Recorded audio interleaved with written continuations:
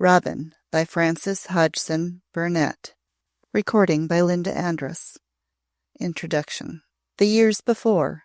Outline arranged by Hamilton Williamson from the head of the House of Coombe. In the years when Victorian standards and ideals began to dance an increasingly rapid jig before amazed lookers-on, who presently found themselves dancing as madly as the rest, in these years there lived in Mayfair, in a slice of a house, Robert Gareth Lawless and his lovely young wife. So light and airy was she to earthly vision, and so diaphanous the texture of her mentality, that she was known as Feather.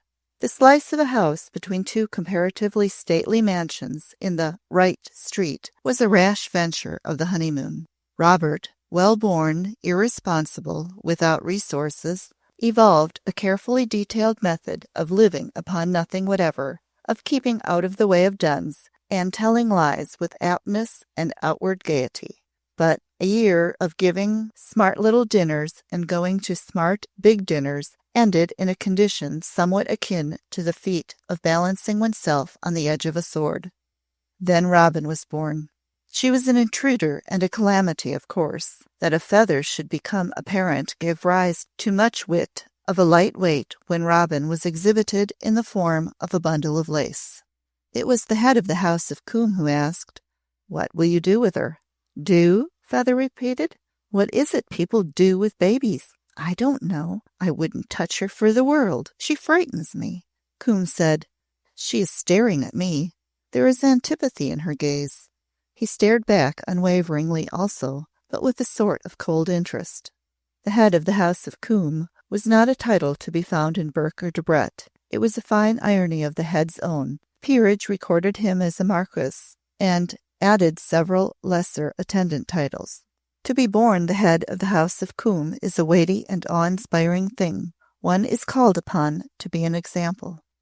"I am not sure what I am an example of, or to," he said on one occasion in his light, rather cold and detached way, which is why I at times regard myself in that capacity with a slightly ribald lightness. A reckless young woman once asked him, "Are you as wicked as people say you are?" "I really don't know. It is so difficult to decide," he answered. "Perhaps I am as wicked as I know how to be, and I may have painful limitations, or I may not." He had reached the age when it was safe to apply to him that vague term, elderly, and marriage might have been regarded as imperative. But he had remained unmarried and seemed to consider his abstinence entirely his own affair. Courts and capitals knew him, and his opportunities were such as gave him all ease as an onlooker. He saw closely those who sat with knit brows and cautiously hovering hand at the great chessboard which is formed by the map of Europe. As a statesman or diplomat he would have gone far, but he had been too much occupied with life as an entertainment, too self-indulgent for work of any order. Having, however, been born with a certain type of brain, it observed and recorded in spite of him, thereby adding flavor and interest to existence, but that was all.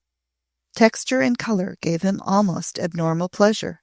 For this reason, perhaps, he was the most perfectly dressed man in London. It was at a garden party that he first saw Feather. When his eyes fell upon her, he was talking to a group of people, and he stopped speaking. Someone standing quite near him said afterwards that he had, for a second or so, become pale, almost as if he saw something which frightened him. He was still rather pale when Feather lifted her eyes to him, but he had not talked to her for 15 minutes before he knew that there was no real reason why he should ever again lose his color at the sight of her. He had thought at first there was.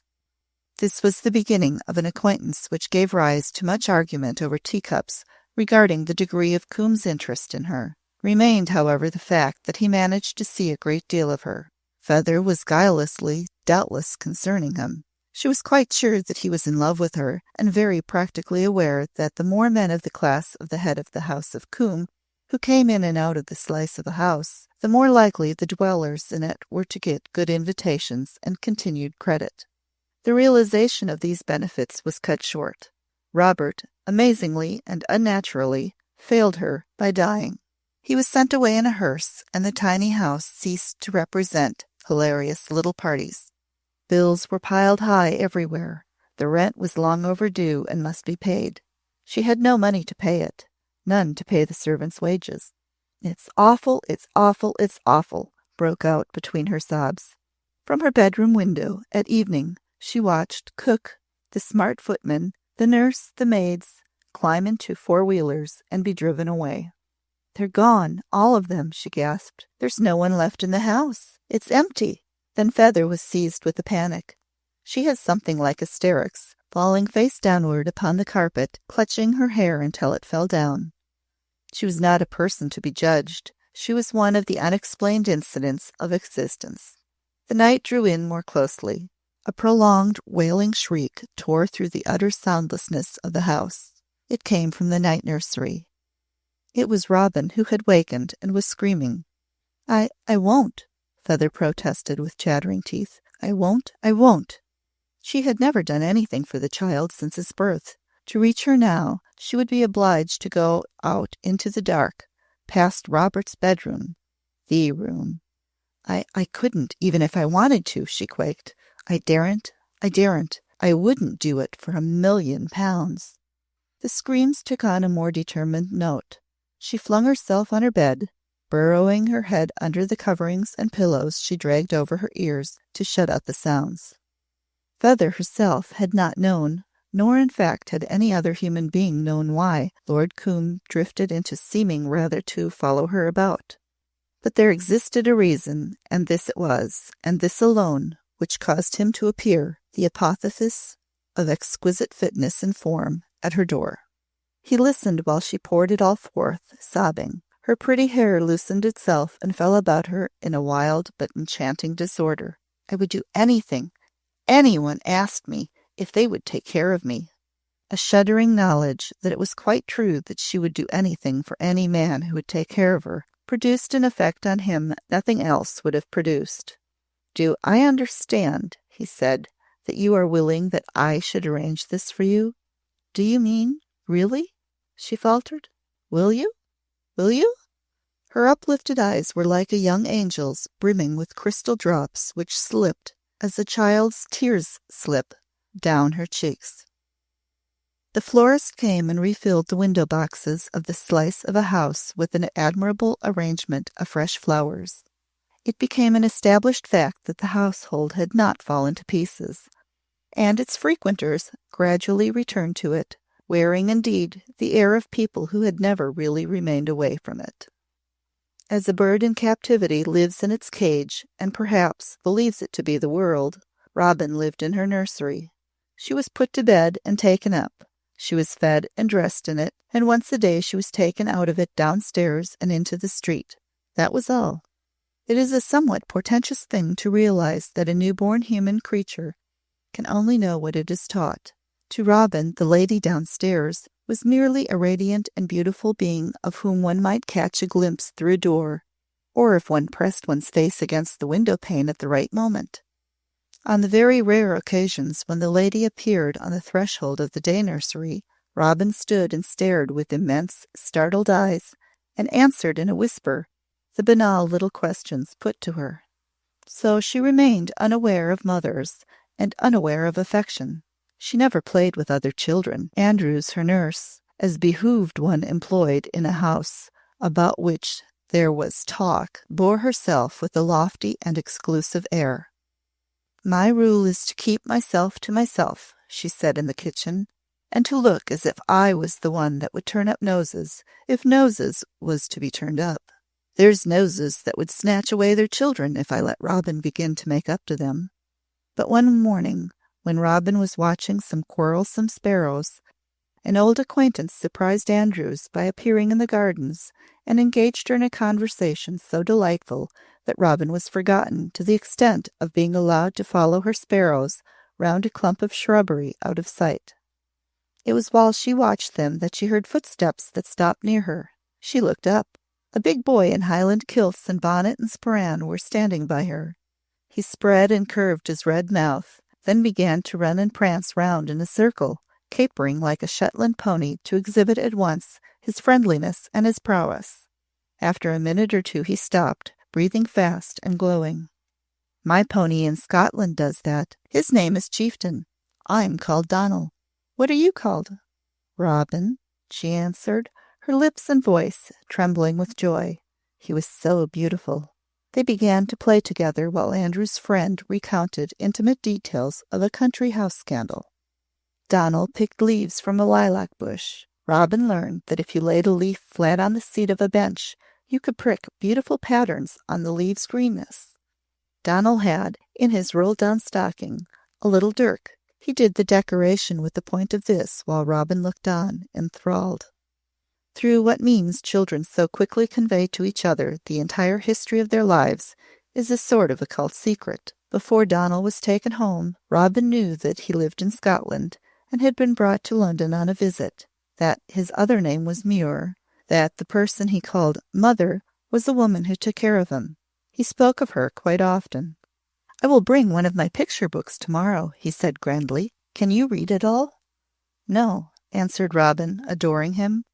"What are picture books?" "Haven't you any?" he blurted out. She lifted her eyes to the glowing blueness of his and said quite simply, "I haven't anything." His old nurse's voice came from the corner where she sat. "I must go back to Nanny," he said, feeling somehow as if he had been running fast. "I'll come tomorrow and bring 2 picture books." He put his strong little 8-year-old arms round her and kissed her full on the mouth. It was the first time for Robin. Andrews did not kiss. There was no one else. "Don't you like to be kissed?" said Donal, uncertain because she looked so startled, and had not kissed him back. "Kissed," she repeated with a small caught breath. "Yes." She knew now what it was. It was being kissed. She drew nearer at once and lifted up her face as sweetly and gladly as a flower lifts itself to the sun. "Kiss me again," she said quite eagerly, and this time she kissed too. When he ran quickly away, she stood looking after him with smiling, trembling lips, uplifted, joyful, wondering, and amazed. The next morning Andrews had a cold, and her younger sister Anne was called in to perform her duties. The doctor pronounced the cold serious, and Andrews was confined to her bed. Hours spent under the trees reading were entirely satisfactory to Anne, and so for 2 weeks the soot-sprinkled London square was as the Garden of Eden to Donal and Robin. In her fine, aloof way, Helen Muir had learned much in her stays in London and during her married life, in the exploring of foreign cities with her husband. She was not proud of the fact that in the event of the death of the Lord of Coombe's shattered and dissipated nephew, her son would become heir presumptive to Coombe Court. She had not asked questions about Coombe. It had not been necessary. Once or twice she had seen Feather by chance. She was to see her again, by Feather's intention. With Donal prancing at her side, Mrs. Muir went to the gardens to meet the child Nanny had described as a bit of witch-fire dancing, with her colour and her big silk curls in a heap, and Donal staring at her like a young man at a beauty. Robin was waiting behind the lilac bushes, and her nurse was already deep in the mystery of Lady Audley. "There she is!" cried Donal, as he ran to her. "My mother has come with me. This is Robin, Mother. This is Robin." Her exquisiteness and physical brilliancy gave Mrs. Muir something not unlike a slight shock. Oh, no wonder, since she was like that. She stooped and kissed the round cheek delicately. She took the little hand and they walked round the garden, then sat on a bench and watched the children make up things to play. A victoria was driving past. Suddenly a sweetly hued figure spoke to the coachman. "Stop here," she said. "I want to get out." Robin's eyes grew very round and large and filled with a worshipping light. "It is," she gasped, "the lady downstairs." Feather floated near to the seat and paused, smiling. "Where is your nurse, Robin?" she asked. "She is only a few yards away," said Mrs. Muir. "So kind of you to let Robin play with your boy." "Don't let her bore you. I am Mrs. Gareth Lawless." There was a little silence, a delicate little silence. "I recognized you as Mrs. Muir at once," added Feather, unperturbed and smiling brilliantly. "I saw your portrait at the Grosvenor." "Yes," said Mrs. Muir gently. I wanted very much to see your son. That was why I came." "Yes," still gently from Mrs. Muir. "Because of Coombe, you know. We are such old friends. How queer that the two little things have made friends too. I didn't know."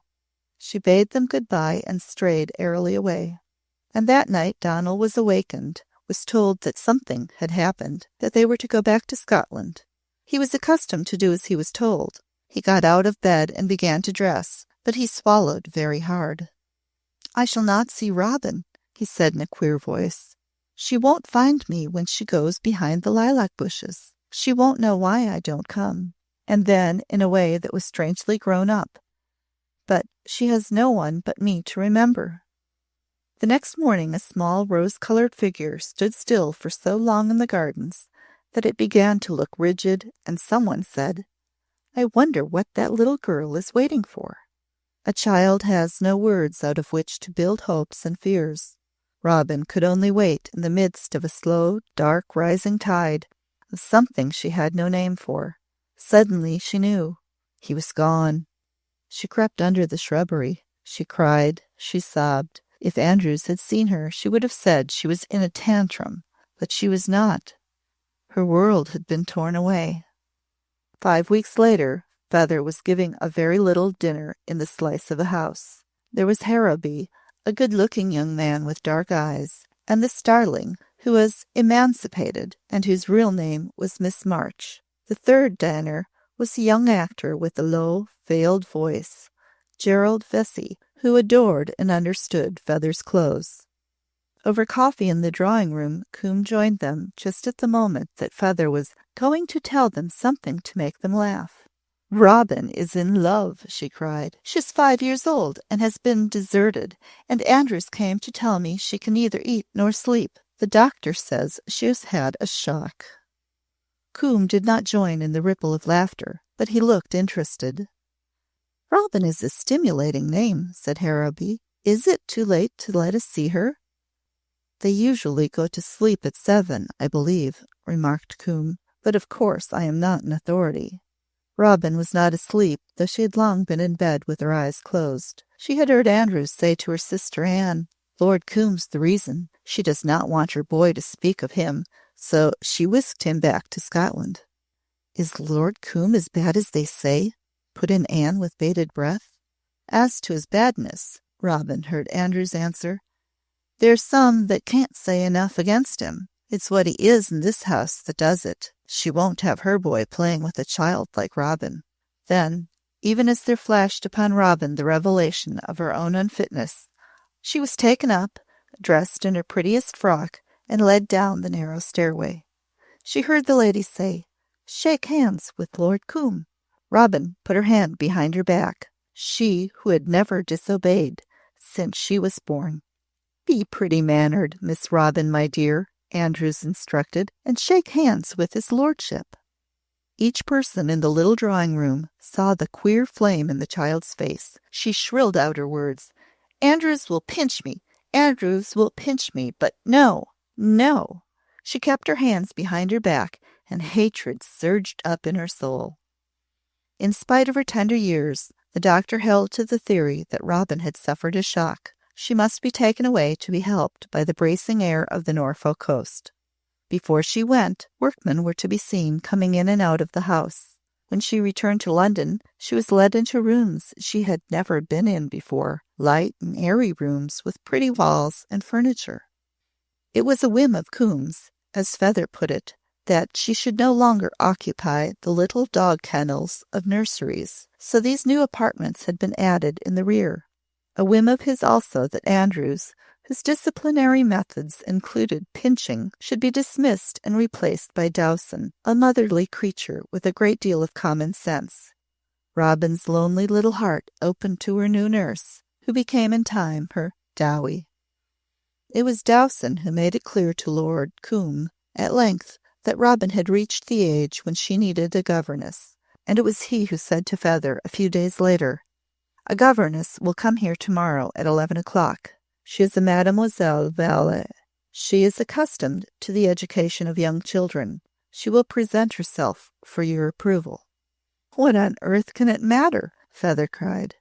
"It does not matter to you," he answered. "It chances for the time being to matter to me." Mademoiselle Vallée was an intelligent, mature Frenchwoman with a peculiar power to grasp an intricate situation. She learned to love the child she taught, a child so strangely alone. As time went on, she came to know that Robin was to receive every educational advantage, every instruction. In his impersonal, aloof way, Coombe was fixed in his intention to provide her with life's defenses. As she grew, graceful as a willow wand, into girlhood, startlingly lovely, she learned modern languages, learned to dance divinely. And all the while he was deeply conscious that her infant hatred had not lessened, that he could show her no reason why it should. There were black hours when she was in deadly peril from a human beast, mad with her beauty. Coombe had almost miraculously saved her, but her detestation of him still held. Her one thought, her one hope, was to learn so that she might make her own living. Mademoiselle Vallée supported her in this, and Coombe understood. In one of the older London squares there was a house upon the broad doorsteps of which Lord Coombe stood oftener than upon any other. The old Dowager Duchess of Dart, having surrounded herself with almost royal dignity, occupied that house in an enforced seclusion. She was a confirmed rheumatic invalid, but her soul was as strong as it was many years before, when she had given its support to Coombe in his unbearable hours. She had poured out her strength in silence, and in silence he had received it. She saved him from slipping over the verge of madness. But there came a day when he spoke to her of this, of the one woman he had loved, Princess Alexei of Aix. There was never a human thing so transparently pure, and she was the possession of a brute incarnate. She shook with terror before him. He killed her. "I believe he did," she said unsteadily. "He was not received here at court afterward." "He killed her. But she would have died of horror if he had not struck her a blow. I saw that. I was in attendance on him at Windsor." "When I first knew you," the Duchess said gravely, "there was a night. I was young, when I found myself face to face with her in the stillness of the wood. I went quite mad for a time. I threw myself face downward on the earth and sobbed. She knelt and prayed for her own soul as well as mine. I kissed the hem of her dress and left her standing, alone." After a silence he added, "It was the next night that I heard her shrieks. Then she died." The Duchess knew what else had died, the high adventure of youth and joy of life in him. On a table beside her winged chair were photographs of two women who, while obviously belonging to periods of some 20 years apart, were in face and form so singularly alike that they might have been the same person. One was the Princess Alexei of Aix, and the other Feather. "The devil of chance," Coombe said, "sometimes chooses to play tricks. Such a trick was played on me."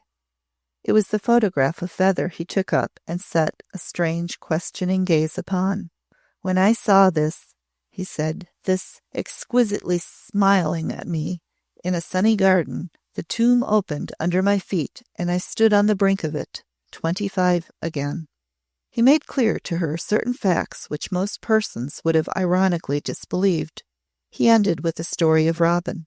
"I am determined," he explained, "to stand between the child and what would be inevitable. Her frenzy of desire to support herself arises from her loathing of the position of accepting support for me. I sympathize with her entirely." "Mademoiselle Vallée is an intelligent woman," the Duchess said. "Send her to me. I shall talk to her. Then she can bring the child." And so it was arranged that Robin should be taken into the house in the old-fashioned square to do for the Duchess what a young relative might have done.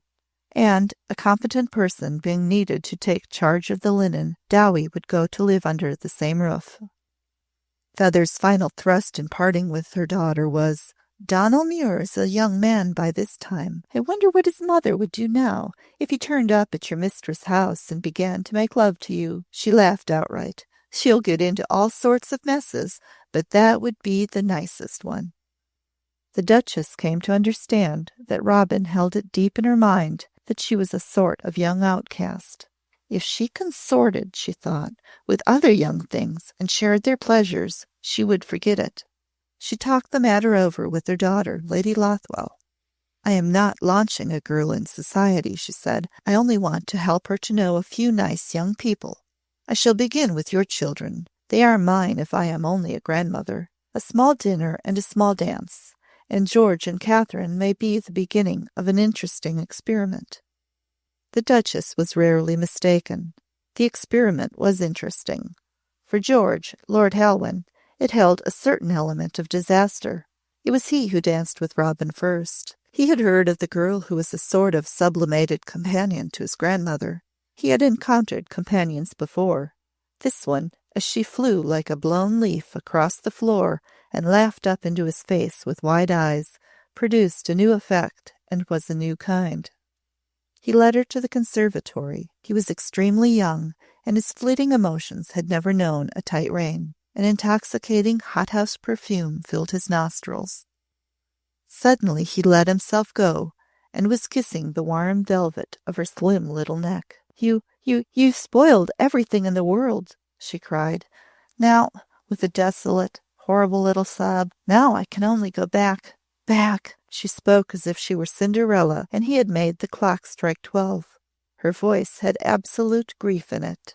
"I say," he was contrite, "don't speak like that. I beg pardon. I'll grovel. Don't. Oh, Catherine, come here." This last because his sister had suddenly appeared. Catherine bore Robin away. Boys like George didn't really matter, she pointed out, though of course it was bad manners. She had been kissed herself, it seemed. As they walked between banked flowers, she added, "By the way, somebody important has been assassinated in one of the Balkan countries. Lord Coombe has just come in and is talking it over with Grandmamma." As they neared the entrance to the ballroom, she paused with a new kind of impish smile. "The very best-looking boy in all England," she said, "is dancing with Sarah Studley. He dropped in by chance to call, and Grandmamma made him stay. His name is Donald Muir. He is Lord Coombe's heir. Here he comes. Look." He was now scarcely 2 yards away. Almost as if he had been called, he turned his eyes toward Robin, and straight into hers they laughed. Straight into hers. The incident of their meeting was faultlessly correct. Also, when Lady Lothwell appeared, she presented him to Robin as if the brief ceremony were one of the most ordinary in existence. They danced for a time without a word. She wondered if he could not feel the beating of her heart. "That is a beautiful waltz," he said at last, as if it were a sort of emotional confidence. "Yes," she answered. "Only yes. Once round the great ballroom, twice." And he gave a little laugh and spoke again. "I am going to ask you a question, may I?" "Yes." "Is your name Robin?" "Yes." She could scarcely breathe it. "I thought it was. I hoped it was, after I first began to suspect. I hoped it was." "It is. It is. Did we once play together in a garden?" "Yes. Yes." Back swept the years, and the wonderful happiness began again. In the shining ballroom, the music rose and fell, and swelled again into ecstasy as he held her white young lightness in his arm, and they swayed and darted and swooped like things of the air, while the old Duchess and Lord Coombe looked on almost unseeing, and talked in murmurs of Sarajevo. Chapter 1.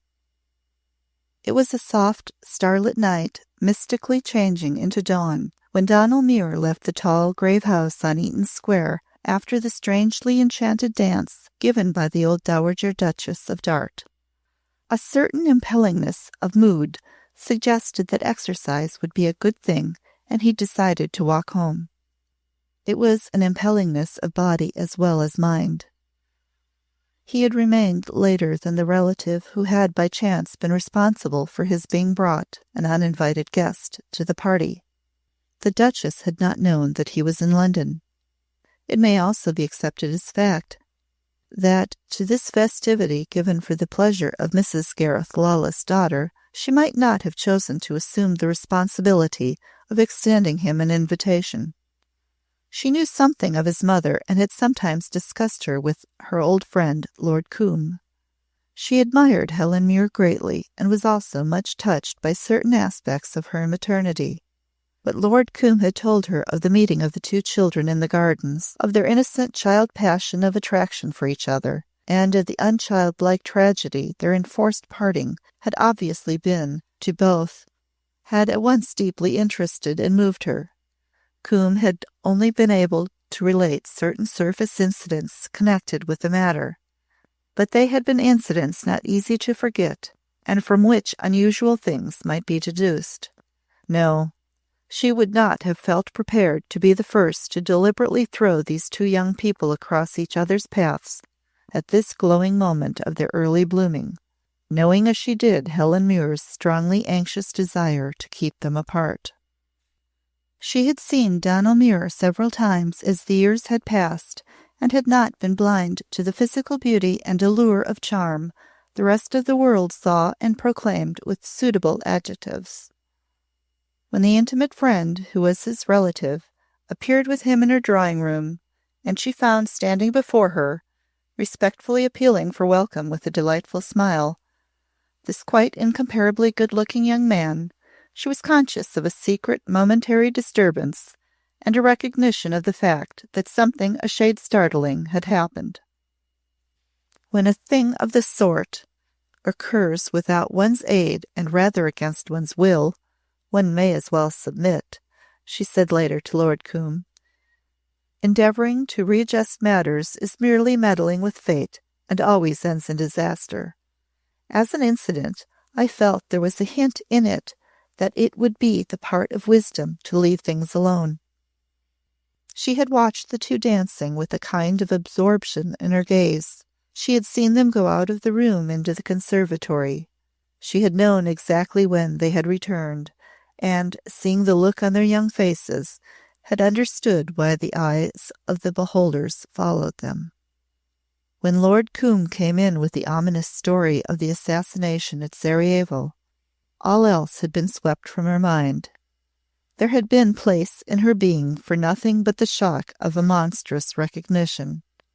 She had been a gravely conscious looker-on at the slow but never-ceasing growth of a world peril for too many years not to be widely awake to each sign of its development. Servia, Russia, Austria, Germany. It will form a pretext and a clear road to France and England, Lord Combe had said. A broad, clear road, the Duchess had agreed breathlessly, and while she gazed before her, ceased to see the whirl of floating and fluttering butterfly wings of gauze, or to hear the music to whose measure they fluttered and floated. But no sense of any connection with Sarajevo disturbed the swing of the foxtrot or the measure of the tango, and when Donal Muir walked out in the summer air of the starlit street, and lifted his face, because already a faint touch of primrose dawn was showing itself on the eastern sky, in his young world there was only recognition of a vague tumult of heart and brain and blood. "What's the matter?" he was thinking. "What have I been doing? What have I been saying? I've been like a chap in a dream. I'm not awake yet." All that he had said to the girl was a simple fact. He had exaggerated nothing. If, in what now seemed that long ago past, he had not been a sturdy, normal little lad, surrounded by love and friendliness, with his days full of healthy play and pleasure, the child tragedy of their being torn apart might have left ugly marks upon his mind and lurked there a morbid memory. And though in time rebellion and suffering had died away, he had never really forgotten. Even to the cricket-playing, larking boy at Eton, there had now and then returned, with queer suddenness, recollections which gave him odd moments of resurrected misery. They passed away, but at long intervals they came back, and always with absolute reality. At Oxford the intervals had been longer, but a certain picture was one whose haunting never lost its clearness. It was a vision of a colour-warmed child, kneeling on the grass, her eyes uplifted, expressing only a lonely patience, and he could actually hear her humble little voice as she said, I haven't anything. And it always roused him to rage. Then there was the piteous break in her voice when she hid her eyes with her arm and said of her beast of a mother, She doesn't like me. Damn, damn, he used to say every time the thing came back. Oh, damn, damn.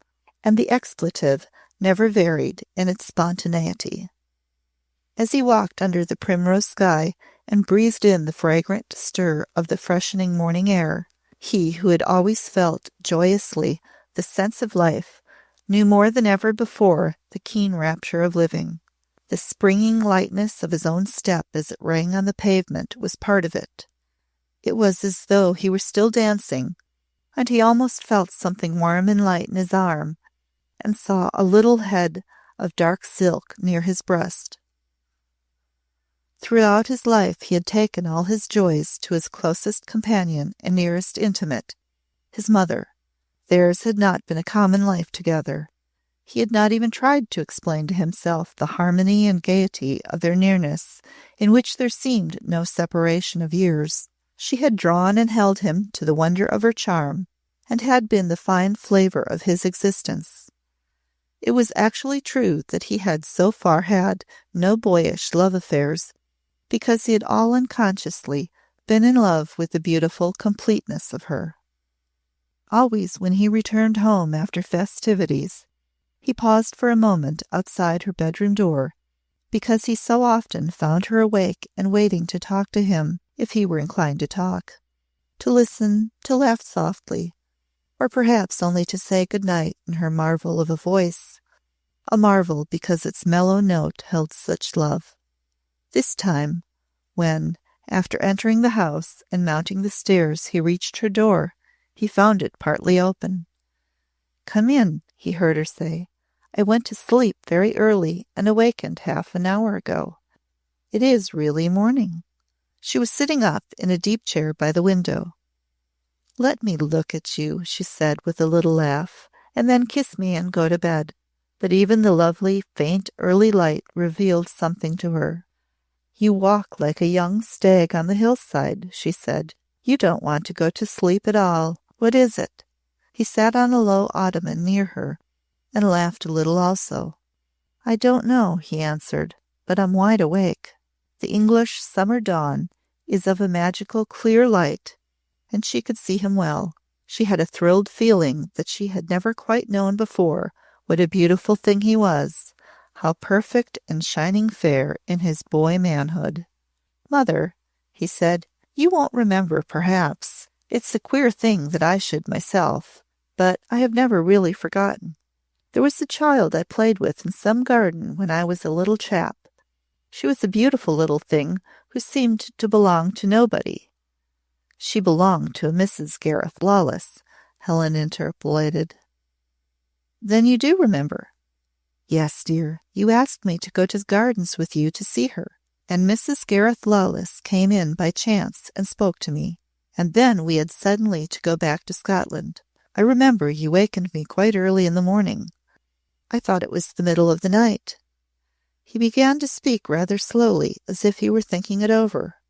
"You didn't know that, when you took me away, it was of tragedy. I had promised to play with her again, and I felt as if I had deserted her hideously. It was not the kind of thing a little chap usually feels. It was something different, something more. And tonight it actually all came back. I saw her again, Mother." He was so absorbed that he did not take in her involuntary movement. "You saw her again? Where?" "The old Duchess of Dart was giving a small dance for her. Hallow took me."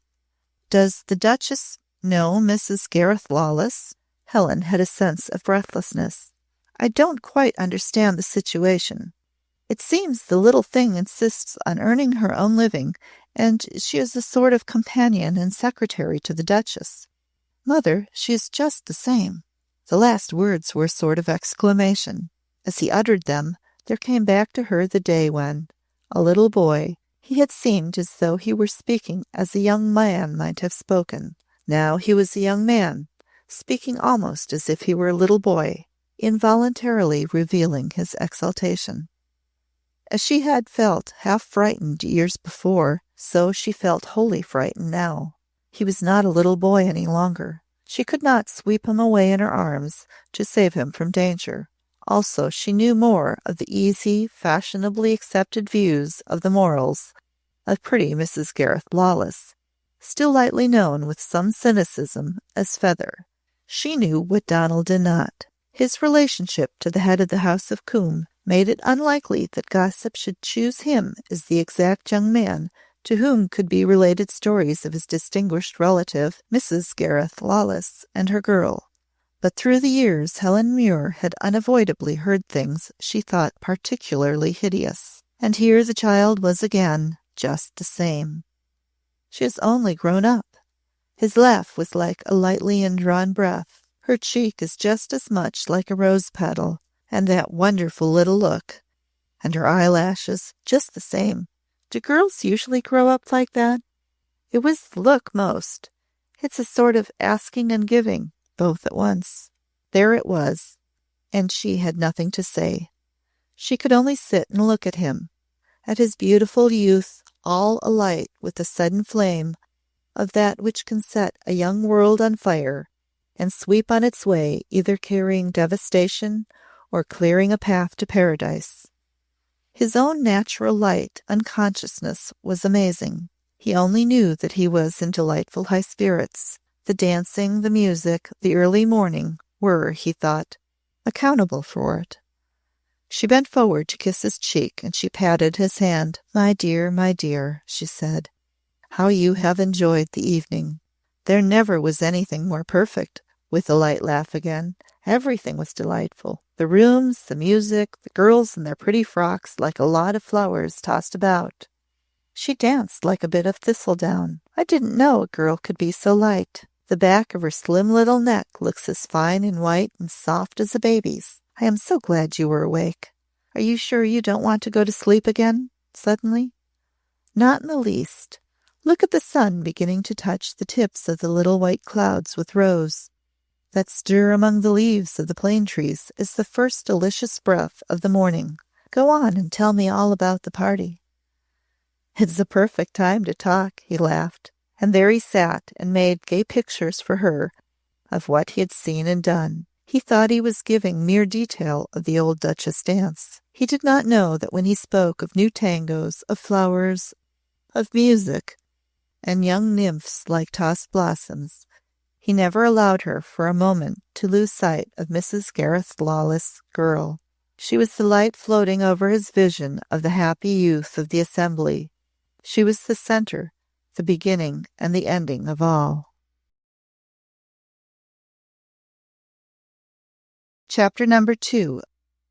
If some uncomplex-minded and even moderately articulate man or woman, living in some small, ordinary, respectable London house, and going about his or her work in the customary way, had been prompted by chance upon June 29, 1914, to begin to keep on that date a day-by-day diary of his or her ordinary life, the effects of huge historic events as revealed by the everyday incidents to be noted in the streets, to be heard in his neighbors' houses, as well as among his fellow workers, to be read in the penny or halfpenny newspapers, would have resulted, if the record had been kept faithfully and without any self-conscious sense of audience, between 1914 and 1918, in the gradual compiling of a human document of immense historical value.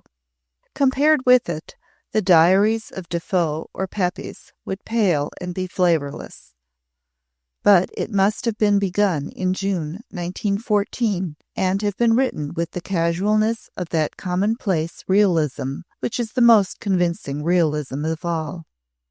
It is true that the expression of the uncomplex mind is infrequently articulate, but the record which would bring home the clearest truth would be the one unpremeditatedly depicting the effect produced upon the wholly unprepared and undramatic personality by the monstrous drama as the second deluge rose for its apparent overwhelming, carrying upon its flood old civilizations broken from anchor and half submerged as they tossed on the rising and raging waves.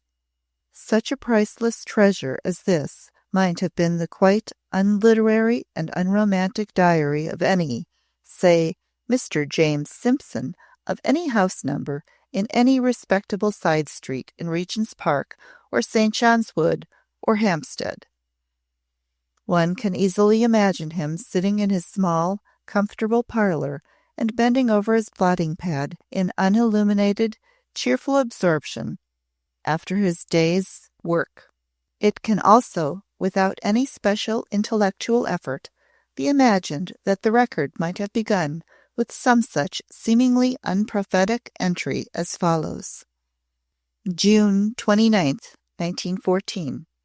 I made up my mind when I was at the office today that I would begin to keep a diary.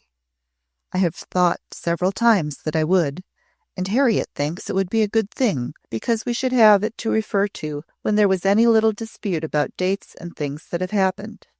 Tonight seemed a good time, because there is something to begin the first entry with. Harriet and I spent part of the evening in reading the newspaper accounts of the assassination of the Austrian Archduke and his wife. There seems to be a good deal of excitement about it, because he was the next heir to the Austrian throne. The assassination occurred in Bosnia, at a place called Sarajevo. Krasha, whose desk is next to mine in the office, believes it will make a nice mess for the Bosnians and Serbians, because they have been rather troublesome about wanting to be united into one country instead of two, and called Greater Serbia. That seems a silly sort of reason for throwing bombs and killing people. But foreigners have a way of thinking bombs settle everything. Harriet brought out her old school geography, and we looked up Sarajevo on the map of Austria-Hungary. It was hard to find because the print was small, and it was spelled Sarajevo, without any J in it. It was just on the line between Bosnia and Serbia, and the geography said it was the chief city in Bosnia.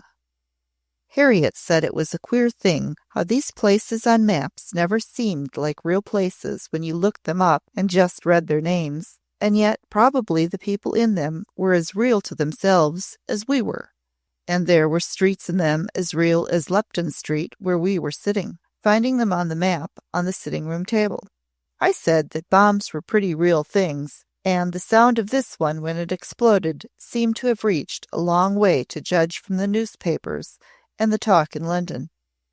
Harriet said my putting it like that gave her a queer feeling, almost as if she had heard it, and it had made her jump. Somehow it seemed something like that to me. At any rate, we sat still a minute or two, thinking it over. Then Harriet got up and went into the kitchen and made some nice toasted cheese for our supper before we went to bed. Men of the James Simpson type were among the many who daily passed Coombe House on their way to and from their office work. Some of them, no doubt, caught sight of Lord Coombe himself as he walked or drove through the entrance gates. Their knowledge of him was founded upon rumored stories, repeated rather privately among themselves. He was a great swell, and there weren't many shady things he hadn't done and didn't know the ins and outs of, but his remoteness from their own lives rendered these accepted legends scarcely prejudicial. The perfection of his clothes and his unusual preservation of physical condition and good looks, also his habit of the so-called week-end continental journeys, were the points chiefly recalled by the incidental mention of his name. If James Simpson, on his way home to Lupton Street with his friend Crawshaw, chanced to see his lordship's car standing before his door a few days after the bomb-throwing in Sarajevo, he might incidentally have referred to him somewhat in this wise. As we passed by Coombe House, the Marquis of Coombe came out and got into his car. There were smart leather valises and travelling things in it, and a rug or so, as if he was going on some journey. He's a fine-looking man for one that's lived the life he has and reached his age. I don't see how he's done it myself.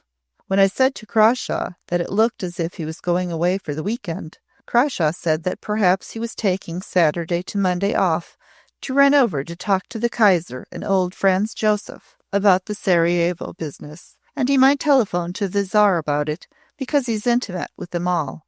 And the whole lot seemed to be getting mixed up in the thing and writing letters and sending secret telegrams. It seems to be turning out, as Crawshaw said it would, into a nice mess for Servia. Austria is making it out that the assassination really was committed to stir up trouble, and says it wasn't done just by a crazy anarchist, but by a secret society working for its own ends. Crawshaw came in to supper, and we talked it all over. Harriet gave us cold beef and pickled onions and beer, and we looked at the maps and the old geography again. We got quite interested in finding places. Bosnia and Servia, it's often spelled Serbia, are close up against Austria-Hungary, and Germany and Russia are close against the other side. They can get into each other's countries without much traveling.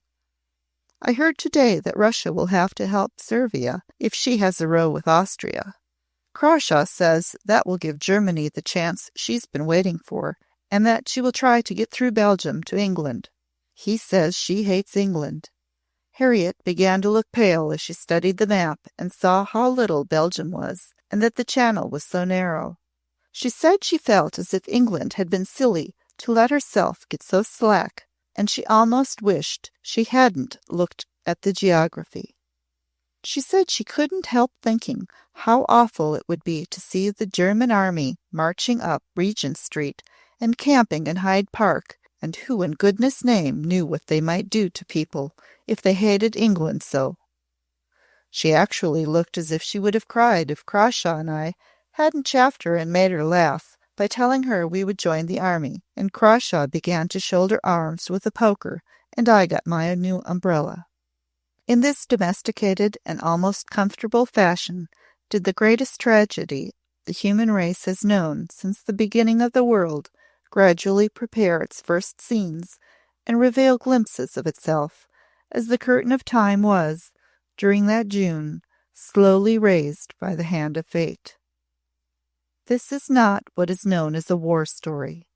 It is not even a story of the war, but a relation of incidents occurring amidst and resulting from the strenuousness of a period to which the war was a background so colossal that it dwarfed all events, except in the minds of those for whom such events personally shook and darkened or brightened the world. Nothing can dwarf personal anguish at its moment of highest power. The last agony and despairing terror of the heart-wrung, the cataclysm of earthquake, tornado, shipwreck, is but the awesome backdrop of the scene. Also, incidentally, the story is one of the transitions in and convulsive changes of points of view produced by the convulsion itself, which flung into new perspective the whole surface of the earth and the races existing upon it. The head of the house of Coombe had, as he said, been born at once too early and too late to admit of any fixed establishment of tastes and ideals. His existence had been passed in the transition from one era to another, the early Victorian, under whose disappearing influences he had spent his youth, the late Victorian and Edwardian, in whose more rapidly changing atmosphere he had ripened to maturity. He had, during this transition, seen from afar the slow rising of the tidal wave of the second deluge, and in the summer days of 1914 he heard the first low roaring of its torrential swell, and visualized all that the overwhelming power of its bursting flood might sweep before it and bury forever beneath its weight. He made seemingly casual crossings of the channel and journeys which were made up of the surmounting of obstacles, and when he returned, brought with him a knowledge of things which it would have been unwise to reveal carelessly to the general public. The mind of the general public had its parallel, at the moment, in the temperature of a patient in the early stages of, as yet, undiagnosed typhoid or any other fever. Restless excitement and spasmodic heats and discomforts prompted and ruled it.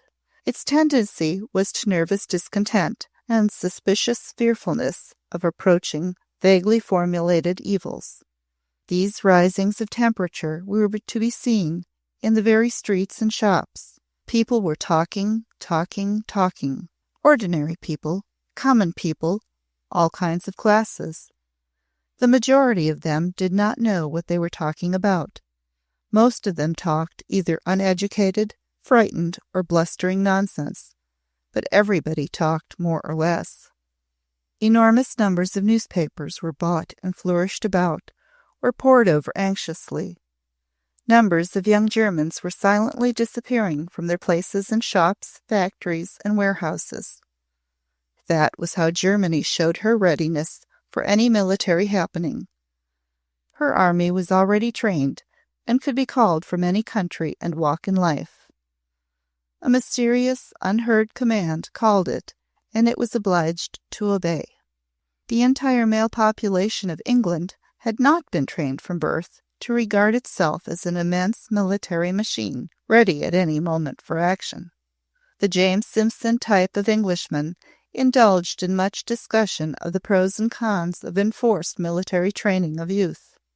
Germany's well-known contempt of the size and power of the British Army took on an aspect which filled the James Simpsons with rage. They had not previously thought of themselves as martial, because middle-class England was satisfied with her belief in Earth's strength and entire safety. Of course she was safe. She always had been. Britannia rules the waves, and the James Simpsons were sure that incidentally she ruled everything else. But as there stole up behind the mature Simpsons the haunting realization that, if England was drawn in to a war, it would be the young Simpsons who must gird their loins and go forth to meet Goliath in his armor, with only the sling and stone of untrained youth and valor as their weapon. There were many who began to feel that even inconvenient drilling and discipline might have been good things. "There's something quite thrilling in going about now," said Feather to Coombe, after coming in from a shopping round made in her new electric brougham. "One doesn't know what it is, but it's in the air. You see it in people's faces. Actually, shop girls give one the impression of just having stopped whispering together when you go into a place and ask for something. A girl who was trying on some gloves for me, she was a thin girl with prominent watery eyes, had such a frightened look that I said to her, just to see what she would say, 'I wonder what would happen to the shops if England got into war.' She turned quite white and answered, 'Oh, madam, I can't bear to think of it. My favorite brother's a soldier. He's such a nice big fellow, and we're so fond of him. And he's always talking about it. He says Germany's not going to let England keep out. We're so frightened, mother and me.' She almost dropped a big tear on my glove. It would be quite exciting if England did go in." "It would," Coombe answered. "London would be crowded with officers. All sorts of things would have to be given for them, balls and things." "Cannon balls, among other things," said Coombe. "But we should have nothing to do with the cannon balls, thank goodness," exhilaration sweeping her past unpleasant aspects. "One would be sorry for the Tommies, of course, if the worst came to the worst. But I must say Army and Navy men are more interesting than most civilians. It's the constant change in their lives and their having to meet so many kinds of people." "In actual war, men who are not merely Tommies actually take part," Coombe suggested. "I was looking at a ballroom full of them the night after the news came from Sarajevo. Fine, well-set-up youngsters dancing with pretty girls. I could not help asking myself what would have happened to them before the German army crossed the Channel, if they were not able to prevent the crossing. And what would happen to the girls after its crossing, when it poured over London and the rest of England in the unbridled rage of drunken victory." He so spoke because beneath his outward coldness he himself felt a secret rage against this lightness, which, as he saw things, had its parallel in another order of trivial unawareness in more important places and larger brains. Feathers started and drew somewhat nearer to him. "How hideous! What do you mean? Where was the party?" she asked. "It was a small dance given by the Duchess, very kindly, for Robin," he answered. "For Robin?" With open eyes whose incredulity held irritation. The old Duchess giving parties to her useful companion girl? What nonsense! Who was there? Sharply. "The young fellows who would be the first called on if there was war, and the girls who are their relatives. Helwyn was there, and young Dormer and Leighton. They are all in the army. The cannon balls would be for them as well as for the Tommies of their regiments. They are spirited lads who wouldn't slink behind. They'd face things." Feather had already forgotten her moment's shock in another thought. "And they were invited to meet Robin? Did they dance with her? Did she dance much? Or did she sit and stare and say nothing? What did she wear?" "She looked like a very young white rose. She danced continually. There was always a little mob about her when the music stopped. I do not think she sat at all, and it was the young men who stared. The only dance she missed, Catherine told her grandmother, was the one she sat out in the conservatory with Donald Muir." At this, Feather's high, thin little laugh broke forth. "He turned up there? Donald Muir?" She struck her hands together lightly. "It's too good to be true." "Why is it too good to be true?" he inquired without enthusiasm. "Oh, don't you see? After all his mother's airs and graces, and running away with him when they were a pair of babies, as if Robin had the plague. I was the plague, and so were you. And here the old Duchess throws them headlong at each other, in all their full bloom, into each other's arms. I did not do it. You didn't. It was the stuffiest old female grandee in London who wouldn't let me sweep her front doorsteps for her, because I'm an impropriety." She asked a dozen questions, was quite humorous over the picture she drew of Mrs. Muir's consternation at the peril of her one ewe lamb had been led into by her highly revered friend. A frightfully good-looking, spoiled boy like that always plunges headlong into any adventure that attracts him. Women have always made love to him, and Robin will make great eyes, and blush, and look at him from under her lashes as if she were going to cry with joy, like Alice in the Ben Bolt song. She'll weep with delight when he gives her a smile, and tremble with fear at his frown. His mother can't stop it, however furious she may be. Nothing can stop that sort of thing when it once begins. If England declares war, Donald Muir will have more serious things to do than pursue adventures, was Coombe's comment. He looked serious himself as he said the words, because they brought before him the bodily strength and beauty of the lad. He seemed suddenly to see him again as he had looked when he was dancing, and almost at the same moment he saw other scenes than ballrooms, and heard sounds other than those drawn forth by musicians screened with palms. He liked the boy. He was not his son, but he liked him. If he had been his son, he thought. He had been through the monster munitions works at Essen several times, and he had heard the technical talks of inventions, the sole reason for whose presence in the world was that they had the power to blow human beings into unrecognizable, sanguined shreds, and to tear off limbs and catapult them into the air. He had heard these powers talked of with a sense of natural pride in achievement, in fact, with honest and cheerful self-gratulation. He had known Count Zeppelin well, and heard his interesting explanation of what would happen to a thickly populated city onto which bombs were dropped. But Feather's view was lighter, and included only such things as she found entertaining. If there's a war, the heirs of great families won't be snatched at first, she quite rattled on. There'll be a sort of economizing in that sort of thing. Besides, he's very young and he isn't in the army. He'd have to go through some sort of training. Oh, he'll have time, and there'll be so much emotion and excitement and talk about parting forever and this may be the last time we meet sort of thing, that every boy will have an adventure, and not only boys. When I warned Robin the night before she went away, I did not count on war, or I could have said more. What did you warn her of? Of making mistakes about the men who would make love to her. I warned her against imagining she was as safe as she would be if she were a daughter of the house she lived in. I knew what I was talking about. Did she? Was Coombe's concise question. Of course she did, though of course she pretended not to. Girls always pretend. But I did my duty as a parent, and I told her that if she got herself into any mess, she mustn't come to me. Lord Coombe regarded her in silence for a moment or so. It was one of the looks which always made her furious in her small way. Good morning, he said, and turned his back and walked out of the room. Almost immediately after he had descended the stairs, she heard the front door close after him. It was the kind of thing which made her feel utter helplessness against him, and which enraged all the little cat in her being. She actually ground her small teeth. I was quite right, she said. It's her affair to take care of herself. Would he want her to come to him in any silly fix?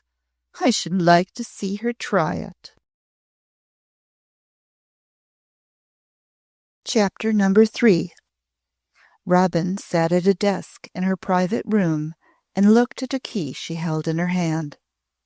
She had just come upon it among some papers. She had put it into a narrow lacquered box when she arranged her belongings, after she left the house in which her mother continued to live. It was the key which gave entrance to the gardens. Each householder possessed one. She alone knew why she rather timidly asked her mother's permission to keep this one.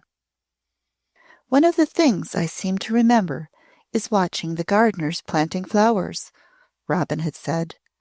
They had rows of tiny pots with geraniums and lobelia in them. I have been happy there. I should like to be able to go in sometimes and sit under the trees, if you do not mind. Feather did not mind. She herself was not in the least likely to be seized with a desire to sit under the trees in an atmosphere heavy with nursemaids and children. So Robin had been allowed to keep the key, and until today she had not opened the lacquer box. Was it quite by accident that she had found it? She was not quite sure it was, and she was asking herself questions as she sat looking at it as it lay in her palm. The face of the whole world had changed since the night when she had sat among banked flowers and palms and ferns, and heard the splashing of the fountain and the sound of the music and dancing, and Donal Muir's voice all at the same time. That which had happened had made everybody and everything different, and because she lived in this particular house and saw much of special people, she realized that the growing shudder in the life about her was only the first convulsive tremor of an earthquake. The Duchess began to have much more for her to do. She called on her to read special articles in the papers, and to make notes and find references. Many visitors came to the house to discuss, to plan, to prepare for work. A number of good-looking dancing boys had begun to come in and out in uniform, and with eager faces and a businesslike military air which oddly transformed them. The recalcitrant George was more transformed than any of the rest. His eyes looked almost fierce in their anxious intensity. His voice had taken on a somewhat hard, defiant ring. It could not be possible that he had ever done that silly thing by the fountain, and that she had splashed him from head to foot. It was plain that there were young soldiers who were straining at leashes, who were restless at being held back by the bindings of red tape, and who every hour were hearing things, true or untrue, which filled them with blind fury. As days passed, Robin heard some of these things, stories from Belgium, which caused her to stare straight before her, blanched with horror. It was not only the slaughter and the helplessness which pictured itself before her. It was stories half hinted at about girls like herself, girls who were trapped and overpowered, carried into lonely or dark places where no one could hear them. Sometimes George and the Duchess forgot her because she was so quiet. People often forgot everything but their excitement and wrath, and everyone who came in to talk, because the house had become a center of activities, was full of new panics or defiances, or rumors of happenings or possibilities. The maelstrom had caught Robin herself in its whirling. She realized that she had changed with the rest. She was no longer only a girl who was looked at as she passed along the street, and who was beginning to be happy because she could earn her living. What was every girl in these days? How did any girl know what lay before her and those who protected the land she lived in? What could a girl do but try in some way to help? In any way to help the fight and the fighters. She used to lie awake and think of the Duchess' plans and concentrate her thought on the mastering of details. There was no hour too early or too late to find her ready to spring to attention. The Duchess had set her preparations for future possibilities in train before other women had quite begun to believe in their existence. Lady Lothwell had at first laughed quite gaily at certain long lists she found her mother occupied with, though this, it is true, was in early days. But Robin, even while whirled by the maelstrom, could not cease thinking certain vague remote thoughts. The splashing of fountains among flowers and the sound of music and dancing were far away, but there was an echo to which she listened unconsciously, as Donal Muir did, something she gave no name to. But, as the as yet unheard guns sent forth vibrations which reached far, there rose before her pictures of columns of marching men, hundreds, thousands, young, erect, steady, and with clear eyes, marching on and on. To what? To what? Would every man go? Would there not be some who, for reasons, might not be obliged, or able, or ready, until perhaps the as yet hoped-for sudden end of the awful thing had come? Surely there would be many who would be too young, or whose youth could not be spared because it stood for some power the nation needed in its future. She had taken out and opened the lacquered box while thinking these things. She was thinking them as she looked at the key in her hand. It is not quiet anywhere now, she said to herself, but there will be some corner under a tree in the gardens where it will seem quiet if one sits quite still there. I will go and try. There were very few nursemaids with their charges in the place when she reached it about an hour later. The military element filling the streets engendered a spirit of caution with regard to nursemaids in the minds of their employers. Even those who were not young and good-looking were somewhat shepherded. The 2 or 3 quite elderly ones in the gardens cast serious glances at the girl who walked past them to a curve in the path where large lilac bushes and rhododendrons made a sort of nook for a seat under a tree. They could not see her when she sat down and laid her book beside her on the bench. She did not even open it, but sat and looked at the greenery of the shrubs before her. She was very still, and she looked as if she saw more than mere leaves and branches. After a few minutes, she got up slowly and went to a tall bush of lilac. She plucked several leaves and carried them back to her bench, somewhat as if she were a girl moving in a dream. Then, with the tiny shadow of a smile, she took a long pin from under the lapel of her coat and, leaning forward, began to prick out a pattern on the leaf she had laid on the wooden seat. She was in the midst of doing it, had indeed decorated 2 or 3, when she found herself turning her head to listen to something. It was a quick, buoyant, marching step. Not a nursemaid's, not a gardener's, and it was coming towards her corner as if with intention. And she suddenly knew that she was listening as if the intention concerned herself. This was only because there are psychological moments, moods, conditions, at once physical and mental, when every incident in life assumes the significance of intention, because unconsciously or consciously one is waiting. Here was a crisp tread somehow conveying a suggestion of familiar, happy eagerness.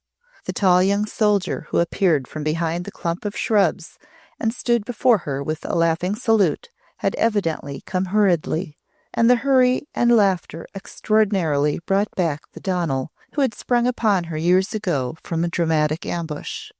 It was Donal Muir who had come. "I saw you from a friend's house across the street," he said. "I followed you." He made no apology, and it did not even cross her mind that apology was conventionally necessary. He sat down beside her, and his effect, though it did not express itself physically, was that of one who was breathing quickly. The clear blueness of his gaze seemed to enfold and cover her. The wonderfulness of him was the surrounding atmosphere she had felt as a little child. "The whole world is rocking to and fro," he said. "It has gone mad. We are all mad. There's no time to wait for anything." I know," she whispered, because her pretty breast was rising and falling, and she had scarcely breath left to speak with. Even as he looked down at her, and she up at him, the color and laughter died out of him. Some suddenly returning memory brought a black cloud into his eyes and made him pale. He caught hold of both her hands and pressed them quite hard against his bowed face. He did not kiss them, but held them against his cheek. "It is terrible," he said. Without being told, she knew what he meant. "You have been hearing new horrible things?" she said. What she guessed was that they were the kind of things she had shuddered at, feeling her blood at once hot and cold. He lifted his face, but did not release her hands. "At my friend's house. A man had just come over from Holland." He shook himself as if to dismiss a nightmare. "I did not come here to say such things. The enormous luck of catching sight of you by mere chance through the window electrified me. I came because I was catapulted here." He tried to smile and managed it pretty well. "How could I stay when there you were, going into the same garden?" He looked round at the greenness with memory awakening. "It's the same garden. The shrubs have grown much bigger, and they have planted some new ones, but it is the same garden." His look came back to her. "You are the same Robin," he said softly. "Yes," she answered, as she had always answered yes to him. "You are the same little child," he added, and he lifted her hands again, but this time he kissed them as gently as he had spoken. "God, I'm glad." And that was said softly, too. He was not a man of 30 or 40. He was a boy of 20, and his whole being was vibrating with the earthquake of the world. That he vaguely recognized this last truth revealed itself in his next words. "It would have taken me 6 months to say this much to you, to get this far, before this thing began," he said. "I daren't have run after you in the street. I should have had to wait about and make calls and ask for invitations to places where I might see you. And when we met, we should have been polite and have talked all round what we wanted to say. It would have been cheek to tell you, the second time we met, that your eyes looked at me just as they did when you were a little child. I should have had to be decently careful because you might have felt shy. You don't feel shy now, do you? No, you don't," in caressing conviction and appeal. "No, no." There was the note of a little mating bird in the repeated word. This time he spread one of her hands palm upward on his own larger one. He looked down at it tenderly and stroked it as he talked. "It is because there is no time. Things pour in upon us. We don't know what is before us. We can only be sure of one thing, that it may be death or wounds. I don't know when they'll think me ready to be sent out, or when they'll be ready to send me and other fellows like me. But I shall be sent. I am sitting in a garden here with you. I'm a young chap, and a big and strong, and I love life. It is my duty as a man to go and kill other young chaps who love it as much as I do, and they must do their best to kill me. Gott strafe England, they're saying in Germany. I understand it. Many a time it's in me to say, Gott strafe Germany. He drew in his breath sharply, as if to pull himself together, and was still a moment. The next he turned upon her his wonderful boy smile. Suddenly there was trusting appeal in it. You don't mind my holding your hand and talking like this, do you? Your eyes are as soft as... I've seen fawns cropping among primroses with eyes that looked like them. But yours understand. You don't mind my doing this? He kissed her palm. Because there is no time. Her free hand caught at his sleeve. No, she said, you're going. Yes, he answered, and you wouldn't hold me back. No, no, no, no, she cried 4 times. Belgium, Belgium, oh, Belgium, and she hid her eyes on his sleeve. That's it, Belgium. There's been war before, but this promises from the outset to be something else. And they're coming on in their millions. We have no millions. We have not even guns and uniforms enough. But we've got to stop them, if we do it with our bare hands and with walls of our dead bodies. That was how Belgium held them back. Can England wait? You can't wait, cried Robin. No man can wait. How he glowed as he looked at her. There, that shows how you understand. See, that's what draws me. That's why, when I saw you through the window, I had to follow you. It wasn't only your lovely eyes and your curtains of eyelashes, and because you are sort of a rose. It is you. Whatsoever you said, I should know the meaning of, and what I say you will always understand. It's as if we answered each other. That's why I never forgot you. It's why I waked up so when I saw you at the Duchess. He tried to laugh, but did not quite succeed. Do you know I have never had a moment's real rest since that night, because I haven't seen you. I, faltered Robin, have wondered and wondered where you were. All the forces of nature drew him a little nearer to her, though the gardener who clumped past them dully at the moment only saw a particularly good-looking young soldier, apparently engaged in agreeable conversation with a pretty girl who was not a nursemaid. Did you come here because of that? He asked with frank anxiety. Do you come here often, and was it just chance? Or did you come because you were wondering? I didn't exactly know at first, but I know now. I have not been here since I went to live in Eaton Square, she gave back to him. Oh, how good and beautiful his asking eyes were. It was as he drew even a little nearer that he saw for the first time the pricked lilac leaves lying on the bench beside her. Did you do those? He said suddenly, quite low. Did you? Yes, as low and quite sweetly unashamed. You taught me when we played together. The quick emotion in his flushing face could scarcely be described. How lovely you are, he exclaimed almost under his breath. I don't know how to say what I feel about your remembering. You little thing. This last because he somehow strangely saw her 5 years old again. It was a boy's unspoiled first love-making, the charming outburst of young passion, untrained by familiar use to phrases. It was like the rising of a spring freshet, and had the same irresistible power. May I have them? Will you give them to me with your own little hand? The happy glowing of her smiling, as she picked them up and laid them, one by one, on his open extended palm was as the glow of the smiling of young Eve.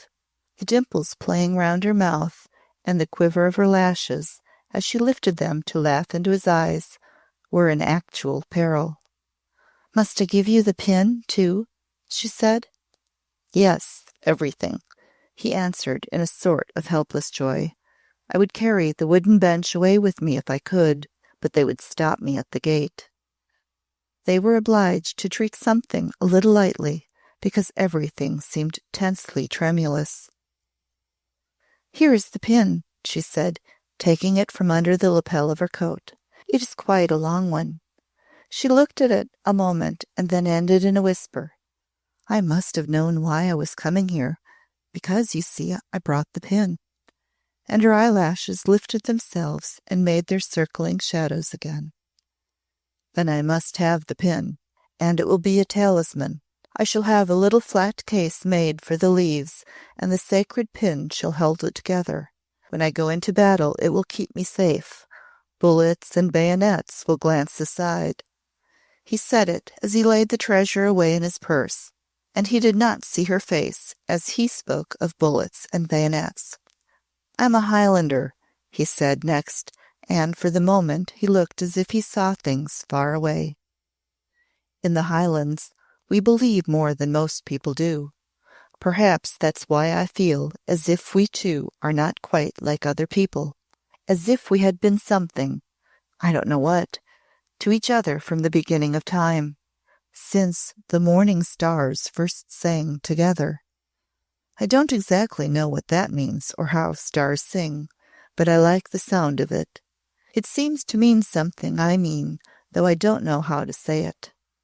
He was not in the least portentous or solemn, but he was the most strongly feeling and real creature she had ever heard speaking to her, and he swept her along with him, as if he had indeed been the spring freshet, and she a leaf.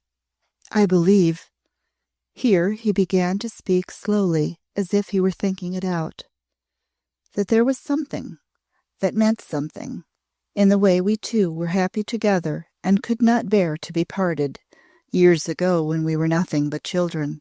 Do you know that, little chap as I was, I never stopped thinking of you day and night when we were not playing together? I couldn't." "Neither could I stop thinking," said Robin. "I had dreams about seeing your eyes looking at me. They were blue like clear water in summer. They were always laughing. I always wanted them to look at me. They are the same eyes now," in a little rush of words. Their blueness was on hers, in the very deeps of their uplifted liquidity. "God, I'm glad." His voice was on a hushed note. "There has never been a limner through all the ages who has pictured, at such a moment, two pairs of eyes reaching, melting into, lost in each other in their human search for the longing soul drawing together human things. Hand and brush and color cannot touch that which is and must be in its yearning search for the spirit which is its life on earth. Yet a boy and girl were yearning towards it as they sat in mere mortal form on a bench in a London square. And neither of them knew more than that they wondered at and adored the beauty in each other's eyes. "I didn't know what a little chap I was," he said next. "I'd had a splendid life for a youngster, and I was big for my age and rampaging with health and strength and happiness. You seemed almost a baby to me, but it was the way you looked at me, I think. I wanted to talk to you and please you and make you laugh. You had a red little mouth with deep dimples that came and went near the corners. I liked to see them twinkle. You told me," she laughed, remembering, "you put the point of your finger in them, but you didn't hurt me," in quick, lovely reassuring. "You were not a rough little boy." "I wouldn't have hurt you for worlds. I didn't even know I was cheeky. The dimples were so deep that it seemed quite natural to poke at them, like a sort of game." We laughed and laughed. It was a sort of game. I sat quite still and let you make little darts at them. Robin assisted him. We laughed like small crazy things. We almost had child hysterics. The dimples showed themselves now, and he held himself in leash. "You did everything I wanted you to do," he said, "and I suppose that made me feel bigger and bigger. I thought you were big, and I had never seen anything so wonderful before. You knew everything in the world, and I knew nothing. Don't you remember?" With hesitation, as if she was almost reluctant to recall the memory of a shadow into the brightness of the moment. "I told you that I had nothing, and nobody." All rushed back to him in a warm flow. "That was it," he said. "When you said that, I felt as if someone had insulted and wronged something of my own. I remember I felt hot and furious. I wanted to give you things and fight for you. I caught you in my arms and squeezed you." "Yes," Robin answered. "It was because of that time when the morning stars first sang together," he answered, smiling, but still as real as before. "It wasn't a stranger child I wanted to take care of. It was someone I had belonged to long, long and long.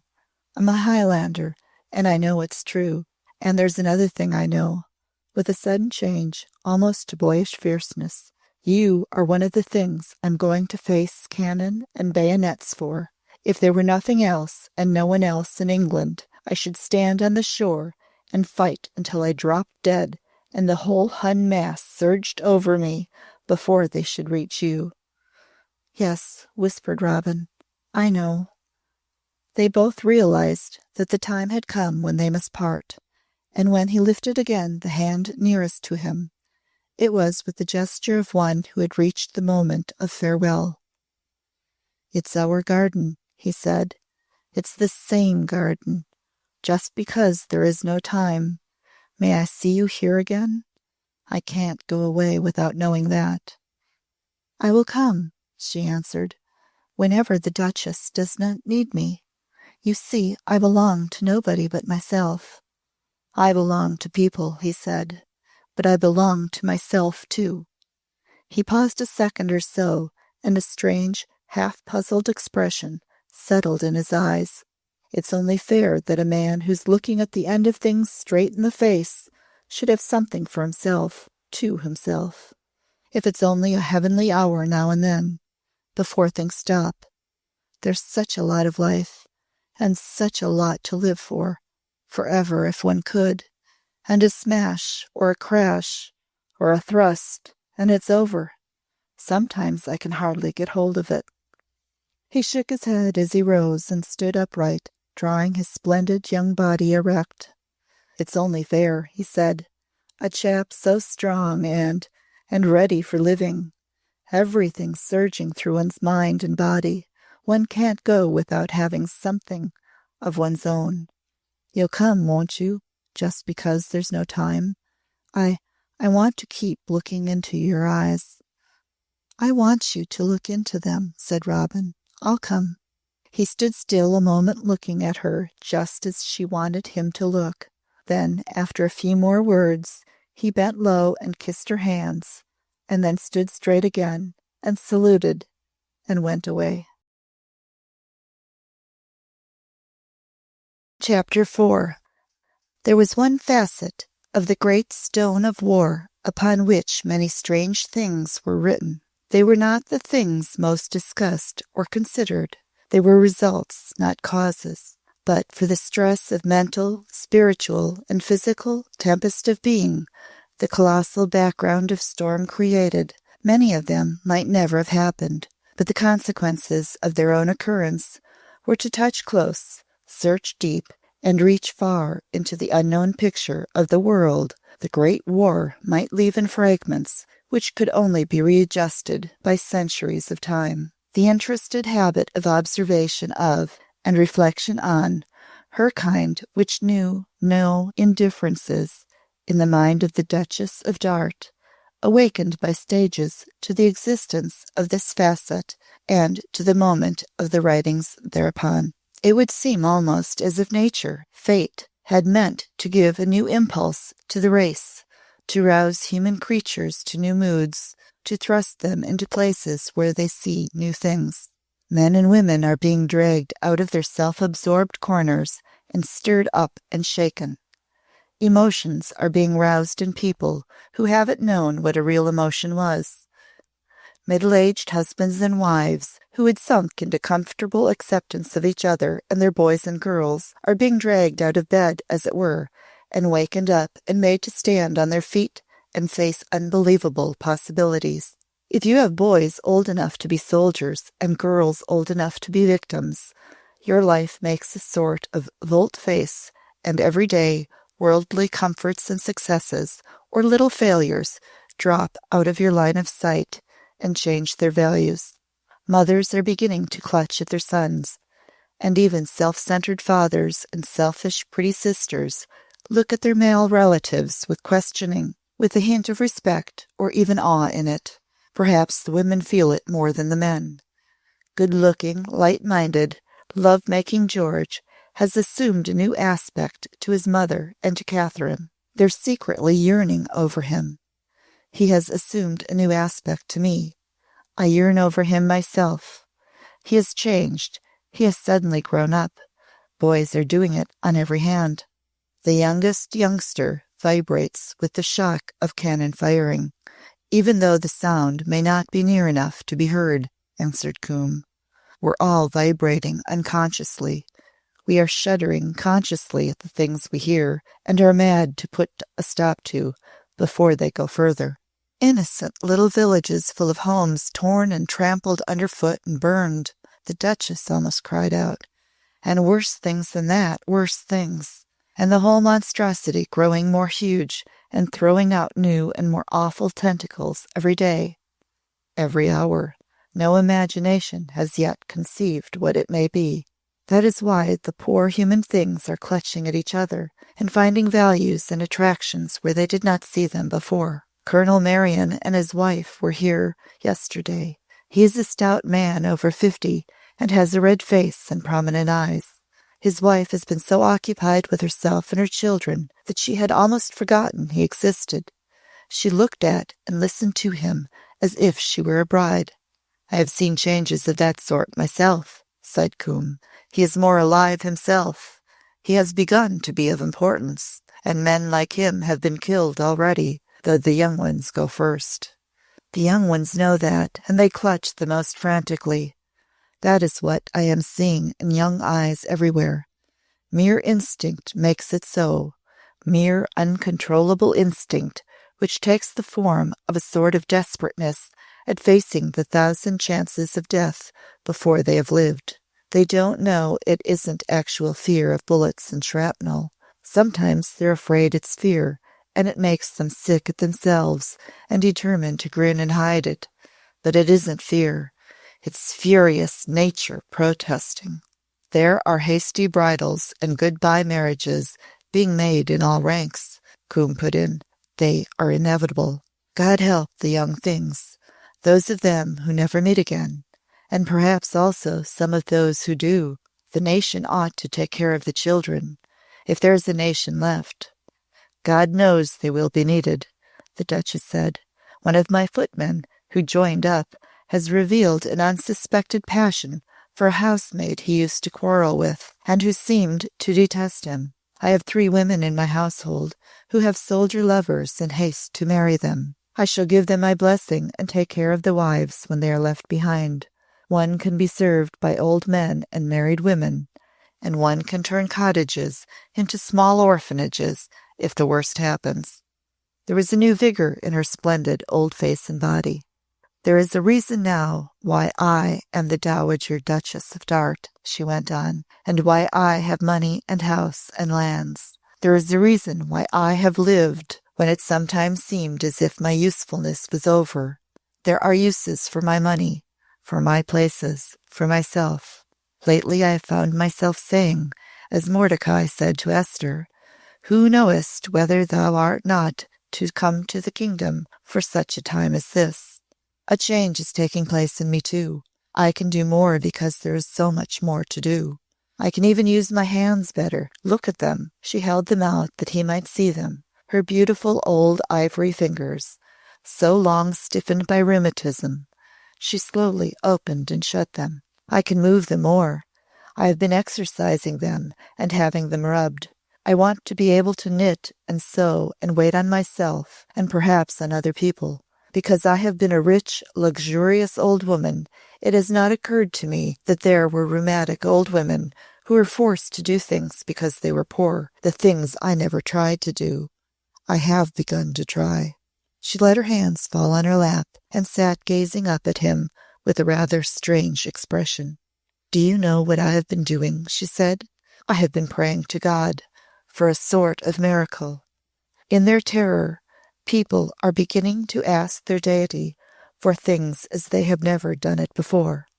We are most of us like children, waking in horror of the black night and shrieking for someone to come. Someone. Anyone. Each creature cries out to his own deity, the god his own need has made. Most of us are doing it in secret, half ashamed to let it be known. We are abject things. Mothers and fathers are doing it, young lovers and husbands and wives. What miracle are you asking for? For power to do things I have not done for years. I want to walk, to stand, to work. If under the stress of necessity I begin to do all three, my doctors will say that mental exaltation and willpower have caused the change. It may be true, but mental exaltation and willpower are things of the soul, not of the body. Anguish is actually forcing me into a sort of practical belief. I am trying to have faith even as a grain of mustard seed, so that I may say unto my mountain, Remove hence to yonder place, and it shall be removed. The things which I do, ye shall do also, and even greater things than these shall ye do. Coombe repeated the words deliberately. I heard an earnest, middle-aged dissenter preach a sermon on that text a few days ago. What? His old friend leaned forward. Are you going to hear sermons? I am one of the children, I suppose. Though I do not shriek aloud, probably something shrieks within me.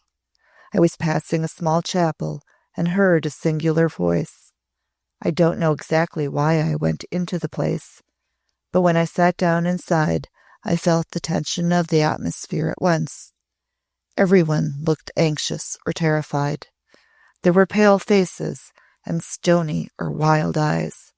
It did not seem to be an ordinary service, and voices kept breaking out with spasmodic appeals. Almighty God, look down on us. O Christ, have mercy. O God, save us. One woman in black was rocking backwards and forwards and sobbing over and over again, O Jesus, Jesus, O Lord Jesus. Part of her body and soul was lying done to death in some field or by some roadside, said the Duchess. She could not pray, she could only cry out. I can hear her. Oh, Lord Jesus. Later came the morning when the changed George came to say goodbye. He was wonderfully good-looking in his khaki, and seemed taller and more square of jaw. He made a few of the usual young jokes which were intended to make things cheerful and to treat affectionate fears lightly, but his good-natured blue eye held a certain deadly quiet in its depths. His mother and Catherine were with him, and it was while they were absorbed in anxious talk with the Duchess that he walked over to where Robin sat and stood before her. Will you come into the library and let me say something to you? I don't want to go away without saying it, he put it to her. The library was the adjoining room, and Robin rose and went with him without any comment or question. Already the time had come when formalities had dropped away, and people did not ask for trivial explanations. The pace of events had become too rapid. There are a lot of chances when a man goes out that he won't come back, he said, still standing after she had taken a place in the window seat he guided her to. There are not as many as one's friends can't help thinking, but there are enough to make him feel he'd like to leave things straight when he goes. What I want you to let me say is that the minute I had made a fool of myself the night of the dance, I knew what an ass I had been, and I was ready to grovel." Robin's lifted face was quite gentle. Suddenly, she was thinking self-reproachingly, "Oh, poor boy, poor boy." "I flew into a temper and would not let you," she answered him. "It was temper, but there were things you didn't know. It was not your fault that you didn't." The square, good-natured face flushed with relief, and George's voice became even slightly unsteady. "That's kind of you," he said. "It's kind, and I'm jolly grateful.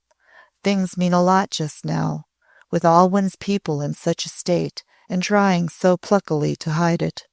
I just wanted to make sure that you knew that I knew that the thing only happened because I was a silly idiot and for no other reason. You will believe me, won't you, and won't remember it if you ever remember me?"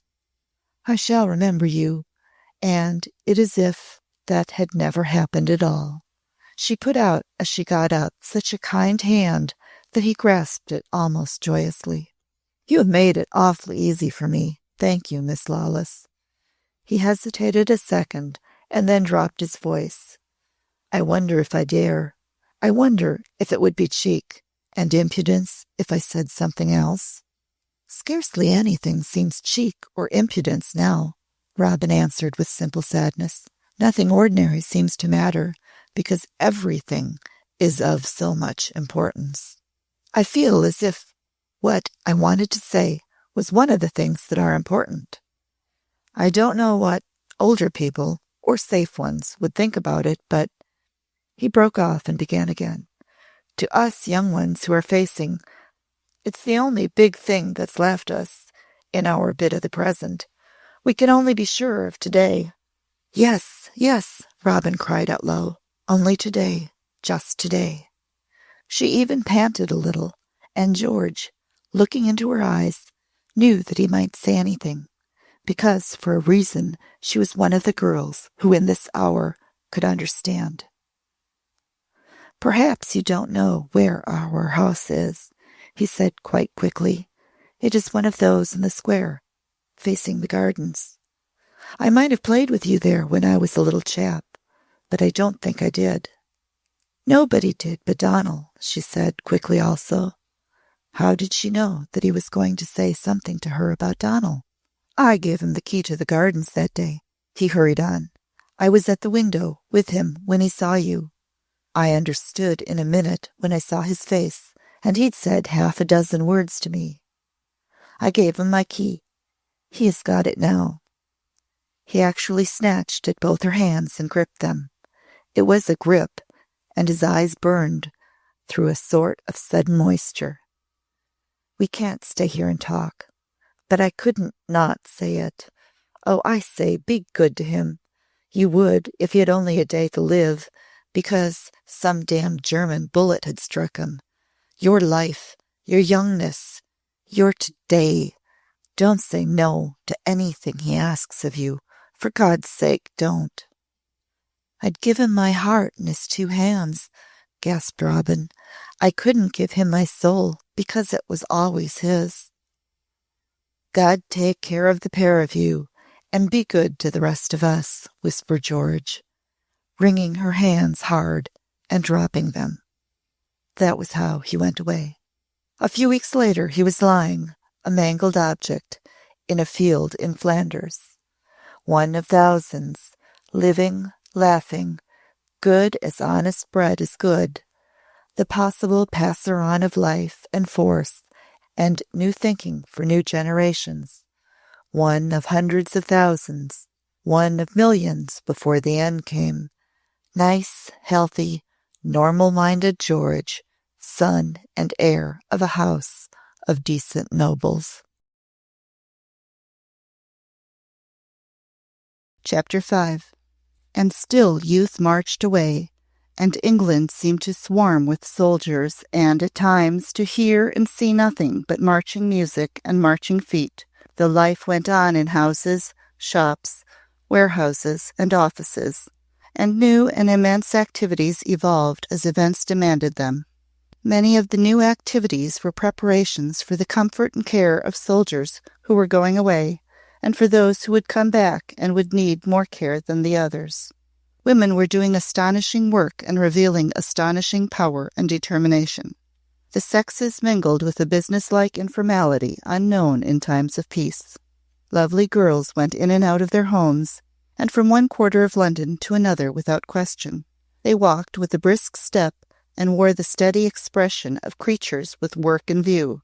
Slim, young war widows were to be seen in black dresses and veiled small hats with bits of white crepe inside their brims. Sometimes their little faces were awful to behold, but sometimes they wore a strained look of exaltation. The Dowager Duchess of Dart was often absent from Eaton Square. She was understood to be proving herself much stronger than her friends had supposed her to be. She proved it by doing an extraordinary amount of work. She did it in her house in Eaton Square, in other people's houses, in her various estates in the country, where she prepared her villagers and tenants for a future in which every farmhouse and cottage must be as ready for practical service as her own castle or manor house. Dart Norham was no longer a luxurious place of residence, but a potential hospital for wounded soldiers. So was Barons Court and the beautiful old Dower House at Malworth. Sometimes Robin was with her, but oftener she remained at Eaton Square and wrote letters and saw busy people and carried out lists of orders. It was not every day or evening that she could easily find time to go out alone and make her way to the square gardens, and in fact it was not often to the gardens she went. There were so many dear places where trees grew and made quiet retreats, all the parks and heaths and green suburbs, and everywhere pairs walked or sat and talked, and were frankly so wholly absorbed in the throb of their own existences that they had no interest in or curiosity concerning any other human beings. "Ought I to ask you to come and meet me, as if you were a little housemaid meeting her life guardsman?" Donal had said feverishly the second time they met.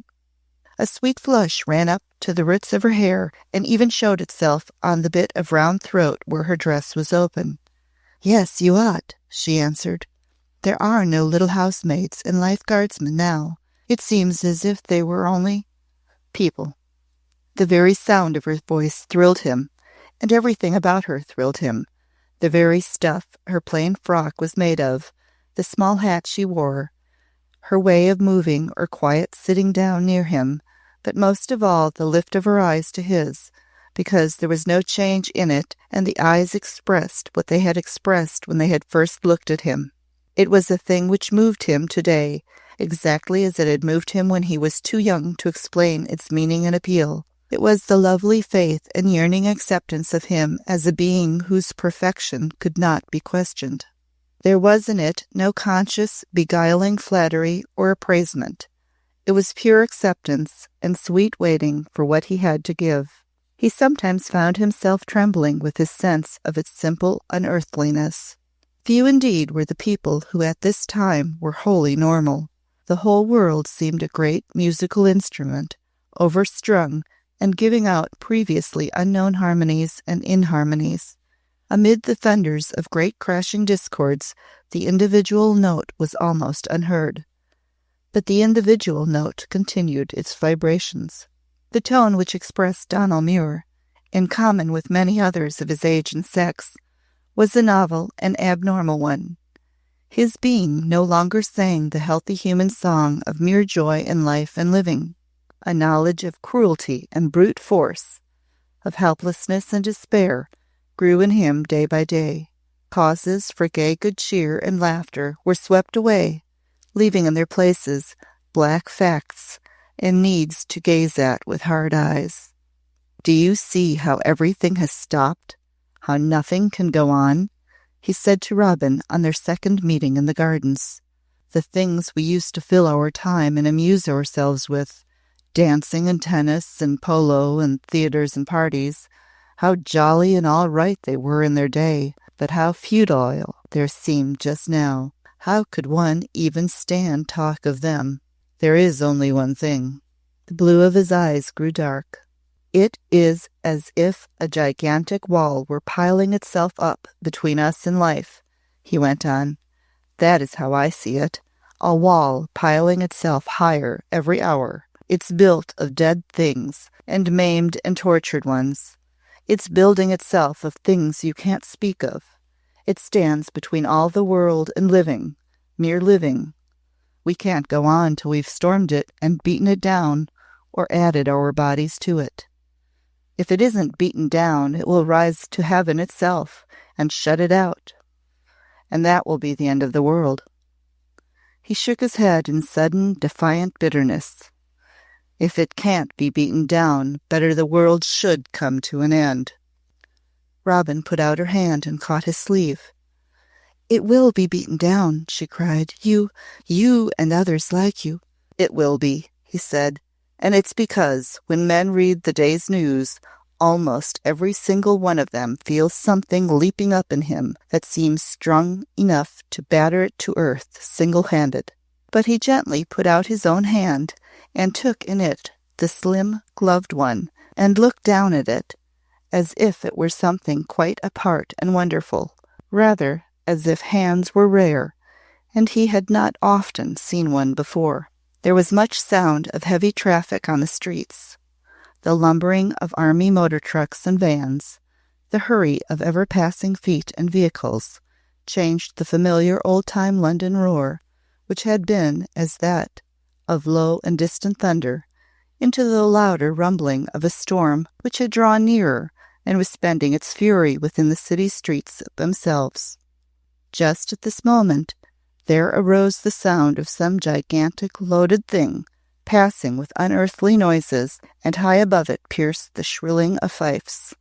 Robin glanced about the empty garden. The noise seems to shut us in. How deserted the gardens look. I feel as if we were in another world. We are shut in and shut out, she whispered. He whispered also. He still looked down at the slim gloved hand, as if it had some important connection with the moment. We have so few minutes together, he said, and I have thought of so many things I must say to you. I cannot stop thinking about you. I think of you even when I am obliged to think of something else at the same time.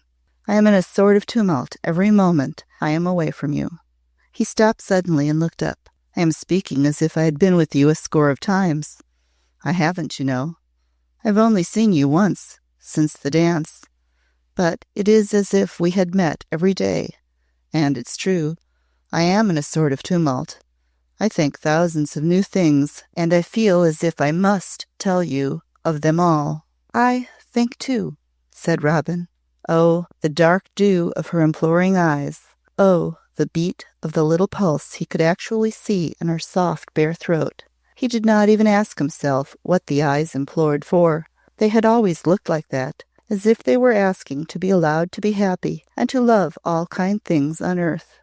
One of the new things I cannot help thinking about. It's a queer thing, and I must tell you about it. It's not like me, and yet it's the strongest feeling I ever had. Since the war has changed everything and everybody, all one's feelings have grown stronger. I never was furious before, and I've been furious. I felt savage. I've raged. And the thing I'm thinking of is the kind of obsession. It's this. He caught her hands again and held her face to face with him. I want to have you to myself, he exclaimed. She did not try to move. She only gazed at him. Nobody else has me at all, she answered. No one wants me. The color ran up under his fine skin. What I mean is a little different.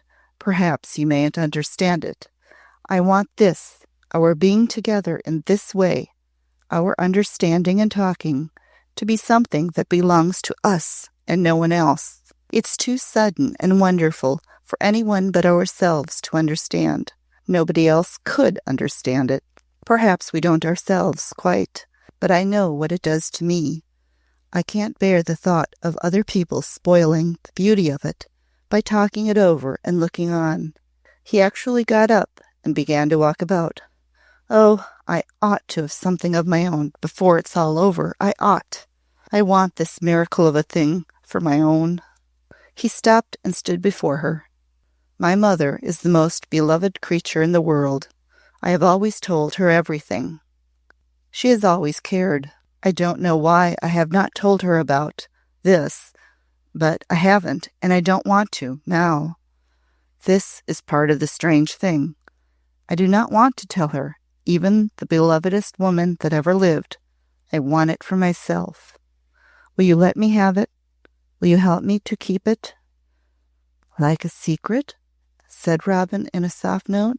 "No, not a secret. A sort of sacred, heavenly, unbelievable thing we own together."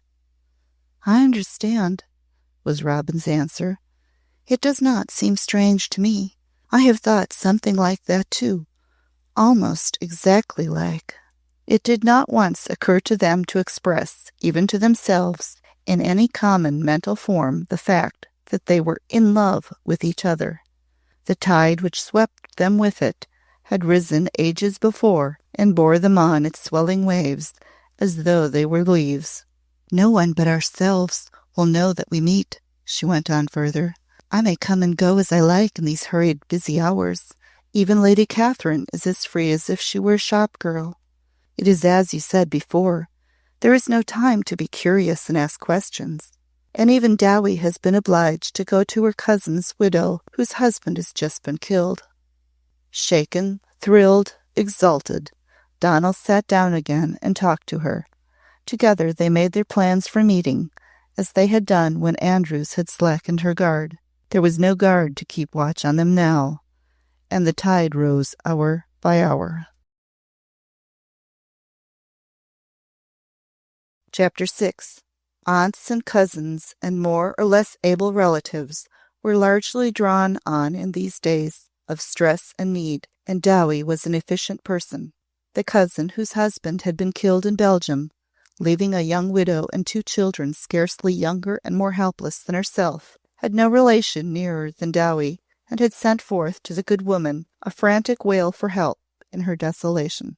The 2 children were, of course, on the point of being added to by an almost immediately impending third, and the mother, being penniless and prostrated, had remembered the comfortable creature and her solid bank account of savings, and her good sense and good manners, and knowledge of a world larger than the one into which she had been born. "You are settled here, my lamb," Dowie had said to Robin. "It's more like your own home than the other place was. You're well and safe and busy. I must go to poor Henrietta in Manchester. That's my bit of work, it seems, and thank God I'm able to do it. She was a fine girl in a fine shop, poor Henrietta, and she's not got any backbone, and her children are delicate. And another coming. Well, well, I do thank God that you don't need your old Dowie as you did at first." Thus she went away, and in her own pleasant rooms in the big house, now so full of new activities, Robin was as unwatched as if she had been a young gull flying in and out of its nest in a tall cliff rising out of the beating sea.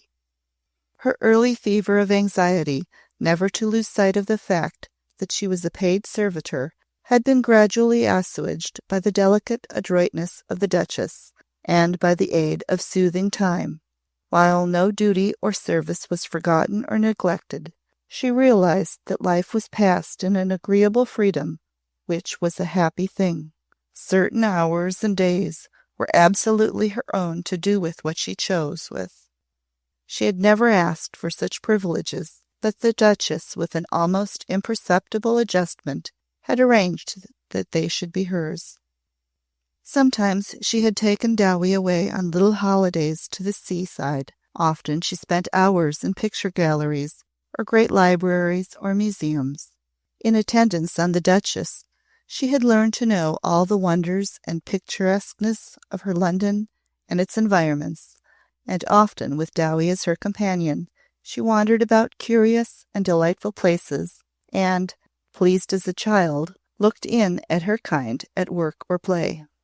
While nations shuddered and gasped, cannon belched forth, thunder and flaming, battleships crashed together, and sudden death was almost as unintermitting as the ticking of the clock among the thousands of pairing souls and bodies drawn together in a new world where, for the time being, all sound was stilled but the throb of pulsing hearts. There moved with the spellbound throng one boy and girl, whose dream of being was a thing of entrancement. Every few days they met in some wonderfully chosen and always quiet spot. Donal knew and loved the half-unknown remote corners of the older London, too. There were dim gardens behind old law courts, bits of mellow old enclosures, and squares seemingly forgotten by the world. There were the immensities of the great parks, where embowered paths and corners were at certain hours as unexplored as the wilderness. When the Duchess was away, or a day of holiday came, there were, more than once, a few hours on the river where, with boat drawn up under enshrouding trees, green light and lapping water, sunshine and silence, rare swans sailing serenely near as if to guard them, made the background to the thrill of heavenly young wonder and joy. It was always the same. Each pair of eyes found in the beauty of the other the same wonder, and, through that which the being of each expressed, each was shaken by the same inward thrill. Sometimes they simply sat and gazed at each other like happy, amazed children, scarcely able to translate their own delight. Their very aloofness from the world, its unawareness of their story's existence, made for the perfection of all they felt. "It could not be like this if anyone but ourselves even knew," Donal said. "It is as if we had been changed into spirits, and human beings could not see us." There was seldom much leisure in their meetings. Sometimes they had only a few minutes in which to exchange a word or so, to cling to each other's hands. But even in these brief meetings, the words that were said were food for new life and dreams when they were apart. And the tide rose. But it did not overflow until one early morning, when they met in a gorse-filled hollow at Hampstead, each looking at the other pale and stricken. In Robin's wide eyes was helpless horror, and Donal knew too well what she was going to say. "Lord Halwyn is killed," she gasped out, "and 4 of his friends. We all danced the tango together. And that new kicking step." She began to sob piteously. Somehow it was the sudden memory of the almost comic kicking step which overwhelmed her with the most gruesome sense of awfulness, as if the world had come to an end. "It was new, and they laughed so. They are killed," she cried, beating her little hands.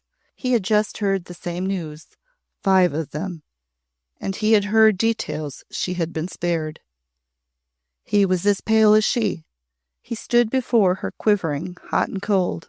Until this hour they had been living only through the early growing wonder of their dream. They had only talked together and exquisitely yearned and thrilled at the marvel of every simple word or hand touch or glance, and every meeting had been a new delight. But now suddenly the being of each shook and called to the other in wild need of the nearer nearness which is comfort and help. It was early morning. The heath spread about them wide and empty, and at that very instant a skylark sprang from its hidden nest in the earth and circled upward to heaven, singing as to God. "They will take you," she wailed. You, and did not know that she held out her arms. But he knew, with a great shock of incredible rapture and tempestuous answering. He caught her softness to his thudding young chest and kissed her sobbing mouth, her eyes, her hair, her little pulsing throat. "Oh, little love!" He himself almost sobbed the words. "Oh, little lovely love!" She melted into his arms like a weeping child. It was as if she had always rested there, and it was mere nature that he should hold and comfort her. But he had never heard or dreamed of the possibility of such anguish as was in her sobbing. "They will take you," she said, "and you dance too, and I must not hold you back. And I must stay here and wait and wait and wait until some day, Donal, Donal." He sat down with her amongst the gorse and held her on his knee as if she had been 6 years old. She did not attempt to move, but crouched there and clung to him with both hands.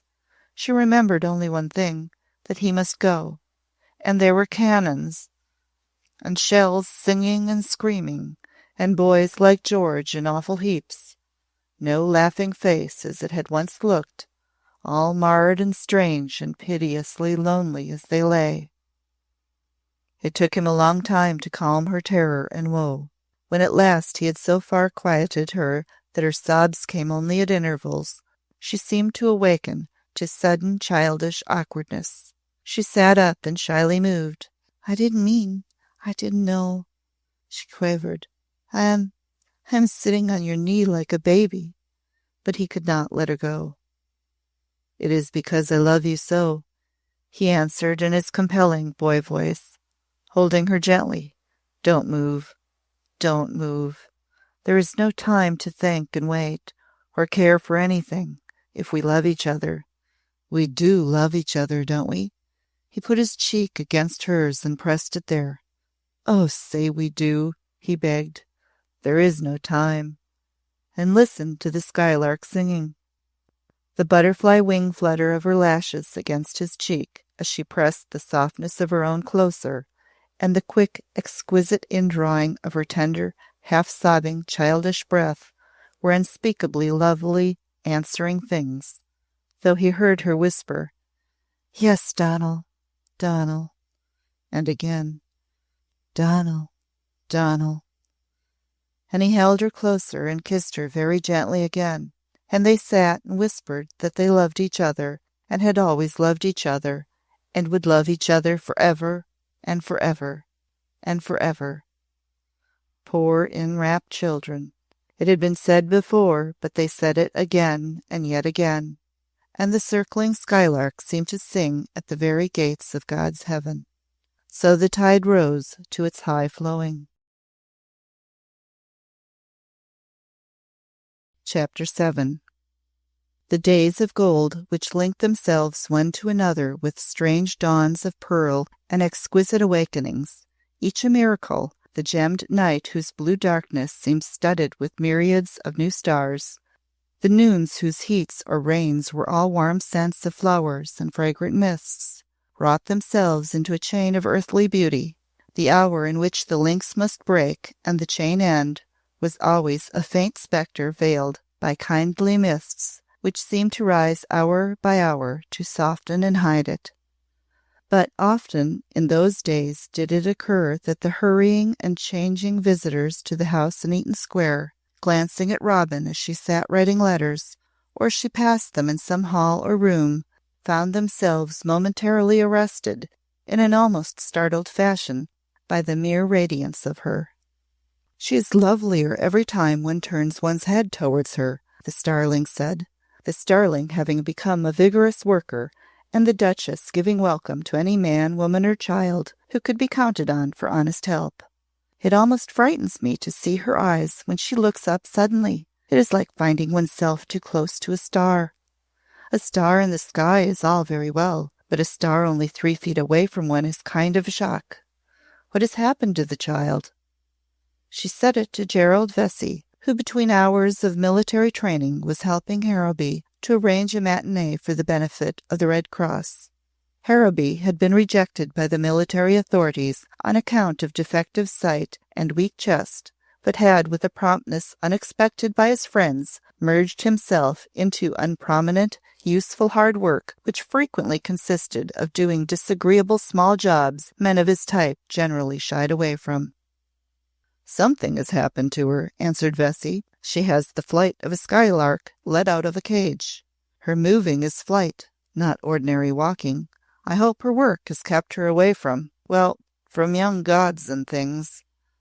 The streets are full of them, said Harrowby, marching to defy death and springing to meet glory. Marching, not walking. Young Mars and Ajax and young Paris with Helen in his eyes. She might be some youngster's Helen. Why do you hope her work has kept her away? Vesey shook his Greek head with a tragic bitterness. Oh, I don't know, he groaned. There's too much disaster piled high and staring in every one of their flushing, rash young faces. On they go with their heads in the air and their hearts thumping. and hoping and refusing to believe in the devil and hell let loose, and the whole thing stares and gibbers at them.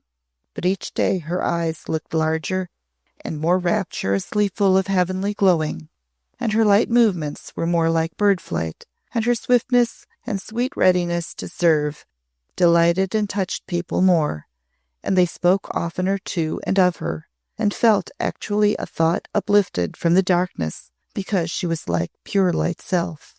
Lord Combe met her in the street one evening at twilight, and he stopped to speak to her. "I have just come from Dart Nordham," he said to her. "The Duchess asked me to see you personally and make sure that you do not miss Dowie too much, that you are not lonely." "I am very busy, and am very well taken care of," was her answer. "The servants are very attentive and kind. I am not lonely at all, thank you. The Duchess is very good to me." Donal evidently knew nothing of her reasons for disliking Lord Combe. She could not have told him of them. He did not dislike his relative himself, and in fact rather liked him in spite of the frigidity he sometimes felt. He, at any rate, admired his cold brilliance of mind. Robin could not therefore let herself detest the man and regard him as an enemy. But she did not like the still searching of the grey eyes which rested on her so steadily. "The Duchess wished me to make sure that you did not work too enthusiastically. She desires you to take plenty of exercise, and if you are tired, to go into the country for a day or two of fresh air and rest. She recommends old Mrs. Bennet's cottage at Meersham Wood. The place is quite rustic, though it is near enough to London to be convenient. You might come and go." "She is too kind, said Robin. "Oh, how kind to think of me like that. I will write and thank her." The sweet gratitude in her eyes and voice were touching. She could not speak steadily. "I may tell her, then, that you are well taken care of, and that you are happy." The grey eyes were a shade less cold, but still searching and steady. "You look happy." "I never was so happy before." Please tell her that when you thank her for me," was Robin's quite yearning little appeal. She held out her hand to him for the first time in her life. "Thank you, Lord Combe, for so kindly delivering her beautiful message." His perfect manner did not record any recognition on his part of the fact that she had done an unexpected thing, but as he went on his way he was thinking of it. "She is very happy for some reason," he thought. "Perhaps the rush and excitement of her new work exalts her. She has the ecstasied air of a lovely child on her birthday, with all her world filled with petting and birthday gifts." The Duchess evidently extended her care to the extent of sending special messages to Mrs. James, the housekeeper, who began to exercise a motherly surveillance over Robin's health and diet, and warmly to advocate long walks and country visits to the cottage at Meersham Wood. "Her Grace will be really pleased if you take a day or two while she's away. She's always been just that interested in those about her, miss," Mrs. James argued. "She wouldn't like to come back and find you looking tired or pale. Not that there's much danger of that," quite beamingly. "For all your hard work, I must say you look as I've never seen you. And you always had a colour like a new-picked rose." The colour like a new-picked rose ran up to the rings of hair on the girl's forehead as if she were made a little shy. "It is because her Grace has been so good, and because everyone is so kind to me," she said. "Kindness makes me happy." She was so happy that she was never tired, and was regarded as a young wonder in the matter of work and readiness and exactitude. Her accounts, her correspondence, her information were always in order. When she took the prescribed walks and in some aloof path or corner met the strong, slim, khaki-clad figure, they walked or stood or sat closely side by side and talked of many things, though most of all they dwelt on one.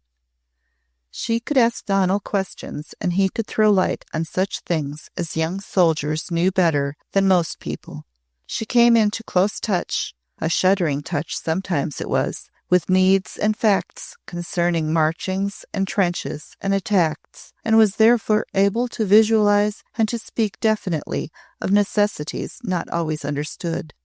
"How did you find that out?" little black-clad Lady Catherine asked her one day. "I wish I had known it before George went away." "A soldier told me," was her answer. "Soldiers know things we don't." "The world is made of soldiers now," said Catherine, "and one is always talking to them. I shall begin to ask them questions about small things like that." It was the same morning that, as they stood alone together for a few minutes, Catherine suddenly put her hand upon Robin's shoulder. "You never feel the least angry when you remember about George, the night of the dance," she pleaded shakily. "Do you, Robin? You couldn't now, could you?" Tears rushed into Robin's eyes. "Never, never," she said. "I always remember him, oh, quite differently. She hesitated a second and began again. "He did something so wonderfully kind before he went away, something for me. That is what I remember. And his nice voice, and his good eyes." "Oh, he was good, he was," exclaimed Catherine in a sort of despairing impatience. "So many of them are. It's awful." She sat down in the nearest chair and cried hopelessly into her crushed handkerchief while Robin tried to soothe, not to comfort her. There was no comfort to offer, and behind the rose-tinted mists her own spectre merely pretended to veil itself. When she lay in bed at night in her quiet room, she often lay awake long and long for pure bliss. The world in which people were near to one another and loved each other, the world Donald had always belonged to, even when he was a little boy, she now knew and lived in. There was no loneliness in it. If there was pain or trouble, someone who loved you was part of it and so you could bear it. All the radiant mornings and heavenly nights, all the summer scents of flowers or hay or hedges in bloom or new rain on the earth, were things felt just as that other one felt them, and drew in their delights exactly in the same way. Once, in the night stillness of a sweet dark country lane, she had stood in the circle of Donald's arm, her joyous, warm young breast against his, and they had heard together the singing of a nightingale in a thicket. "Let us stand still," he had whispered close to her ear. "Let us not speak a word, not a word. Oh, little lovely love, let us only listen and be happy." Almost every day there were marvels like this, and when they were apart she could not forget them, but walked like a spirit strayed onto earth, and unknowing of its radiance. This was why people glanced at her curiously, and were sometimes vaguely troubled. Chapter 8.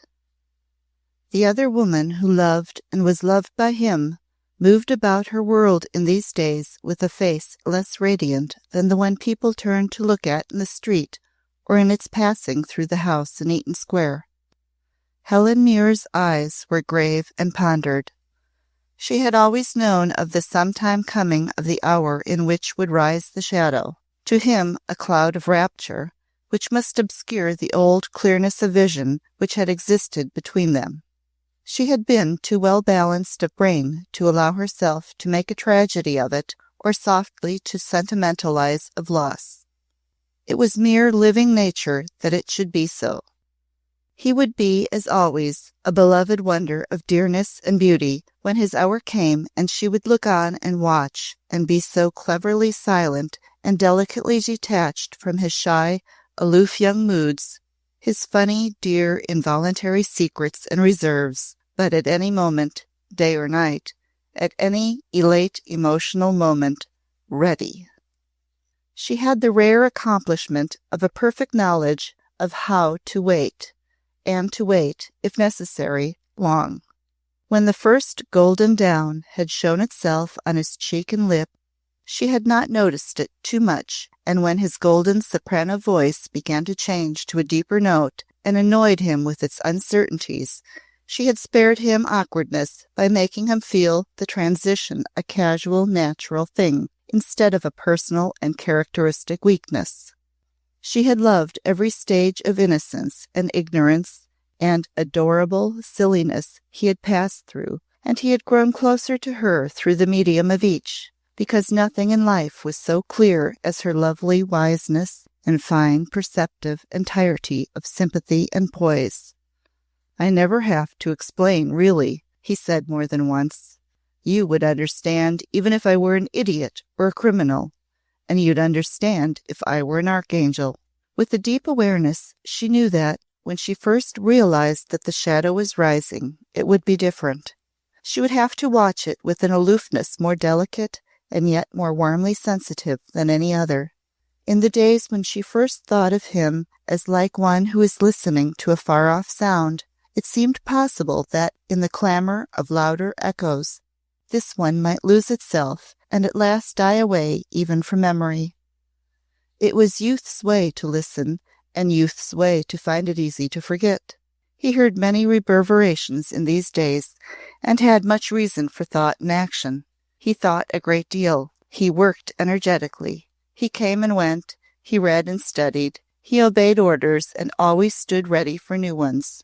Her pride in his vigorous initiative and practical determination was a glowing flame in her heart.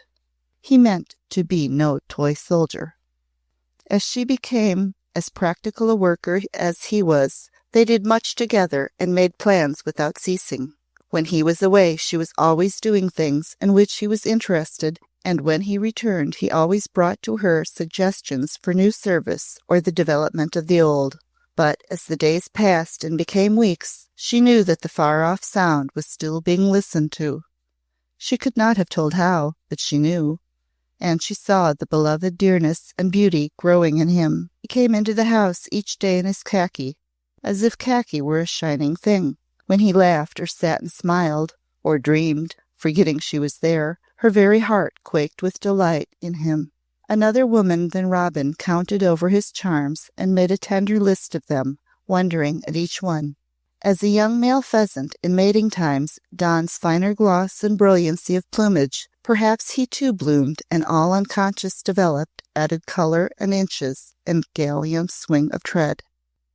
As people turned half a start to look at Robin bending over her desk or walking about among them in her modest dress, so also did they turn to look after him as he went in springing march along the streets. "Some day he will begin to tell me," Helen used to say to herself at night. "He may only begin, but perhaps it will be tomorrow." It was not, however, tomorrow, and in the midst of his work he still listened. As he sat and dreamed, he listened, and sometimes he was very deep in thought, sitting with his arms folded and his eyes troubled and questioning of the space into which he looked. The time was really not very long, but it began to seem so to her. "But some day, soon, he will tell me," she thought. One afternoon, Donald walked into a room where a number of well-dressed women were talking, drinking tea, and knitting or crocheting. It had begun already to be the fashion for almost every woman to carry on her arm a work-bag and produce from its depths at any moment, without warning, something she was making. In the early days, the bag was usually highly decorated, and the article being made was a luxury. Only a few serious and pessimistic workers had begun to produce plain usefulness in this particular Mayfair drawing-room. The war as yet seemed to present itself rather as a dramatic and picturesque social asset. A number of good-looking young officers moved about or sat in corners being petted and flirted with, while many of the women had the slightly elated excitement of air produced in certain of their sex by the marked preponderance of the presence of the masculine element. It was a thing which made for the high spirits and laughs and amiable self-caressing chaff. The women who, in times of peace, had been in the habit of referring to their boys were in these days in great form. Donald had been taken to the place by an amusement-loving acquaintance, who professed that a special invitation made it impossible to pass by without dropping in. The house was Mrs. Irwin's, and had already attracted attention through the recent debuts of Eileen and Winifred, who had grown up very pretty and still retained their large, curious eyes and their tendency to giggle musically. In very short and slimly alluring frocks, they were assisting their mother in preparing young warriors for the seat of war by giving them chocolate in eggshell cups and little cakes. Winifred carried a coral satin work bag embroidered with carnations and was crocheting a silk necktie peculiarly suited to fierce onslaught on the enemy. "Oh!" she gasped, clutching in secret at Eileen's sleeve when Donald entered the room. "There he is. Jack said he would make him come. Just look at him." "Gracious!" ejaculated Eileen. "I daren't look. It's not safe." They looked, however, to their irresistible utmost when he came to make his nice, well-behaved bow to his hostess. "I love his bow," Eileen whispered. "It is such a beautiful, tall bow, and he looks as good as he is beautiful." "Oh, not good exactly," protested Winifred. "Just sweet, as if he thinks you are quite as nice as himself." He was taken from one group to another and made much of and flattered quite openly. He was given claret cup and feathery sandwiches, and asked questions and given information. He was chattered to and whispered about, and spent half an hour in a polite vortex of presentation. He was not as highly entertained as his companion was, because he was thinking of something else, of a place which seemed incredibly far away from London drawing-rooms, even if he could have convinced himself that it existed on the same earth. The trouble was that he was always thinking of this place, and of others. He could not forget them even in the midst of any clamor of life. Sometimes he was afraid he forgot where he was, and might look as if he were not listening to people. There were moments when he caught his breath because of a sudden high throb of his heart. How could he shut out of his mind that which seemed to be his mind, his body, the soul of him? It was at a moment when he was thinking of this, with a sudden sense of disturbance, that a silver-toned voice, evidently speaking to him, attracted his attention. The voice was of silver, and the light laugh was silvery. "You look as if you were not thinking of any of us," the owner said. He turned about to find himself looking at one of the prettiest of the filmily dressed creatures in the room.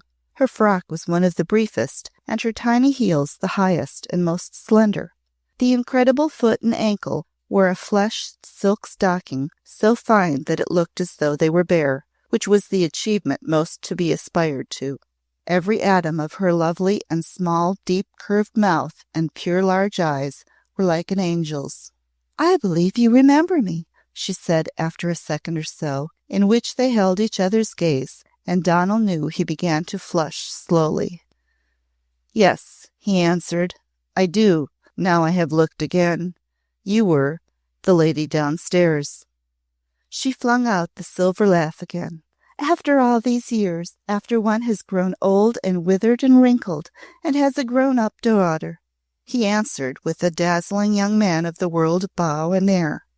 He had not been to Eton and Oxford, and touched the outskirts of 2 or 3 London seasons, as a boy beauty and a modest Apollo Belvedere in his teens, without learning a number of pleasant little ways. "You are exactly as you were the morning you came into the gardens, dressed in crocuses and daffodils. I thought they were daffodils and crocuses. I said so to my mother afterwards."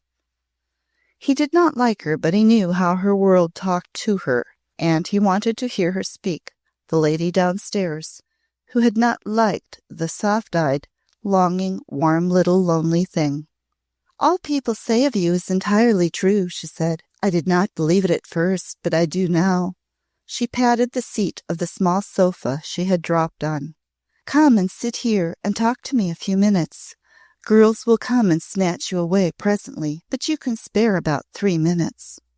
He did as he was told, and wondered as he came nearer to the shell fineness of her cheek and her seraphic smile.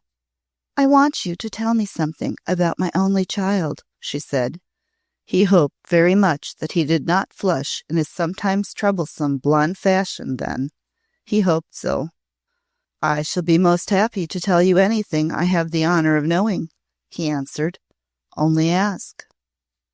"You would be capable of putting on a touch of Lord Comb's little stiff air if you were not so young and polite," she said. "It was Lord Combe who told me about the old Duchess dance, and that you tangoed or swooped, or kicked with my Robin. He said both of you did it beautifully.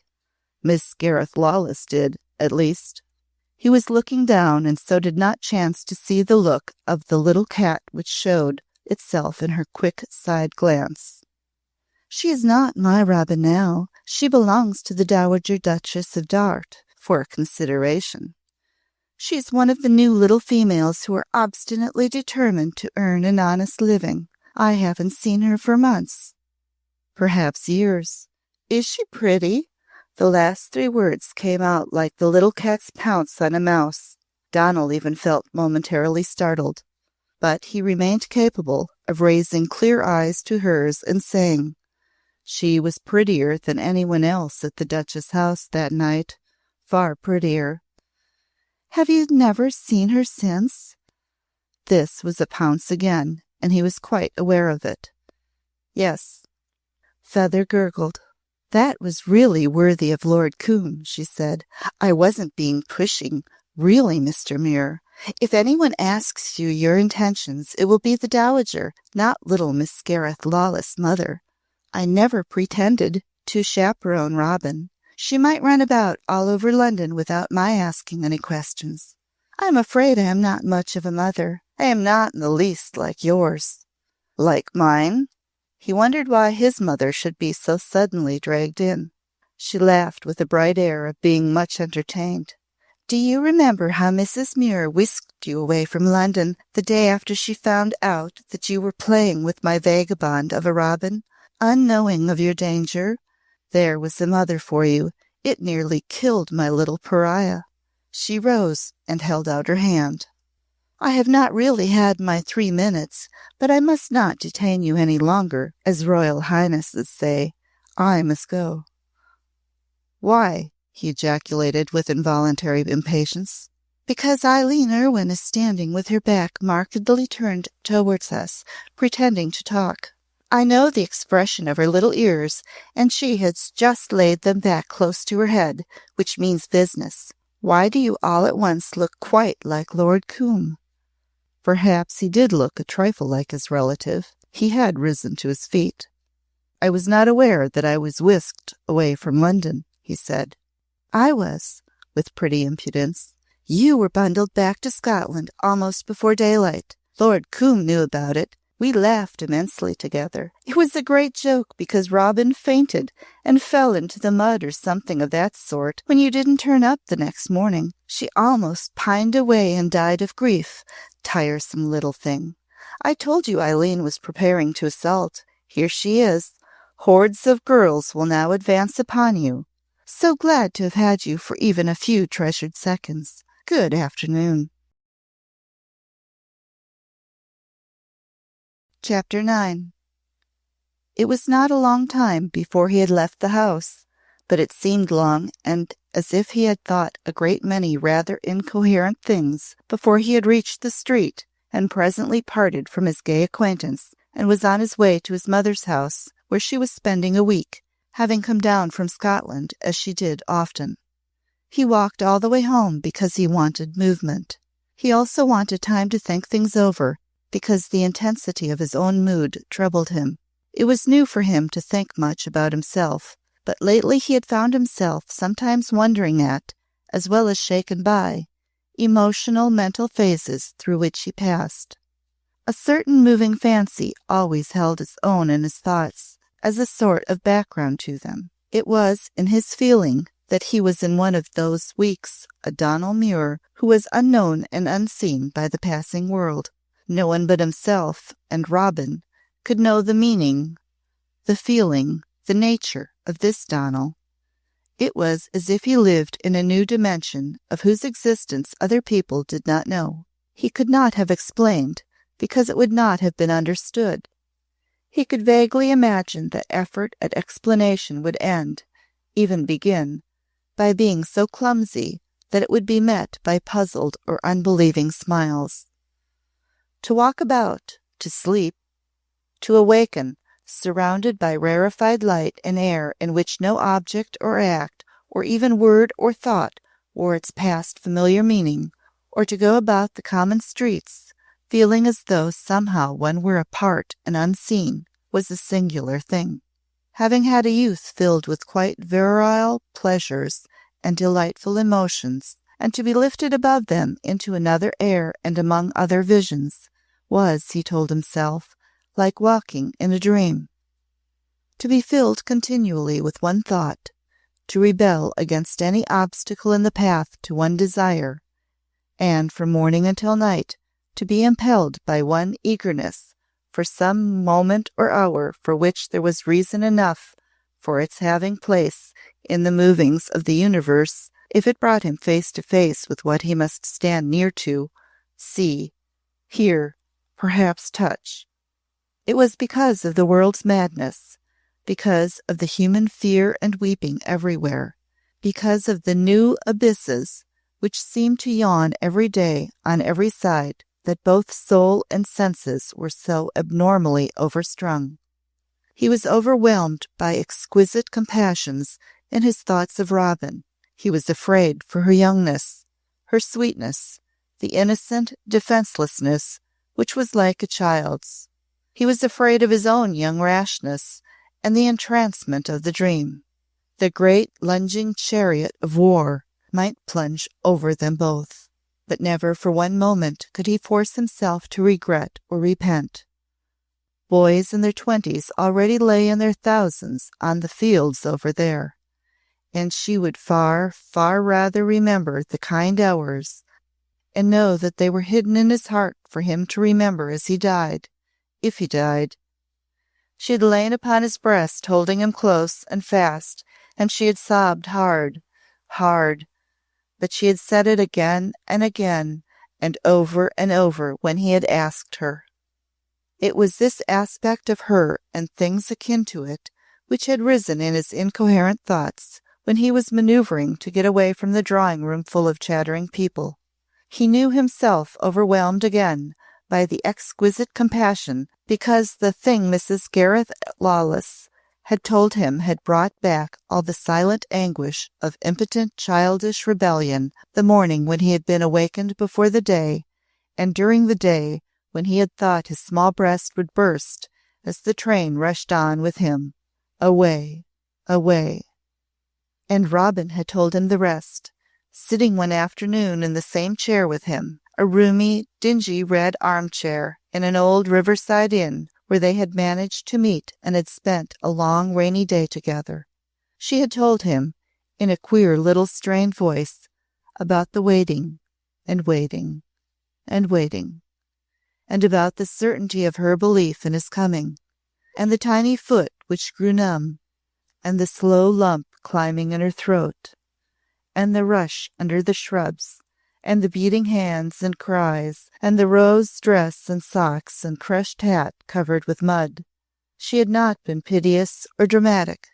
She had been so simple that she had broken his heart in two, and he had actually hidden his face in her hair. "Oh, Donald, dear, you're crying," she had said, and she had broken down too, and for a few seconds they had cried together, rocking in each other's arms, while the rain streamed down the window-panes and beautifully shut them in, since there are few places more enclosing than the little dingy private parlour of a remote English inn on a ceaselessly rainy day. It had all come back before he reached the house in Kensington, whose windows looked into the thick leaves of the plane trees, and at the same time he knew that the burning anger which kept rising in him was perhaps undue and not quite fair. But he was thinking it had not been a mere cruel chance. It could have been helped. It need never have been. It had been the narrow, cold, hard planning of grown-up people who knew that they were powerful enough to enforce any hideous cruelty on creatures who had no defense. He actually found his heated mind making a statement of the case as wild as this, and its very mercilessness of phrase checked him. The grown-up person had been his mother, his long-beloved, and he was absolutely calling her names. He pulled himself up vigorously and walked very fast. But the heat did not quite die down, and other thoughts surged up in spite of his desire to keep his head and be reasonably calm. There had been a certain narrowness in the tragic separation of two happy children, if the only reason for it had been that the mother of one was a pretty, frivolous, much gossiped about woman belonging to a rather too rapid set. And if it had been a reason, then how would it present itself now? What would happen to an untouched dream if argument and disapproval crashed into it? If his first intense, passionate impulse had been his desire to save it from even the mere touch of ordinary talk and smiling glances, because he had felt that they would spoil the perfect joy of it, what would not open displeasure and opposition make of the down on the butterfly's wing, the bloom on the peach? It was not so he phrased in his thoughts the things which tormented him, but the figures would have expressed his feeling. What if his mother were angry? Though he had never seen her angry in his life, and could only approach the idea because he had just found out that she had once been cruel. Yes, it had been cruel. What if Coombe actually chose to interfere? Coombe, with his unmoving face, his perfection of exact phrase, and his cold, almost inhuman eye. After all, the matter concerned him closely. While houses threaten to crumble and heads may fall into the basket, there are things we must remember until we disappear, he had said not long ago, with the same grey eye fixed on him. I have no son. If Marquisets continue to exist, you will be the head of the house of Coombe. What would he make of a dream if he handled it? What would there be left? Donald's heart burned in his side when he recalled Feather's impudent little laugh as she had talked of her vagabond Robin, her small pariah. He was a boy entranced and exalted by his first passion, and because he was a sort of young Superman, it was not a common one, though it shared all the unreason and impetuous simplicities of the most rudimentary of its kind. He could not think very calmly or logically. Both the heaven and the earth in him swept along as with the rush of the spheres. It was Robin who was foremost in all his thoughts. It was because she was so apart from all the world that it had seemed beautiful to keep her so in his heart. She had always been so aloof, a little creature, so unclaimed and naturally left alone. Perhaps that was why she had retained through the years the untouched look which he had recognized even at the dance, in the eyes which only waited exquisitely for kindness and asked for love. No one had ever owned her. No one really knew her. People only saw her loveliness. No one knew her but himself. The little beautiful thing. His own little thing. Nothing on earth should touch her. Because his thinking ended, as it naturally always did, in such thoughts as these last, he was obliged to turn back when he saw the plane trees and walk a few hundred feet in the opposite direction to give himself time. He even turned a corner and walked down another street. It was just as he turned that poignant chance brought him face to face with a girl in deep new mourning, with a border of white crepe in the brim of her close hat. Her eyes were red and half closed with recent crying, and she had a piteous face. He knew what it all meant, and involuntarily raised his hand in salute. He scarcely knew he did it, and for a second she seemed not to understand. But the next second she burst out crying, and hurriedly took out her handkerchief and hid her face as she passed. One of the boys lying on the blood-wet mires in Flanders, was Donald's bitter thought, but he had had his kind hours to recall at the last moment, and even now she had them too. Helen Muir, from her seat at the window, looking into the thick leafage of the trees, saw him turn at the entrance and heard him mount the steps. The days between them and approaching separation were growing shorter and shorter. She thought this every morning when she awakened, and realized anew that the worst of it all was that neither knew how short they were, and that the thing which was to happen would be sudden, as death is always sudden, however long one waits. He had never reached even that beginning of the telling, whatsoever he had to tell. Perhaps it was coming now. She had tried to prepare herself by endeavoring to imagine how he would look when he began. A little shy, even a little lovably awkward, but his engaging smile, his quite darling smile, would show itself in spite of him as it always did. But when he came into the room, his look was a new one to her. It was not happy. It was not a free look. There was something like troubled mental reservation in it. And when had there ever been mental reservation between them? Oh, no, that must not be now. Not now. He sat down with his cap in his hand, as if he had forgotten to lay it aside, or as if he were making a brief call. "What has happened, Donald?" she asked. "Have you come to tell me that—" "No, not that, though that may come any moment now. It is something else." "What else?" "I don't know how to begin," he said. "There has never been anything like this before. But I must know from you that a silly woman has not been telling me spiteful lies. She is the kind of woman who would say anything it amused her to say." "What was it she said?" "I was dragged into a house by Clonmel. He said he had promised to drop in to tea. There were a lot of people. Mrs. Gareth Lawless was there and began to talk to me." "Why did you think she might be telling you spiteful lies?" "That is it," he broke out, miserably impetuous. "Perhaps it may all seem childish and unimportant to you, but you have always been perfect. You were the one perfect being. I have never doubted you." "Do you doubt me now?" Perhaps no one but myself could realize that a sort of sore spot, yes, a sore spot, was left in my mind for years because of a wretched thing which had happened when I was a child.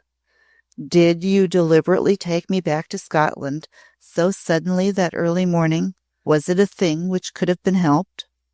"I thought not, Donald. Perhaps I was wrong. Perhaps I was right. Was it because you wanted to separate me from a child I was fond of?" "Yes." "And your idea was that being her mother was a flighty woman with bad taste and the wrong surrounding her poor little girl would contaminate me?" "It was because her mother was a light woman and all her friends were like her, and your affection for the child was not like a child's affection." "No, it wasn't," he said, and he leaned forward with his forehead in his hands. "I wanted to put an end to it before it was too late. I saw nothing but pain in it for you. It filled me with heartbroken fear to think of the girl such a mother and such a life would make." "She was such a little thing," said Donald. "Such a tender mite of a thing. She's such a little thing even now." "Is she?" said Helen.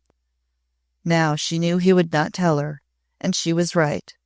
Up to that afternoon there had always been the chance that he would.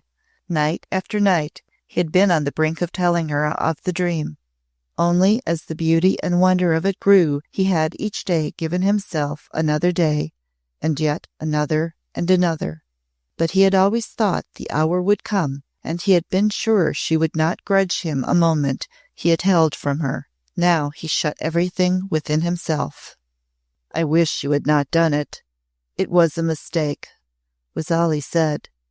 Suddenly he felt thrown back upon himself, heartsick and cold.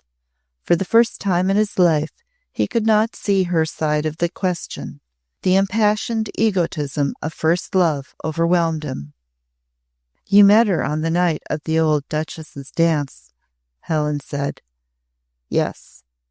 "You have met her since?" "Yes." "It is useless for older people to interfere," she said. "We have loved each other very much. We have been happy together, but I can do nothing to help you. Oh, Donald, my own dear." Her involuntary movement of putting her hand to her throat was a piteous gesture. "You are going away," she pleaded. "Don't let anything come between us. Not now. It is not as if you were going to stay. When you come back, perhaps—" "I may never come back," he answered, and as he said it he saw again the widowed girl who had hurried past him, crying because he had saluted her. And he saw Robin as he had seen her the night before. Robin, who belonged to no one, whom no one missed at any time when she went in or out, who could come and go and meet a man anywhere as if she was the only little soul in London, and yet who had always that pretty, untouched air. "I only wanted to be sure. It was a mistake. We will never speak of it again," he added. "If it was a mistake, forgive it. It was only because I could not hear that your life should not be beautiful. These are not like other days. Oh, Donal, my dear, my dear. And she broke into weeping and took him in her arms, and he held her and kissed her tenderly. But whatsoever happened, whatsoever he did, he knew that if he was to save and hold his bliss to the end, he could not tell her now. Chapter 10. Mrs. Bennet's cottage on the edge of Mersham Wood seemed to Robin, when she first saw it, to be only a part of a fairy tale. It is true that only in certain bits of England, and in pictures and books of fairy tales, did one see cottages of its kind, and in them always lived with their grandmothers, in the fairy stories, as Robin remembered, girls who would in good time be discovered by wandering youngest sons of fairy story kings. The wood of great oaks and beeches spread behind and at each side of it, and seemed to have no end in any land on earth. It nestled against its primeval-looking background in a nook of its own, and beeches, tall ferns, grew so thick that they formed a forest of their own, a lower, lighter, lacy forest, where foxglove spires pierced here and there, and rabbits burrowed and sniffed and nibbled, and pheasants hid nests, and sometimes sprang up rocketing startlingly. Birds were thick in the wood and trilled love songs, or twittered and sang low in the hour before their bedtime, filling the twilight with clear, adorable sounds. The fairy-tale cottage was whitewashed, and its broad-eaved roof was thatched. Hollyhocks stood in haughty splendor against its walls and on either side its path. The latticed windows were diamond-paned, and their inside ledges filled with flourishing fuchsias and trailing white campanula and mignonette.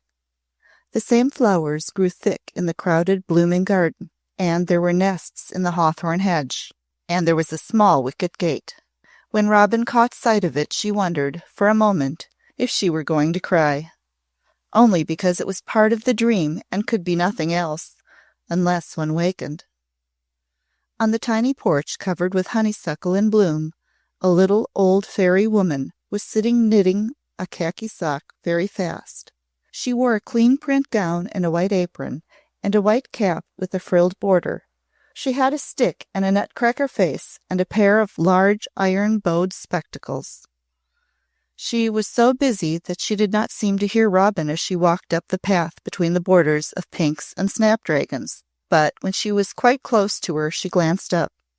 Robin thought she looked almost frightened when she saw her. She got up and made an apologetic curtsy. "Eh," she ejaculated, "to think of me not hearing you. I do beg your pardon, miss, I do that. I was really waiting here to be ready for you." Thank you, Mrs. Bennet," Robin answered in a sweet hurry to reassure her. "I hope you are very well." And she held out her hand. Mrs. Bennet had only been shocked at her own apparent inattention to duty. She was not really frightened, and her nutcracker face illuminated itself with delighted smiles. "I don't hear very well at the best of times," she said, "and I've got a bit of a cold. Just worry, miss, just worry it is, along of this 'ere war, and my grandsons going marching off every few days, seems like. Dick, that's the youngest, as was always my pet. He's the last, and he'll be off any minute, and these is his socks." Robin actually picked up a sock and patted it softly, with the childish quiver of her chin. It seemed alive. "Yes, yes," she said. "Oh, dear, oh, dear." Mrs. Bennet winked tears out of her eyes hastily. "Me being hard of hearing is no excuse for me talking about myself first thing. Dick, he's an Englishman, and they're all Englishmen. And it's Englishmen that's got to stand up and do their duty, same as they did at Waterloo." She swallowed valiantly the lump in her throat. "Her Grace wrote to me about you, miss, with her own kind hand. She said the cottage was so quiet and pretty you wouldn't mind it being little, and me being a bit deaf." "I shall mind nothing," said Robin. She raised her voice and tried to speak very distinctly, so as to make sure that the old fairy woman would hear her. "It is the most beautiful cottage I have ever seen in my life. It is like a cottage in a fairy story." "That's what the vicar says, miss, my dear," was Miss Bennet's cheerful reply. "He says it ought to be hid some way, because if the cheap trippers found it out, they'd wear the life out of me with pesterin' me to give 'em sixpenny teas. They'd get none from me," quite fiercely. "Her Grace give it to me her own self, and it's on Meersham Island, and not a lawyer on earth could put me out." She became quite active and bustling, picking a spray of honeysuckle and a few sprigs of mignonette from near the doorway and handing them to Robin. "Your room's full of them," she said. "Them and musk and roses. You'll sleep and wake in the midst of flowers and birds singing and bees humming.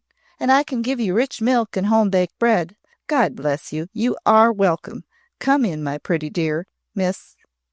The girl came down from London to the cottage on the wood's edge several times during the weeks that followed.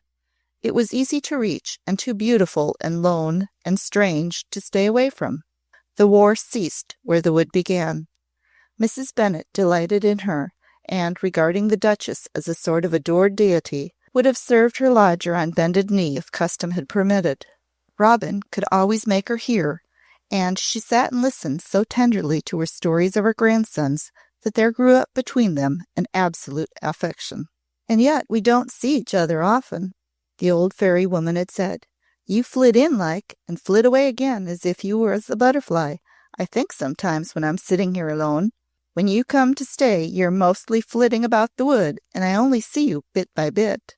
But I couldn't tell you, miss, my dear, what it's like to me. You do love the wood, don't you? It's a fairy place, too, same as this is." "It's all fairy, Mrs. Bennet," Robin said. "Perhaps I am a fairy, too, when I am here. Nothing seems quite earthly." She bent forward suddenly and took the old face in her hands and kissed it. "Eh, I shouldn't wonder," the old fairy woman chuckled sweetly. "I used to hear tales of fairies in Devonshire in my young days, and you do look like something witched, but you've been witched for happiness. Babies look that way for a bit sometimes, as if they brought something with them when they come to earth." "Yes," answered Robin, "yes." It was true that she only flitted in and out, and that she spent hours in the depths of the wood, and always came back as if from fairyland. Once she had a holiday of nearly a week. She came down from town one afternoon in a pretty white frock and hat and white shoes, and with an air of such delicate radiance about her that Mrs. Bennet would have clutched her to her breast, but for long ago gained knowledge of the respect due to those connected with the great duchesses. "Like a new young bride you look, my pretty dear, miss," she cried out when she first saw her as she came up the path between the hollyhocks in the garden. "God's surely been good to you this day. There's something like heaven in your face." Robin stood still a moment, looking like the light at dawn, and breathing with soft quickness as if she had come in haste. "God has been good to me for a long time," she said. In the deep wood she walked with Donald night after night, when the stillness was like heaven itself. Now and then a faint rustle among the ferns, or the half-awakened movement and sleepy note of a bird in the leaves, slightly stirred the silence. But that was all. Lances of moonlight pierced through the branches, and their slow feet made no sound upon the thick moss. Here and there pale foxglove spires held up their late blossoms like flower spirits in the dim light. Donald thought, the first night she came to him softly through the ferns, that her coming was like that of some fair thing not of earth, a vision out of some old legend or ancient poem of fairy. But he marched towards her, soldierly, like a young Lohengrin, whose silver mail had changed to khaki. There was no longer war in the world. There never had been. "I brought it with me," he said, and took her close in his arms. For a few minutes the wood seemed more still than before. "Do you hear my heartbeat?" he said at last. "I feel it. Do you hear mine?" she whispered. "We love each other so," he breathed. "We love each other so." "Yes," she answered. "Yes." Did everyone who saw him know how beautiful he was? Oh, his smile that loved her so and made her feel there was no fear or loneliness left on earth. He was so tall and straight and strong, a young soldier statue. When he laughed, her heart always gave a strange little leap. It was such a lovely sound. His very hands were beautiful, with long, strong, smooth fingers and smooth, firm palms. Oh, Donal, Donal. And while she smiled, as a little angel might smile, small sobs of joy filled her throat. They sat together among the ferns, close side by side. He showed her the thing he had brought with him. It was a very slender chain of gold, with a plain gold ring hung on it. He put the chain around her neck, but slipped the ring on her finger, and kissed it again and again. "Wear it when we are together," he whispered. "I want to see it. It makes you mine as much as if I had put it on in a church with a huge organ playing." "I should be yours without it," answered Robin. "I am yours." "Yes," he whispered again, "you are mine, and I am yours. It always was so, since the morning stars sang together." Chapter 11. There are more women than those in Belgium who are being swept over by the chariots of war and trampled on by marching feet, the Duchess of Dart said to a group of her women friends on a certain afternoon.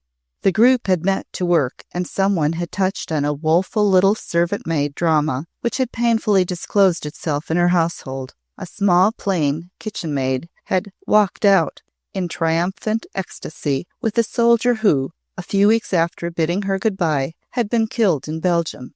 She had been brought home to her employer's house by a policeman who had dragged her out of the Serpentine. An old story had become a modern one. In her childish ignorance and terror of her plight, she had seen no other way.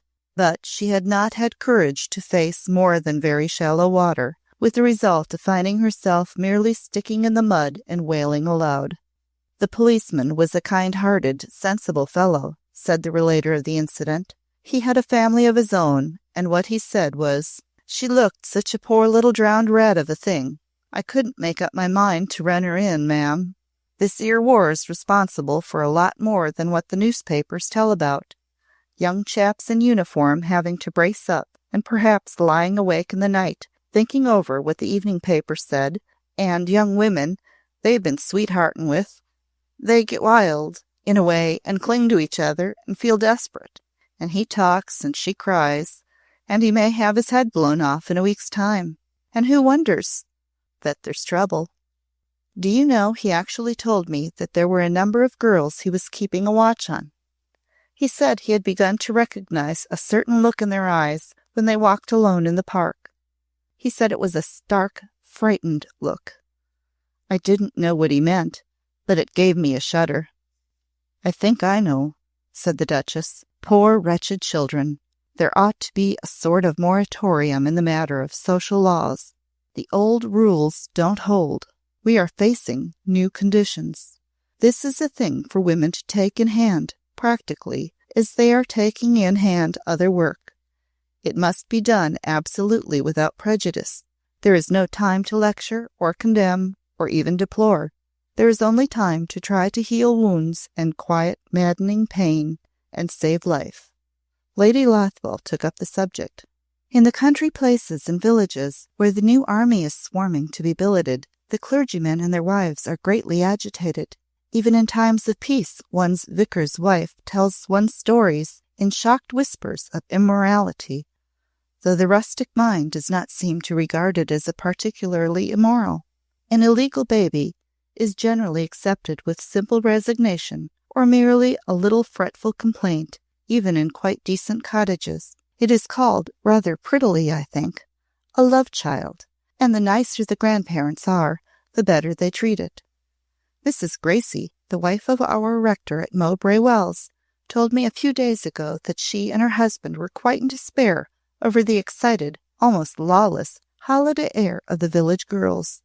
There are so many young men about, and uniforms have what she calls such a dreadful effect.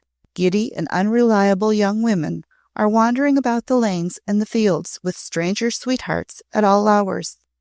Even girls who have been good Sunday-school scholars are becoming insubordinate." She did not in the least mean to be improperly humorous. In fact, she was quite tragic when she said that the rector felt that he ought to marry on the spot every rambling couple he met. He had already performed the ceremony in a number of cases when he felt it was almost criminally rash and idiotic, or would have been, in time of peace. That was what I meant by speaking of the women who were being swept over by the chariot of war, said the Duchess. It involves issues the women who can think must hold in their minds and treat judicially. One cannot moralize and be shocked before an advancing tidal wave. It has always been part of the unreason and frenzy of times of war. When death is near, life fights hard for itself. It does not care who or what it strikes. The tidal wave swept on, and the uninitiated who formed the mass of humanity in every country in the world, reading with feverish anxiety almost hourly newspaper extras every day, tried to hide a secret fear that no one knew what was really happening or could trust to the absolute truth of any spoken or published statement. The exultant hope of today was dashed tomorrow. The despair of the morning was lightened by gleams of hope before night closed, and was darkened and lightened again and again. Great cities and towns aroused themselves from a half-somnolent belief in security. Village by village, England awakened to what she faced in common with an amazed and half-incredulous world. The amazement and incredulity were founded upon a certain mistaken belief in a world predominance of the laws of decency and civilization. The statement of piety and morality that the world in question was a bad one, filled with crime, had somehow so far been accepted, with a guileless reservation in the matter of a ruling majority whose lapses from virtue were at least not openly vaunted treachery, blows struck at any unprepared back presenting itself, merciless attacks on innocence and weakness, and savage gluttings of lust, of fury, with exultant paeans of self-glorification and praise of a justly applauding God. Before such novelty of onslaught, the British mind had breathless moments of feeling itself stupid and incapably aghast. But after its first deep draughts of the cup of staggering, the nation braced up a really muscular back and stood upon hard, stout legs and firm feet, immovable and fixed on solid British earth. Incompetent raw troops gathered from fields, shops, and desks, half-trained, half-clad, half-armed, according to pessimistic report, fared forth across the narrow channel and did strangely competent things, this being man's way when in dire moments needs must be. Riff-raff exalted itself and also died competently enough. The apparently aimless male offspring of the so-called useless rich and great died competently enough with the rest. The roll of honor raked fore and aft. The youngsters who had tangoed best and had shone in cabarets were swept away as grass by scythes. Will anyone be left? White Robin shuddered, clinging to Donal in the wood at night.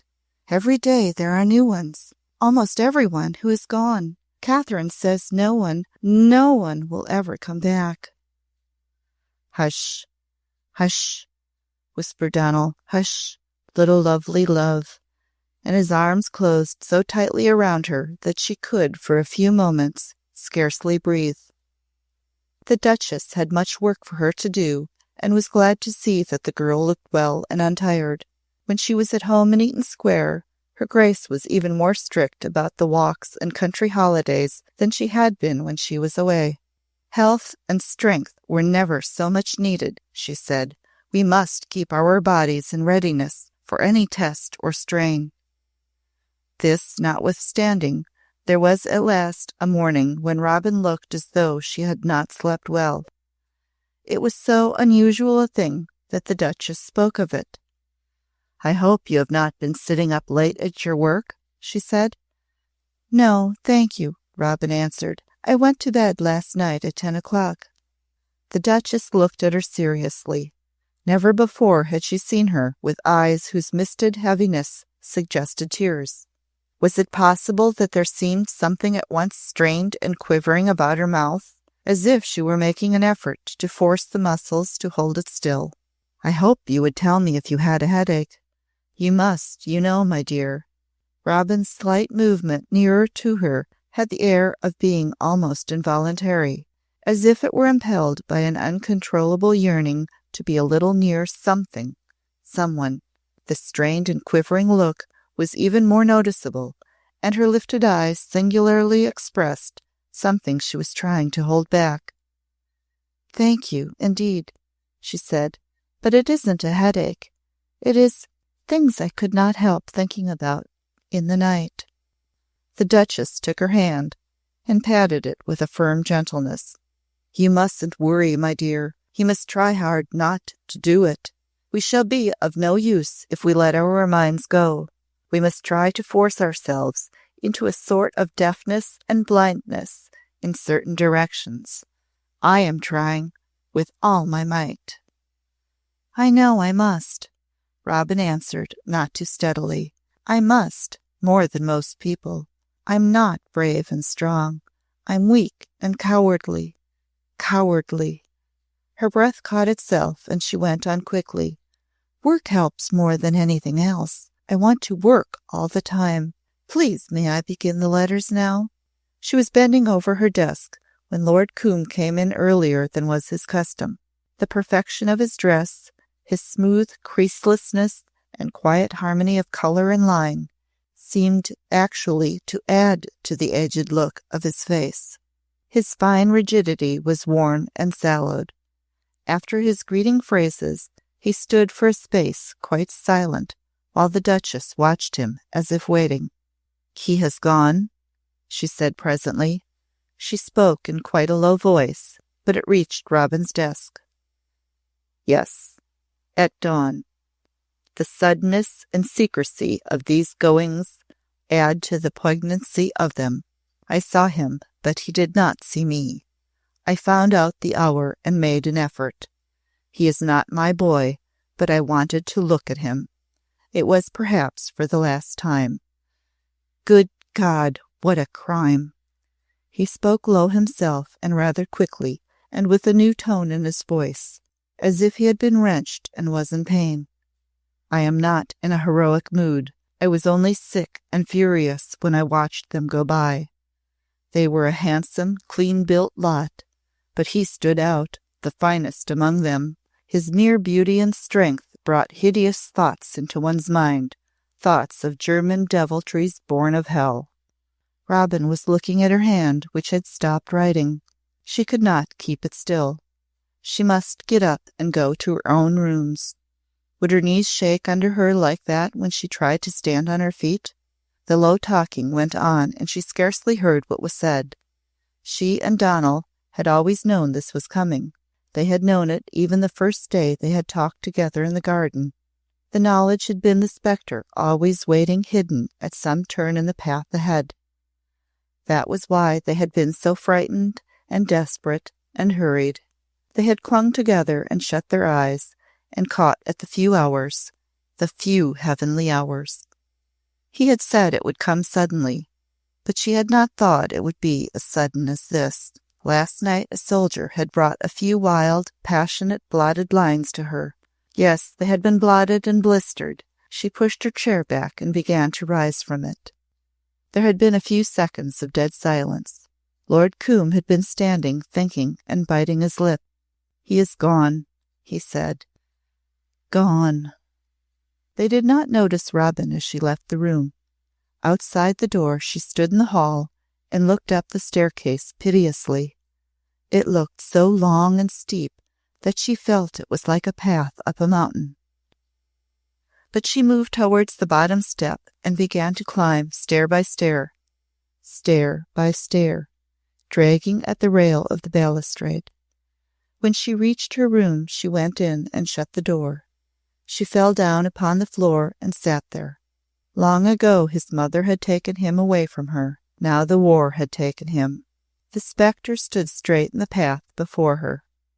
"It was such a short time," she said, shaking, "and he is gone.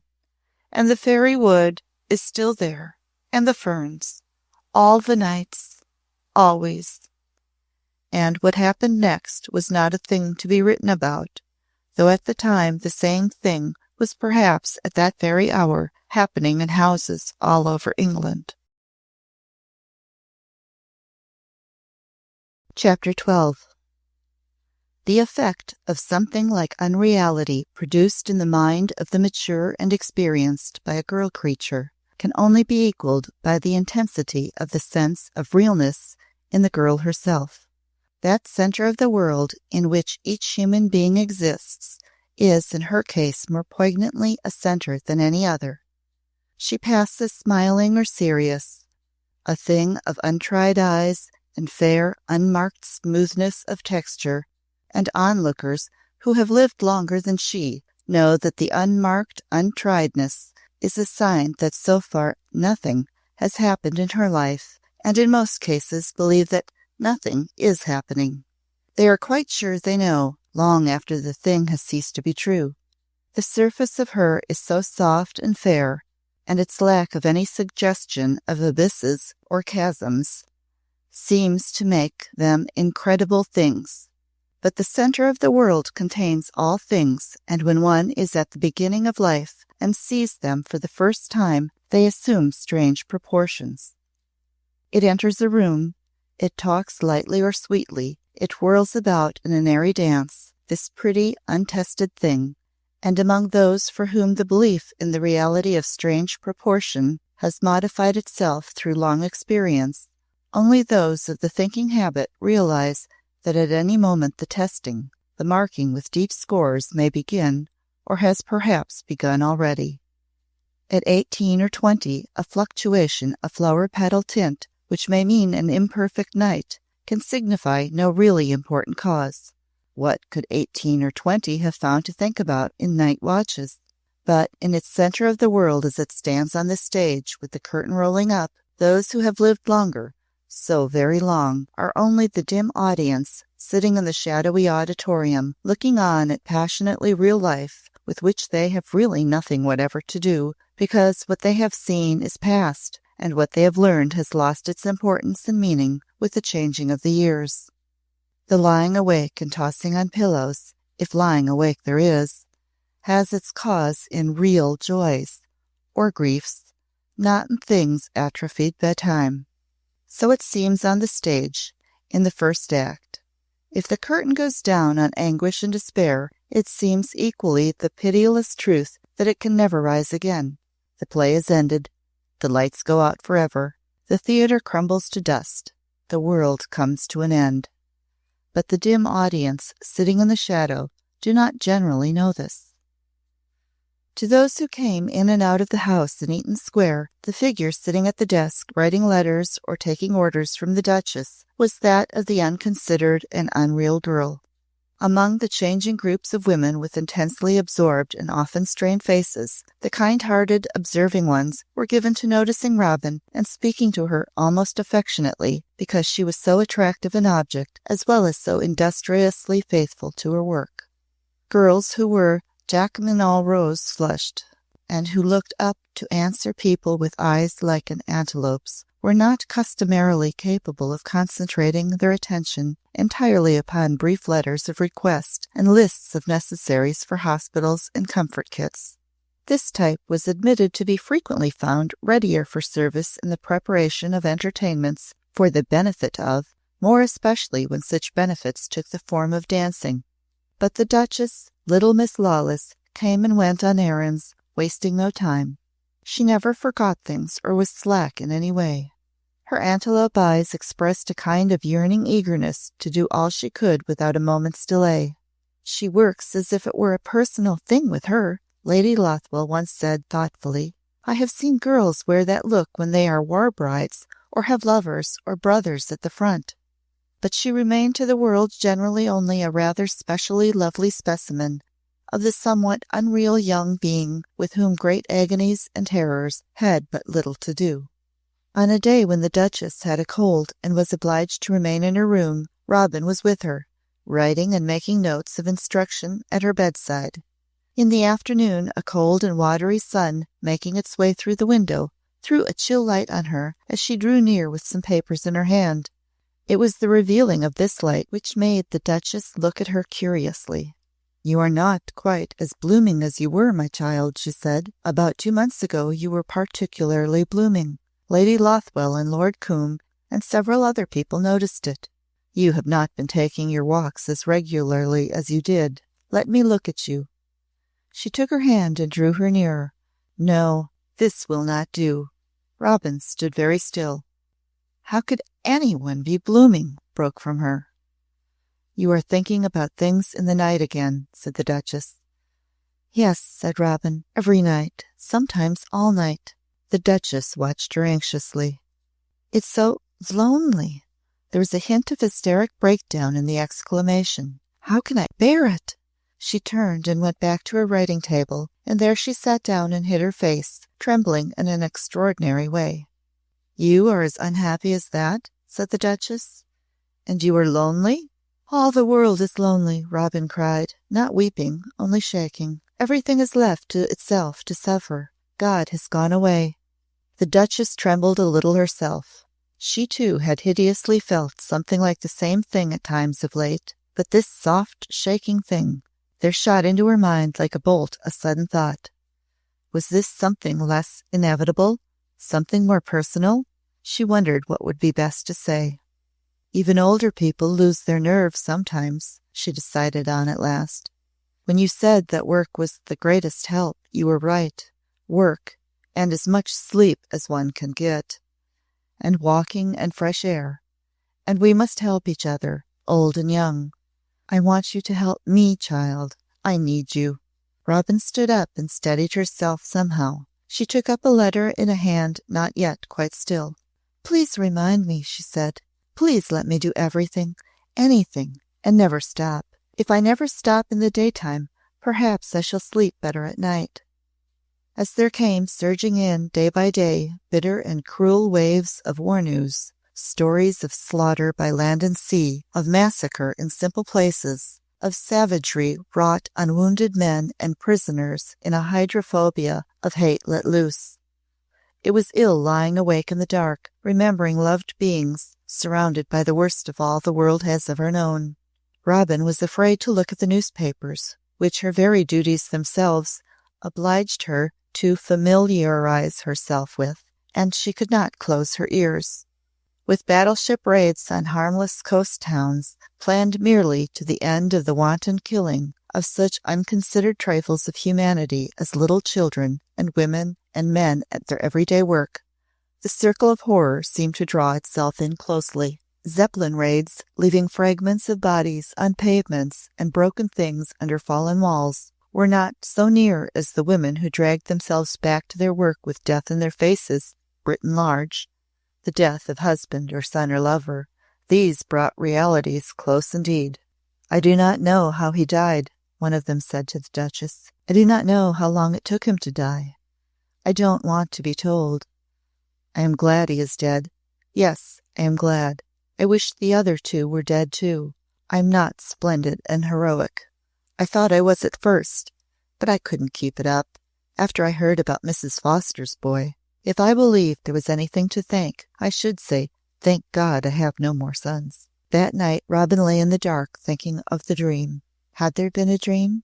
Or had it only been like the other things one dreamed about? Sometimes an eerie fearfulness beset her vaguely. If there were letters each day. But letters belonged to a time when rivers of blood did not run through the world. She sat up in bed and clasped her hands round her knees, gazing into the blackness which seemed to enclose and shut her in. It had been true. She could see the wood and the foxglove spires piercing the ferns. She could hear the ferns rustle and the little bird sounds and stirrings. And oh, she could hear Donal whispering, "Can you hear my heart beat?" He had said it over and over again. His heart seemed to be so big and to beat so strongly. She had thought it was because he was so big and marvelous himself. It had been rapture to lay her cheek and ear against his breast and listen. Everything had been so still. They had been so still themselves for pure joy in their close, close nearness. Yes, the dream had been true, but here she sat in the dark, and Donal. Where was Donal? Where millions of men were marching, only to kill each other, thinking of nothing but killing. Donald, too. He must kill. If he were a brave soldier, he must only think of killing, and not be afraid, because at any moment he might be killed too. She clutched her knees and shuddered, feeling her forehead grow damp. Donald killing a man, perhaps a boy like himself, a boy who might have a dream of his own. How would his blue eyes look while he was killing a man? Oh, no, no, no, no, not Donald. With her forehead still damp and her hands damp also, she found herself getting out of bed and walking up and down in the dark. She was wringing her hands and sobbing. She must not think of things like these. She must shut them out of her mind and think only of the dream. It had been true, it had. And then the strange thought came to her that out of all the world only he and she had known of their dreaming. And if he never came back, oh, please God, let him come back. No one need ever know. It was their own dream, and how could she bear to speak of it to anyone, and why should she? He had said he wanted to have this one thing of his very own before his life ended, if it was going to end. If it ended, it would be his sacred secret and hers forever. She might live to be an old woman with white hair, and no one would ever guess that since the morning stars sang together, they two had belonged to each other. Night after night she lay awake with thoughts like these. Through the waiting days she began to find an anguished comfort in the feeling that she was keeping their secret for him, and that no one need ever know. More than once she went on quietly with her writing when people stood near her and spoke of him and his regiment, which everyone was interested in because he was so handsome and so young and new to the leading of men. There were rumors that he must have been plunged into fierce fighting, though definite news did not come through without delay. Boys like that, she heard, they ought to be kept at home. All the greatest names will be extinct. And they are the splendid, silly ones who expose themselves most. Young Lord Elphinstowe, a week ago, the last of his line, scarcely a fragment of him to put together. There were women who had a hysterical desire to talk about such things and make gruesome pictures even of slightly founded stories. But when she heard them, she did not even lift her eyes from her work. One marked feature of their meetings, though they themselves had not marked it, had been that they had never talked of the future. It had been as though there were no future. To live perfectly through the few hours, even for the 1 hour or half-hour they could snatch, was all that they could plan and hope for. Could they meet tomorrow in this place or that? When they met, were they quite safe and blissfully alone? The spectre had always been waiting, and they had always been trying to forget it. Each meeting seemed so brief and crowded and breathlessly sweet. Only a boy and a girl could have so lost sight of all but their hour, and perhaps also only this boy and girl, because their hour had struck at a time when all futures seemed to hold only chances that at any moment might come to an end. Do you hear my heart beat? There is no time, no time. These two things had been the beginning, the middle, and the end. Sometimes Robin went and sat in the gardens, and one day in coming out she met her mother, whom she had not seen for months. Feather had been exultingly gay and fashionably patriotic, and she was walking round the corner to a meeting to be held at her club. The khaki coloring of her coat and brief skirt and cap added to their military air with pipings and cords and a small upright feather of scarlet. She wore a badge and a jewelled pin or so. She was about to pass Robin unrecognized, but took a second glance at her and stopped. "I didn't know you," she exclaimed. "What is the matter?" "Nothing, thank you," Robin answered, pausing. "Something is. You are losing your looks. Is your mistress working you to death?" "The Duchess is very kind indeed. She is most careful that I don't do too much. I like my work more every day." Feather took her in with a sharp scrutinizing. She seemed to look her over from her hat to her shoes before she broke into a queer little critical laugh. "Well, I can't congratulate her on the result. You are thin. You've lost your color, and your mouth is beginning to drag at the corners." And she nodded and marched away, the high heels of her beautiful small brown boots striking the pavement with a military click. As she had dressed in the morning, Robin had wondered if she was mistaken in thinking that the awful nights had made her look different. If there had been letters to read, even a few lines such as all our soldier may write, to read over and over again, to hide in her breast all day, to kiss and cry over and lay her cheek upon at night. Such a small letter would have been such a huge comfort, and would have made the dream seem less far away. But everybody waited for letters, and waited, and sometimes they went astray or were lost forever, and people were left waiting. Chapter 13.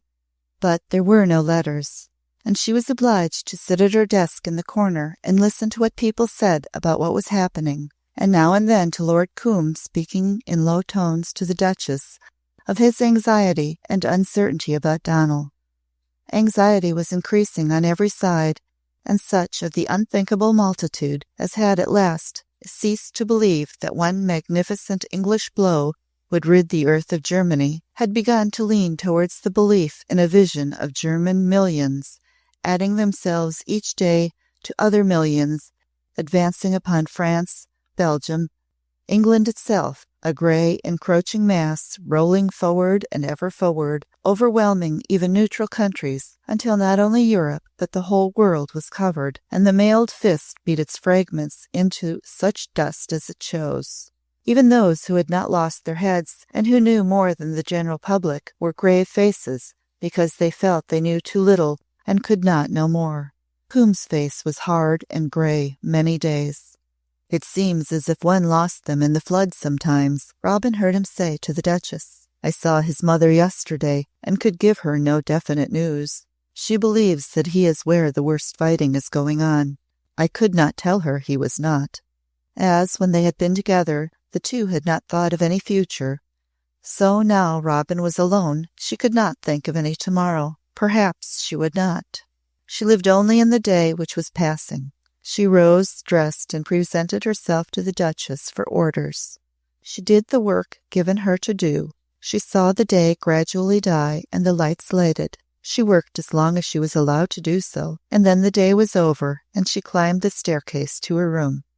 Sometimes she sat and wrote letters to Donal, long, yearning letters, but when they were written she tore them into pieces or burned them. If they were to keep their secret, she could not send such letters, because there were so many chances that they would be lost. Still, there was a hopeless comfort in writing them, in pouring out what she would not have written, even if she had been sure that it would reach him safely. No girl who loved a man who was at the front would let him know that it seemed as if her heart were slowly breaking. She must be brave, brave. But she was not brave, that she knew. The news from the front was worse every day. There were more women with awful faces. Some workers had dropped out and came no more. One of them, who had lost 3 sons in one battle, had died a few days after the news arrived, because the shock had been too great for her strength to endure. There were new phases of anguish on all sides. She did all she was called on to do with the secret passion of eagerness. Each smallest detail was the sacred thing. She begged the Duchess to allow her to visit and help the mothers of sons who were fighting, or wounded or missing. That made her feel nearer to things she wanted to feel near to. When they cried or told her stories, she could understand. When she worked, she might be doing things which might somehow reach Donal or boys like Donal. However long her life was, she knew one thing would never be blotted out by time. The day she went down to Mersham Wood to see Mrs. Bennet, whose 3 grandsons had been killed within a few days of each other. She had received the news in one telegram. There was no fairy wood any longer. There were only bare-branched trees standing holding out naked arms to the greyness of the world. They looked as if they were protesting against something. The grass and ferns were brown and sodden with late rains, and there were no hollyhocks and snapdragons in the cottage garden. Only on either side of the brick path dead brown stalks, some of them broken by the wind. Things had not been neatly cut down and burned and swept away. The grandsons had made the garden autumn tidy every year before this one. The old fairy woman sat on a clean print-covered armchair by a very small fire. She had a black print dress on, and a black shawl, and a black ribbon round her cap. Her Bible lay on a little table near her, but it was closed. "Don't get up, please, Mrs. Bennet," Robin said when she lifted the latch and entered. The old fairy woman looked at her in a dazed way. "I'm so eye-dimmed with crying I can hardly see," she said. Robin came to her and knelt down on the hearth. "I'm your lodger," she faltered, who used to love the fairy wood so." She had not known what she would say when she spoke first, but she had certainly not thought of saying anything like this, and she certainly had not known that she would suddenly find herself overwhelmed by a rising tidal wave of unbearable woe and drop her face onto the old woman's lap with wild sobbing. She had not come down from London to do this, but away from the world, in the clean, still little cottage room, which seemed to hold only grief and silence and death, the wave rose and broke and swept her with it. Mrs. Bennet only gave herself up to the small clutching hands and sat and shivered. "No one will come in, will they?" Robin was gasping. "There is no one to hear, is there?" "No one on earth," said the old fairy woman. "Quiet and loneliness are left if there's naught else." What she thought it would be hard to say. The blow which had come to her at the end of a long life had, as it were, felled her as a tree might have been felled in Meersham Wood, as the tree might have lain for a short time with its leaves still seeming alive on its branches, so she seemed living. But she had been severed from her root. She listened to the girl's sobbing and stroked her hair. "Don't be afraid. There's no one left to hear but the walls and the bare trees in the wood," she said. Robin sobbed on. "You've a kind heart, but you're not crying for me," she said next. "You've a black trouble of your own. There's few that hasn't these days, and it's worse for the young that's got to live through it and after it. When Marianne comes to see after me tomorrow morning, I may be lying dead, thank God, but you're a child." The small clutching hands clutched more piteously because it was so true, so true. Whatsoever befell, there were all the long, long years to come, with only the secret left, and the awful fear that sometime she might begin to be afraid that it was not a real thing, since no one had ever known or ever would know, and since she could never speak of it or hear it spoken of. "I'm so afraid," she shuddered at last in a small, low voice. "I'm so lonely." The old fairy woman's stroking hand stopped short. "Is there anything you'd like to tell me? Anything in the world?" she asked tremulously. "There's nothing I'd mind." Pretty head on her lap shook itself to and fro. "No, no, no, no," the small choked voice gave out. "Nothing, nothing, nothing. That's why it's so lonely."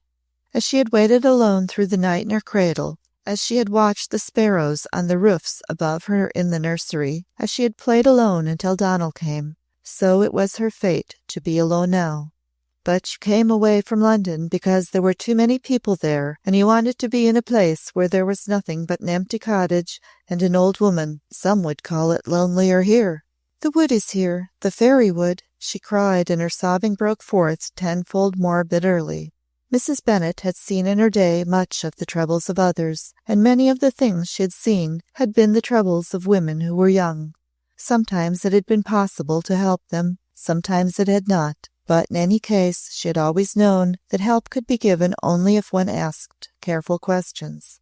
The old established rules with regard to one's behavior in connection with duchesses and their belongings had strangely faded away since the severing of her root, as all things on earth had faded and lost consequence.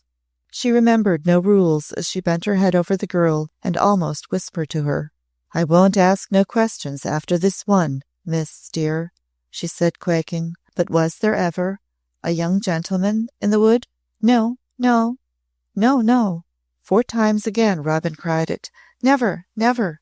And she lifted her face and let her see it white and streaming with eyes which desperately defied, and, as they defied, implored for love and aid and mercy. The old fairy woman's nutcracker mouth trembled. It mumbled pathetically before she was able to control it. She knew she had heard this kind of thing before, though in cases with which great ladies had nothing whatever to do. And, at the same time, there was something in this case that was somehow different. "I don't know what to say or do," she faltered helplessly. "With the world like this, we've got to try to comfort each other, and we don't know how." "Let me come into your arms," said Robin like a child. "Hold me and let me hold you." She crept near and, folding soft arms about the old figure, laid her cheek against the black shawl. "Let us cry. There's nothing for either of us to do but cry until our hearts break in two. We are all alone, and no one can hear us." "There's naught but the wood outside," moaned the old fairy woman. The voice against the shawl was a moan also. "Perhaps the wood hears us. Perhaps it hears. Oh me, oh me." When she reached London, she saw that there were excited groups of people talking together in the streets. Among them there were women who were crying, or protesting angrily, or comforting others. But she had seen the same thing before, and would not let herself look at people or hear anything she could shut her ears against. Some new thing had happened. Perhaps the Germans had taken some important town and wreaked their vengeance on the inhabitants. Perhaps some new alarming move had been made, and disaster stared the Allies in the face. She staggered through the crowds in the station, and did not really know how she reached Eaton Square. Half an hour later she was sitting at her desk, quiet and neat in her house dress. She had told the Duchess all she could tell her of her visit to old Mrs. Bennet. "We both cried a good deal," she explained when she saw her employer look at her strained eyes. "She keeps remembering what they were like when they were babies, how rosy and fat they were, and how they learned to walk and tumbled about on her little kitchen floor. And then how big they grew, and how fine they looked in their khaki. She says the worst thing is wondering how they look now. I told her she mustn't wonder. She mustn't think at all. She's quite well taken care of. A girl called Marianne comes in 3 times a day to wait on her, and her daughter comes when she can, but her trouble has made her almost wander in her mind. It's because they are all gone. When she comes in, she forgets everything, and sits and says over and over again, 'If it had only been my Tom, or only Tom and Will, or if it had been Jem, or only Jem and Tom. But it's Will and Jem and Tom,' over and over again. I am not at all sure I know how to comfort people." But she was glad I came. When Lord Combe came in to make his daily visit, he looked rigid indeed, as if he were stiff and cold, though it was not a cold night. He sat down by the Duchess and took a telegram from his pocket. Glancing up at him, Robin was struck by a whiteness about his mouth. He did not speak at once. It was as though even his lips were stiff. "It has come," he said at last. "Killed. A shell." The Duchess repeated his words after him. Her lips seemed stiff also. "Killed. A shell." He handed the telegram to her. It was the customary officially sympathetic announcement. She read it more than once. Her hands began to tremble. But Combe sat with face hidden. He was bowed like an old man. "A shell," he said slowly, as if thinking the awful thing out. "That I heard unofficially." Then he added a strange thing, dragging the words out. "How could that be blown to atoms?" The Duchess scarcely breathed her answer, which was as strange as his questioning. Oh, how could it? She put out her shaking hand and touched his sleeve, watching his face as if something in it awed her. "You loved him." She whispered it, but Robin heard. "I did not know I had loved anything, but I suppose that has been it. His physical perfection attracted me at first. His extraordinary contrast to Henry. It was mere pride in him as an heir and successor. Afterwards, it was a beautiful look his young blue eyes had. Beautiful seems an unmasculine word for such a masculine lad, but no other word expresses it. It was a sort of valiant brightness and joy in living and being friends with the world. I saw it every time he came to talk to me. I wished he were my son. I even tried to think of him as my son." He uttered a curious low sound like a sudden groan. "My son has been killed." When he was about to leave the house and stood in the candle-lighted hall, he was thinking of many dark things which passed unformedly through his mind and made him move slowly. He was slow in his movements as the elderly maidservant assisted him to put on his overcoat, and he was as slowly drawing on his gloves when his eyes, slow also, travelled up the staircase and stopped at the first landing, where he seemed to see an indefinite heap of something lying. "Am I mistaken, or is something lying on the landing?" he said to the woman. The fact that he was impelled to make the inquiry seemed to him part of his abnormal state of mind. What affair of his, after all, were curiously dropped bundles upon his hostess's staircase? But, "Please go and look at it," he added, and the woman gave him a troubled look and went up the stairs. He himself was only a moment behind her. He actually found himself following her, as if he were guessing something. When the maid cried out, he vaguely knew what he had been guessing. "Oh," the woman gasped, bending down, "it's poor little Miss Lawless. Oh, my Lord!" Wildly, after a nearer glance, "she looks as if she was dead." Chapter 14. No one will ever know. Robin, waking from long unconsciousness, found her mind saying this before consciousness, which was clear, had actually brought her back to the world. No one will ever know, ever. She seemed to have been away somewhere in the dark for a very long time. She was too tired to try to remember what had happened before she began to climb the staircase, which grew steeper and longer as she dragged herself from step to step. But in the back of her mind there was one particular fact she knew without trying to remember how she learned it. A shell had fallen somewhere, and when it had burst, Donal was blown to atoms. How big were atoms? How small were they? Several times, when she reached this point, she descended into the abyss of blackness and fainted again, though people were doing things to her and trying to keep her awake in ways which troubled her greatly. Why should they disturb her so when sinking into blackness was better? No one will ever know now. She was lying in her bed in her own room. Someone had undressed her. It was a nice room, and very quiet, and there was only a dim light burning. It was a long time before she came back, after one of these descents into the black abyss, and became slowly aware that something was near her bed. She did not actually see it, because at first she could not have lifted or turned her eyes. She could only lie still. But she knew that it was near her, and she wished it were not. At last, by degrees, it ceased to be a mere thing and evolved into a person. It was a man who was holding her wrist and watching her quietly and steadily, as if he had been doing it for some time. No one else was in the room. The people who had been disturbing her by doing things had gone away. "Now," she whispered, dragging out word after word, "no one will ever, ever know."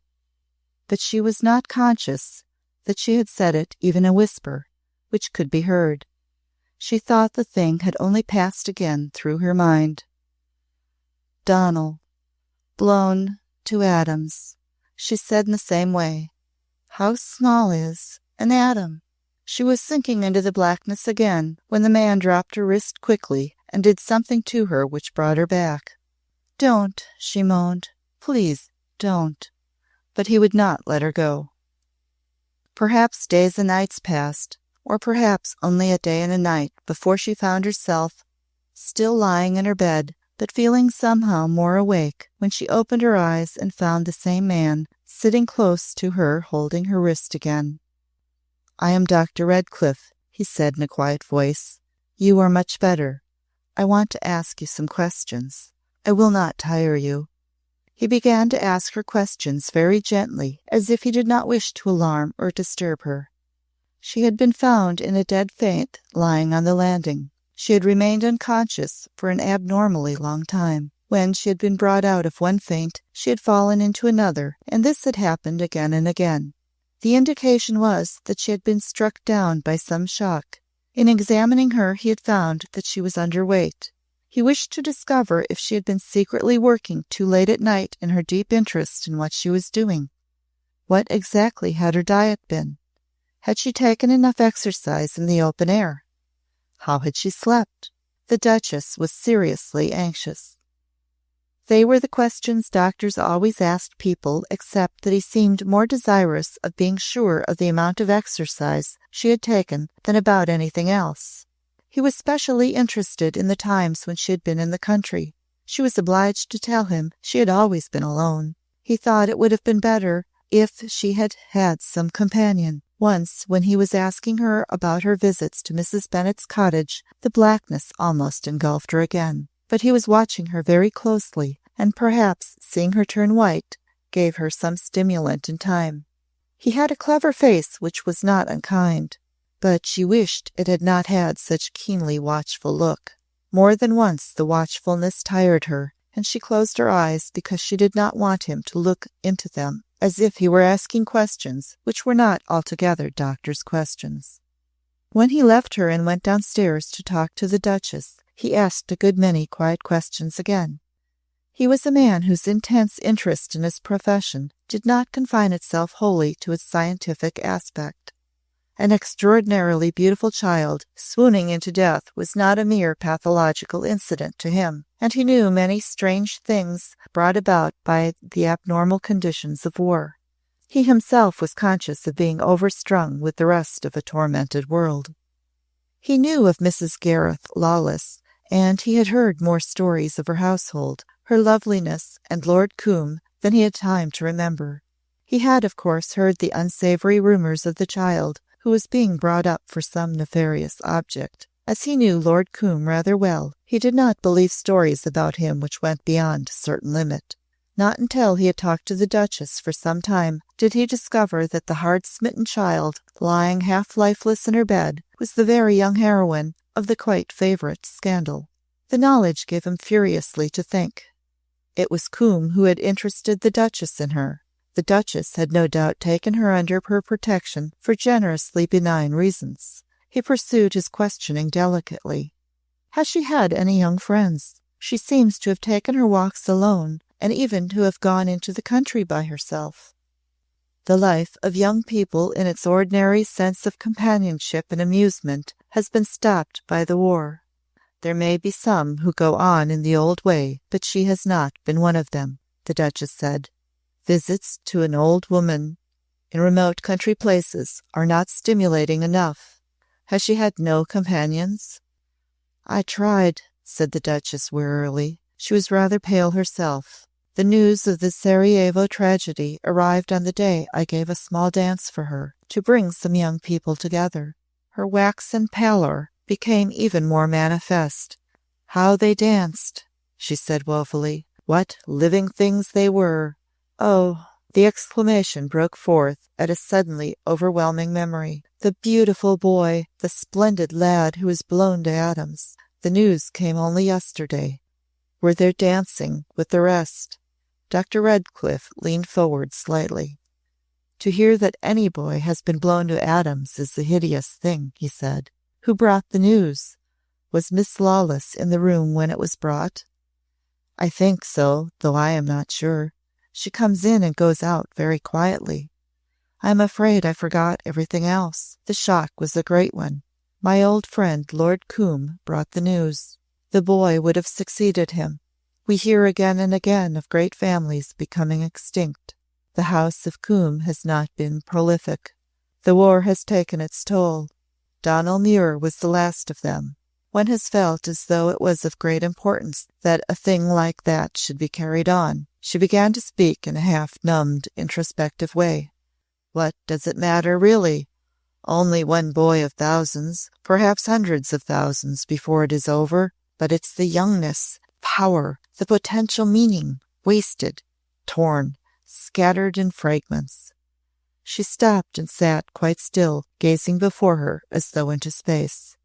She is very young. She has been absorbed in war work and living in a highly charged atmosphere for some time, Dr. Redcliffe said presently. If she knew the poor lad. She did not really know him well, though they had met as children. They danced together that night and sat and talked in the conservatory, but she never saw him again, the Duchess explained.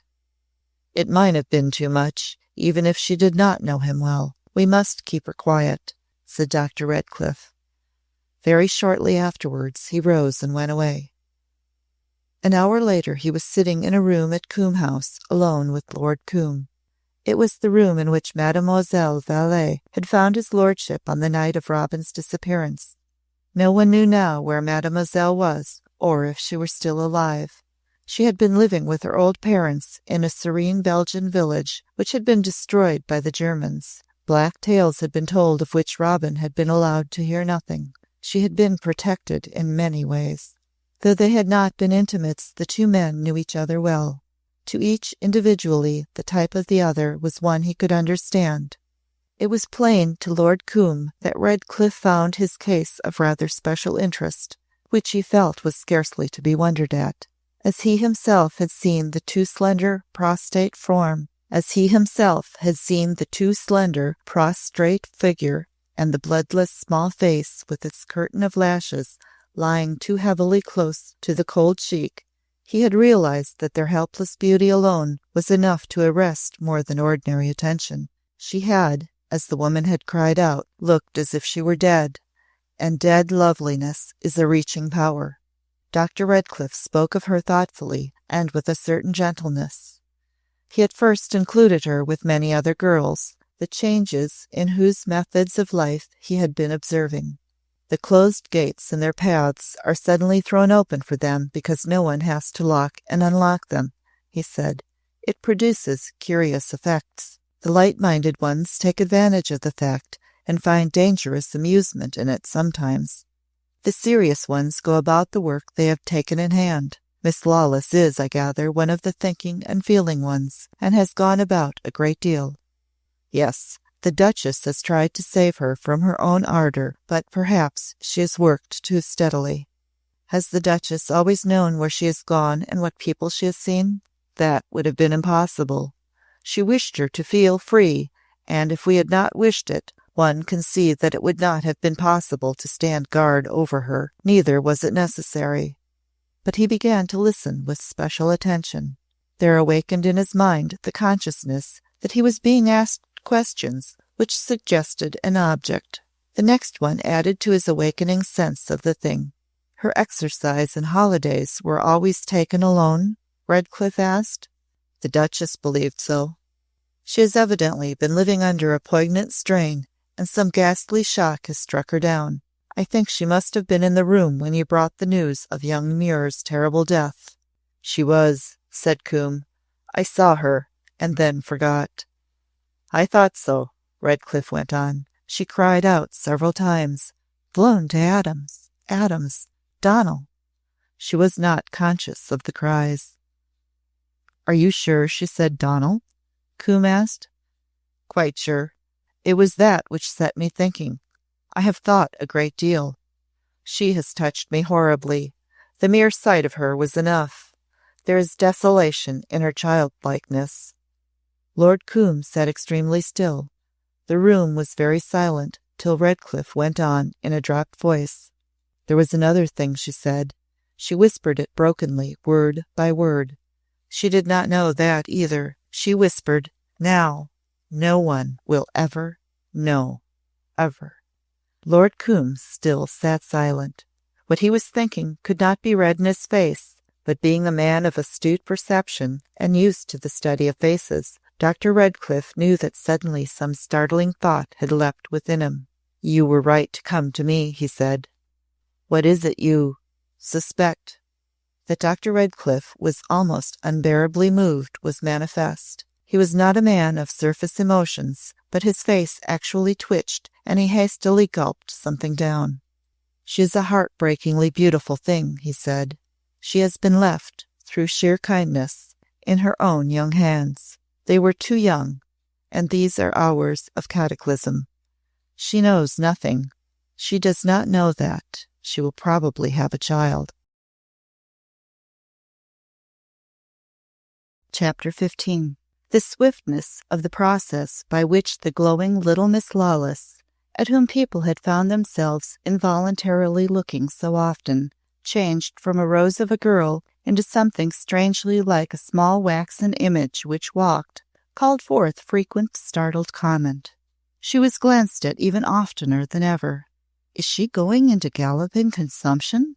Her little chin has grown quite pointed, and her eyes are actually frightening, was an early observation. But girls who are going into galloping consumption cough and look hectic, and are weaker day by day, and she had no cough, nor was she hectic, and, though it was known that Dr. Redcliffe saw her frequently, she insisted that she was not ill, and begged the Duchess to let her go on with her work. But the done-for woe in her face is inexplicable, In a girl who has had no love affairs, and has not even known anyone who could have flirted with her and ridden away. The little thing's done for. It cries out loud. I can't bear to look at her, one woman protested. I shall send her away if she does not improve, the Duchess said. She shall go to some remote place in the Highlands, and she shall not be allowed to remember that there is a war in the world. If I can manage to send her old nurse Dowie with her, she will stand guard over her like an old shepherd. She had also been struck by the look which had been spoken as done for. Girls did not look like that for any common reason. She asked herself questions, and with great care sat on foot a gradual and delicate cross-examination of Robin herself. But she discovered no reason, common or uncommon, for the things she recognized each time she looked at her. It was inevitable that she should talk to Lord Combe, but she met in him a sort of barrier. She could not avoid seeing that he was preoccupied. She remotely felt that he was turning over in his mind something which precluded the possibility of his giving attention to other questions. I almost feel as if your interest in her had lapsed, she said at last. No, it has taken an entirely new form, was his answer. It was when his glance encountered hers after he had said this that each regarded the other with a slow, growing anxiousness. Something came to life in each pair of eyes, and it was something disturbed and reluctant. The Duchess spoke first. She has had no companions, she said painfully. The war put an end to what I thought I might do for her. There has been nobody. At present, it is a curious fact that in one sense we know very little of each other's lives, he answered. The old leisurely habit of observing details no longer exists. As Redcliffe said in speaking of her, and girls generally, all the gates are thrown wide open. The Duchess was very silent for a space before she made her reply. Yes. You do not know her mother? No. 2 weeks ago she gave me something to reflect on. Her feeling for her daughter is that of a pretty cat-like woman for something enragingly younger than herself. She always resented her. She was infuriated by your interest in her. She said to me one afternoon, I hope the Duchess is still pleased with her companion. I saw her today in Bond Street, and she looked like a housemaid I once had to dismiss rather suddenly. I am glad she is in her Grace's house and not mine. After a few seconds, I am glad she is in my house and not hers, the Duchess said. After I had spoken to her at some length, and she had quite lost her temper, she added, You evidently don't know that she has been meeting Donal Muir. He told me so himself at the Irwins.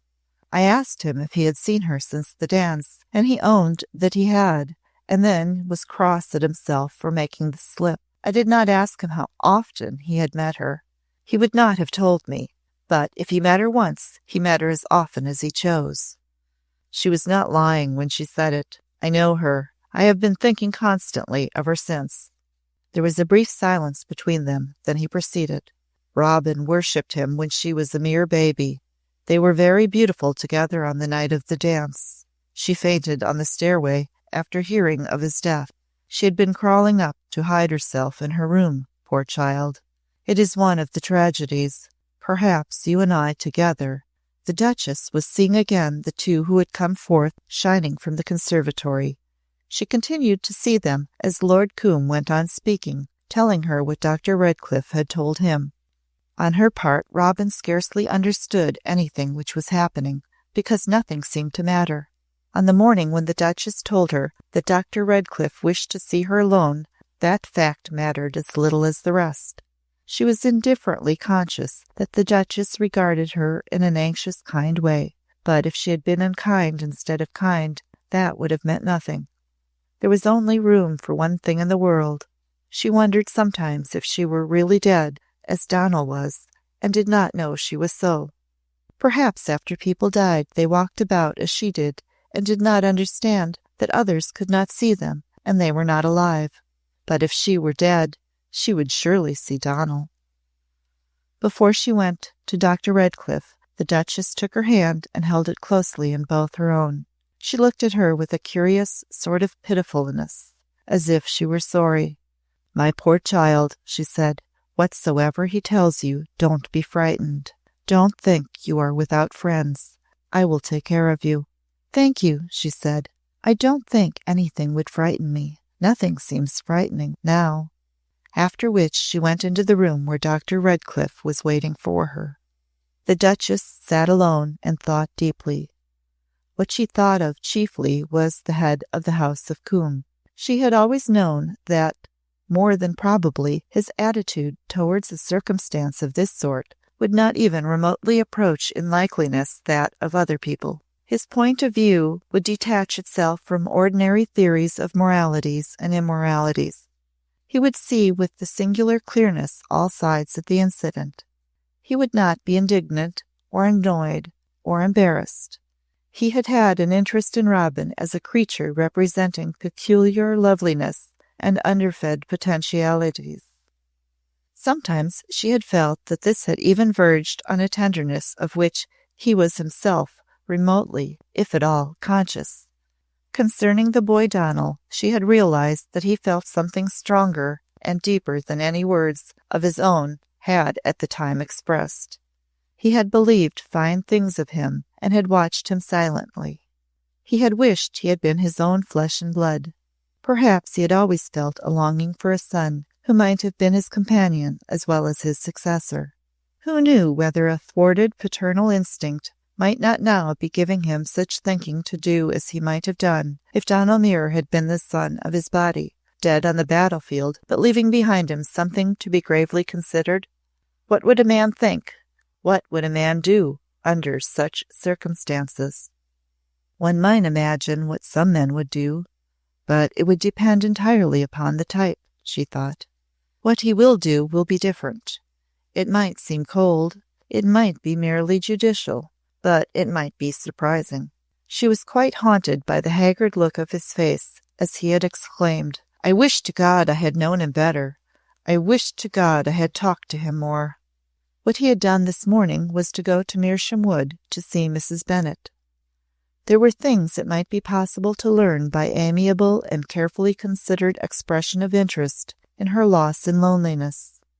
Concerning such things as she did not already know, she would learn nothing from his conversation, but concerning such things as she had become aware of, he would learn everything without alarming her. If those unhappy children met at her cottage and wandered about in Meersham Wood together, the tragedy is understandable. The Duchess' thinking ended pityingly, because just at this time it was that Robin opened the door and stood looking at her. It seemed as though Dr. Redcliffe must have talked to her for a long time, but she had on her small hat and coat, and what the Duchess seemed chiefly to see was the wide darkness of her eyes, set in a face suddenly pinched, small and snow-white. She looked like a starved baby. "Please," she said with her hands clasped against her chest, "please, may I go to Meersham Wood?" To Meersham Wood!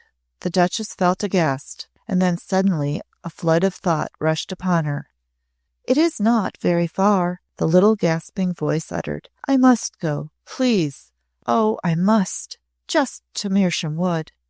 Something almost uncontrollable rose in the Duchess' throat. "Child," she said, "come here." Robin went to her. Oh, poor little soul, in utter obedience.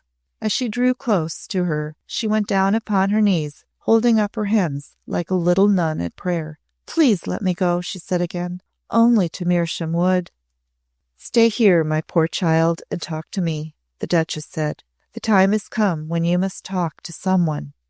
"When I come back, I will try. I want to ask—" "The wood," said Robin, caught at a fold of the Duchess' dress, and went on rapidly. "It is not far. Dr. Redcliffe said I might go. Mrs. Bennet is there. She loves me." "Are you going to talk to Mrs. Bennet?" No, not to anyone in the world. Hapless young creatures in her plight must always be touching, but her touchingness was indescribable, almost unendurable to the ripe aged woman of the world who watched and heard her. It was as if she knew nothing of the meaning of things, as if some little spirit had been torn from heaven and flung down upon the dark earth. One felt that one must weep aloud over the exquisite, incomprehensible remoteness of her, and it was so awfully plain that there was some tragic connection with the wood, and that her whole soul cried out to it. And she would not speak to anyone in the world. Such things had been known. Was the child's brain wavering? Why not? All the world was mad, was the older woman's thought, and she herself, after all the years, had for this moment no sense of balance, and felt as if all old reasons for things had been swept away. "If you will come back," she said, "I will let you go." After the poor child had gone, there formulated itself in her mind the thought that if Lord Combe and Mrs. Bennet met her together, some clarity might be reached. But then again she said to herself, "Oh, why, after all, should she be asked questions? What can it matter to the rest of the woeful world if she hides it forever in her heart?" And she sat with drooped head, knowing that she was tired of living, because some things were so helpless. Chapter 16. The wood was gradually growing darker. It had been almost brilliant during a part of the afternoon because the bareness of the branches let in the wintry sun. There were no leaves to keep it out, and there had been a rare, chill blue sky. All seemed cold blue sky where it was not brown or sodden yellow fern and moss. The trunks of the trees looked stark, and the tall, slender white stems of the birches stood out here and there among the darker growth like ghosts who were sentinels. It was always a silent place, and now its stillness seemed even added to by the one sound which broke it, the sound of sobbing, sobbing, sobbing. It had been going on for some time. There had stolen through the narrow-trodden pathway a dark, slight figure, and this had dropped upon the ground under a large tree which was one of a group whose branches had made a few months ago a canopy of green where birds had built nests, and where one nightingale had sung night after night to the moon. Later, Robin had said to herself, she would go to the cottage, and she would sit upon the hearth and lay her head on Mrs. Bennet's knee, and they would cling together and sob and talk of the battlefields and the boys lying dead there. But she had no thought of saying any other thing to her, because there was nothing left to say. She had said nothing to Dr. Redcliffe. She had only sat listening to him and feeling her eyes widening as she tried to follow and understand what he was saying in such a grave, low-toned, cautious way, as if he himself were almost afraid as he went on.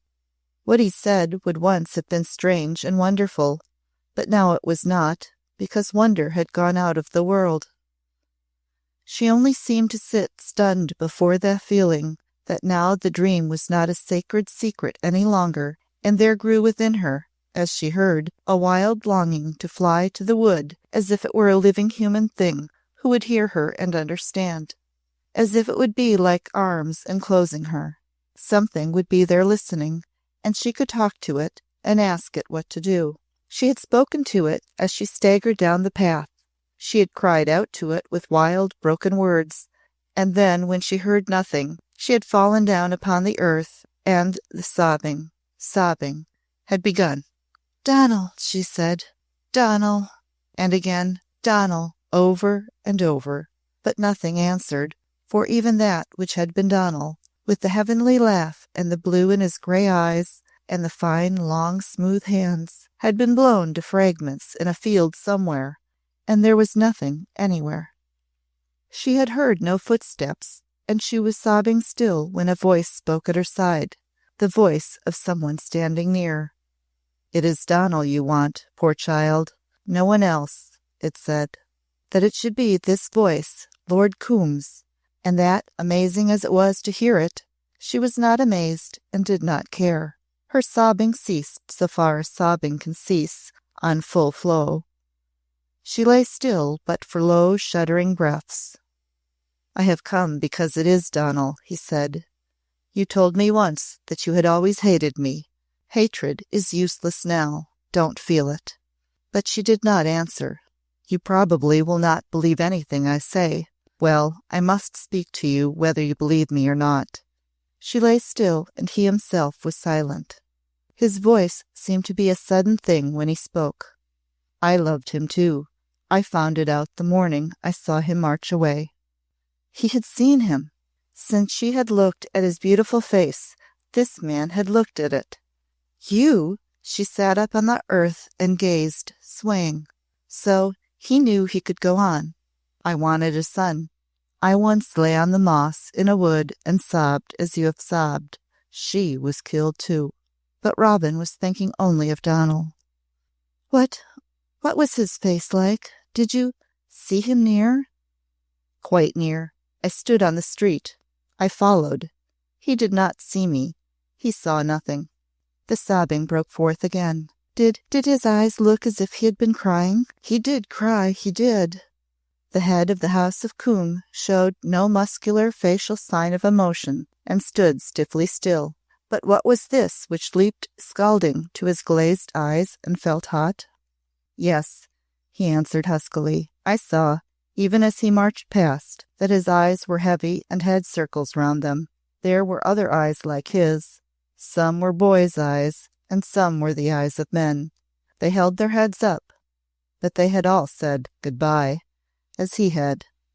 The wood echoed to a sound which was a heart-wrung wail, and she dropped forward on the moss again and lay there. He said, "Oh, let us cry, together, together, oh, little lovely love." She, who would have borne torment rather than betray the secret of the dream, now that it could no longer be a secret, lay reft of all but memories and the wild longing to hold to her breast some shred which was her own. He let her wail, but when her wailing ceased helplessly, he bent over her. "Listen to me," he said. "If Donal were here, he would tell you to listen. You are a child. You are too young to know what has come upon you both." She did not speak. "You were both too young, and you were driven by fate. If he had been more than a boy, and if he had not been in a frenzy, he would have remembered. He would have thought. Yes, yes, she knew how young. But oh, what mattered youth, or thought, or remembering? Her small hand beat in soft impatience on the ground. He was, strangely, on one knee beside her, his head bent close, and in his voice there was a new strong insistence, as if he would not let her alone. Oh, Donal, Donal. He would have remembered that he might leave a child. His voice was almost hard. She did not know that in his mind was a memory which now in secret broke him, a memory of a belief which was a thing he had held as a gift, a certain faith in a clear young highness and strength of body and soul in this one scion of his house, which even in youth's madness would have remembered. If the lad had been his own son, he might have felt something of the same pang. His words brought back what she had heard Radcliffe say to her earlier in the day, the thing which had only struck her again to the earth. "It will have no father," she shuddered. "There is not even a grave." He put his hand on her shoulder. He even tried to force her to lift her head. "It must have a father," he said harshly. "Look at me. It must." Stupefied and lost to all things as she was, she heard something in his harshness she could not understand and was startled by. Her small, starved face stared at him piteously. There was no one but herself left in the world. "There is no time," he broke forth. "He said so too," she cried out. "There was no time." But he should have remembered. The harsh voice revealed more than he knew. He could have given his child all that life holds that men call happiness. How could even a lad forget? He loved you. You loved him. If he had married you— He stopped in the midst of the words. The little starved face stared at him with a kind of awfulness of woe. She spoke as if she scarcely knew the words she uttered, and not, he saw, in the least as if she were defending herself, or as if she cared whether he believed her or not, or as if it mattered. "Did you think we were not married?" The words dragged out. Something turned over in his side. He had heard it said that hearts did such things. It turned because she did not care. She knew what love and death were, what they were, not merely what they were called. And life and shame and loss meant nothing. "Do you know what you are saying?" He heard the harshness of his voice break. "For God's sake, child, let me hear the truth." She did not even care then, and only put her childish elbows on her knees and her face in her hands and wept and wept. "There was no time," she said. "Every day he said it. He knew. He knew. Before he was killed, he wanted something that was his own. It was our secret. I wanted to keep it a secret till I died." "Where," he spoke low and tensely, "were you married?" "I do not know. It was a little house in a poor, crowded street. Donald took me. Suddenly we were frightened because we thought he was to go away in 3 days. A young chaplain who was going away too was his friend. He had just been married himself. He did it because he was sorry for us. There was no time. His wife lent me a ring. They were young too, and they were sorry." "What was the man's name?" "I can't remember. I was trembling all the time. I knew nothing. That was like a dream too. It was all a dream." "You do not remember?" he persisted. "You were married, and have no proof." "We came away so quickly. Donald held me in his arm in the cab because I trembled. Donald knew everything. He was a man who had lived through tragedy, but that had been long ago. Since then he had only known the things of the world. He had seen struggles and tricks and paltry craftiness. He had known of women caught in traps of folly and passion and weakness, and had learned how terror taught them to lie and shift and even show abnormal cleverness. Above all, he knew exactly what the world would say if a poor wretch of a girl told a story like this of a youngster like Donald, when he was no longer on earth to refute it. And yet if these wild things were true, here in a wintry wood she sat, a desolate and undefended thing, with but one thought, and in that which was most remote in him, being he was conscious that he was for the moment relieved, because even worldly wisdom was not strong enough to overcome his desire to believe in a certain thing, which was, that the boy would have played fair even when his brain whirled and all his fierce youth beset him. As he regarded her, he saw that it would be difficult to reach her mind, which was so torn and stunned, but by some method he must reach it. "You must answer all the questions I ask," he said. "It is for Donald's sake."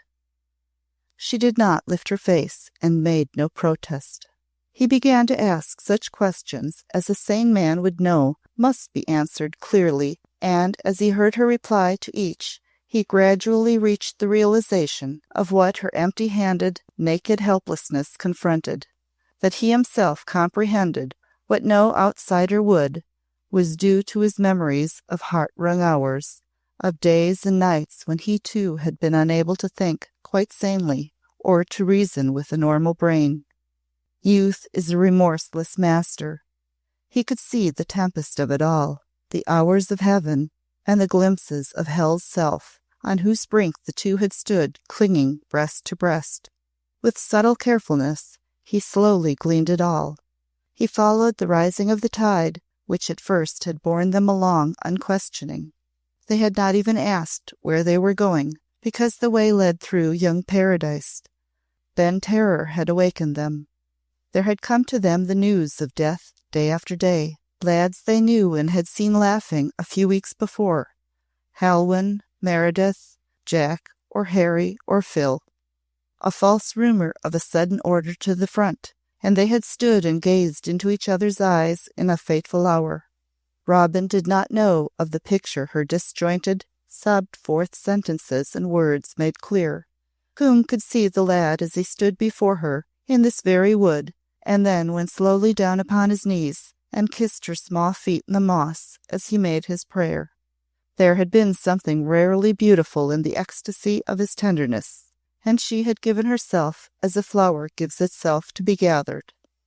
She seemed to have seen nothing, noted nothing, on the morning of the mad marriage, but Donald, who held her trembling in his arms as they drove through the crowded streets in the shabby neighborhood she had never seen before, to the house crowded between others all like itself.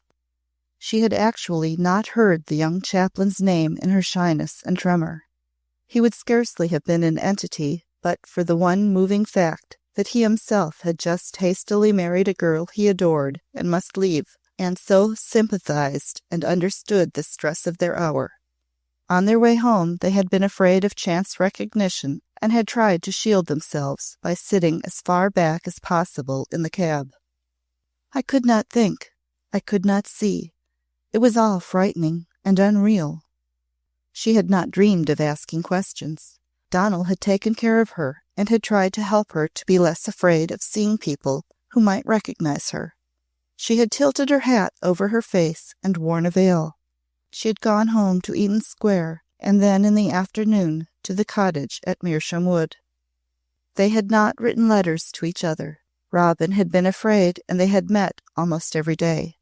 Once Lord Combe thought himself on the track of some clue when she touched vaguely on some paper Donald had meant to send her and had perhaps forgotten in the haste and pressure of the last few hours because his orders had been so sudden. But there was no trace. There had been something he wished her to have.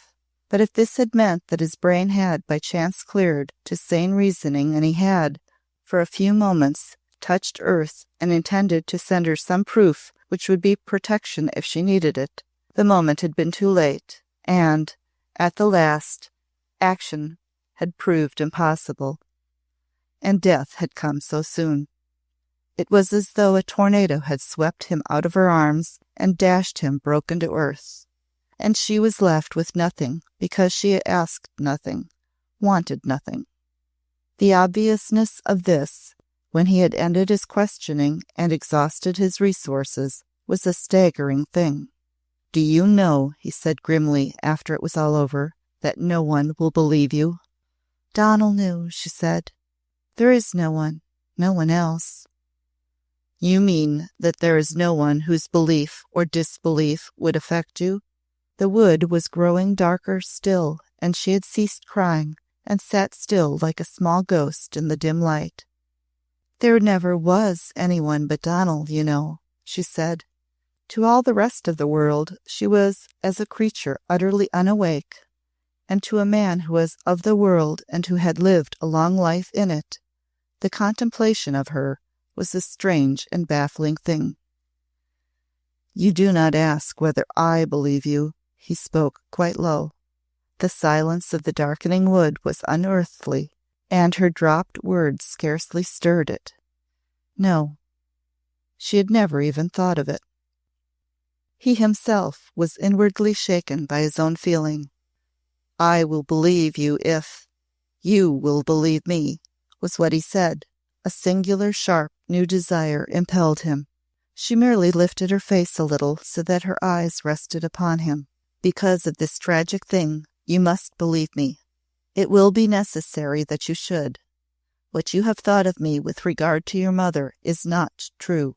You believed it because the world did. Denial on my part would merely have called forth laughter. Why not? When a man who has money and power takes charge of a pretty, penniless woman and pays her bills, the pose of Joseph or Galahad is not a good one for him. My statement would no more have been believed than yours will be believed if you can produce no proof. What you say is what any girl might say in your dilemma.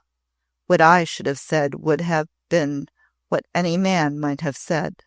But I believe you. Do you believe me?" She did not understand why suddenly, though languidly, she knew that he was telling her a thing which was true. It was no longer of consequence, but she knew it. And if it was true, all she had hated him for so long had been founded on nothing. He had not been bad. He had only looked bad, and that he could not help. But what did it matter, either? She could not feel even sorry. "I will try," she answered. It was no use as yet, he saw. What he was trying to deal with was in a new dimension. He held out his hands and helped her to her feet. "The wood is growing very dark," he said. "We must go. I will take you to Mrs. Bennet's, and you can spend the night with her." The wood was growing dark indeed. He was obliged to guide her through the closeness of the undergrowth.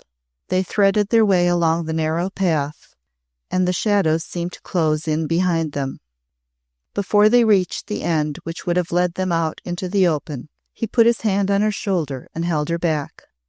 In this wood, even now, there is something which must be saved from suffering. It is helpless. It is blameless. It is not you. It is not Donal. God help it. He spoke steadily but strangely, and his voice was so low that it was almost a whisper, though it was not one. For the first time she felt something stir in her stunned mind, as if thought were awakening, fear, a vague quaking. Her wan small face began to wonder, and in the dark roundness of her eyes a question was to be seen like a drowned thing slowly rising from the deeps of a pool. But she asked no question. She only waited a few moments, and let him look at her until she said at last, in a voice as near a whisper as his own, "I will believe you." Chapter 17. He was alone with the Duchess. The doors were closed, and the world shut out by her own order. She leaned against the high back of her chair, watching him intently as she listened. He walked slowly up and down the room with long paces. He had been doing it for some time, and he had told her from beginning to end the singular story of what had happened when he found Robin lying face downward on the moss in Mersham Wood. This is what he was saying in a low, steady voice. She had not once thought of what most women would have thought of before anything else. If I were speaking to another person than yourself, I should say that she was too ignorant of the world. To you, I will say that she is not merely a girl. She is the unearthly, luckless embodiment of the pure spirit of love. She knew only worship and the rapt giving of gifts. Her unearthliness made him forget earth himself. Folly and madness, of course. Incredible madness, it would seem to most people. A decently intelligent lad losing his head wholly and not regaining his senses until it was too late to act sanely. But perhaps not quite incredible to you and me. There must have been many days which seemed to him, and lads like him, like the last hours of a condemned man. In the midst of love and terror and the agony of farewells, what time was there for sanity? "You believe her?" the Duchess said. "Yes, impersonally, in spite of the world, the flesh, and the devil. I also know that no one else will. To most people, her story will seem a thing trumped up out of a fourth-rate novel. The law will not listen to it. You will when you see her unawakened face." "I have seen it," was the Duchess' interpolation. "I saw it when she went upon her knees and prayed that I would let her go to Mersham Wood.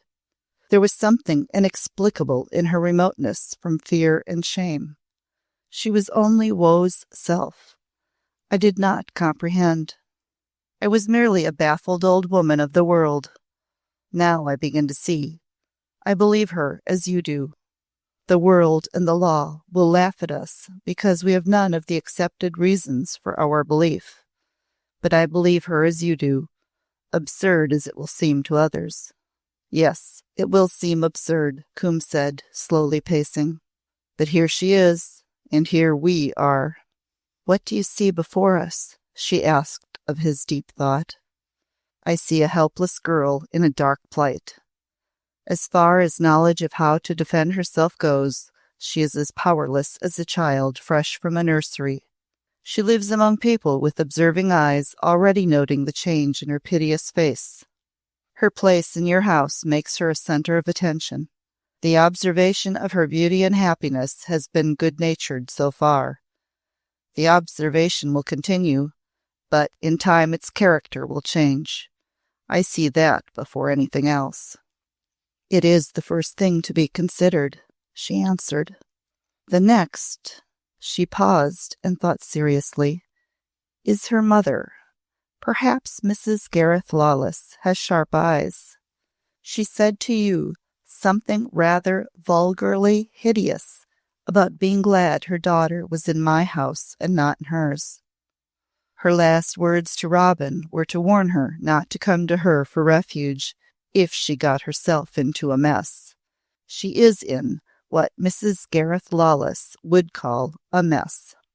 It is what a good many people would call it, the Duchess said, and she does not even know that her tragedy would express itself in a mere vulgar colloquialism with a modern snigger in it. Presently, poor child, when she awakens a little more, she will begin to go about looking like a little saint. Do you see that, as I do? She thought he did, and that he was moved by it, though he did not say so. I am thinking first of her mother. Mrs. Gareth Lawless must see and hear nothing. She is not a criminal or malignant creature, but her light malice is capable of playing flimsily with any atrocity. She has not brain enough to know that she can be atrocious. Robin can be protected only if she is shut out of the whole affair. She was simply speaking the truth when she warned the girl not to come to her in case of need. For a little longer I can keep her here, the Duchess said. As she looks ill, it will not be unnatural that the doctor should advise me to send her away from London. It is not possible to remember anything long in the new life we live now. She will be forgotten in a week. That part of it will be simple.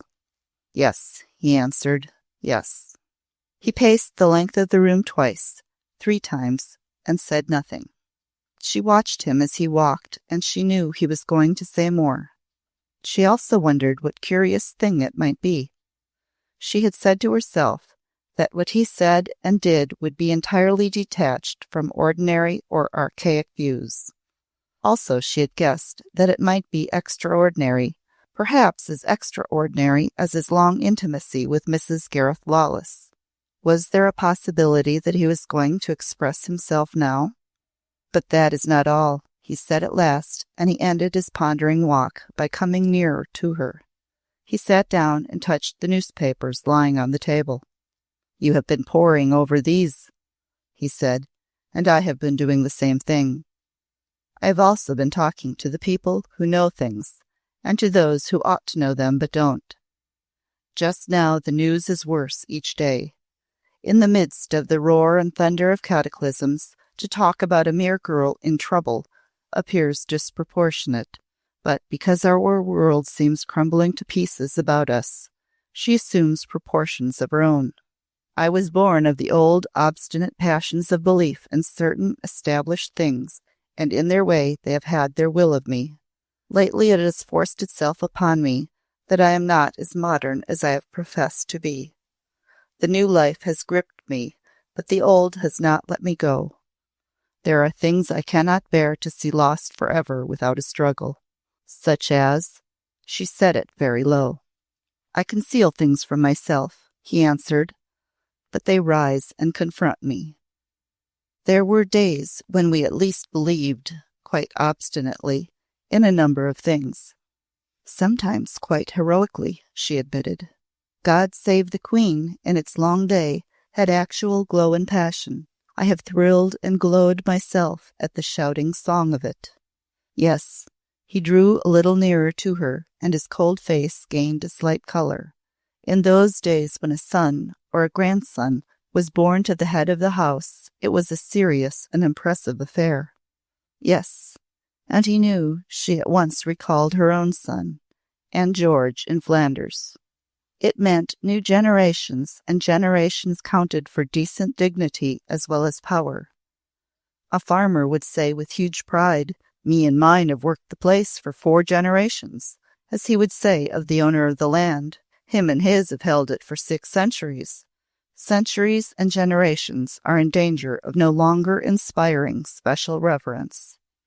It is the future and the things to be which count. The things to be, yes," the Duchess said, and knew that he was drawing near the thing he had to say. "I suppose I was born a dogged sort of devil," he went on in almost a monotone. "The fact did not manifest itself to me until I came to the time when all the rest of me dropped into a bottomless gulf. That perhaps describes it. I found myself suddenly standing on the edge of it. and youth and future and belief in the use of hoping and real enjoyment of things dropped into the blackness and were gone while I looked on. If I had not been born a dogged devil, I should have blown my brains out. If I had been born gentler or kinder or more patient, I should perhaps have lived it down and found there was something left. A man's way of facing things depends upon the kind of thing he was born. I went on living without the rest of my life. I closed my mouth, and not only my mouth, but my life, as far as other men and women were concerned. When I found an interest stirring in me, I shut another door. That was all. Whatsoever went on, did it behind a shut door. But there were things which went on, the Duchess gently suggested. In a hidden way, yes. That is what I am coming to. When I first saw Mrs. Gareth Lawless sitting under her tree, he suddenly stopped. No, harshly, I need not put it into words to you. Then a pause, as if for breath. She had a way of lifting her eyes as a very young angel might. She had a quivering spirit of a smile, and soft, deep-curled corners to her mouth. You saw the same things in the old photograph you bought. The likeness was, oh, it was hellish that such a resemblance could be. In less than half an hour after she spoke to me, I had shut another door. But I was obliged to go and look at her again and again. The resemblance drew me. By the time her husband died, I knew her well enough to be sure what would happen. Some man would pick her up and throw her aside, and then someone else. She could have held nothing long. She would have passed from one hand to another until she was tossed into the gutter and swept away, quivering spirit of a smile and all of it. I could not have shut any door on that. I prevented it, and kept her clean, by shutting doors right and left. I have watched over her. At times it has bored me frightfully, but after a year or so, behind another door, I had shut the child. Robin? I had sometimes thought so, said the Duchess. I did not know why exactly. It was not affection or attraction. It was a sort of resentment of the beastly unfairness of things. The bottomless gulf seemed to yawn in her path when she was nothing but a baby. Everything was being tossed into it before she had taken a step. I began to keep an eye on her and prevent things, or assist them. It was more fury than benevolence, but it has gone on for years, behind the shut door. Are you quite sure you have been entirely free from all affection for her? The Duchess asked the question impersonally, though with a degree of interest. I think so. I am less sure that I have the power to feel what is called affection for anyone. I think that I have felt something nearer it for Donal, and for you, than for anyone else. But when the child talked to me in the wood, I felt for the first time that I wished her to know that my relation to her mother was not the reason for her hating me, which she had believed. She shall be made to understand, said the Duchess. She must, he said, because of the rest. The last 4 words were, as it were, italicized. Now she felt she was probably about to hear the chief thing he had been approaching, so she waited attentively. Behind a door has been shut another thing, he said, and he endeavored to say it with his usual detached rigidity of calm, but did not wholly succeed. It is the outcome of the generations and the centuries at present diminishing in value and dignity. The past having had its will of me, and the present and future having gripped me. If I had had a son, as if in a flash, she saw as he lingered on the words that he was speaking of a thing of which he had secretly thought often and much, though he had allowed no human being to suspect it. She had not suspected it herself. In a secret, intense way, he had passionately desired a son. If you had had a son, she repeated. He would have stood for both, the past and the future, at the beginning of a new world, he ended. He said it with such deliberate meaning that the magnitude of his possible significance caused her to draw a sudden breath. "Is it going to be a new world?" she said. "It cannot be the old one. I don't take it upon myself to describe the kind of world it will be. That will depend upon the men and women who build it, those who were born during the last few years, those who are about to be born now." Then she knew what he was thinking of. "Donald's child will be one of them," she said. "The head of the house of Coombe, if there is a head who starts fair, ought to have quite a lot to say and do, however black things look, obstinately fierce. England is not done for. At the worst, no real Englishman believes she can be. She can't. You know the old saying. In all wars, England loses battles, but she always wins one, the last one. She always will. Afterwards, she must do her bit for the new world." Chapter 18. This, then, was it, the new world, and the human creatures who were to build it, the unborn as well as those now in their cradles or tottering in their first step on the pathway leading to the place of building.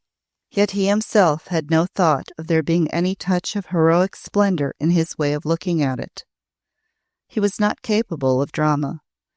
Behind his shut doors of immovability and stiff coldness, behind his cynic habit of treating all things with detached lightness, the generations and the centuries had continued their work in spite of his modernity. His British obstinacy would not relinquish the long past, and he had seemed to own in representing it. He had loved one woman, and one only. With a love like a deep wound, he had longed for a son. He had stubbornly undertaken to protect a creature he felt life had treated unfairly. The shattering of the old world had stirred in him a powerful interest in the future of the new one, whose foundations were yet to be laid. The combination of these things might lead to curious developments. They sat and talked long, and the developments were perhaps more unusual than she had imagined they might be. If I had been able to express the something which approached affection which I felt for Donald, he would have found out that my limitations were not deliberately evil proclivities, was one of the things he said. One day he would have ended by making a clean breast of it. He was afraid of me. I suspect he was afraid of his mother, fond as they were of each other. I should have taken the matter in hand and married the pair of them at once. Quietly, if they preferred it, but safely and sanely. God knows I should have comprehended their wish to keep a roaring world out of their paradise. It was paradise. "How you believe her!" she exclaimed. "She's not a trivial thing, neither was he. If I did not believe her, I should not know that he meant to marry her, even if fate played them some ghastly trick and there was not time. Another girl's consciousness of herself might have saved her, but she had no consciousness but his. If a son is born, he should be what his father would have been after my death. The head of the house," the Duchess said. "It is a curious thing," he deliberated, "that now there remains no possible head but what is left for myself. It ceases to seem the mere pompous phrase once laughed at, the head of the house of Coombe. Here I, of all men, sit before you, glaring into the empty future and demanding one. There ought to have been more males in the family. Only 4 were killed, and we are done for. If you had seen them married before he went away," she began. He rose to his feet as if involuntarily. He looked as she had never seen him look before. "Allow me to make a fantastic confession to you," he said. "It will open doors. If all were as the law foolishly demands it should be, if she were safe in the ordinary way, absurdly incredible or not as the statement may seem, I should now be at her feet." "At her feet," she said slowly, because she felt herself facing actual revelation. Her child would be to me the child of the son who ought to have been born to me a lifetime ago. God, how I have wanted him! Robin would seem to be what another Madonna-like young creature might have been if she had been my wife. She would not know that she was a little saint on an altar. She would be the shrine of the past and the future. In my inexpressive way, I should be worshipping before her. That her possible son would rescue the house of Coombe from extinction would have meant much, but it would be a mere detail. Now you understand. Yes, she understood. Things she had never comprehended, and had not expected to comprehend, explained themselves with comparative clearness. He proceeded with a certain hard distinctness.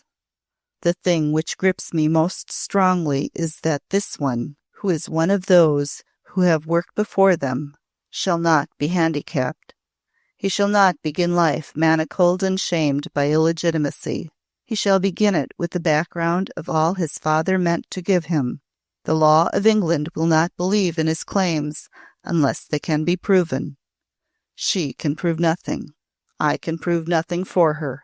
If she had been a little female costermonger, she would have demanded her marriage lines and clung to them fiercely. She would have known that to be able to flaunt them in the face of argument was indispensable.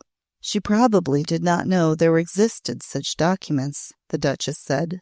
Neither of the pair knew anything for the time, but that they were wild with love and were to be torn apart.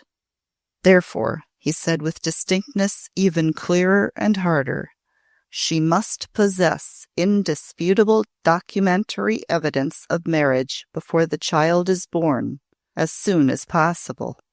Marriage? She hesitated, aghast. But who will? I, he answered with absolute rigidity. It will be difficult. It must be secret. But if it can be done, when his time comes, this child can look his new world in the face. He will be the head of the house of Coombe when it most needs a strong fellow who has no cause to fear anything, and who holds money and power in his hands. You propose to suggest that she shall marry you? She put it to him. Yes, it will be the devil's own job, he answered. She has not begun to think of the child yet, and she has abhorred me all her life. To her the world means nothing. She does not know what it can do to her, and she would not care if she did. Donal was her world, and he is gone. But you and I know what she does not. So this is what you have been thinking, she said.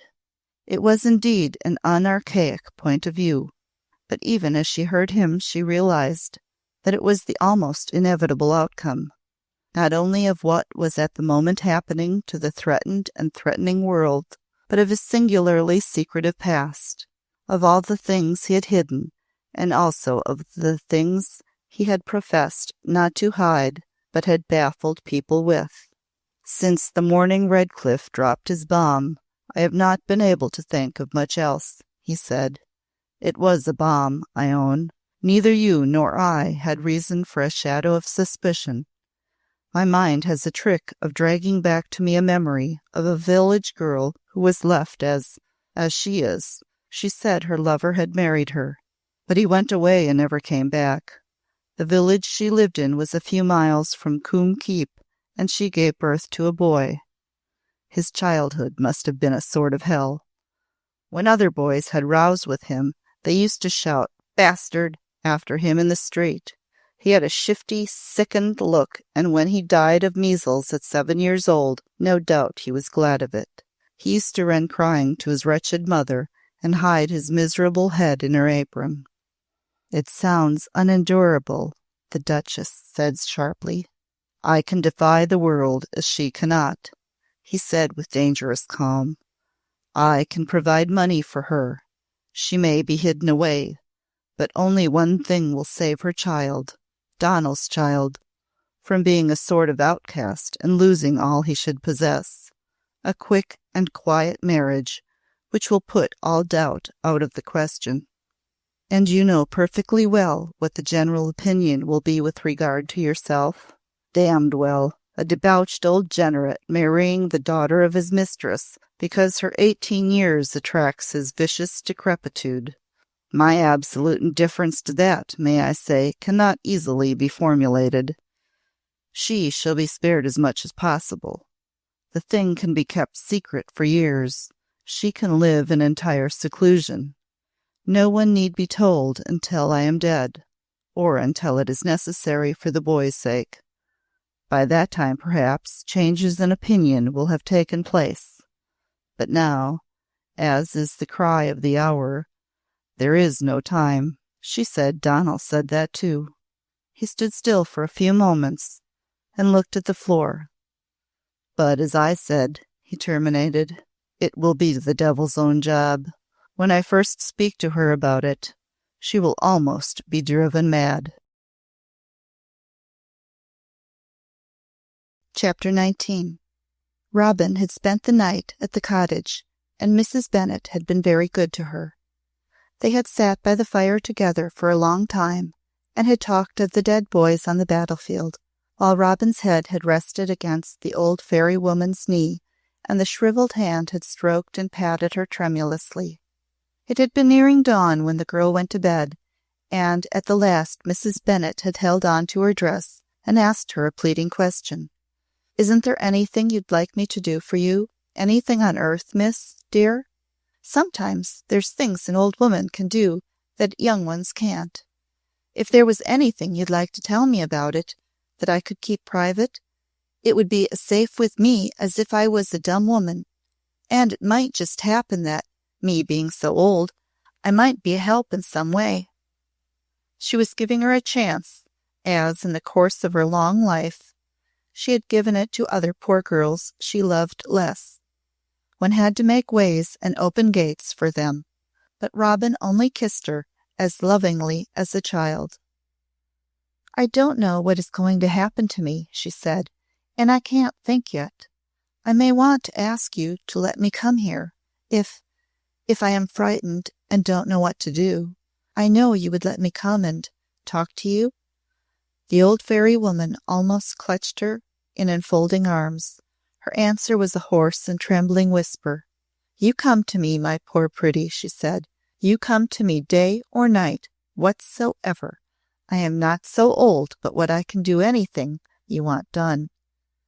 The railroad journey back to London seemed unnaturally long because her brain began to work when she found herself half blindingly gazing at the country swiftly flying past the carriage window. Perhaps the anxiousness in Mrs. Bennet's face had wakened thought in connecting itself with Lord Coombe's words and looks in the wood. When the door of the house in Eaton Square opened for her, she was conscious of shrinking from the sympathetic eyes of the war-substituted woman-servant who was the one who had found her lying on the landing.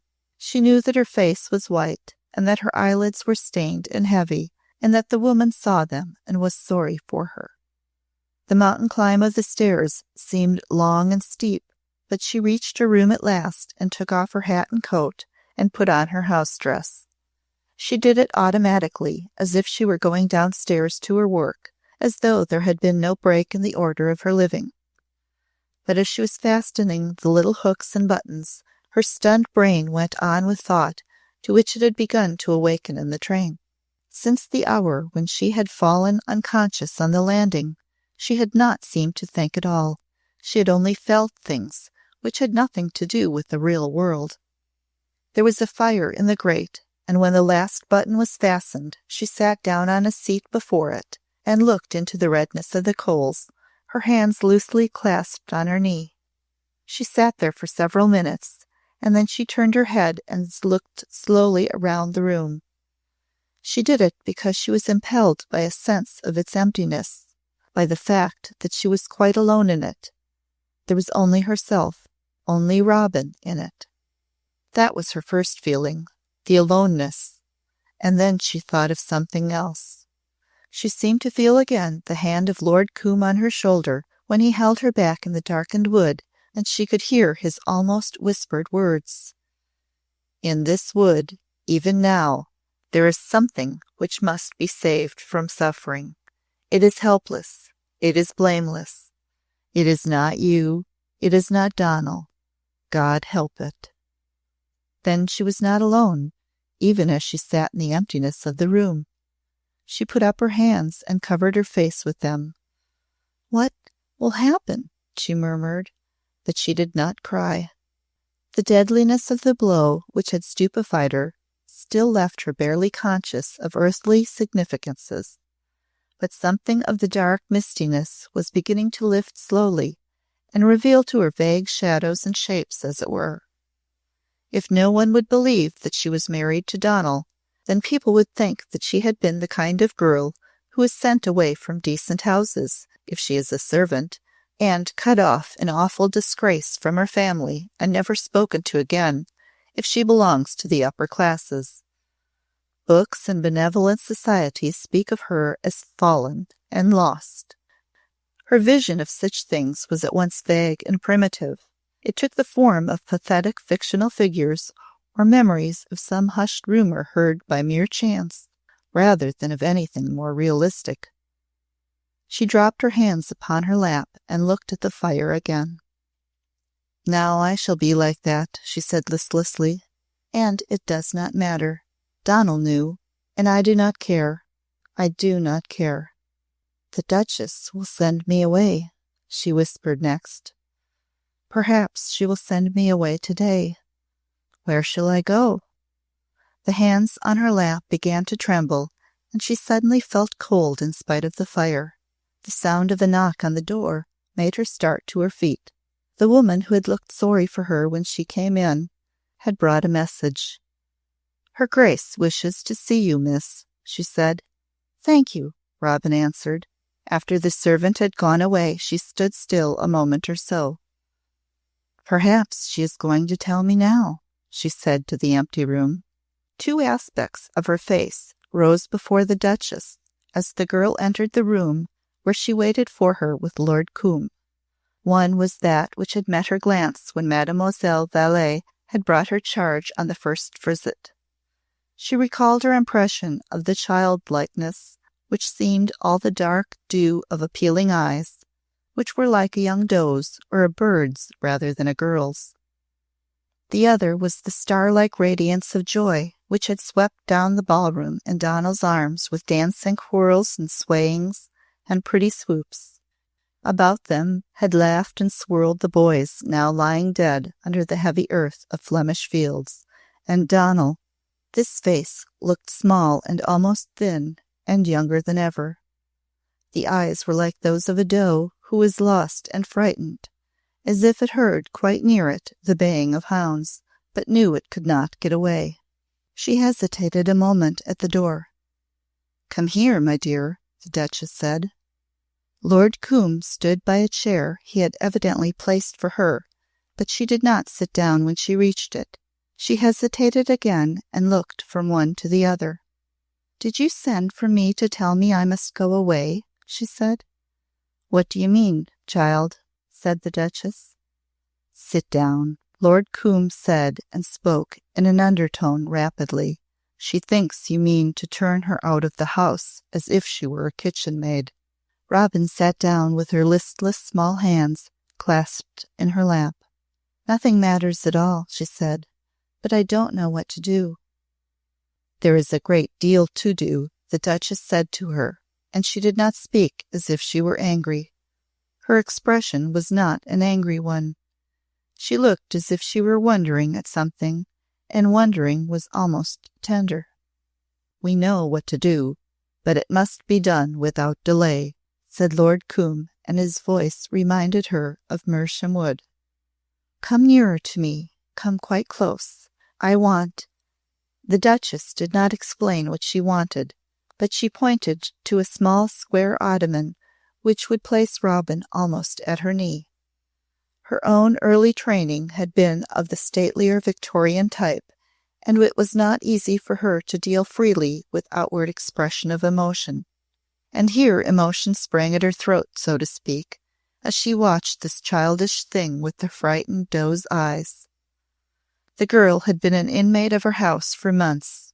She had been kind to her and had become fond of her, but they had never reached even the borders of intimacy. and yet emotion had seized upon her, and they were in the midst of strange and powerful drama. Robin did as she was told. It struck the Duchess that she always did as she was told, and she spoke to her, hoping that her voice was not ungentle. "Don't look at me as if you were afraid. We are going to take care of you," she said. But the doe's eyes were still great with hopeless fearfulness. "Lord Combe said that no one would believe me," Robin faltered.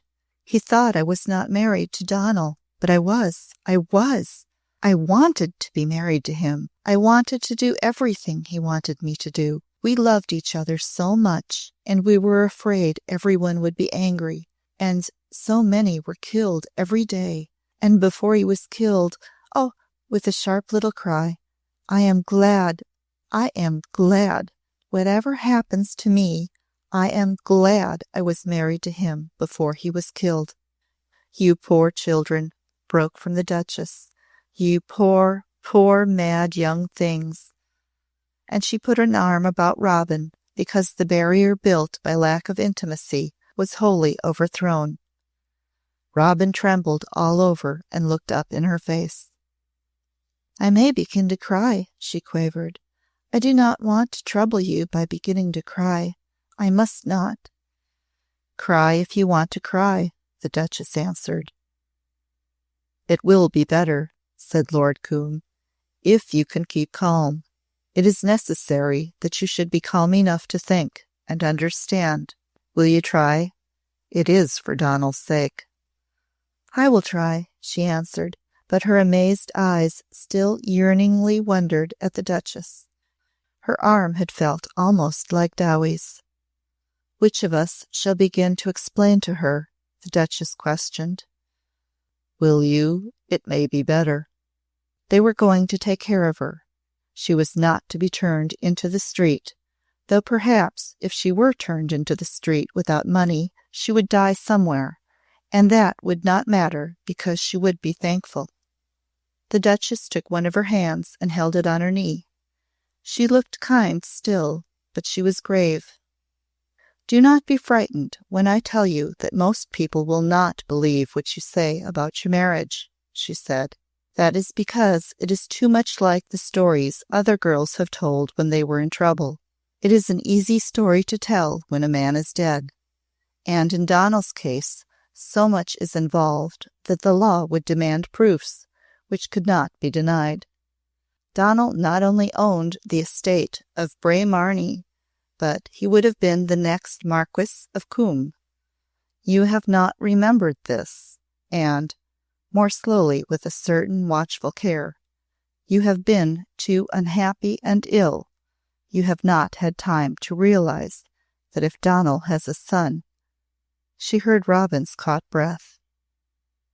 "What his father would have inherited, he would inherit also. Bray Marney would be his, and in his turn he would become the Marquis of Combe.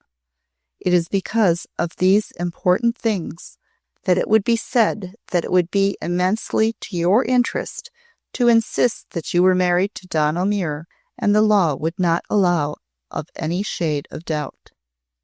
"People would think I wanted the money in the castles for myself," Robin said blankly. "They would think that, if you were a dishonest woman, you wanted all you could get. Even if you were not actually dishonest, they would see you would want it for your son. You might think it ought to be his, whether his father had married you or not. Most women love their children." Robin sat very still. The stunned brain was slowly working for itself. "A child whose mother seems bad is very lonely," she said. "It is not likely to have many friends. It seems to belong to no one. It must be unhappy. If Donal's mother had not been married, even he would have been unhappy." No one made any reply. If he had been poor, it would have made it even worse. If he had belonged to nobody and had been poor too, how could he have borne it? Lord Combe took the matter up gently, as it were removing it from the Duchess's hands. But he had everything he wished for from his birth, he said. He was always happy. I like to remember the look in his eyes. Thank God for it. That beautiful look, she cried. That beautiful laughing look, as if all the world were joyful. Thank God for it, Coombe said again. I once knew a wretched village boy who had no legal father, though his mother swore she had been married. His eyes looked like a hunted ferret's. It was through being shamed and flouted and bullied. The village lads used to shout bastard after him. It was then that the baying of the hounds suddenly seemed at hand. The large eyes quailed before the stark emptiness of the space they gazed into. What shall I do? What shall I do? Robin said, and having said it, she did not know that she turned to Lord Coombe. You must try to do what we will tell you to do, even if you do not wish to do it, he said. It shall be made as little difficult for you as is possible. The expression of the Duchess as she looked on and heard was a changing one, because her mind included so many aspects of the singular situation. She had thought it not unlikely that he would do something unusual. Could anything much more unusual have been provided than that a man who had absolute splendor of rank and wealth to offer should, for strange reasons of his own, use the tact of courts and the fine astuteness of diplomatists in preparing the way to offer marriage to a penniless, friendless, and disgraced young companion in what is known as trouble? It was because he was himself that he understood what he was dealing with. That splendor and safety would hold no lure, that protection from disgrace counted as nothing, that only one thing had existence and meaning for her. And even as this passed through her mind, Robin's answer repeated it. I will do it whether it is difficult or not, she said. But she actually got up from her ottoman with a quiet, soft movement and stood before them, not a defiant young figure, only simple and elementally sweet. I am not ashamed, she said. I am not ashamed, and I do not matter at all. There was that instant written upon Coombe's face, so far at least as his old friend was concerned, his response to the significance of this. It was the elemental thing which that which moved him required. It was what the generations and centuries of the house of Coombe required, a primitive creature unashamed and with no cowardice or weak vanity lurking in its being. The Duchess recognized it in the brief moment of almost breathless silence which followed. You are a very splendid child, he said after it, though you are not at all conscious of it. Sit down again. The Duchess put out a hand which drew Robin still nearer to her. Explain it to her now, she said. Robin's light, soft body rested against her when it obeyed. It responded to more than the mere touch of her hand. Its yielding was to something which promised kindness and even comfort, that something which Dowie and Mademoiselle had given in those days, which now seemed to have belonged to another world. But though she leaned against the Duchess' knee, she still lifted her eyes to Lord Coombe. This is what I must ask you to listen to, he said. We believe what you have told us, but we know that no one else will, without legal proof. We also know that some form may have been neglected because all was done in haste and ignorance of formalities. You can give no clue. The ordinary methods of investigation are in confusion as the whole country is. This is what remains for us to face. You are not ashamed, but if you cannot prove legal marriage, Donald's son will know bitter humiliation. He will be robbed of all he should possess. His life will be ruined. Do you understand? Yes, she answered without moving her eyes from his face. She seemed to him again as he stood before her in the upper room of Lady Ettine's house when, in his clear, aloof voice, He had told her that he had come to save her. He had saved her then, but now it was not she who needed saving. There is only one man who can give Donal's child what his father would have given him, he went on. Who is he? She asked. I am the man, he answered, and he stood quite still. How can you do it? She asked again. I can marry you, his clear, aloof voice replied. You? You? You? She only breathed it out, but it was a cry. Then he held up his hand as if to calm her. I told you in the wood that hatred was useless now, and that your reason for hating me had no foundation. I know how you will abhor what I suggest, but it will not be as bad as it seems. You need not even endure the ignominy of being known as the Marchioness of Coombe. But when I am dead, Donal's son will be my successor. It will not be held against him that I married his beautiful young mother and chose to keep the matter a secret. I have long been known as a peculiar person, given to arranging my affairs according to my own liking. The head of the house of Coombe, with an ironic twitch of the mouth, will have the law on his side and will not be asked for explanations.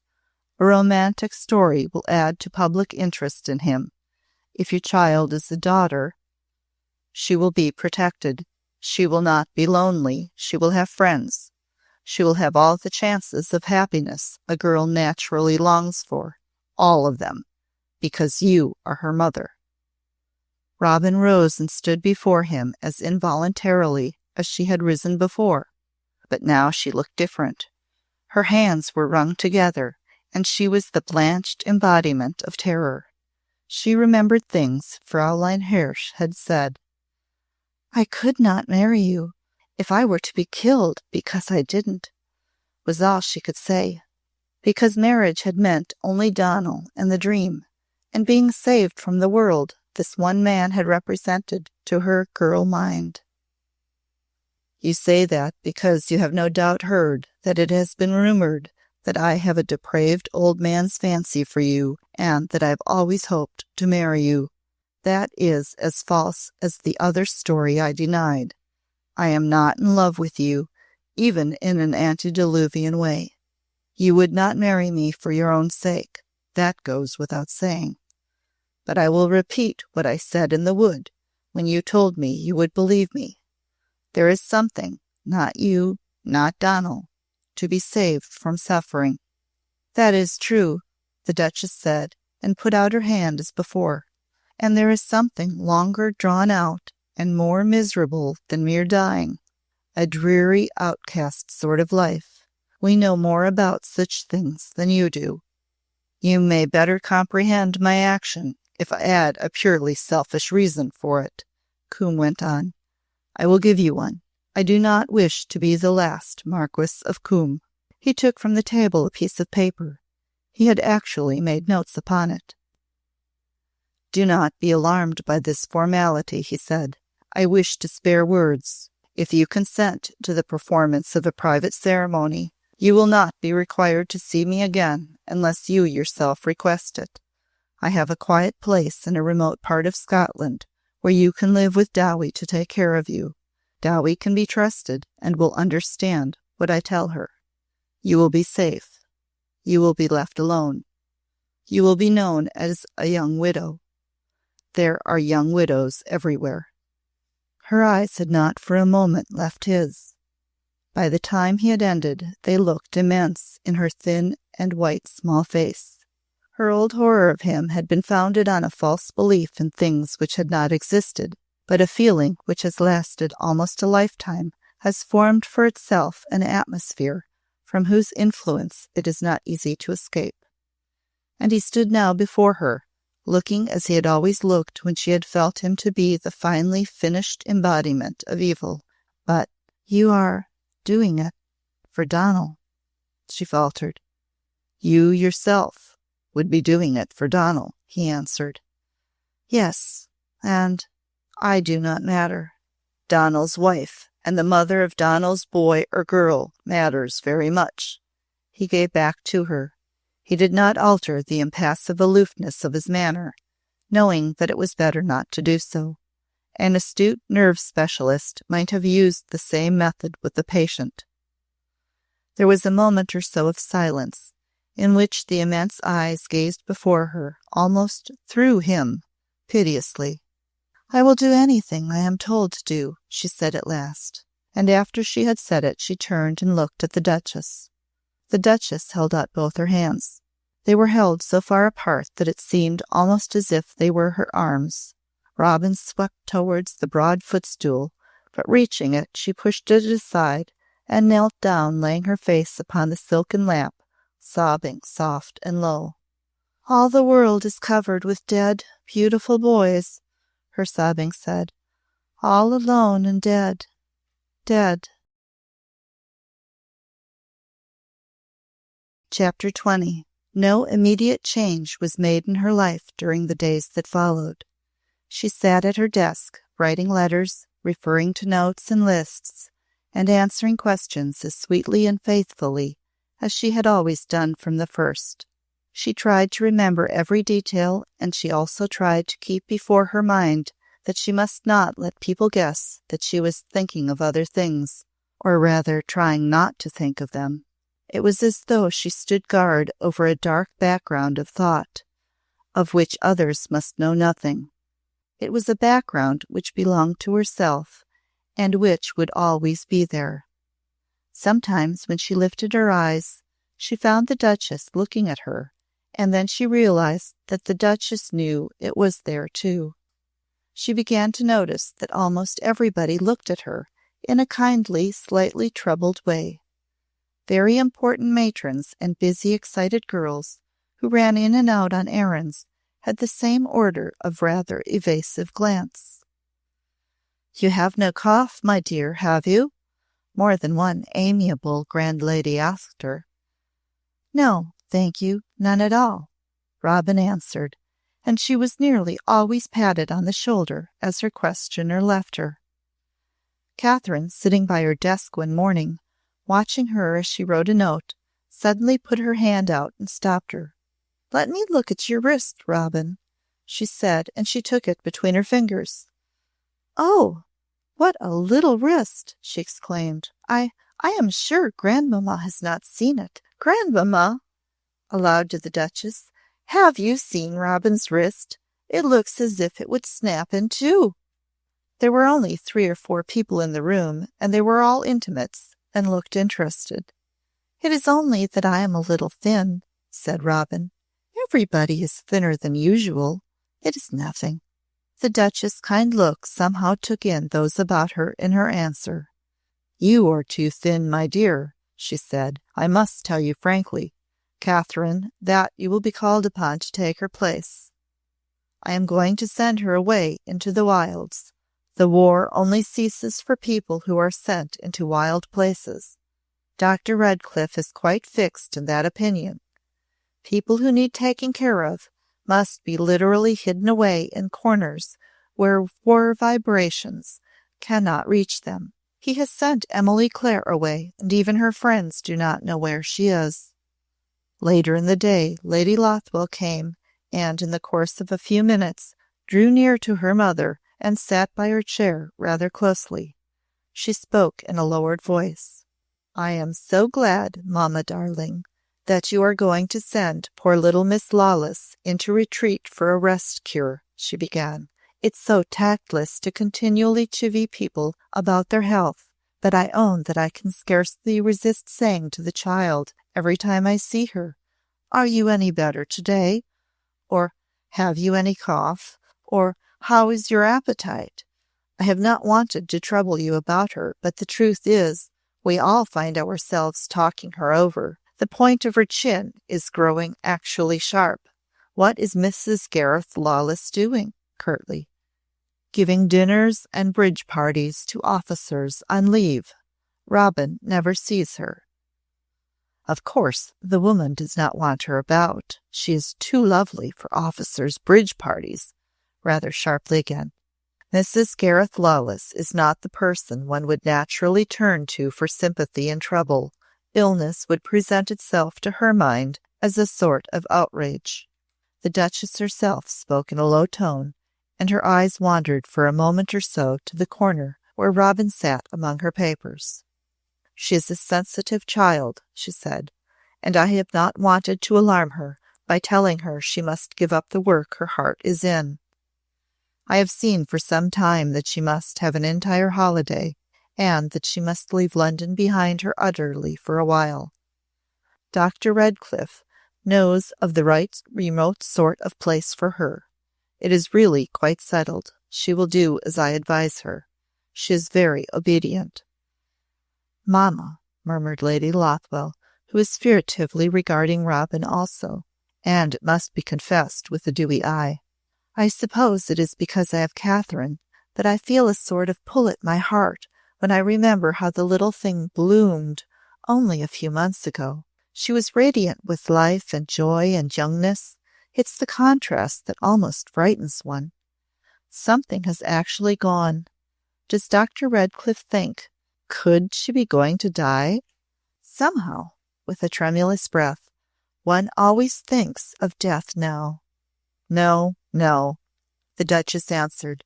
"Dr. Redcliffe says she is not in real danger. Nourishment and relaxed strain and quiet will supply what she needs. But I will ask you, Millicent, to explain to people. I am too tired to answer questions. I realize that I have actually begun to love the child, and I don't want to hear amiable people continuously suggesting the probability that she is in galloping consumption, and proposing remedies." "Will she go soon?" Lady Lothwell asked. "As soon as Dr. Redcliffe has decided between two heavenly little places, one in Scotland and one in Wales. Perhaps next week or a week later. Things must be prepared for her comfort." Lady Lothwell went home and talked a little to Catherine, who listened with sympathetic intelligence. "It would have been better not to have noticed her poor little wrists," she said. "Years ago, I believe that telling people that they looked ill and asking anxiously about their symptoms was regarded as a form of affection and politeness, but it isn't done at all now." "I know, Mamma," Catherine returned remorsefully.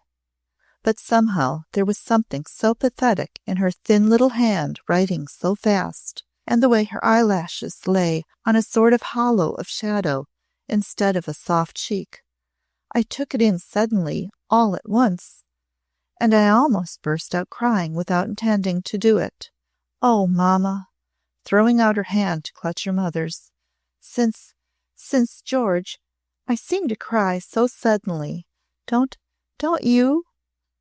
"Yes, yes," as they slipped into each other's arms. "We all do. Everybody. Everybody." Their weeping was not loud, but soft. Catherine's girl voice had a low violin string wail in it, and was infinitely touching in its innocent love and pity. "It's because one feels as if it couldn't be true, as if he must be somewhere. George, good, nice George, so good-looking and happy and silly and dear, and we played and fought together when we were children. Oh, to kill George! George!" When they sat upright again with wet eyes and faces, Catherine added, "And he was only one, and that beautiful Donal Muir who danced with Robin at Grandmamma's party, and people actually stared at them, they looked so happy and beautiful." She paused and thought a moment. "Do you know, Mamma, I couldn't help believing he would fall in love with her if he saw her often. And I wondered what Lord Combe would think. But he never did see her again. And now, you know what they said about not even finding him. It is better that they did not meet again. If they had, it would be easy to understand why the poor girl looks so ill." "Yes, I'm glad for her that it isn't that. That would have been much worse. Being sent away to quiet places to rest might have been no good. But even as it is, Mamma is more anxious, I am sure, than she likes to own to herself. You and I must manage to convey to people that it is better not to even to verge on making fussy inquiries. Mamma has too many burdens on her mind to be as calm as she used to be." It was an entirely uncomplicated situation. It became understood that the Duchess had become much attached to her companion as a result of her sweet faithfulness to her work. She and Dr. Redcliffe had taken her in charge and prepared for her comfort and well-being in the most complete manner. A few months would probably end in a complete recovery. There were really no special questions, even for the curious, to ask, and no one was curious. There was no time for curiosity. So Robin disappeared from her place at the small desk in the corner of the Duchess' sitting room, and Catherine took her place and used her pen. Chapter 21. In the front window of one of the row of little flat-faced brick houses on a narrow street in Manchester, Dowie sat holding Henrietta's new baby upon her lap. They were what is known as weekly houses, their rent being paid by the week, and they were very small. There was a parlor about the size of a compartment in a workbox. There was a still smaller room behind it, which was called a dining room, and there was a diminutive kitchen in which all the meals were eaten, unless there was company to tea, which in these days was almost unknown. Dowie had felt it very small when she first came into it from the fine spaces and heights of the house in Eaton Square, and found it seemingly full of very small children and a hysterically weeping girl awaiting the impending arrival of one who would be smaller than the rest. "You'll never stay here," said Henrietta, crying and clutching the untidy half-buttoned front of her blouse. "You come straight from the Duchesses and grandeur, and you don't know how people like us live. How can you stand us and our dirt, Aunt Sarah Ann?" "There needn't be dirt, Henrietta, my girl," said Dowie with a quite uncritical courage. "There wouldn't be if you were yourself, poor lass. I'm not a duchess, you know. I've only been a respectable servant, and I'm going to see you through your trouble." Her sober, kindly capableness evolved from the slovenly little house and the untended children, from the dusty rooms and neglected kitchen, the kind of order and neatness which had been plain to see in Robin's more fortunate favoured apartment. The children became as fresh and neat as Robin's nursery self. They wore clean pinafores and began to behave tidily at table. "I don't know how you do it, Aunt Sarah Ann," sighed Henrietta, but she washed her blouse and put buttons on it. "It's just seeing things and picking up and giving a touch here and there," said Dowie. She bought little comforts almost every day, and Henrietta was cheered by cups of hot tea in the afternoon, and found herself helping to prepare decent meals and sitting down to them with appetite before a clean tablecloth. She began to look better, and recovered her pleasure in sitting at the front window to watch the people passing by and notice how many new black dresses and bonnets went to church each Sunday. When the new baby was born, there was neither turmoil nor terror. Somehow it was different from the other times. It seemed sort of natural, Henrietta said, and it's so quiet to lie like this in a comfortable, clean bed, with everything in its place and nothing upset in the room, and a bright bit of fire in the grate, and a tidy swept-up hearth, and the baby breathing so soft in his flannels. She was a pretty thing and quite unfit to take care of herself, even if she had had no children. Dowie knew that she was not beset by sentimental views of life, and that all she wanted was a warm and comfortable corner to settle down into. Some masculine creature would be sure to begin to want her very soon. It was only to be hoped that youth and flightiness would not descend upon her, though 3 children might be supposed to form a barrier. But she had a girlish figure, and her hair was reddish-gold and curly, and her full and not too small mouth was red and curly also. The first time she went to church in her little widow's bonnet, with the reddish gold showing itself under the pathetic little white crepe border, she was looked at a good deal, especially as she was looked at by an extremely respectable middle-aged widower who had been a friend of her dead husband's. His wife had been dead 6 years. He had a comfortable house and a comfortable shop, which had thriven greatly through a connection with army supplies. He came to see Henrietta, and he had the good sense to treat Dowie as if she were her mother. He explained himself and his circumstances to her, and his previous friendship for her nephew. He asked Dowie if she objected to his coming to see her niece and bringing toys to the children. "I'm fond of young ones. I wanted 'em myself. I never had any," he said bluntly. "There's plenty of room in my house. It's a cheerful place, with good solid furniture in it from top to bottom. There's one room we used to call the nursery, sometimes just for a joke, not often. I choked up one day when I said it, and Mary Jane just burst out crying. I could do with 6. He was stout about the waist, but his small blue eyes sparkled in his red face, and Henrietta's slimness, unromantically but practically, approved of him. One evening Dowie came into the little parlor to find her sitting upon his knee, and he restrained her when she tried to rise hastily. "Don't get up, Hetty," he said. "Your Aunt Sarah Ann'll understand. We've had a talk, and she's a sensible woman. She says she'll marry me, Mrs. Dowson, as soon as it's right and proper." "Yes, we've had a talk," Dowie replied in her nice steady voice. "He'll be a good husband to you, Henrietta, kind to the children." "I'd be kind to them even if she wouldn't marry me," the stout lover answered. "I want 'em. I've told myself sometimes that I ought to have been the mother of 6, not the father, but the mother, and I'm not joking." "I don't believe you are, Mr. Jenkinson," said Dowie, as she sat before the window in the scrap of a parlor and held the sleeping new baby on her comfortable lap. She was thinking of this, and feeling glad that poor Jem's widow and children were so well provided for. It would be highly respectable and proper. The ardor of Mr. Jenkinson would not interfere with his waiting until Henrietta's weeds could be decorously laid aside, and then the family would be joyfully established in his well-furnished and decent house. During his probation he would visit Henrietta and bring presents to the children and unostentatiously protect them all and do for them. "They won't really need me now that Henrietta is well and cheerful, and has got someone to make much of her and look after her," Dowie reflected, trotting the baby gently. "I can't help believing her Grace would take me on again if I wrote and asked her. And I should be near Miss Robin, thank God. It seems a long time since—" She suddenly leaned forward and looked up the narrow street where the wind was blowing the dust about and whirling some scraps of paper. She watched a moment and then lifted the baby and stood up so that she might make more sure of the identity of a tall gentleman she saw approaching.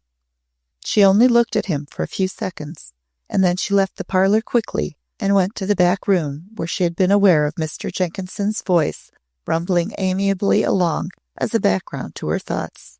"Henrietta," she said, "his lordship's coming down the street, and he's coming here. I'm afraid something's happened to Miss Robin or her Grace. Perhaps I'm needed at Eaton Square. Please take the baby." "Give him to me," said Jenkinson, and it was he who took him with quite an experienced air. Henrietta was agitated. "Oh, my goodness, Aunt Sarah Ann, I feel all shaky. I never saw a lord, and he's a marquis, isn't he? I shan't know what to do." "You won't have to do anything," answered Dowie. "He'll only say what he's come to say and go away." She went out of the room as quickly as she had come into it, because she heard the sound of the cheap little door-knocker. She was pale with anxiety when she opened the door, and Lord Combe saw her troubled look and understood its reason. "I am afraid I have rather alarmed you, Dowie," he said, as he stepped into the narrow lobby and shook hands with her. "It's not bad news of her Grace or Miss Robin?" she faltered. "I have come to ask you to come back to London. Her Grace is well, but Miss Robin needs you," was what he said. But Dowie knew the words did not tell her everything she was to hear. She took him into the parlor, for which she realized he was much too tall. When she discreetly closed the door after he had entered, he said seriously, "Thank you," before he seated himself, and she knew that this meant that they must be undisturbed. "Will you sit down too?" he said, as she stood a moment waiting respectfully. "We must talk together." She took a chair opposite to him and waited respectfully again. Yes, he had something grave on his mind. He had come to tell her something, to ask her questions, perhaps, to require something of her. Her superiors had often required things of her in the course of her experience, such things as they would not have asked of a less sensible and reliable woman. and she had always been ready. When he began to talk to her, he spoke as he always did, in a tone which sounded unemotional but held one's attention. But his face had changed since she had seen it last. It had aged, and there was something different in the eyes. That was the war. Since the war began, so many faces had altered. During the years in the slice of the house, he had never talked to her very much. It was with Mademoiselle he had talked, and his interviews with her had not taken place in the nursery. How was it then that he seemed to know her so well? Had Mademoiselle told him that she was a woman to be trusted safely with any serious and intimate confidence, that being given any grave secret to shield, she would guard it as silently and discreetly as a great lady might guard such a thing, if it were personal to her own family, as her Grace herself might guard it?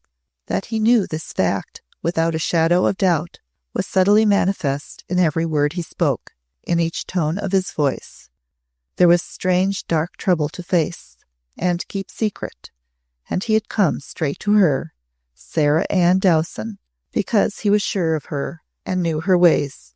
It was her ways he knew and understood, her steadiness, and that she had the kind of manners that keep a woman from talking about things and teach her how to keep other people from being too familiar and asking questions.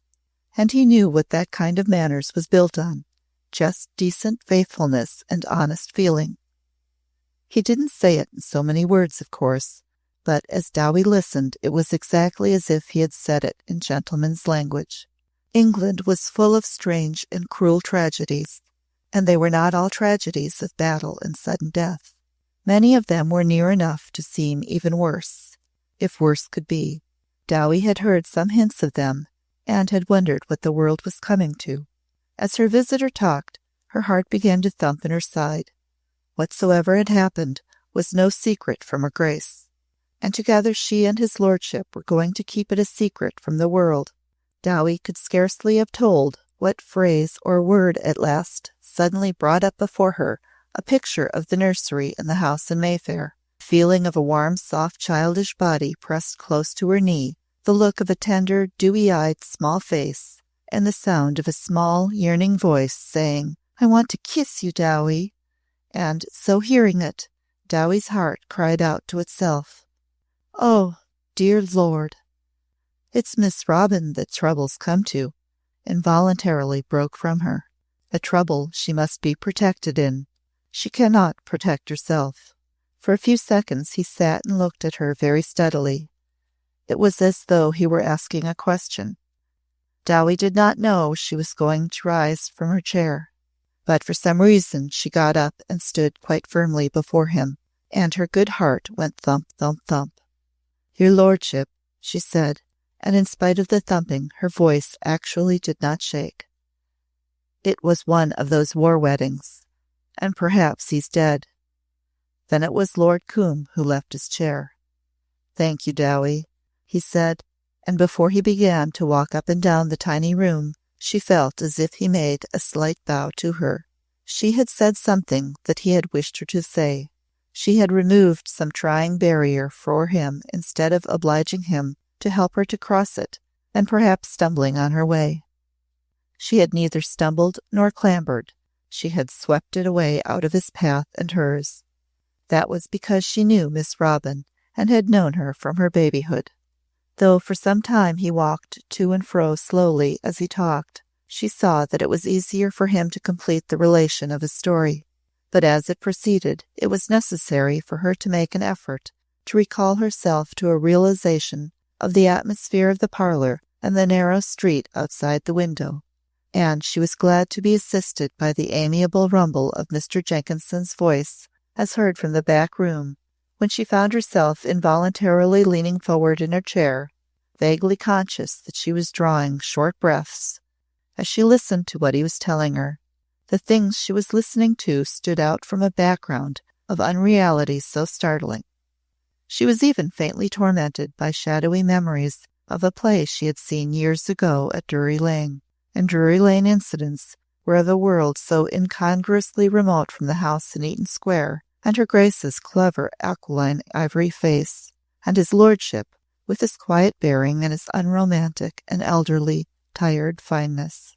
And yet he was going to undertake to do a thing which was of the order of deed the sober everyday mind could only expect from the race of persons known as heroes in theatres and in books. And he was noticeably and wholly untheatrical about it. His plans were those of a far-seeing and practical man in every detail. To Dowie, the working perfection of his preparations was amazing. They included every contingency, and seemed to forget nothing and ignore no possibility. He had thought of things the cleverest woman might have thought of. He had achieved effects as only a sensible man accustomed to power and obedience could have achieved them, and from first to last he kept before Dowie the one thing which held the strongest appeal. In her helpless heartbreak and tragedy, Robin needed her as she needed no one else in the world. "She is so broken and weakened that she may not live," he said in the end. "No one can care for her as you can." "I can care for her, poor lamb. I'll come when your lordship's ready for me, be it soon or late." "Thank you, Dowie," he said again. "It will be soon." And when he shook hands with her and she opened the front door for him, she stood and watched him, thinking very deeply as he walked down the street with the wind-blown dust and scraps of paper whirling about him. Chapter 22. In little more than 2 weeks, Dowie descended from her train in the London station and took a hansom cab which carried her through the familiar streets to Eaton Square. She was comforted somewhat by the mere familiarity of things, even by the grade of smoke which seemed in some way to be different from the smoke of Manchester's cotton factory chimneys, by the order of rattle and roar and rumble which had a home-like sound. She had not felt at home in Manchester, and she had not felt quite at home with Henrietta, though she had done her duty by her. Their worlds had been far apart, and daily adjustment to circumstances is not easy, though it may be accomplished without the betrayal of any outward sign. His lordship's summons had come soon, as he had said it would, but he had made it possible for her to leave in the little house a steady and decent woman to take her place when she gave it up. She had made her journey from the north with an anxiously heavy heart in her breast. She was going to take on a responsibility which included elements previously quite unknown to her. She was going to help to hide something, to live with a strange secret trouble, and, while she did so, must wear her accustomed, respectable, and decorous manner and aspect. Whatsoever alarmed or startled her, she must not seem to be startled or alarmed, as his lordship had carried himself with his usual bearing, spoken in his high-bred, calm voice, and not once failed in the naturalness of his expression, even when he had told her the whole strange plan. So she must, in any circumstances which arose, and in any difficult situation, wear always the aspect of a well-bred and trained servant, who knew nothing which did not concern her, and did nothing which ordinary domestic service did not require that she should do. She must always seem to be only Sarah Ann Dowson, and never forget. But delicate and unusual as this problem was, it was not the thing which made her heart heavy. Several times during her journey, she had been obliged to turn her face towards the window of the railway carriage, and away from her fellow passengers, so that she might very quickly and furtively touch her eyes with her handkerchief, because she did not want anyone to see the tear which obstinately welled up in spite of her efforts to keep it back. She had heard of trouble in good families, had even been related to it. She knew how awful it was, and what desperate efforts were made, what desperate means resorted to in the concealment of it, and how difficult and almost impossible it was to cope with it, and how it seemed sometimes as if the whole fabric of society and custom combined to draw attention to mere trifles, which in the end proved damning evidence. And it was Miss Robin she was going to, her own Miss Robin, who had never known a child of her own age or had a girlfriend, who had been cut off from innocent youth and youth's happiness and intimacies. It's been one of those poor mad young war weddings, she kept saying to herself, though no one will believe her. If she hadn't been so ignorant of life and so lonely. But just as she fell down worshipping that dear little chap in the gardens, because he was the first she'd ever seen, it's only nature that the first beautiful young thing her own age that looked at her with love rising up in him should set it rising in her, where God had surely put it if ever he put love as part of life in any girl creature his hand had made. Oh, I can see no one will believe her. The world's heart's so wicked. I know, poor lamb. Her Dowie knows, and her left like this. It was when her thoughts reached this point that the tear would gather in the corner of her eye and would have trickled down her cheek if she had not turned away towards the window. But above all things she told herself she must present only Dowie's face when she reached Eaton Square.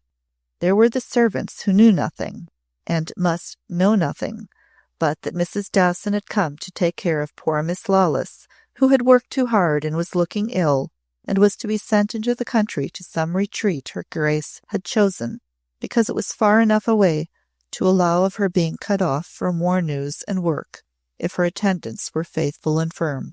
Everyone knew Mrs. Dowson would be firm and faithful. Then there were the ladies who went in and out of the house in these days. If they saw her by any chance, they might ask kind, interested questions about the pretty creature they had liked. They might inquire as to symptoms. They might ask where she was to be taken to be nursed. Dowie knew that after she had seen Robin herself, she could provide suitable symptoms, and she knew, as she knew how to breathe and walk, exactly the respectful voice and manner in which she could make her replies, and how natural she could cause it to appear that she had not yet been told their destination, her Grace being still undecided. Dowie's decent intelligence knew the methods of her class and their value when perfectly applied. A nurse or a young lady's maid knew only what she was told and did not ask questions. But what she thought of most anxiously was Robin herself. His lordship had given her no instructions. Part of his seeming to understand her was that he had seemed to be sure that she would know what to say and what to leave unsaid. She was glad of that because it left her free to think the thing over and make her own quiet plans. She drew more than one tremulous sigh as she thought it out. In the first place, little Miss Robin seemed like a baby to her yet. Oh, she was a baby, little Miss Robin just in her teens, and with her childish asking eyes and her soft childish mouth, her a young married lady and needing to be taken care of. She was too young to be married, if it were ever so, and if everything had been done all right and proper, with the wedding cake and veil, orange blossoms, and St. George's, Hanover Square, she still would have been too young, and would have looked almost cruelly like a child. And at a time such as this, Dowie would have known she was one to be treated with great delicacy and tender reserve. But as it was, a little shamed thing to be hidden away, to be saved from the worst of fates for any girl, with nothing in her hand to help her. How would it be wisest to face her? How could one best be a comfort and a help? How the sensible and tender creature gave her heart and brain to her reflections. How she balanced one chance and one emotion against another. Her conclusion was, as Coombe had known it would be, drawn from the experience of practical wisdom and an affection as deep as the experience was broad. She won't be afraid of Dowie, she thought. If it's just Dowie that looks at her exactly as she always did, in her little soul she may be frightened to death. But if it's only Dowie she sees, not asking questions or looking curious and unnatural, she'll get over it and know she's got something to hold on to. What she needs is something she can hold on to, something that won't tremble when she does, and that looks at her in the way she was used to when she was happy and safe. What I must do with her is what I must do with the others. Just look and talk and act as Dowie always did, however hard it is. Perhaps when we get away to the quiet place we're going to hide in, she may begin to want to talk to me. But not a question do I ask or look until she's ready to open her poor heart to me. She had herself well under control when she reached her destination. She had bathed her face and freshened herself with a cup of hot tea at the station. She entered the house quite with her usual manner, and was greeted with obvious welcome by her fellow servants. They had missed her and were glad to see her again.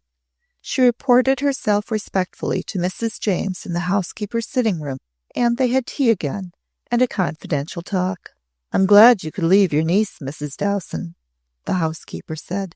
"It's high time poor little Miss Lawless was sent away from London. She's not fit for war work now, or for anything but lying in bed in a quiet place where she can get fresh country air and plenty of fresh eggs and good milk and chicken broth. And she needs a motherly woman like you to watch her carefully." "Does she look as delicate as all that?" said Dowie concernedly. "She'll lie in the graveyard in a few months if something's not done. I've seen girls look like her before this." And Mrs. James said it almost sharply. But even with this preparation, and though Lord Combe had spoken seriously of the state of the girl's health, Dowie was not ready to encounter, without a fearful sense of shock, what she confronted a little later when she went to Robin's sitting room, as she was asked to. When she tapped upon the door, and in response to a faint-sounding "Come in," entered the pretty place, Robin rose from her seat by the fire and came towards her, holding out her arms. "I'm so glad you came, Dowie dear," she said. "I'm so glad." She put the arms close round Dowie's neck and kissed her and held her cheek against the comfortable warm one a moment before she let go. "I'm so glad, dear," she murmured, and it was even as she felt the arms close about her neck and the cheek press hers that Dowie caught her breath and held it so that she might not seem to gasp. They were such thin, frail arms. The young body on which the dress hung loose was only a shadow of the round slimness which had been so sweet. But it was when the arm released her and they stood apart and looked at each other that she felt the shock in full force, while Robin continued her greetings. "Did you leave Henrietta and the children quite well?" she was saying. "Is the new baby a pretty one?" Dowie had not been one of those who had seen the gradual development of the physical change in her. It came upon her suddenly. She had left a young creature, all softly rounded girlhood, sweet curves, and life glow and bloom. She found herself holding a thin hand and looking into a transparent, sharpened, small face whose eyes were hollowed. The silk of the curls on the forehead had a dankness and a lifelessness which almost made her catch her breath again. Like Mrs. James, she herself had more than once had the experience of watching young creatures slip into what the nurses of her day called rapid decline, and she knew all the piteous portents of the early stages, the waxen transparency of sharpened features, and the damp, clinging hair. These two last were, to her mind, the most significant of the early terrors. And in less than 5 minutes she knew that the child was not going to talk about herself, and that she had been right in making up her own mind to wait. Whatsoever the strain of silence, there would be no speech now. The piteous darkness of her eye held a stillness that was heartbreaking. It was a stillness of such touching endurance of something inevitable. Whatsoever had happened to her, whatsoever was going to happen to her, she would make no sound. She would outwardly be affectionate, pretty-mannered Miss Robin, just as Dowie herself would give all her strength to trying to seem to be nothing and nobody but Dowie, and what it would cost of effort to do it well. When they sat down together, it was because she drew Robin by the thin little hand to an easy-chair, and she still held the thin hand when she sat near her. "Henrietta's quite well, I'm glad to say," she answered. "And the baby's a nice plump little fellow. I left them very comfortable, and I think in time Henrietta will be married again." "Married again?" said Robin. "Again? He's a nice, well-to-do man, and he's fond of her, and he's fond of children. He's never had any, and he's always wanted them." "Has he?" Robin murmured. "That's very nice for Henrietta." but there was a shadow in her eyes, which was rather like frightened bewilderment. Dowie, still holding the mere nothing of a hand, stroked and patted it now and then, as she described Mr. Jenkinson and the children and the life in the house in Manchester. She wanted to gain time, and commonplace talk helped her. She won't be married again until her year's up, she explained, and it's the best thing she could do, being left a young widow with children and nothing to live on. Mr. Jenkinson can give her more than she's ever had in the way of comforts. Did she love poor Jem very much? Robin asked. She was very much taken with him in her way when she married him, Dowie said. He was a cheerful, joking sort of young man, and girls like Henrietta liked jokes and fun. But they were neither of them romantic, and it had begun to be a bit hard when the children came. She'll be very comfortable with Mr. Jenkinson, and being comfortable means being happy to Henrietta. Then Robin smiled a strange little ghost of a smile, but there were no dimples near it. You haven't told me that I am thin, Dowie, she said. I know I am thin, but it doesn't matter. And I am glad you kissed me first. That made me sure that you were Dowie and not only a dream. Everything has been seeming as if it were a dream. Everything. Myself, everybody, even you. You. And the small hand clutched her hard. A large lump climbed into Dowie's throat, but she managed it bravely. It's no use telling people they're thin, she answered with stout good cheer. It doesn't help to put flesh on them. And there are a good many young ladies working themselves thin in these days. You're just one of them that's going to be taken care of. I'm not a dream, Miss Robin, my dear. I'm just your own Dowie, and I'm going to take care of you as I did when you were 6. She actually felt the bones of the small hand as it held her own still closer. It began to tremble because Robin had begun to tremble. But though she was trembling, and her eyes looked very large and frightened, the silence was still deep within them. Yes, the low voice faltered. You will take care of me. Thank you, Dowie dear. I must let people take care of me. I know that. I am like Henrietta, and that was all. She's very much changed, your grace, Dowie said breathlessly when she went to the Duchess afterwards. There had been no explanation or going into detail, but she knew that she might allow herself to be breathless when she stood face to face with her grace. Does she cough? Has she night sweats? Has she any appetite? She does not cough yet, the Duchess answered, but her grave eyes were as troubled as Dowie's own. Dr. Redcliffe will tell you everything. He will see you alone. We are sending her away with you because you love her and will know how to take care of her. We are very anxious.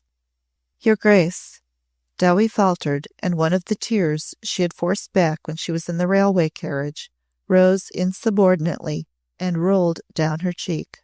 Just once I nursed a young lady who looked as she does now. I did my best with all my heart. The doctors did their best. Everybody that loved her did their best, and there were a good many. We watched over her for 6 months. 6 months? The Duchess' voice was an unsteady thing. At the end of the 6 months we laid her away in a pretty country churchyard, with flowers heaped all over her, and her white little hands full of them, and she hadn't as much to contend with as Miss Robin has. And in the minute of dead silence which followed, more tears fell. No one tried to hold them back, and some of them were the tears of the old Duchess. Chapter 23. There are old and forgotten churches in overgrown corners of London, whose neglected remoteness suggests the possibility of any ecclesiastical ceremony being performed quite unobserved, except by the parties concerned in it. If entries and departures were discreetly arranged, a baptismal or a marriage ceremony might take place almost as in a tomb. A dark, wet day in which few pass by, and such as pass by are absorbed in their own discomforts beneath their umbrellas, offers a curiously entire aloofness of seclusion. In the neglected graveyards about them, there is no longer any room to bury anyone in the damp black earth where the ancient tombs are dark with mossy growth and mold. Heavy broken slabs slant sideways perilously. Sad and thin cats prowl, and from a soot-blackened tree or so, the raindrops with hollow, plashing sounds. The rain was so plashing and streaming in rivulets among the mounds and stones of the burial ground of one of the most ancient and forgotten-looking of such churches, when, on a certain afternoon, there came to the narrow, soot-darkened vicarage attached to it a tall, elderly man who wished to see and talk to the vicar. The vicar in question was an old clergyman who had spent nearly 50 years in the silent, ecclesiastical atmosphered small house. He was an unmarried man whose few relatives living in the far north of England were too poor and unenterprising to travel to London. His days were spent in unsatisfactory work among crowded and poverty-stricken human creatures before whom he felt helpless, because he was an unpractical old Oxford bookworm. He read such services as he held in his dim church to empty pews and echoing hollowness. He was, nevertheless, a deeply thinking man who was a gentleman of a scarcely remembered school. He was a peculiarly silent man and of dignified understanding. Through the long years he had existed in detached seclusion in his corner of his world, around which great London roared and swept almost unheard by him in his remoteness. When the visitor's card was brought to him where he sat in his dingy, book-packed study, he stood, after he had told his servant to announce the caller, gazing dreamily at the name upon the white surface. It was a stately name and brought back vague memories. Long ago, very long ago, he seemed to recall that he had slightly known the then bearer of it. He himself had been young then, quite young. The man he had known was dead, and this one, his successor, must by this time have left youth behind him. What had led him to come? Then the visitor was shown into the study. The vicar felt that he was a man of singular suggestions. His straight build, his height, his carriage arrested the attention, and the clear cut of his cold face held it. One of his marked suggestions was that there was unusual lack of revelation in his rather fine almond eye. It might have revealed much, but its intention was to reveal nothing but courteous detachment from all but well-bred approach to the demand of the present moment. "I think I remember seeing you when you were a boy, Lord Combe," the vicar said. "My father was rector of St. Andrew's." St. Andrew's was the Norman-towered church on the edge of the park enclosing Combe Keep. "I came to you because I also remembered that," was Combe's reply. Their meeting was a very quiet one, but every incident of life was quiet in the vicarage. Only low sounds were ever heard, only almost soundless movements made. The two men seated themselves and talked calmly while the rain pattered on the window panes, and streaming down them seemed to shut out the world. What the vicar realized was that, since his visitor had announced that he had come because he remembered their old, though slight, acquaintance, he had obviously come for some purpose, to which the connection formed a sort of support or background. This man, whose modernity of bearing and externals seemed to separate them by a lifetime of experience, clearly belonged to the London which surrounded and enclosed his own silences with civilized roar and the tumult of swift passings. On the surface, the small, dingy, book-crammed study obviously held nothing this outer world could require. The vicar said as much courteously, and he glanced round the room as he spoke, gently smiling. "But it is exactly this which brings me," Lord Combe answered, with great clearness, and never raising the note of quiet to which the walls were accustomed. He made his explanation. He related no incidents and entered into no detail. When he had at length concluded the presentation of his desires, his hearer knew nothing whatever, save what was absolutely necessary, of those concerned in the matter. Utterly detached from all curiosities as he was, this crossed the vicar's mind. There was a marriage ceremony to be performed. That only the contracting parties should be aware of its performance was absolutely necessary. That there should be no chance of opportunity given for question or comment was imperative. Apart from this, the legality of the contract was all that concerned those entering into it, and that must be assured beyond a shadow of possible doubt. In the half-hidden and forgotten old church to which the vicarage was attached, such a ceremony could obviously be performed, and to an incumbent detached from the outer world, as it were, and one who was capable of comprehending the occasional gravity of reasons for silence, it could remain so long as was necessary, a confidence securely guarded. "It is possible," the vicar said at the end of the explanation. "I have performed the ceremony before under somewhat similar circumstances." A man of less breeding and with even normal curiosities might have made the mistake of asking innocent questions. He asked none except such as related to the customary form of procedure in such matters.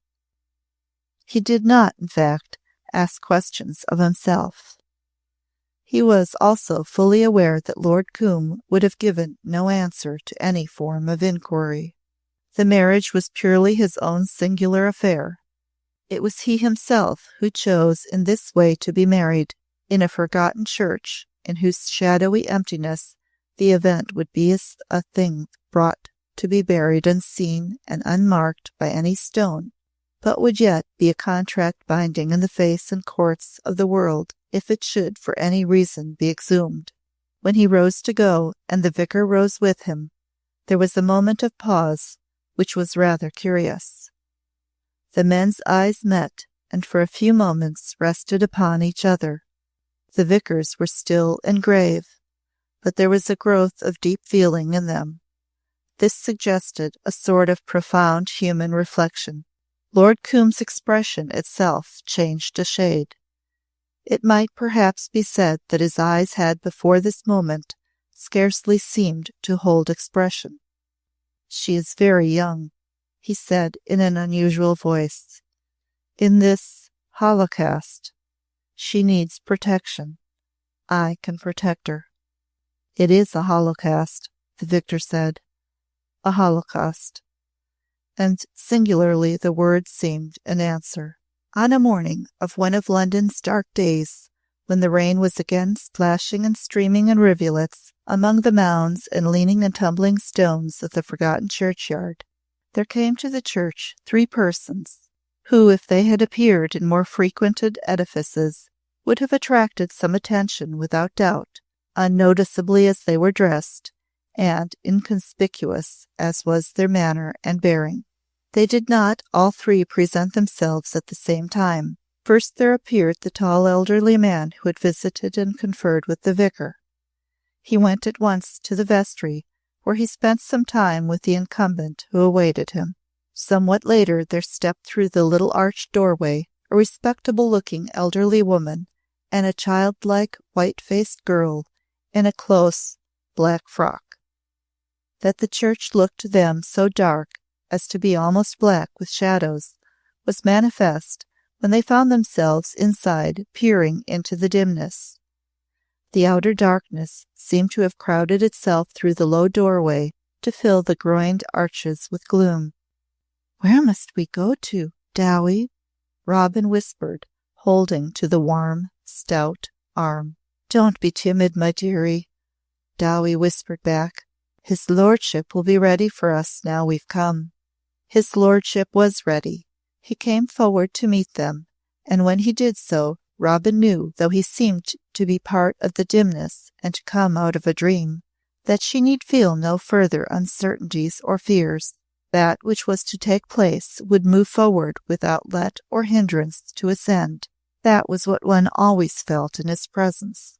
In a few minutes they were standing in a part of the church which would have seemed darker than any other shadow-filled corner, but that a dim light burned on a small altar, and a clergyman whose white vestments made him look wraith-like and very tall, waited before it. And after a few moments of solemn silence, began to read from the prayer book he held in his hand.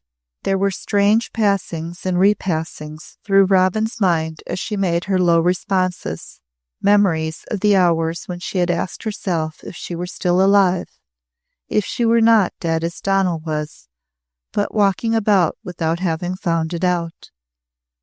It was as though this must be true now, and her own voice and Lord Coombe's and the clergyman's only ghosts' voices. They were so low and unlike real voices that, when they floated away among the shadows, low, ghastly echoes seemed to float with them. "I will," she heard herself say, and also other things the clergyman told her to repeat after him. And when Lord Coombe spoke, she could scarcely understand, because it was all like a dream and did not matter. Once she turned so cold and white and trembled so that Dowie made an involuntary movement towards her. But Lord Coombe's quiet firmness held her swaying body, and though the clergyman paused a moment, the trembling passed away, and the ceremony went on. She had begun to tremble because she remembered that the other marriage had seemed like a dream in another world than this, a world which was so alive that she had trembled and thrilled with exquisite living, and because Donal knew how frightened she was, he had stood so close to her that she had felt the dear warmness of his body, and he held her hand quite tight when he took it, and his "I will" had been beautiful and clear. And when he had put on the borrowed ring, he had drawn her eyes up to the blue tarn of his own. Donal was killed. Perhaps the young chaplain had been killed too. And she was being married to Lord Coombe, who was an old man and did not stand close to her, whose hand scarcely held hers at all, but who was putting on a ring. Her eyes, her hunted young doe's eyes, lifted themselves. Lord Coombe met them and understood. Strangely, she knew he understood, that he knew what she was thinking about. For that one moment there came into his eyes a look which might not have been his own, and vaguely she knew that it held strange understanding, and he was sorry for her, and for Donal, and for everything in the world. Chapter 24. The little feudal fastness in the Highlands, which was called Darreuch Castle, when it was mentioned by anyone, which was rarely, had been little more than a small ruin when Lord Coombe inherited it as an unconsidered trifle among the more imposing and available property. It had indeed presented the aspect not so much of an asset as of an entirely useless relic. The remote and, as far as record dwelt on him, obviously a notable ancestor, who had built it as a stronghold in an almost unreachable spot upon the highest moors, had doubtlessly had picturesque reasons for the structure, but these were lost in the dim past, and appeared on the surface, unexplainable to a modern mind. Lord Coombe himself had not explained an interest he chose to feel in it, or his own reasons for repairing it a few years after it came into his possession. He rebuilt certain breaches in the walls and made certain rooms sufficiently comfortable to allow of his spending a few nights or weeks in it at rare intervals. He always went alone, taking no servant with him, and made his retreat after his own mood, served only by the farmer and his wife, who lived in charge from year's end to year's end, herding a few sheep and cultivating a few acres for their own needs. They were a silent pair without children, and plainly not feeling the lack of them. They had lived in remote moorland places since their birth. They had so little to say to each other that Lord Coombe sometimes felt a slight curiosity as to why they had married instead of remaining silent singly. There was, however, neither sullenness nor resentment in their lack of expression. Coombe thought they liked each other, but found words unnecessary. Jock Macaur, driving his sheep to fold in the westering sun, wore the look of a man not unpleased with life, and at least undisturbed by it. Maggie Macaur, doing her housework, churning or clucking to her hens, was peacefully cheerful, and seemed to ask no more of life than food and sleep and comfortable work which could be done without haste. There were no signs of knowledge on her part or Jock's of the fact that they were surrounded by wonders of moorland and hillside color and beauty. Sunrise, which leapt in delicate flames of dawn, meant only that they must leave their bed. Sunset, which lighted the moorland wood with splendor, meant that a good night's sleep was coming. Jock had heard from a roaming shepherd or so that the world was at war, and that lads were being killed in their thousands. One good man had said that the sons of the great gentry were being killed with the rest. Jock did not say that he did not believe it, and in fact expressed no opinion at all. If he and Maggie gave credit to the story, they were little disturbed by any sense of its reality. They had no neighbors, and their few stray kinfolk lived at remote distances, and were not given to visits or communications. There had been vague rumors of far-away wars in the years past, but they had assumed no more reality than legends. This war was a shadow, too, and after Jock came home one night and mentioned it, as he might have mentioned the death of a cow or the buying of a moor pony, the subject was forgotten by both. His lordship it was who reminded them of it. He even bestowed upon the rumor a certain reality. He appeared at the stout little old castle one day without having sent them warning, which was unusual. Came to give some detailed orders and to instruct them in the matter of changes. He had shown forethought in bringing with him a selection of illustrated newspapers. This saved time and trouble in the matter of making the situation clear. The knowledge which conveyed itself to Maggie and Jock produced the effect of making them even more silent than usual, if such a condition were possible. They stared fixedly and listened with respect, but beyond a rare "Hach!" they had no opinion to express. It became plain that the war was more than a mere rumor. The lads who had been blown to bits or bayoneted, the widows and orphans that were left. Some of the youngest of the lads had lost their senses and married young things only to go off to the ill place folk called the front, and leave them widows in a few days or weeks' time. There were hundreds of bits of girls left lonely, waiting for their bairns to come into the world, some with scarce a penny unless friends took care of them. There was a bit widow in her teens who was a distant kinswoman of his lordship's, and her poor lad was among those who were killed. He had been a fine lad, and he would never see his bairn.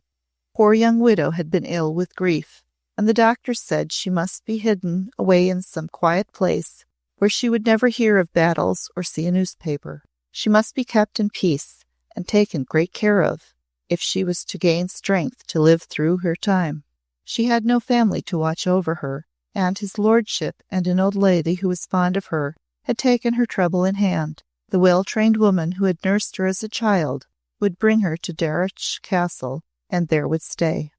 His lordship had been plainly much interested in the long time past, when he had put the place in order for his own convenience. Now he seemed even more interested and more serious. He went from room to room with a grave face and looked things over carefully. He had provided himself with comforts and even luxuries before his first coming, and they had been of the solid baronial kind, which does not deteriorate. It was a little castle and a forgotten one, but his rooms had beauty and had not been allowed to be as gloomy as they might have been if stone walls and black oak had not been warmed by the rich colors of tapestry and pictures, which held light and glow. But other things were coming from London. He himself would wait to see them arrive and installed. The Macaurs wondered what more the young lady and her woman could want, but took their orders obediently. Her woman's name was Mrs. Dowson, and she was a quiet, decent body who would manage the household. That the young widow was to be well taken care of was evident. A doctor was to ride up the moorland road each day to see her, which seemed a great precaution, even though the Macaurs did not know that he had consented to live temporarily in the locality because he had been well paid to do so.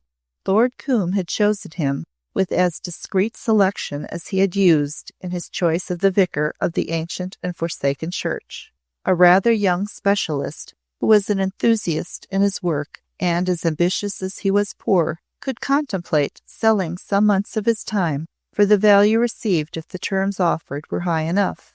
That silence and discretion were required formed no objections. The rain poured down on the steep moorland road when the carriage slowly climbed it to the castle. Robin, seeming to gaze out at the sodden heath, did not really see it, because she was thinking of Dowie, who sat silently by her side. Dowie had taken her from the church to the station, and they had made the long journey together. They had talked very little in the train, though Dowie had been tenderly careful and kind. Robin knew she would ask no questions, and she dully felt that the blows which were falling on everybody every day must have stunned her also. What she herself was thinking, as she seemed to gaze at the sodden heather, was a thing of piteous and helpless pain. She was achingly wondering what Dowie was thinking, what she knew, and what she thought of the girl she had taken such care of, and who was being sent away to be hidden in a ruined castle, whose existence was a forgotten thing. The good, respectable face told nothing, but it seemed to be trying to keep itself from looking too serious, and once Robin had thought that it looked as if Dowie might suddenly have broken down if she would have allowed herself, but she would not allow herself. The truth was that the 2 or 3 days at Eaton Square had been very hard for Dowie to manage perfectly. To play her accepted part before her fellow servants required much steady strength. They were all fond of poor little Miss Lawless, and had the tendency of their class to discuss and dwell upon symptoms, sympathetic harrowingness of detail. It seemed that all of them had had some friend or relative who had gone off in a quick decline. It's strange now how many young people do. A head housemaid actually brought her heart into her throat one afternoon by saying at the servants' hall tea, "If she was one of the Warbrides, I should say she was just like my cousin Lucy. Poor girl!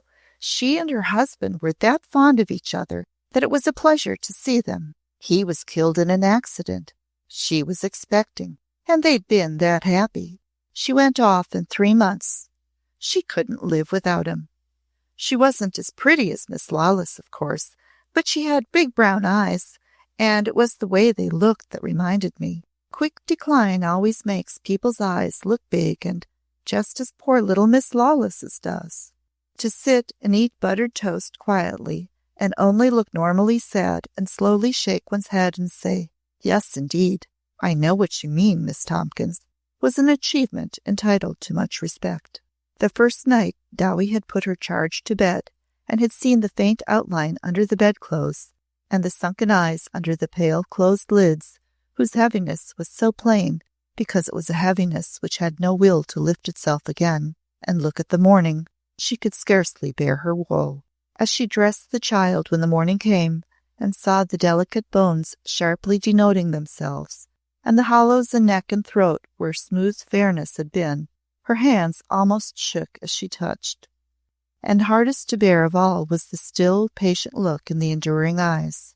She was being patient, poor lamb, and only God himself knew how she cried when she was left alone in her white bed, and the door closed between her and all the house.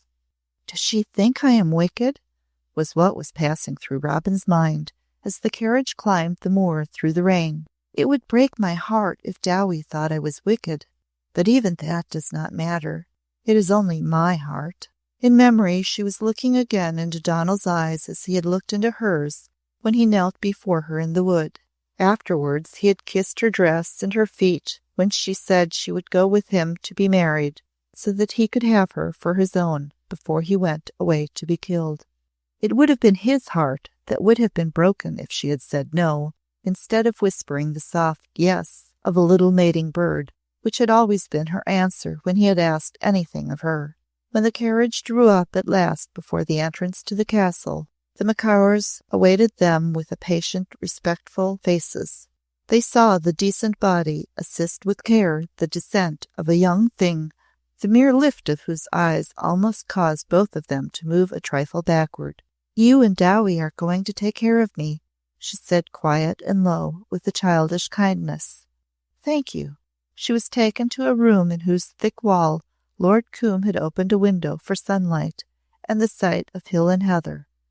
It was a room warm and full of comfort, a strange room to find in a little feudal stronghold, hidden from the world. Other rooms were near it, as comfortable and well prepared. One in a tower adjoining was hung with tapestry and filled with wonderful old things, uncrowded and harmonious, and so arranged as to produce the effect of a small retreat for rest, the reading of books, or refuge in stillness.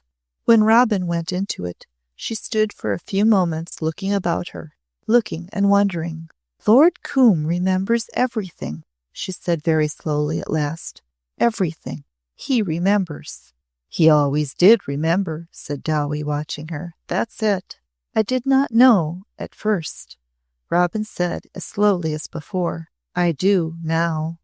In the evening she sat long before the fire, and Dowie, sewing near her, looked askance now and then at her white face with the lost eyes.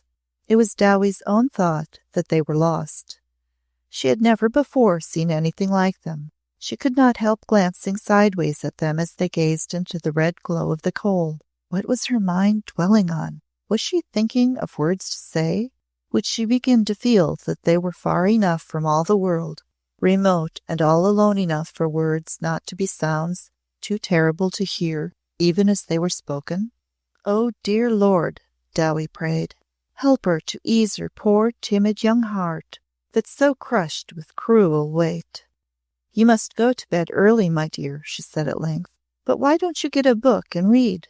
The lost eyes left the fire and met hers. "I want to talk," Robin said. "I want to ask you things." "I'll tell you anything you want to know," answered Dowie.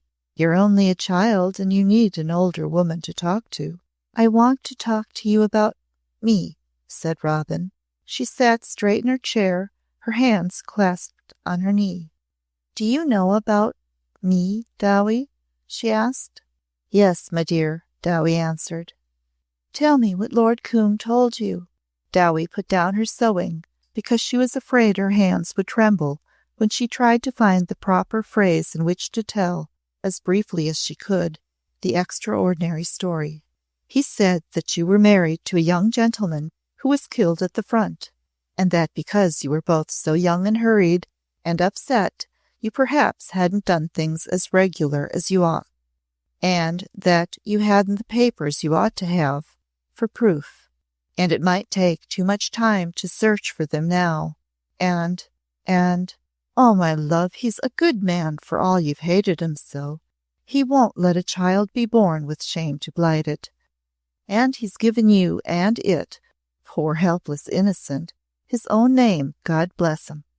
Robin sat still and straight, with clasped hands on her knee, and her eyes more lost than before, as she questioned Dowie remorselessly. There was something she must know. "He said, and the Duchess said, that no one would believe me if I told them I was married. Do you believe me, Dowie? Would Mademoiselle believe me, if she is alive? For, oh, I believe she is dead. Would you both believe me?" Dowie's work fell upon the rug, and she held out both her comfortable nursing arms, choking. "Come here, my lamb," she cried out with suddenly streaming eyes. "Come and sit on your old Dowie's knee like you used to do in the nursery. You do believe me, you do." As she had looked in the nursery days, Robin left her chair and was swept into the well-known embrace. Looked now. She hid her face on Dowie's shoulder and clung to her with shaking hands. "I prayed to Jesus Christ that you would believe me, Dowie," she cried, "and that Mademoiselle would come if she is not killed. I wanted you to know that it was true. I wanted you to know." "That was it, my pet lamb." Dowie kept hugging her to her breast. "We'd both of us know. We know you, we do. No one need prove things to us. We know." "It frightened me so to think of asking you," shivered Robin. "When you came to Eaton Square I could not bear it. If your dear face had looked different I should have died. But I couldn't go to bed tonight without finding out. The Duchess and Lord Combe are very kind and sorry for me, and they say they believe me. But I can't feel sure that they really do, and nobody else would, but you and Mademoiselle. You loved me always, and I loved you, and I prayed you would." Dowie knew how Mademoiselle had died, of the heap of innocent village people on which she had fallen, bullet-riddled, but she said nothing of her knowledge. Mademoiselle would say what I do, and she would stay and take care of you as I'm going to do," she faltered. "God bless you for asking me straight out, my dear. I was waiting for you to speak and praying you'd do it before I went to bed myself. I couldn't have slept a wink if you hadn't." For a space they sat silent, Robin on her knee, like a child drooping against her warm breast. Outside was the night stillness of the moor. Inside, the night stillness held within the thick walls of stone rooms and passages. In their hearts, the stillness of something which yet waited, unsaid. At last, "Did Lord Combe tell you who he was, Dowie? He said perhaps you would tell me yourself, if you felt you'd like me to know. He said it was to be as you chose." Robin fumbled with a thin hand at the neck of her dress. She drew from it a chain with a silk bag attached. Out of the bag she took first a small folded package. "Do you remember the dry leaves I wanted to keep when I was so little?" she whispered woefully. "I was too little to know how to save them, and you made me this tiny silk bag." Dowie's face was almost frightened as she drew back to look. There was in her motherly soul the sudden sense of panic she had felt in the nursery so long ago. "My blessed child," she breathed. "Not that one, after all that time." "Yes," said Robin. "Look, Dowie, look." She had taken a locket out of the silk bag, and she opened it, and Dowie looked. Perhaps any woman would have felt what she felt when she saw the face which seemed to laugh rejoicing into hers, as if life were such a supernal thing, as if it were literally the blessed gift of God, as all the ages have preached to us, even while they railed at the burden of living and called it cruel nothingness. The radiance in the eyes' clearness, the splendid strength and joy in being, could have built themselves into nothing less than such beauty as this. Dowie looked at it in dead silence, her breast heaving fast. "Oh, blessed God!" she broke out with a gasp. "Did they kill that?" "Yes," said Robin, her voice scarcely more than a breath. "Donal." Chapter 25. Dowie put her to bed as she had done when she was a child, feeling as if the days in the nursery had come back again. She saw gradually die out of the white face the unnatural restraint which she had grieved over. It had suggested the look of a girl who was not only desolate, but afraid, and she wondered how long she had worn it, and what she had been most afraid of. In the depths of her comfortable being, there lay hidden a maternal pleasure in the nature of her responsibility. She had cared for young mothers before, and that she should be called to watch over Robin, whose child forlornness she had rescued, filled her heart with a glowing. As she moved about the room, quietly preparing for the comfort of the night, she knew that the soft dark of the lost eyes followed her, and that it was not quite so lost as it had looked in the church and on their singularly silent journey. When her work was done and she turned to the bed again, Robin's arms were held out to her. "I want to kiss you, Dowie. I want to kiss you," she said, with just the yearning dwelling on the one word which had so moved the good soul long ago with its innocent suggestion of tender reverence for some sacred rite. Dowie hurriedly knelt by the bedside. "Never you be frightened, my lamb, because you're so young and don't know things," she whispered, holding her as if she were a baby. "Never you let yourself be frightened for a moment. Your own Dowie's here and always will be, and Dowie knows all about it. Until you took me on your knee tonight," very low and in broken phrases, "I was so lonely. I was as lonely as I used to be in the old nursery before you and Mademoiselle came. Afterwards," with a shudder, "there were so many long, long nights. There always will be so many. One after every day, I lie in my bed in the dark, and there is nothing. Oh, Dowie, let me tell you." Her voice was a sweet, longing wail. When Donald came back, all the world was full and shining and warm. It was full. There was no loneliness anywhere. We wanted nothing but each other. And when he was gone, there was only emptiness. And I was not alive, and I could not think. I can scarcely think now. You'll begin to think soon, my lamb, Dowie whispered. You've got something to think of. After a while, the emptiness won't be so big and black. She ventured it very carefully. Her wise soul knew that the emptiness must come first. The awful, world-old emptiness, which for an endless-seeming time nothing can fill. And all smug preachers of the claims of life and duty must be chary of approaching those who stand desolate gazing into it. I could only remember, the broken heart-wringing voice went on, and it seemed as if the remembering was killing me over and over again. It is like that now. But in the wood, Lord Coombs said something strange, which seemed to make me begin to think a little, only it was like beginning to try to write with a broken arm. I can't go on. I can only think of Donald, and be lonely, lonely, lonely. The very words, the mere sound of them in her own ears, made her voice trail away into bitter, helpless crying, which would not stop. It was the awful weeping of utter woe and weakness, whose convulsive sobs go on, until they almost cease to seem human sounds. Dowie's practical knowledge told her what she had to face. This was what she had guessed at when she had known that there had been crying in the night. Mere soothing of the tenderest would not check it. I had been lonely, always. And then the loneliness was gone. And then, if it had never gone— I know, my dear, I know, said Dowie, watching her with practised, anxious eye.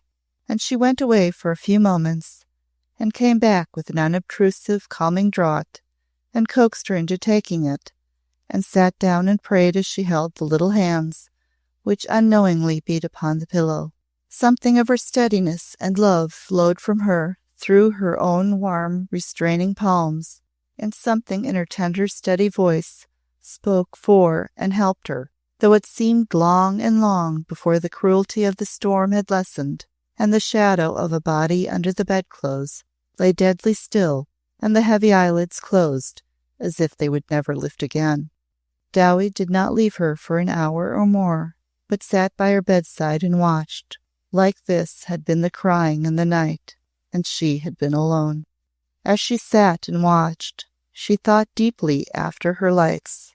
She did not think only of the sweet shattered thing she so well loved. She thought much of Lord Coombe being a relic of a class which may be regarded as forever extinct. Her views on the subject of the rights and responsibilities of rank were of an unswerving reverence, verging on the feudal. Even in the early days her perfection of type was rare. To her unwavering mind the remarkable story she had become a part of was almost august in its subjection of ordinary views to the future of a great house and its noble name. With the world falling to pieces and great houses crumbling into nothingness, that this one should be rescued from the general holocaust was a deed worthy of its head. But where was there another man who would have done this thing as he had done it, remaining totally indifferent to the ignominy which would fall upon his memory in the years to come when the marriage was revealed?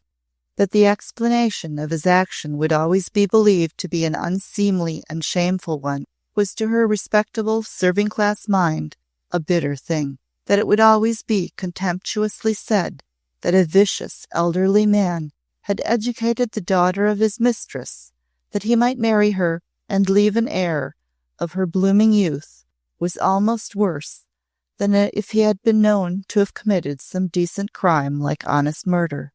Even the servants' hall in the slice of a house, discussing the ugly whisper, had somewhat revolted at it, and thought it a bit too steep even for these times. But he had plainly looked the whole situation in the face, and had made up his mind to do what he had done. He hadn't cared for himself. He had only cared that the child who was to be born should be his legitimized successor, and that there should remain after him a head of the house of Coombe. That such houses should have heads to succeed their dignities was a simple reverential belief of Dowie's, and, apart from all other feeling, the charge she had undertaken wore to her somewhat the aspect of a religious duty. His lordship was as one who had a place on a sort of altar. "It's because he's so high in his way that he can bear it," was her thought. "He's so high that nothing upsets him. He's above things, that's what he is." And there was something else, too, something she did not quite follow, but felt vaguely moved by. What was happening to England came into it, and something else that was connected within himself in some way that was his own affair. In his long talk with her, he had said some strange things, though all in his own way. Howsoever the tide of war turns, men and women will be needed as the world never needed them before, was one of them. This one small, unknown thing I want. It will be the child of my old age. I want it. Her whole being has been torn to pieces.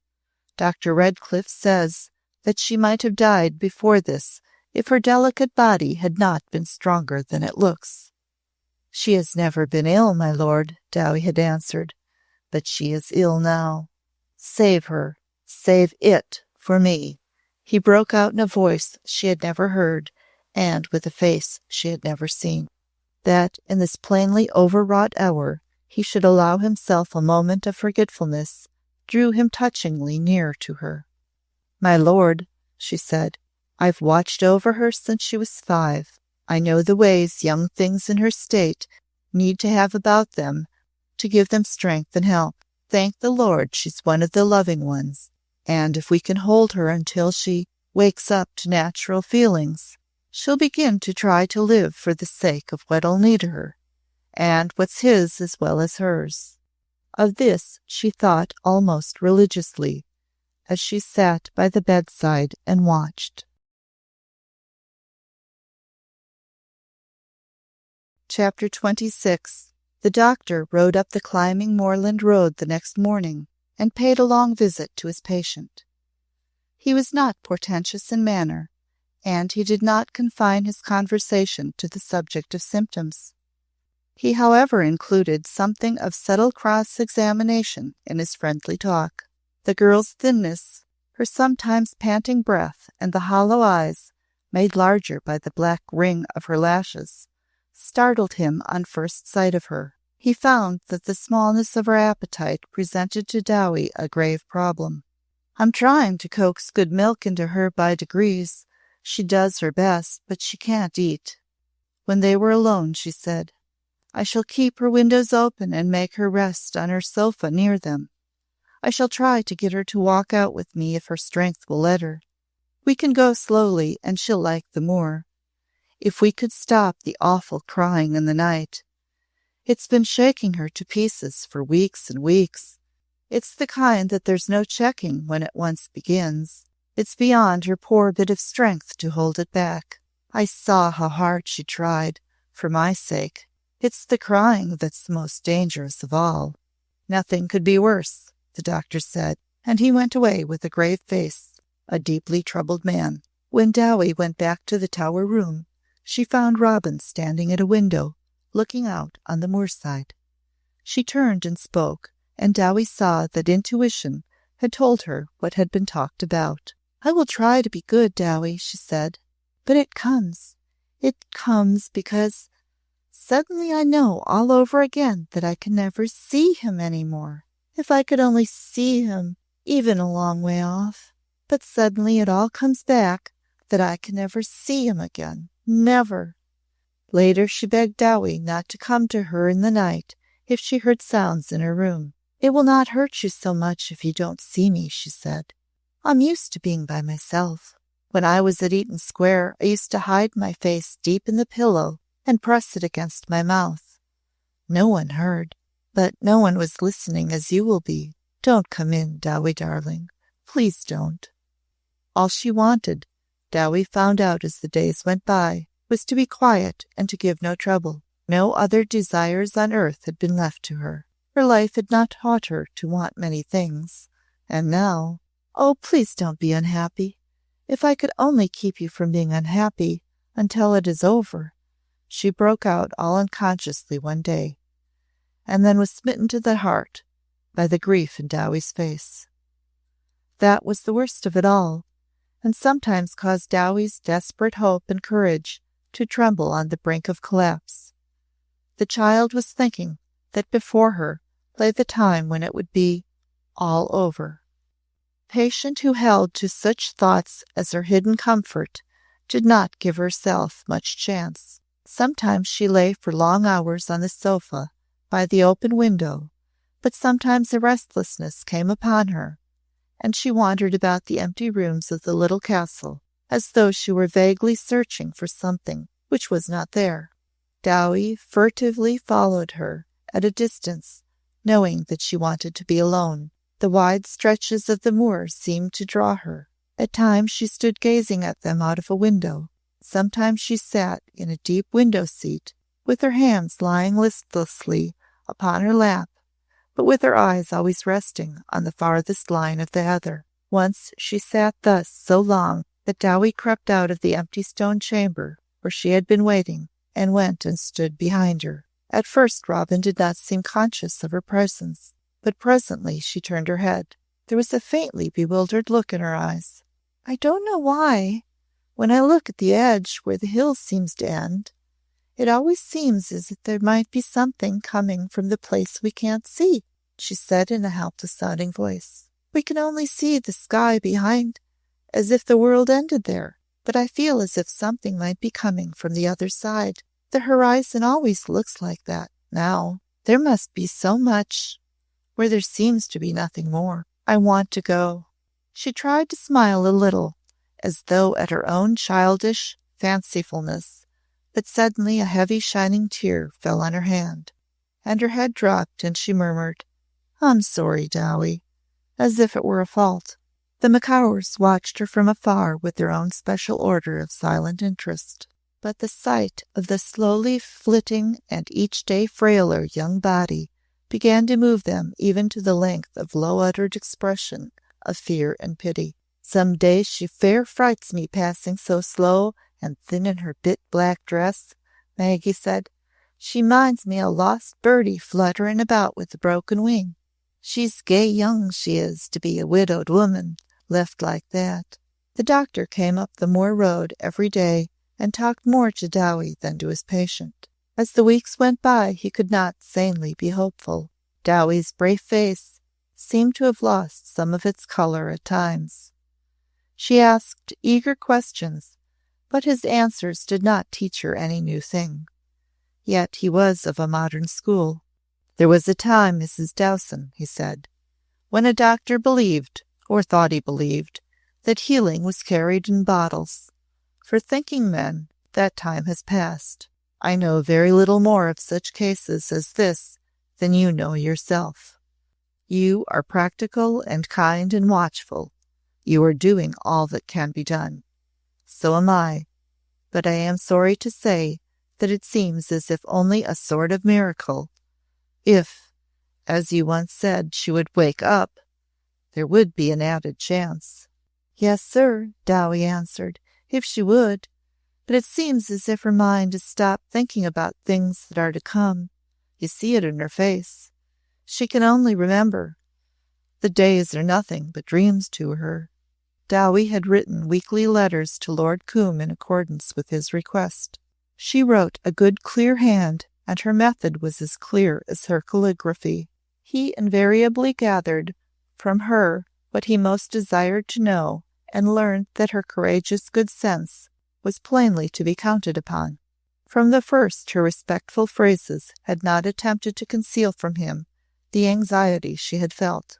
It was the way she looked, and that I hadn't expected to see such a change, that took the strength out of me the first time I saw her, and which your lordship had told me. It seemed as if the two things together were too much for her to face. I watch over her day and night, though I try to hide from her that I watch so close. If she could be made to eat something and to sleep, and not to break her little body to pieces with those dreadful fits of crying, there would be something to hold on to. But I shall hold on to her, my lord, whether there is anything to hold on to or not." He knew she would hold on, but as the weeks passed, and she faithfully told him what record the days held, he saw that in each she felt that she had less and less to grasp. And then came a letter which plainly could not conceal ominous discouragement, in the face of symptoms not to be denied. Increasing weakness, even more rapid loss of weight, and less sleep and great exhaustion after the convulsions of grief. "I couldn't go on and not bring on the worst. It is my duty to warn your lordship," the letter ended. For she had not wakened up, though somehow Dowie had gone on from day to day, wistfully believing that it would be only nature that she should. Dowie had always believed strongly in nature, but at last there grew within her mind the fearsome thought that somehow the very look of her charge was the look of a young thing who had done with nature, and between whom and nature the link had been broken. There were beginning to be young lambs on the hillside, and Jack Macaur was tending them and their mothers with careful shepherding. Once or twice he brought a newborn and orphaned one home, wrapped in his plaid, and it was kept warm by the kitchen fire, and fed with milk by Maggie, to whom motherless lambs were an accustomed care.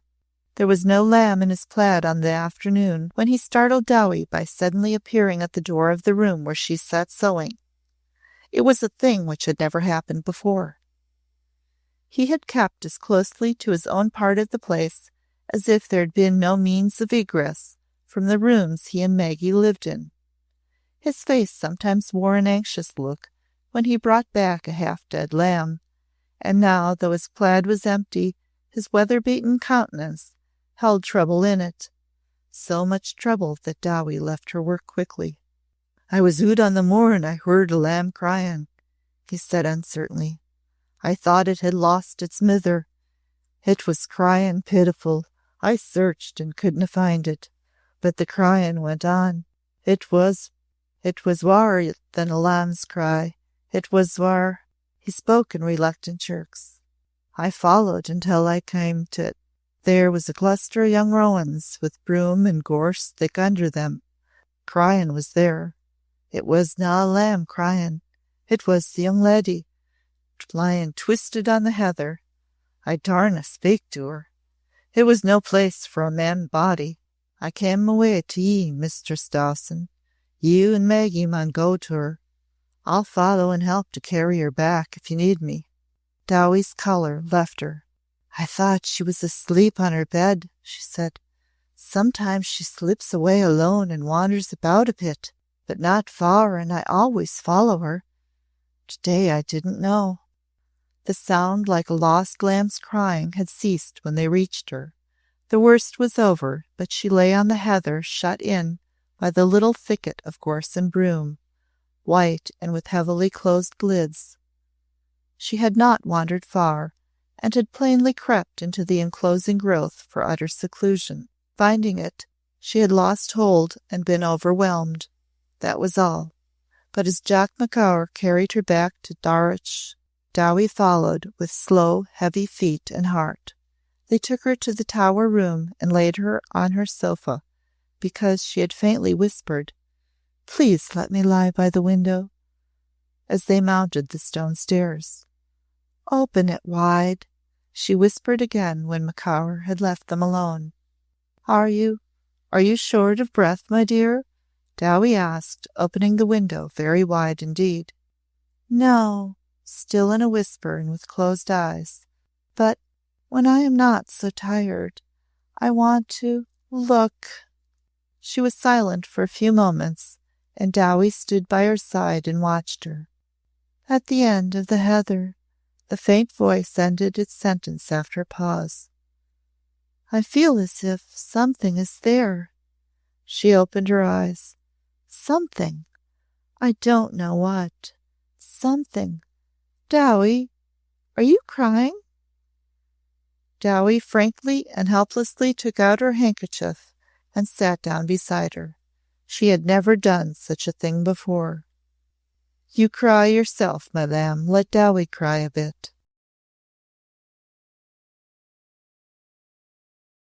Chapter 27. And the next morning came the wake-up for which Dowie had so long waited and prayed, but not as Dowie had expected it, or in the way she had thought nature. She had scarcely left her charge during the night, though she had pretended that she had slept as usual in an adjoining room. She stole in and out. She sat by the bed and watched the face on the pillow and thanked God that, strangely enough, the child slept. She had not dared to hope that she would sleep, but before midnight she became still and fell into a deep, quiet slumber. It seemed deep, for she ceased to stir, and it was so quiet that once or twice Dowie became a little anxious and bent over her to look at her closely and listen to her breathing. But though the small white face was always a touching sight, it was no whiter than usual, and her breathing, though low and very soft, was regular. But where the strength's to come from, the good God alone knows, was Dowie's inward sigh. The clock had just struck 1 when she leaned forward again. What she saw would not have disturbed her if she had not been overstrung by long anxiety. But now, after the woeful day, in the middle of the night, with the echo of the clock's solitary sound still in the solitary room, in the utter stillness of moor and castle emptiness, she was startled almost to fright. Something had happened to the pitiful face. A change had come over it. Not a change which had stolen gradually, but a change which was actually sudden. It was smiling. It had begun to smile, that pretty smile, which was a very gift of God in itself. Dowie drew back and put her hand over her mouth. Oh, she said, can she be going in her sleep? But she was not going. Even Dowie's fright saw that in a few moments more. Was it possible that a mist of color was stealing over the whiteness, or something near color? Was the smile deepening and growing brighter? Was that caught breath something almost like a little sob of a laugh, a tiny ghost of a sound, more like a laugh than any other sound on earth? Dowie slid down upon her knees and prayed devoutly, clutching at the robe of pity and holding hard, as women did in crowds nearly 2,000 years ago. Oh, Lord Jesus! She was breathing behind the hands which hid her face. If she can dream what makes her smile like that, let her go on, Lord Jesus. Let her go on. When she rose to her chair again and seated herself to watch, it almost awed. It did not fade, the smile. It settled into a still radiance and stayed. And, fearful of the self-deception of longing as she was, Dowie could have sworn as the minutes passed that the mist of color had been real and remained also, and even made the whiteness a less deathly thing. And there was such a naturalness in the strange smiling that it radiated actual peace and rest and safety. When the clock struck 3 and there was no change, and still the small face lay happy upon the pillow, Dowie at last even felt that she dare steal into her own room and lie down for a short rest. She went very shortly, thinking she would return in half an hour at most. But the moment she lay down, her tired eyelids dropped, and she slept as she had not slept since her first night at Darreuch Castle. When she awakened, it was not with a start or sense of anxiety, even though she found herself sitting up in the broad morning light. She wondered at her own sense of being rested, and really not afraid. She told herself that it was all because of the smile she had left on Robin's face, and remembered as her own eyes closed. She got up and stole to the partly open door of the room and looked in. All was quiet still. Robin herself seemed very still, but she was awake. She lay upon her pillow, with a long curly plait trailing over one shoulder, and she was smiling as she had smiled in her sleep, softly, wonderfully. "I thank God for that," Dowie thought as she went in. The next moment her heart was in her throat. "Dowie," Robin said, and she spoke as quietly as Dowie had ever heard her speak in all their life together. "Donald came." "Did he, my lamb?" said Dowie, going to her quickly, but trying to speak as naturally herself. "In a dream?" Robin slowly shook her head. "I don't think it was a dream. It wasn't like one. I think he was here. God sometimes lets them come. Just sometimes, doesn't he? Since the war, there have been so many stories about things like that. People used to come to see the Duchess and sit and whisper about them.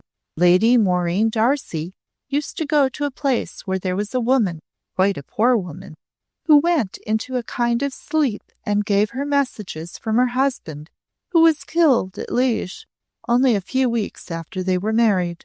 The woman said he was in the room, and Lady Maureen was quite sure it was true, because he told her things no one knew but themselves. She said it kept her from going crazy. It made her quite happy."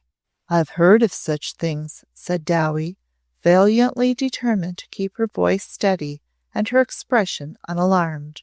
"Perhaps they are true, now that the other world is so crowded with those that found themselves there sudden. Perhaps they are crowded so close to earth that they try to speak across to the ones that are longing to hear them. It might be. Lie still, my dear, and I'll bring you a cup of good hot milk to drink. Do you think you could eat a new-laid egg and a shred of toast?" "I will," answered Robin. "I will." She sat up in bed, and the faint color on her cheeks deepened and spread like a rosy dawn. Dowie saw it and tried not to stare. She must not seem to watch her too fixedly, whatsoever alarming thing was happening. "I can't tell you all he said to me," she went on softly. "There was too much that only belonged to us. He stayed a long time. I felt his arms holding me. I looked into the blue of his eyes, just as I always did. He was not dead. He was not an angel. He was Donald. He laughed, and he made me laugh too. He could not tell me now where he was. There was a reason, but he said he could come because we belonged to each other, because we loved each other so. He said beautiful things to me."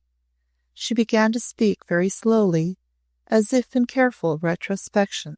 "Some of them were like the things Lord Coombs said, but when Donald said them, they seemed to go into my heart, and I understood them. He told me things about England, needing new souls and new strong bodies. He loved England. He said beautiful, beautiful things." Dowie made a magnificent effort to keep her eyes clear and her look straight. It was a soldierly thing to do, for there had leapt into her mind memories of the fears the great physician who had taken charge of poor young Lady Maureen. "I am sure he would do that, sure of it," she said without a tremor in her voice. "It's only things like that he's thought of his whole life through, and surely it was love that brought him back to you, both." She wondered if she was not cautious enough in saying the last word, but her fear was a mistake. "Yes, both," Robin gave back, and with a new, high bravery. "Both," she repeated. "He will never be dead again, and I shall never be dead. When I could not think, it used to seem as if I must be. Perhaps I was beginning to go crazy like poor Lady Maureen. I have come alive." "Yes, my lamb," answered Dowie with a fine courage. "You look it. We'll get you ready for your breakfast now. I will bring you the egg and toast, a nice crisp bit of hot buttered toast." "Yes," said Robin. "He said he would come again, and I know he will." Dowie bustled about with inward trembling. Whatsoever strange thing had happened, Perhaps it had awakened the stunned instinct in the girl. Perhaps some change had begun to take place, and she would eat the bit of food. That would be sane and healthy enough in any case. The test would be the egg and the crisp toast, the real test. Sometimes a patient had a moment of uplift, and then it died out too quickly to do good. But when she had been made ready and the tray was brought, Robin ate the small breakfast without shrinking from it, and the slight color did not die away from her cheek. The lost look was in her eyes no more. Her voice had a new tone. The exhaustion of the night before seemed mysteriously to have disappeared. Her voice was not tired, and she herself was curiously less languid. Dowie could scarcely believe the evidence of her ears when, in the course of the morning, she suggested that they should go out together. "The moor is beautiful today," she said. "I want to know it better. It seems as if I had never really looked at anything."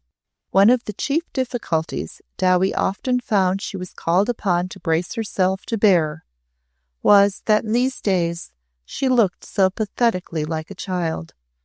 Her small, heart-shaped face had always been rather like a baby's, but in these months of her tragedy, her youngness at times seemed almost cruel. If she had been 10 years old, she could scarcely have presented herself to the mature vision as a more touching thing. It seemed incredible to Dowie that she should have so much of life and suffering behind and before her, and yet look like that. It was not only the soft curve and droop of her mouth and the lift of her eyes. There was added to these something as indescribable as it was heart-moving. It was the thing before which Donald, boy as he was, had trembled with love and joy. He had felt its tenderest sacredness when he had knelt before her in the wood and kissed her feet, almost afraid of his own voice when he poured forth his pleading. There were times when Dowie was obliged to hold herself still for a moment or so, lest it should break down her determined calm. It was to be faced this morning when Robin came down in her soft felt hat and short tweed skirt and coat for walking. Dowie saw Mrs. Macaur staring through a window at her, with slightly open mouth, as if suddenly struck with amazement, which held in it a touch of shock. Dowie herself was obliged to make an affectionate joke. "Your short skirts make such a child of you that I feel as if I was taking you out to walk in the park, and I must hold your hand," she said. Robin glanced down at herself. "They do make people look young," she agreed. "The lady downstairs looked quite like a little girl when she went out in them, but it seems so long since I was little." She walked with Dowie bravely, though they did not go far from the castle.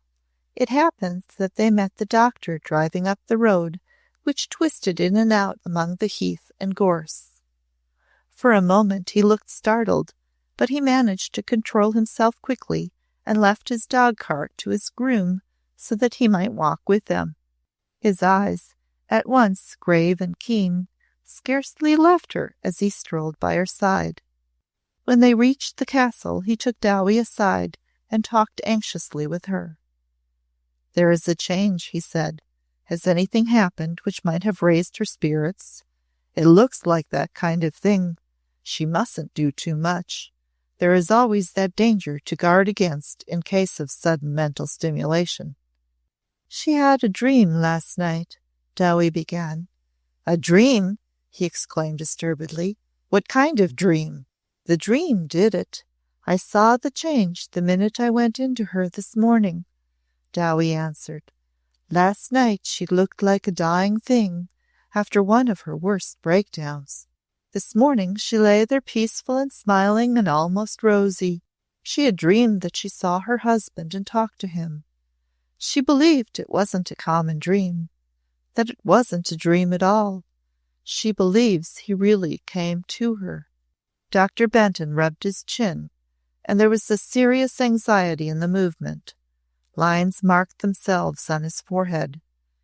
"I am not sure I like that. Not at all sure. In fact, I am sure I don't like it. One can't say what it may lead to. It would be better not to encourage her to dwell on it, Mrs. Dowson. The one thing that's in my mind, sir," Dowie's respectfulness actually went to the length of hinting at firmness, "is that it's best not to discourage her about anything just now." It brought a bit of natural color to her cheeks, and it made her eat her breakfast, which she hasn't been able to do before. They must be fed, sir, with the seriousness of experience. You know that better than I do. Yes, yes, they must have food. She suggested the going out herself, said Dowie. I thought she'd be too weak and listless to move, and they ought to have exercise. They must have exercise, agreed Dr. Benton, but still he rubbed his chin. Did she seem excited or feverish? No, sir, she didn't. And that was the strange thing. It was me that was excited, though I kept quiet on the outside. At first it frightened me. I was afraid of what you're afraid of, sir. It was only her not being excited and speaking in her own natural voice that helped me to behave as sense told me I ought to. She was happy. That's what she looked and what she was. She stopped a moment here and looked at the man. Then she decided to go on because she saw chances that he might, to a certain degree, understand. When she told me that he was not dead when she saw him, she said that she was not dead any more herself, that she had come alive. If believing it will keep her feeling alive, sir, wouldn't you say it could be a help? The doctor had ceased rubbing his chin, but he looked deeply thoughtful. He had several reasons for thoughtfulness in connection with the matter.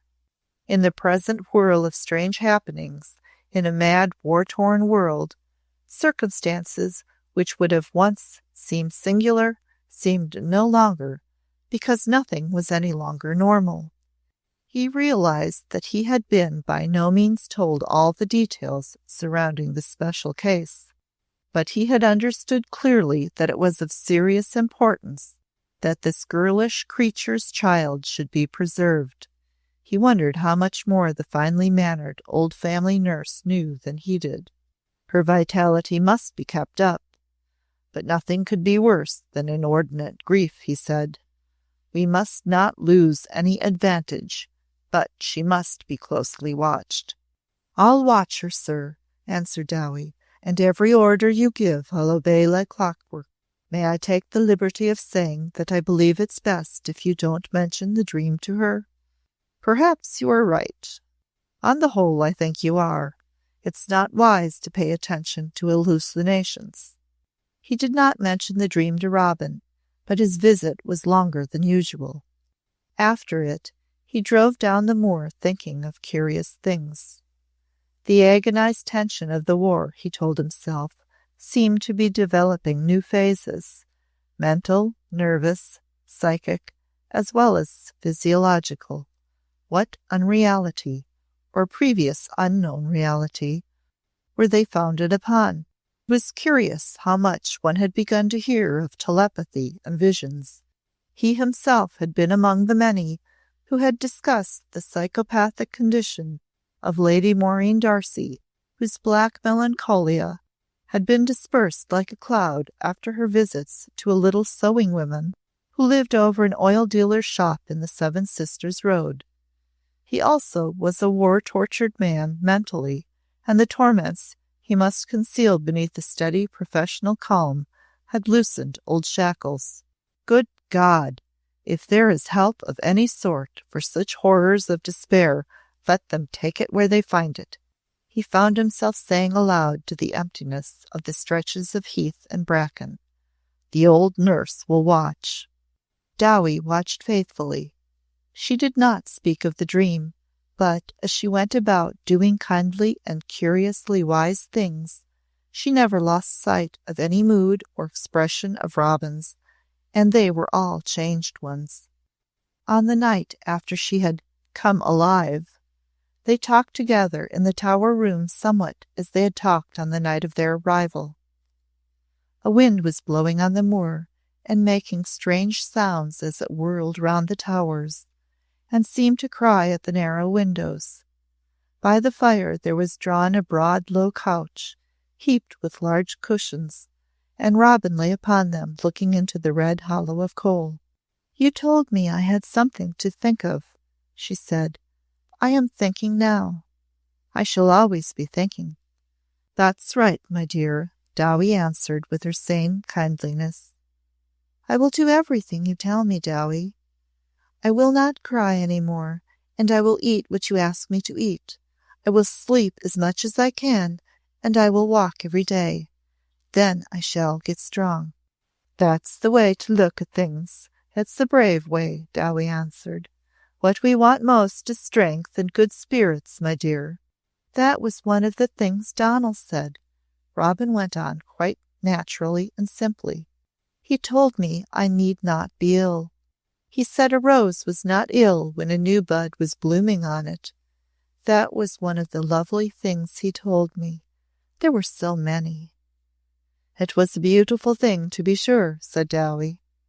To her wholly untranscendental mind, long trained by patent facts and duties, any suggestion of the occult was vaguely ominous. She had spent her early years among people who regarded such things with terror. In the stories of her youth, those who saw visions usually died or met with calamity. That their visions were, as a rule, gruesome and included pale and ghastly faces and voices hollow with portent, was now a supporting recollection. He was not dead. He was not an angel. He was Donald, Robin had said in her undoubting voice, and she had stood the test, that real test of earthly egg and buttered toast. Dowie was a sensible and experienced creature, and had been prepared before the doctor's suggestion to lose no advantage. If the child began to sleep and eat her food, and the fits of crying could be controlled, why should she not be allowed to believe what supported her? When her baby came, she'd forget less natural things. Dowie knew how her eyes would look as she bent over it, how they would melt and glow and brood, and how her childish mouth would quiver with wonder and love. Who knew but that the Lord himself had sent her that dream to comfort her, because she had always been such a loving, lonely little thing, with nothing but tender goodness in her whole body and soul. She had never had an untender thought of anybody, but for that queer dislike of his lordship, and when you came to think of what had been forced into her innocent mind about him, who wondered? And she was beginning to see that differently, too, in these strange days. She was nothing now but softness and sorrow. It seemed only right that some pity should be shown to her. Dowie noticed that she did not stay up late that night, and that when she went to bed she knelt a long time by her bedside saying her prayers. Oh, what a little girl she looked, Dowie thought, in her white nightgown with her long curly plait hanging down her back, tied with a blue ribbon. And she to be the mother of a child that was no more than one herself. When all the prayers were ended, and Dowie came back to the room to tuck her in, her face was marvelously still-looking, and somehow remotely sweet, as if she had not quite returned from some place of wonderful calm. She nestled into the softness of the pillow with her hand under her cheek, and her lids dropped quietly at once. "Good night, Dowie dear," she murmured. "I am going to sleep." To sleep in a moment or so Dowie saw she went, with the soft suddenness of a baby in its cradle. But it could not be said that Dowie slept soon. She found herself lying awake, listening to the wind whirling and crying round the tower. The sound had something painfully human in it, which made her conscious of a shivering inward tremor. It sounds as if something that has been hurt and is cold and lonely wants to get in where things are human and warm, was her troubled thought. It was a thought so troubled that she could not rest, and in spite of her efforts to lie still, she turned from side to side, listening in an abnormal mood. I'm foolish, she whispered. If I don't get hold of myself, I shall lose my senses. I don't feel like myself. Would it be too silly if I got up and opened a tower window? She actually got out of her bed quietly and crept to the tower room and opened one. The crying wind rushed in and past her with a soft, cold sweep. It was not a bitter wind, only a piteous one. It's come in, she said, quaking a little, and went back to her bed. When she awakened in the morning, she realized that she must have fallen asleep as quickly as Robin had, for she remembered nothing after her head had touched the pillow. The wind had ceased, and the daylight found her herself again. It was silly, she said, but it did something for me as silliness will sometimes. Walls and shut windows are nothing to them. If he came without my help. But it pacified the foolish part of me. She went into Robin's room with a sense of holding her breath, but firm in her determination to breathe and speak as a matter-of-fact woman should. Robin was standing at her window, already dressed in the short skirt and soft hat. She turned and showed that her thin, small face was radiant. I have been out on the moor. I wakened just after sunrise, and I heard a skylark singing high up in the sky. I went out to listen and say my prayers, she said. You don't know what the moor is like, Dowie, until you stand out on it at sunrise. She met Dowie's approach halfway and slipped her arms round her neck and kissed her several times. Dowie had for a moment quailed before a thought that she looked too much like a young angel, but her arms held her close and her kisses were warm and human. Well, well, Dowie's pats on her shoulder took courage. That's a good sign to get up and dress yourself and go into the open air. It would give you an appetite, if anything would. Perhaps I can eat 2 eggs this morning, with a pretty laugh. Wouldn't that be wonderful? And she took off her hat and laid it aside on the lounge as if she meant to go out again soon. Dowie tried not to watch her too obviously, but she could scarcely keep her eyes from her.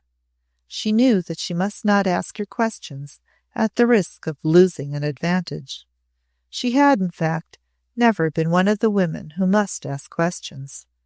There was, however, something eerie in remembering her queer feeling about the crying of the wind, silly though she had decided it to be, and something which made it difficult to go about all day knowing nothing but seeing strange signs. She had been more afraid for Robin than she would have admitted even to herself, and when the girls sat down at the table by the window, overlooking the moor, and ate her breakfast without effort or distaste, it was far from easy to look quite as if she had been doing it every morning. Then there was the look in her eyes, as if she was either listening to something or remembering it. She went out twice during the day, and she carried it with her even when she talked of other things. Dowie saw it specially when she lay down on the big lounge to rest. But she did not lie down often or long at a time. It was as though she was no longer unnaturally tired and languid. She did little things for herself, moving about naturally, and she was pleased when a messenger brought flowers, explaining that his lordship had ordered that they should be sent every other day from the nearest town. She spent an hour filling crystal bowls and clear slim vases with them, and the look never left her. But she said nothing until she went out with Dowie at sunset.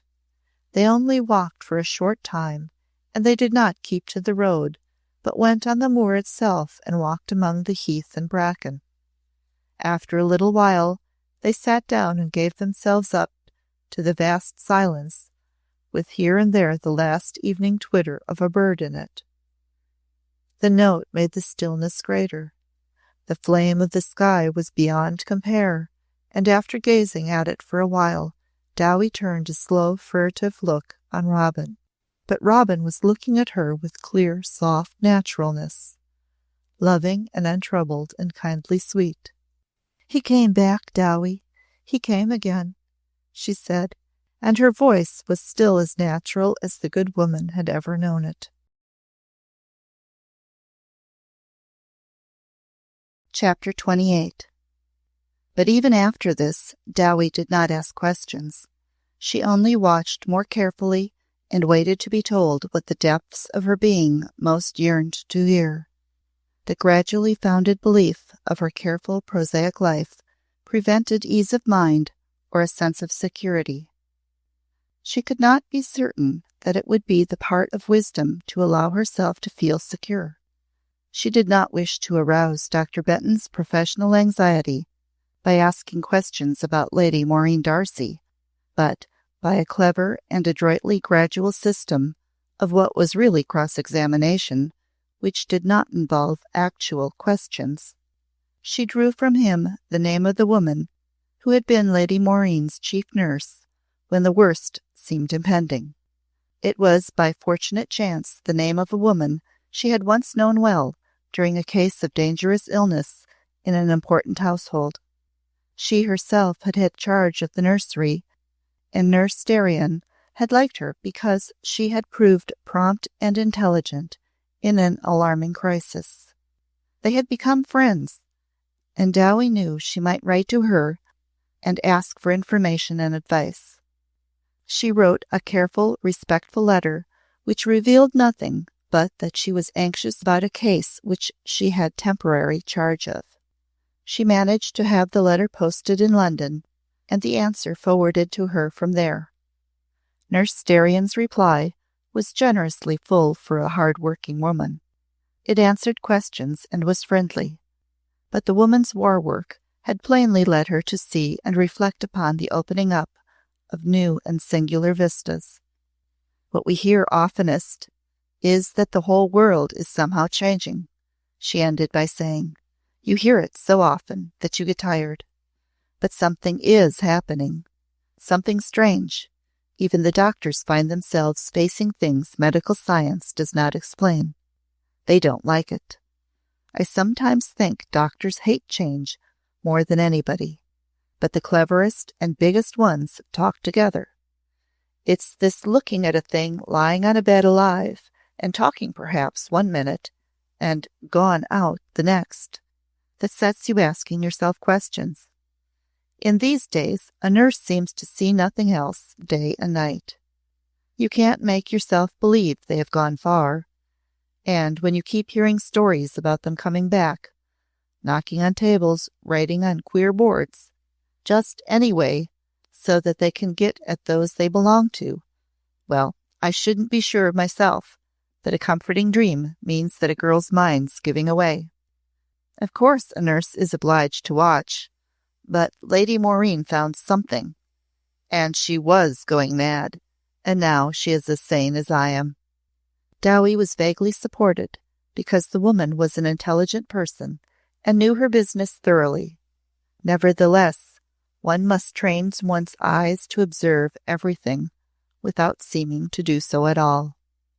Every morning when the weather was fine, Robin got up early and went out on the moor to say her prayers and listen to the skylark singing. When I stand and turn my face up to the sky and watch one going higher into heaven and singing all the time without stopping, she said, I feel as if the singing were carrying what I want to say with it. Sometimes he goes so high that you can't see him any more. He's not even a little speck in the highest sky. Then I think perhaps he has gone in and taken my prayer with him, but he always comes back.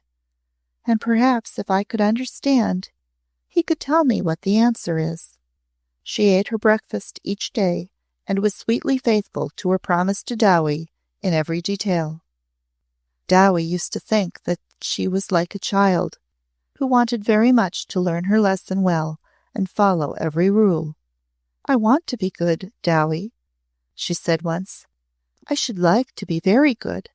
I am so grateful.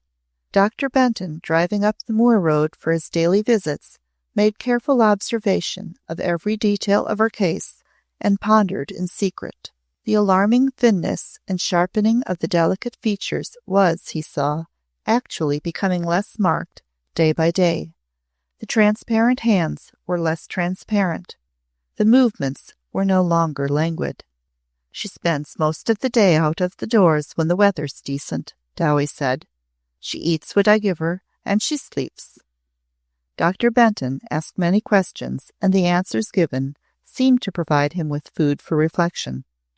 Has she spoken of having had that dream again? He inquired at last. Yes, sir, was Dowie's brief reply. Did she say it was the same dream? She told me her husband had come back. She said nothing more. Has she told you that more than once? No, sir, only once so far. Dr. Benton looked at the sensible face very hard. He hesitated before he put his next question. But you think she has seen him since she spoke to you? You feel that she might speak of it again, at almost any time? She might, sir, and she might not. It may seem like a sacred thing to her, and it's no business of mine to ask her about things she'd perhaps rather not talk about. Do you think that she believes that she sees her husband every night? I don't know what I think, sir, said Dowie in honorable distress. Well, neither do I, for that matter, Benton answered brusquely. Neither do thousands of other people who want to be honest with themselves. Physically, the effect of this abnormal fancy is excellent. If this goes on, she will end by being in a perfectly normal condition. That's what I'm working for, sir, said Dowie. Whereupon Dr. Benton went away and thought still stranger and deeper things as he drove home over the moor road, which twisted through the heather.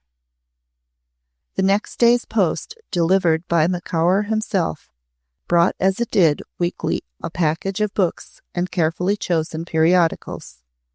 Robin had, before this, not been equal even to looking them over, and Dowie had arranged them neatly on shelves in the tower room.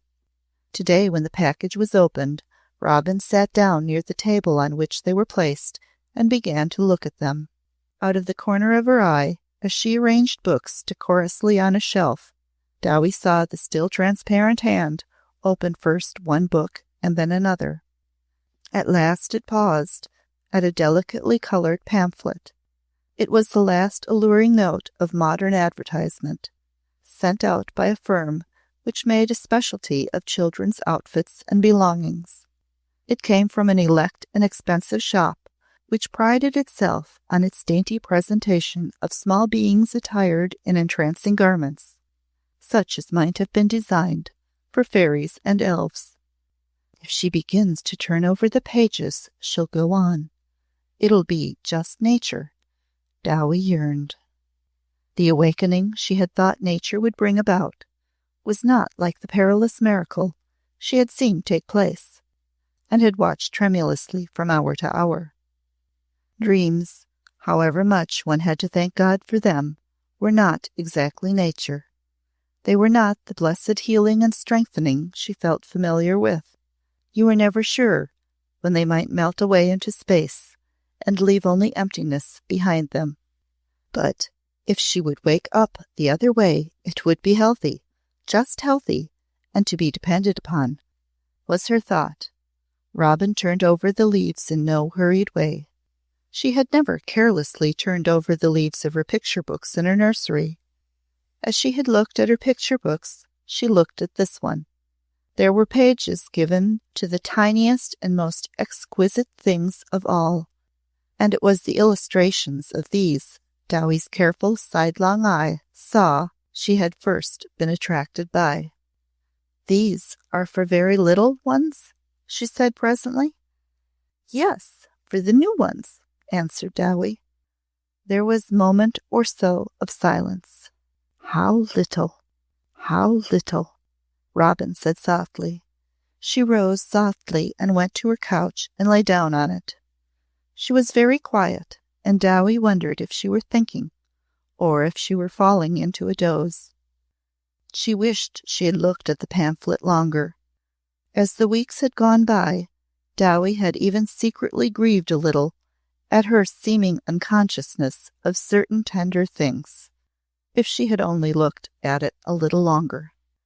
Was there a sound of movement in the next room? The thought awakened Dowie in the night. She did not know what the hour was, but she was sure of the sound as soon as she was fully awake. Robin had got up and was crossing the corridor to the tower room. Does she want something? What could she want? I must go to her. She must never quite lose sight of her, or let her be entirely out of hearing.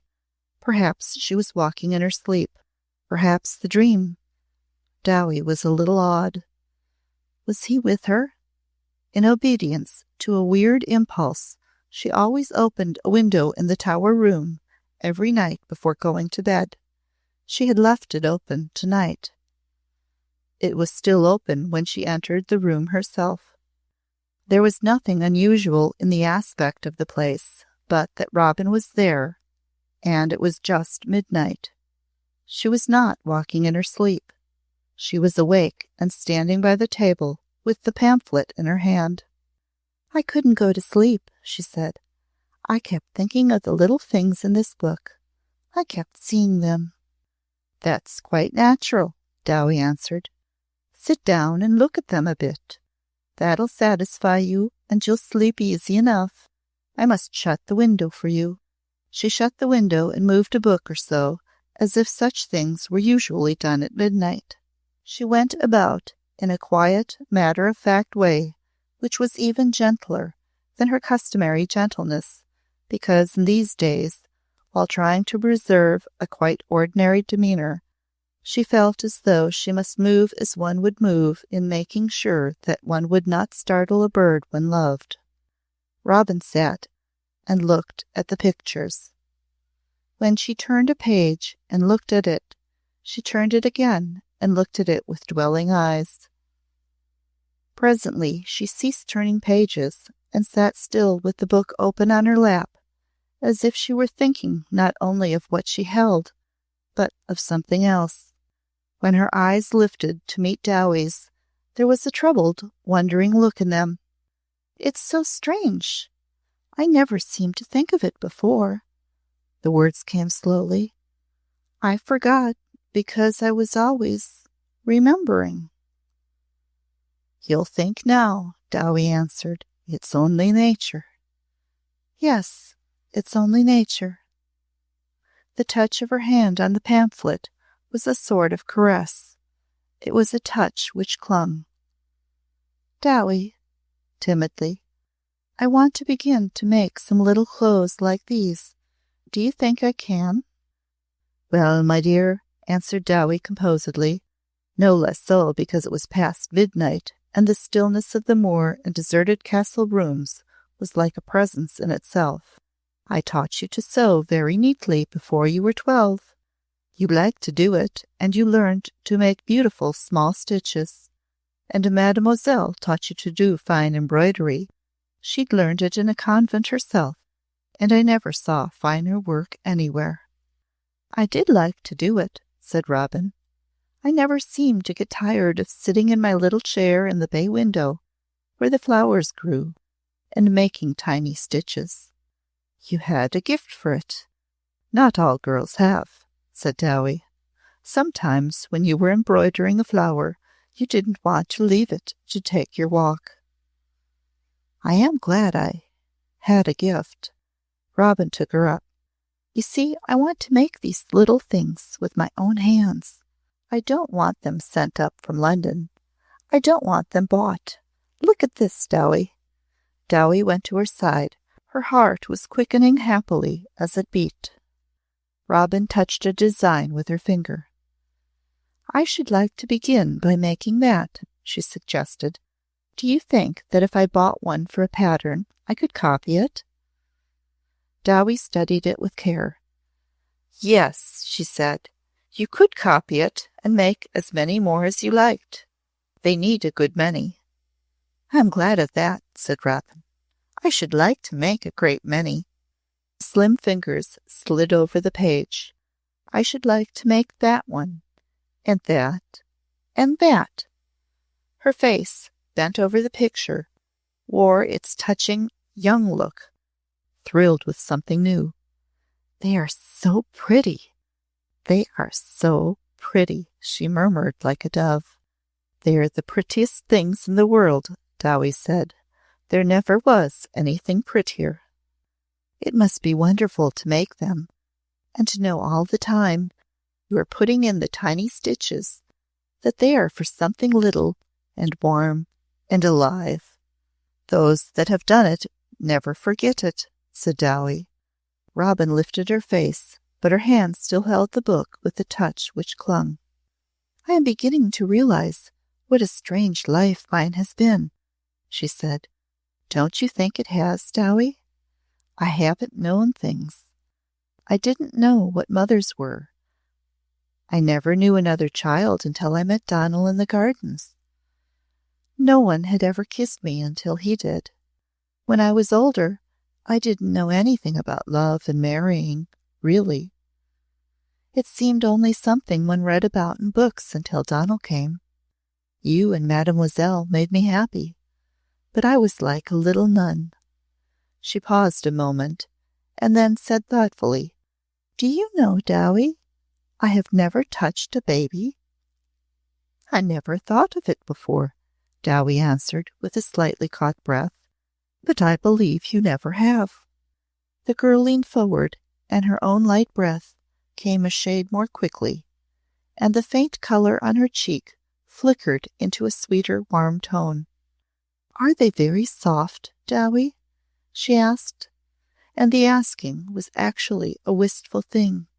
When you hold them, do they feel very light and soft and warm? When you kiss them, isn't it something like kissing a little flower? That's what it is, said Dowie firmly, as one who knows. A baby that's loved and taken care of is just nothing but fine soft lawns and white downiness, with the scent of fresh violets under leaves in the rain. A vaguely dreamy smile touched Robin's face, and she bent over the pictures again. I felt as if they must be like that, though I never held one, she murmured, and Donald told me. She did not say when he had told her, but Dowie knew, and, unearthly as the thing was, regarded from her standpoint, she was not frightened, because she said mentally to herself, what was happening was downright healthy, and no harm could come of it. She felt safe, and her mind was at ease even when Robin shut the little book and placed it on the table again. I'll go to bed now, she said. I shall sleep now. To be sure you will, Dowie said, and they went out of the tower room together, but before she followed her, Dowie slipped aside and quietly opened the window. Chapter 29.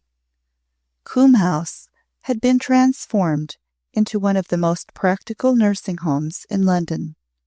The celebrated ballroom and picture gallery were filled with cots.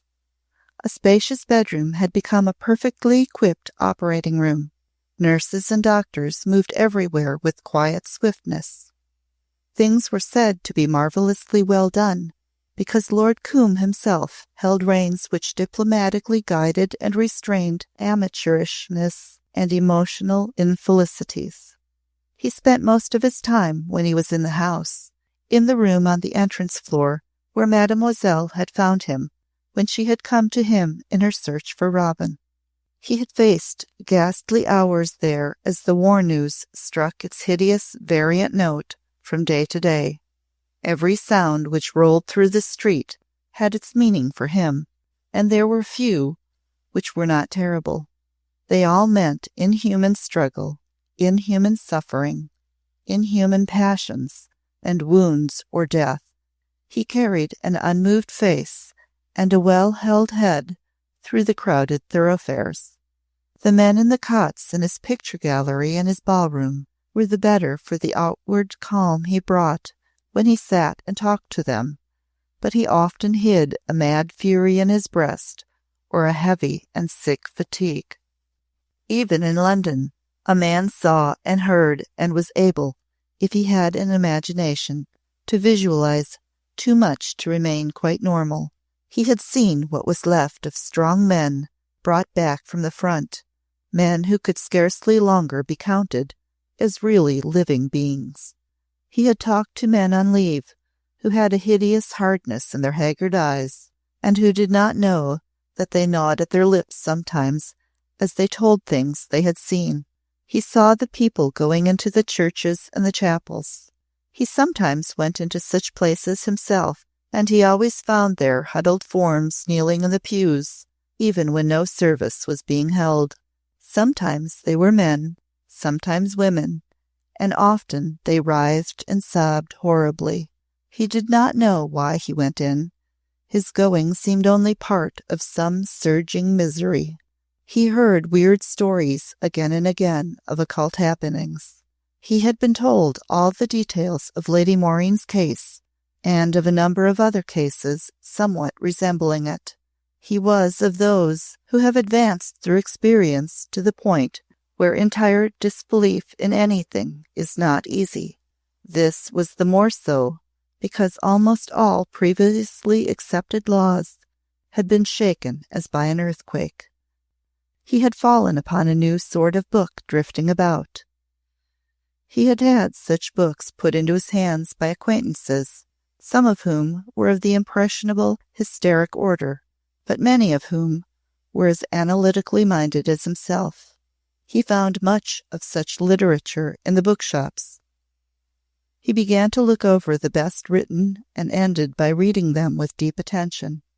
He was amazed to discover that for many years profoundly scientific men had been seriously investigating and experimenting with mysteries unexplainable by the accepted laws of material science.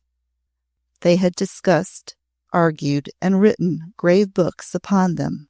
They had been doing all this before any society for psychical research had founded itself, and the intention of new logic was to be scientific rather than psychological.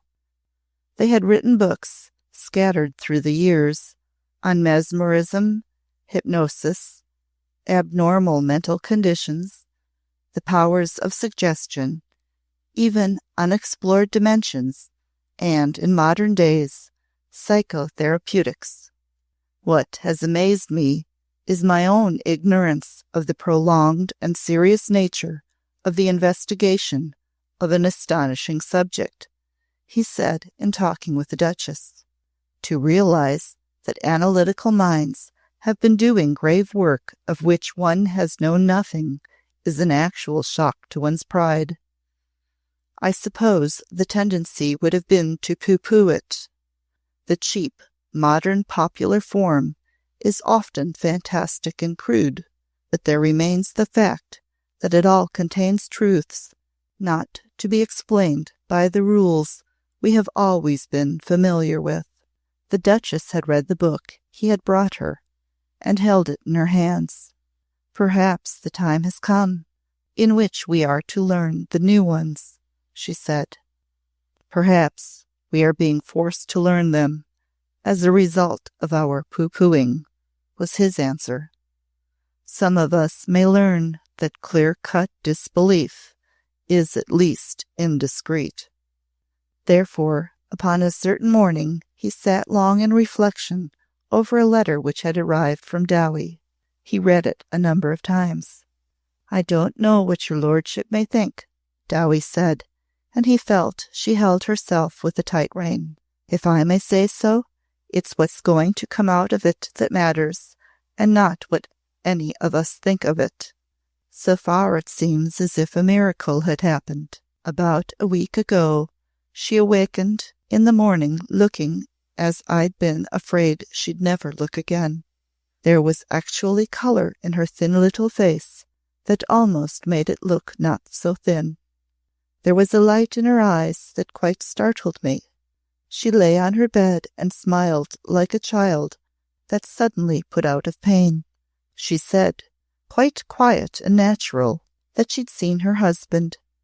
She said he had come and talked to her a long time, and that it was not a dream, and he was not an angel. He was himself. At first I was terrified by a dreadful thought that her poor young mind had given way. But she had no fever, and she was as sweet and sensible as if she was talking to her Dowie in her own nursery. And, my lord, this is what does matter, she sat up and ate her breakfast, and said she would take a walk with me. And walk she did, stronger and better than I'd have believed. She had a cup of tea and a glass of milk and a fresh egg and a slice of hot buttered toast. That's what I hold on to, my lord, without any thinking. I daren't write about it at first because I didn't trust it to last. But she has wakened in the same way every morning since, and she's eaten the bits of nice meals I've put before her. I've been careful not to put her appetite off by giving her more than a little at a time. And she slept like a baby and walked every day. I believe she thinks she sees Captain Muir every night. I wouldn't ask questions, but she spoke of it once again to me. Your obedient servant, Sarah Ann Dowson. Lord Combe sat in interested reflection. He felt curiously uplifted above the rolling sounds in the street and the headlines of the pile of newspapers on the table. If it had not been for the tea and egg and buttered toast, she would have been sure the poor child was mad. He thought it out. An egg and a slice of buttered toast guarantee even spiritual things. Why not? We are material creatures who have only material sight and touch and taste to employ as arguments. I suppose that is why tables are tipped and banjos fly about for beginners. It's because we cannot see other things, and what we cannot see, oh, fools that we are. The child said he was not an angel, he was himself. Why not? Where did he come from? Personally, I believe that he came.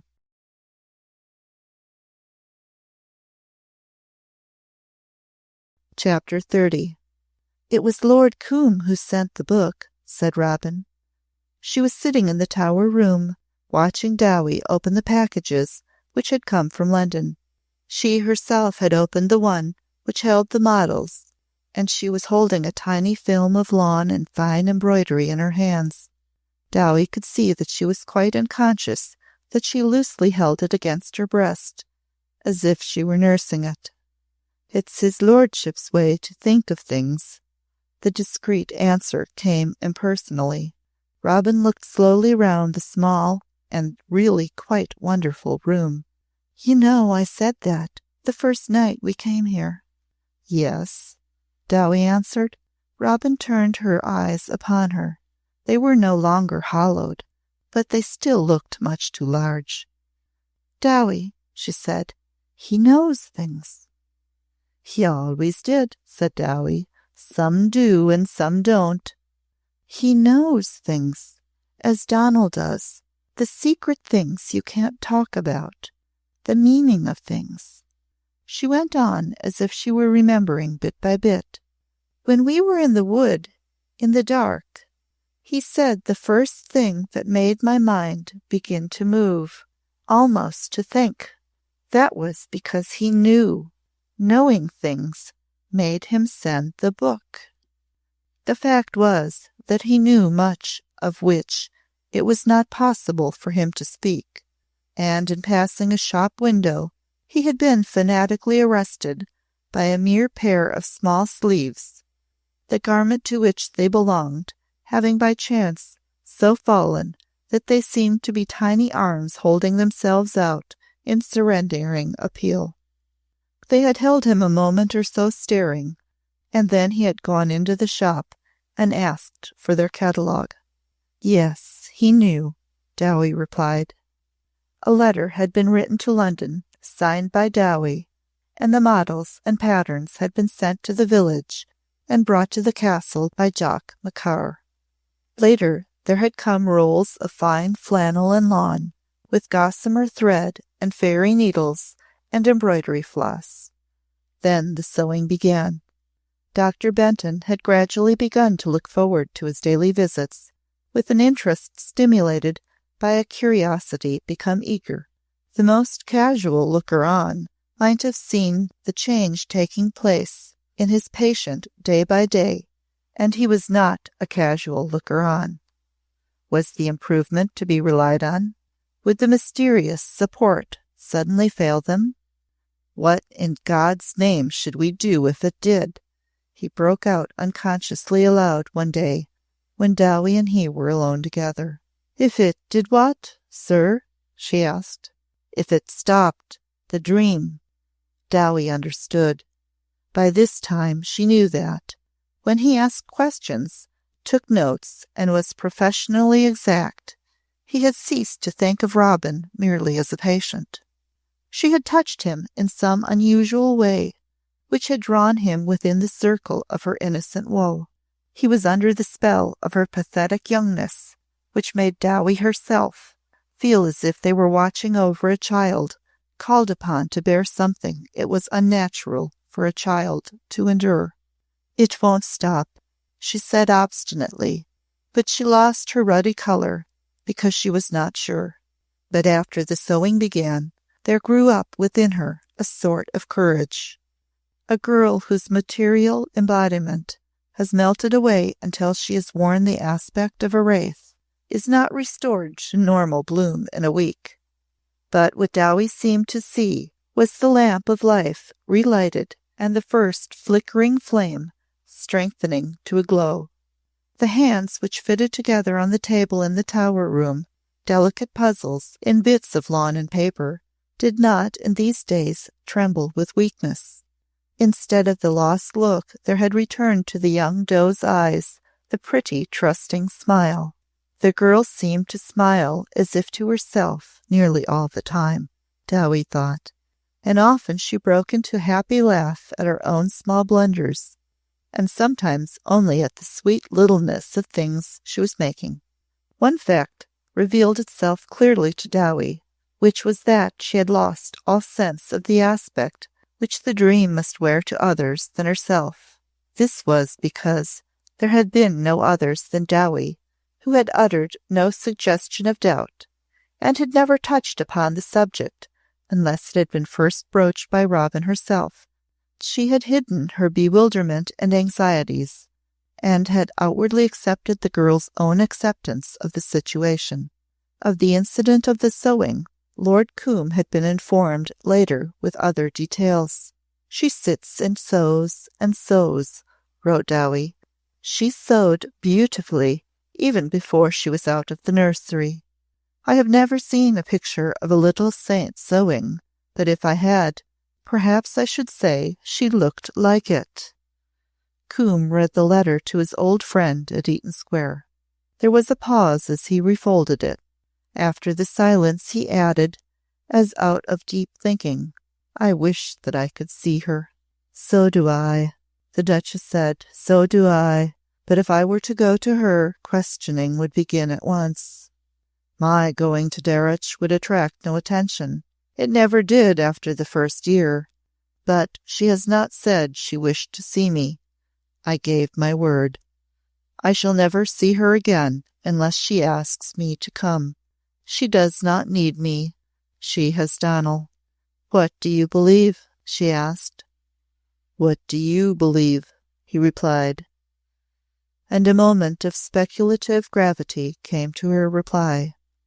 "As without proof I believe in the marriage, so without proof I believe that in some mysterious way he comes to her, God be thanked." "So do I," said Combe. "We are living in a changing world, and new things are happening. I do not know what they are, but they shake me inwardly." "You want to see her because—" the Duchess put it to him. "Perhaps I am changing with the rest of the world, or it may be that instincts which have always been part of me have been shaken to the surface of my being. Perhaps I was by nature an effusively affectionate and domestic creature. I cannot say that I have ever observed any signs of the tendency, but it may have lurked secretly within me. It caused you to rescue a child from torment, and watch over its helplessness as if it had been your own flesh and blood," interposed the Duchess. "It may have been, Who knows? And now the unnatural emotional upheaval of the times has broken down all my artificialities. I feel old and tired, perhaps childish. Shrines are being torn down and blown to pieces all over the world, and I long for a quite simple shrine to cleanse my soul before. A white little soul hidden away in peace, and sitting smiling over her sewing of small garments, is worth making a pilgrimage to. Do you remember the childish purity of her eyelids? I want to see them drop down as she sews. I want to see her. Alexei and her children would have been your shrine. The Duchess thought it out slowly. Yes, he was the last of men to fall into an unconventional posture, but he dropped forward in his seat, his elbows on his knees, his forehead in his hands. If she lives, and the child lives, I shall long intolerably to see them.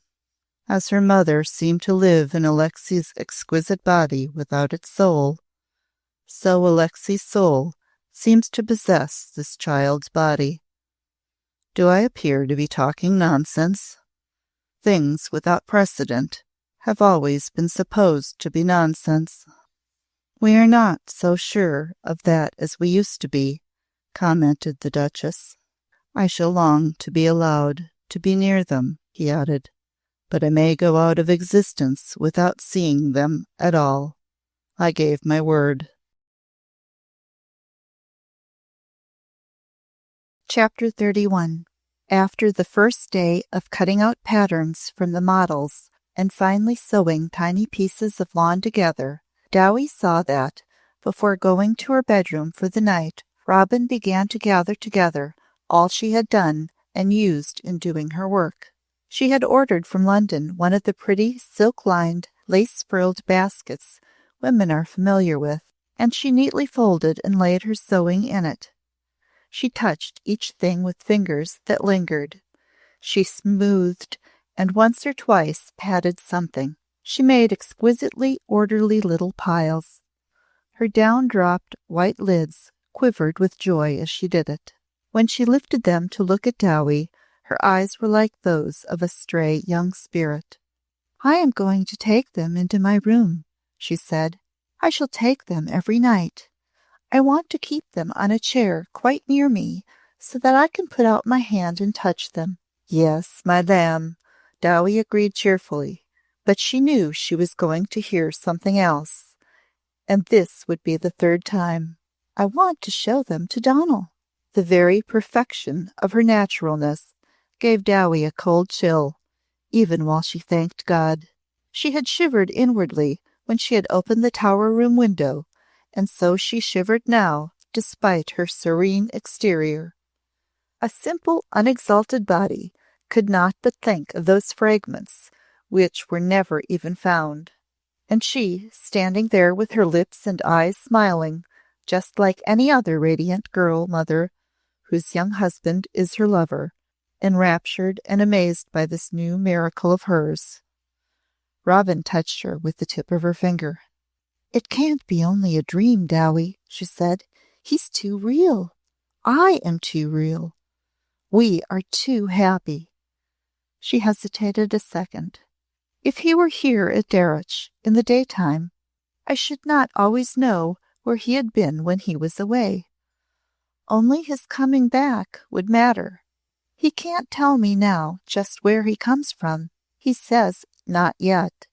But he comes every night, Dowie." Every day she sewed in the tower room, her white eyelids drooping over her work. Each night the basket was carried to her room, and each day Dowie watched with amazement the hollows in her temples and cheeks and under her eyes fill out.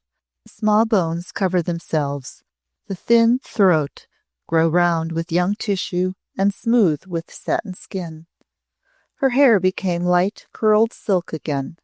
The faint color deepened into the Jacqueminot glow at which passers-by had turned to look in the street when she was little more than a baby. but she never talked of the dream. The third time was the last for many weeks. Between Dr. Benton and Dowie, there grew up an increased reserve concerning the dream. Never before had the man encountered an experience which so absorbed him. He was a student of the advanced order. He also had seen the books which had fallen into the hands of Combe, some of the work of scientific men, some the purely commercial outcome of the need of the hour, written by the jackals of the literary profession. He would have been ready to sit by the bedside of his patient through the night, watching over her sleep, holding her wrist with fingers on her pulse. Even his most advanced thinking involuntarily harked back to pulse and temperature and blood pressure. The rapidity of the change taking place in the girl was abnormal, but it expressed itself physically as well as mentally. How closely involved physiology and psychology were, after all. Which was which? Where did one end and the other begin? Where was the line drawn? Was there a line at all? He had seen no chances for the apparently almost dying young thing when he had first met her. She could not have lived through what lay before her.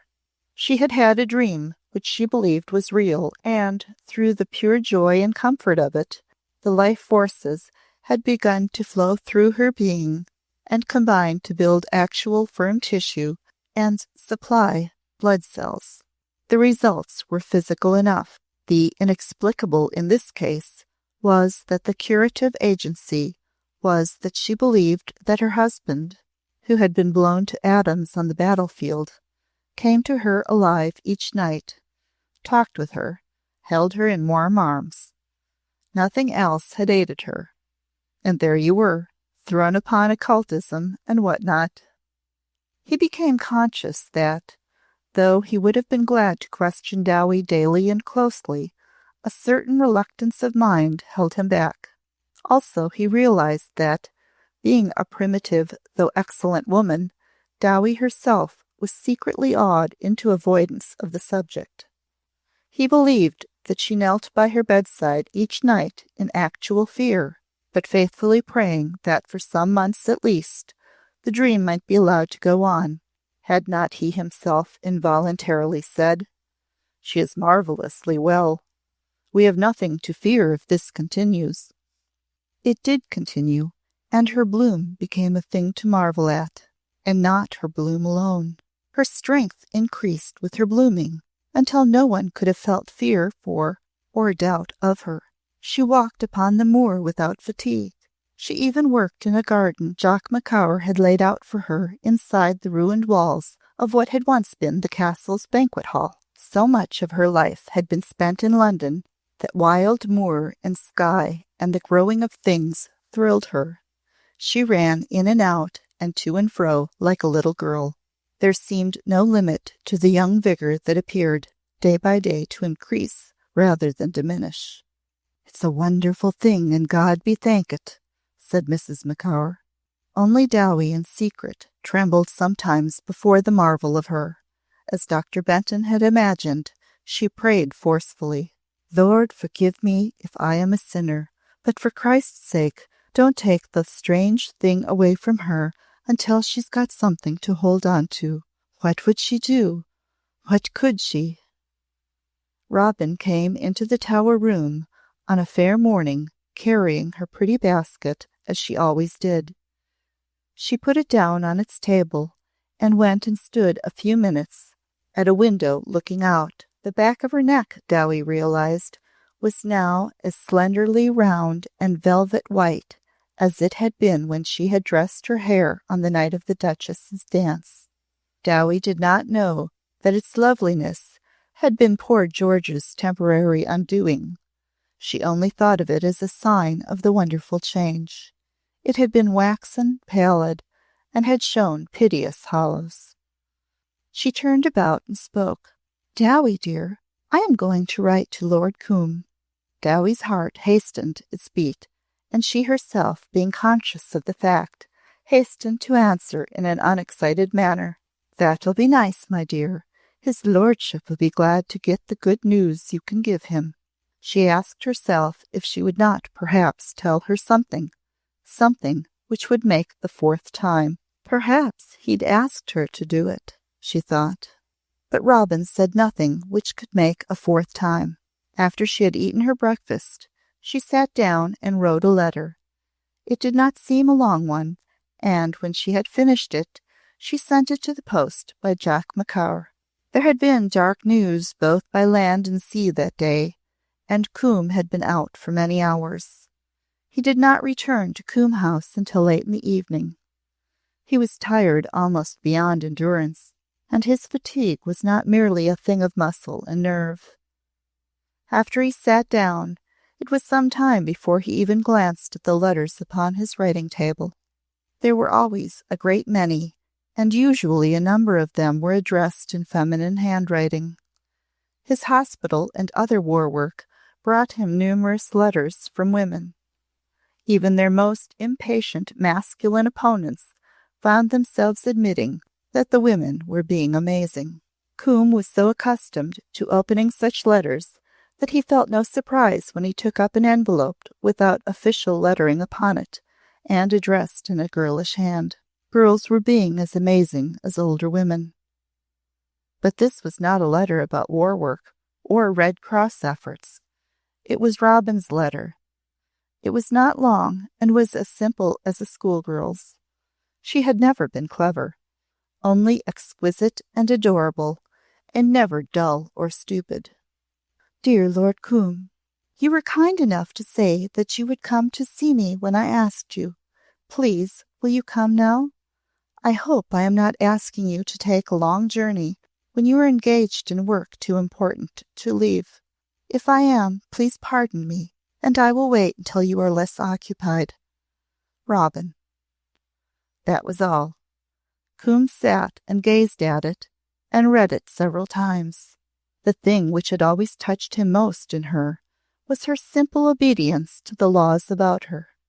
Curiously, it had never seemed insipid, only a sort of lovely desire to be in harmony with all near her, things and people alike. It had been an innocent modesty which could not express rebellion. Her lifelong repelling of himself had been her one variation from type. Even that had been quiet, except in one demonstration of her babyhood, when she had obstinately refused to give him her hand. When fate's self had sprung upon her with a wild beast leap, she had only lain still and panted like a young fawn in the clutch of a lion. She had only thought of Donald and his child. He remembered the eyes she had lifted to his own when he had put the ring on her finger in the shadow-filled old church, and he had understood that she was thinking of the warm young hand-clasp and the glow of eyes she had looked up into when love and youth had stood in his place. The phrasing of the letter brought it all back. His precision of mind and resolve would have enabled him to go to his grave without having looked on her face again, but he was conscious that she was an integral part of his daily thought and planning, and that he longed inexpressibly to see her. He sometimes told himself that she and the child had become a sort of obsession with him. He believed that this was because Alixie had shown the same soft obedience to fate and the same look in her sorrowful young eyes. Alixie had been then as she was now, but he had not been able to save her. She had died, and he was one of the few abnormal male creatures who know utter loneliness to the end of life because of utter loss. He knew such things were not normal. It had seemed that Robin would die, though not as Alixie did. If she lived and he might watch over her, there lay hidden in the back of his mind a vague feeling that it would be rather as though his care of all detail, his power to palliate, to guard, would be near the semblance of the tenderness he would have shown to Alixie. His old habit of mind caused him to call it an obsession, but he admitted he was obsessed. I want to see her, he thought. Chapter 32. Many other thoughts filled his mind on his railroad journey to Scotland. He questioned himself as to how deeply he still felt the importance of their coming into the racked world ahead of the House of Coombe, how strongly he was still inspired by the centuries-old instinct that a House of Coombe must continue to exist as part of the bulwarks of England. The ancient instinct still had its power, but he was curiously awakening to a slackening of the bonds which caused a man to specialize. It was a reluctant awakening. He himself had no part in the slackening. The upheaval of the whole world had done it, and of the world England herself was a huge part. Small, huge, obstinate, fighting England. Bereft of her old stately beauties, her picturesque splendors of habit and custom, he could not see a vision of her, and owned himself desolate and homesick. He was tired. So many men and women were tired, worn out with thinking, fearing, holding their heads up while their hearts were lead. When all was said and done, when all was over, what would the new England want? What would she need? And England was only a part. What would the ravaged world need as it lay, quiet at last, in ruins, physical, moral, and mental? He had no answer. Wiser men than he had no answer. Only time would tell. But the commonest brain cells in the thickest skull could argue the end which proved that only men and women could do the work to be done. The task would be one for gods, or demigods, or supermen, but there remained, so far, only men and women to face it, to rebuild, to re-inspire with life, to heal unearthly gaping wounds of mind and soul. Each man or woman born strong and given the chance to increase in vigor, which would build belief in life and living, in a future, was needed as breath and air are needed, even such as one as in the past would have wielded a sort of unearned scepter as head of the House of Coombe. A man born a blacksmith, if he were of like quality, would meet equally the world's needs, but each would be doing in his way his part of that work which it seemed today only demigod and superman could fairly confront. There was time for much thinking in long hours spent shut in a railway carriage, and his mind was, in these days, not given to letting him rest. He had talked with many men back from the front on leave, and he had always noted the marvel of both minds and bodies at the relief from strain, from maddening noise, from sights of death and horror, from the needs of decency and common comfort and cleanliness, which had become unheard-of luxury. London, which to the Londoner seemed caught in the tumult and turmoil of war, was to these men rest and peace. Coombe felt, when he descended at the small isolated station and stood looking at the climbing moor, that he was like one of those who had left the roar of battle behind and reached utter quiet. London was a world's width away, and here the war did not exist. In Flanders and in France it filled the skies with thunders and drenched the soil with blood. But here it was not. The partly rebuilt ruin of Darrach rose at last before his view high on the moor as he drove up the winding road. The space and the blue sky above and behind it made it seem the embodiment of remote stillness. Nothing had reached nor could touch it. It did not know that green fields and deep woods were strewn with dead and mangled youth, and all it had meant of the world's future. Its crumbled walls and remaining grey towers stood calm in the clear air, and birds' nests were hidden safely in their thick ivy. Robin was there, and each night she believed that a dead man came to her, a seeming living being. He was not like Dowie, but his realization of the mystery of this thing touched his nerves as a wild, unexplainable sound heard in the darkness at midnight might have done.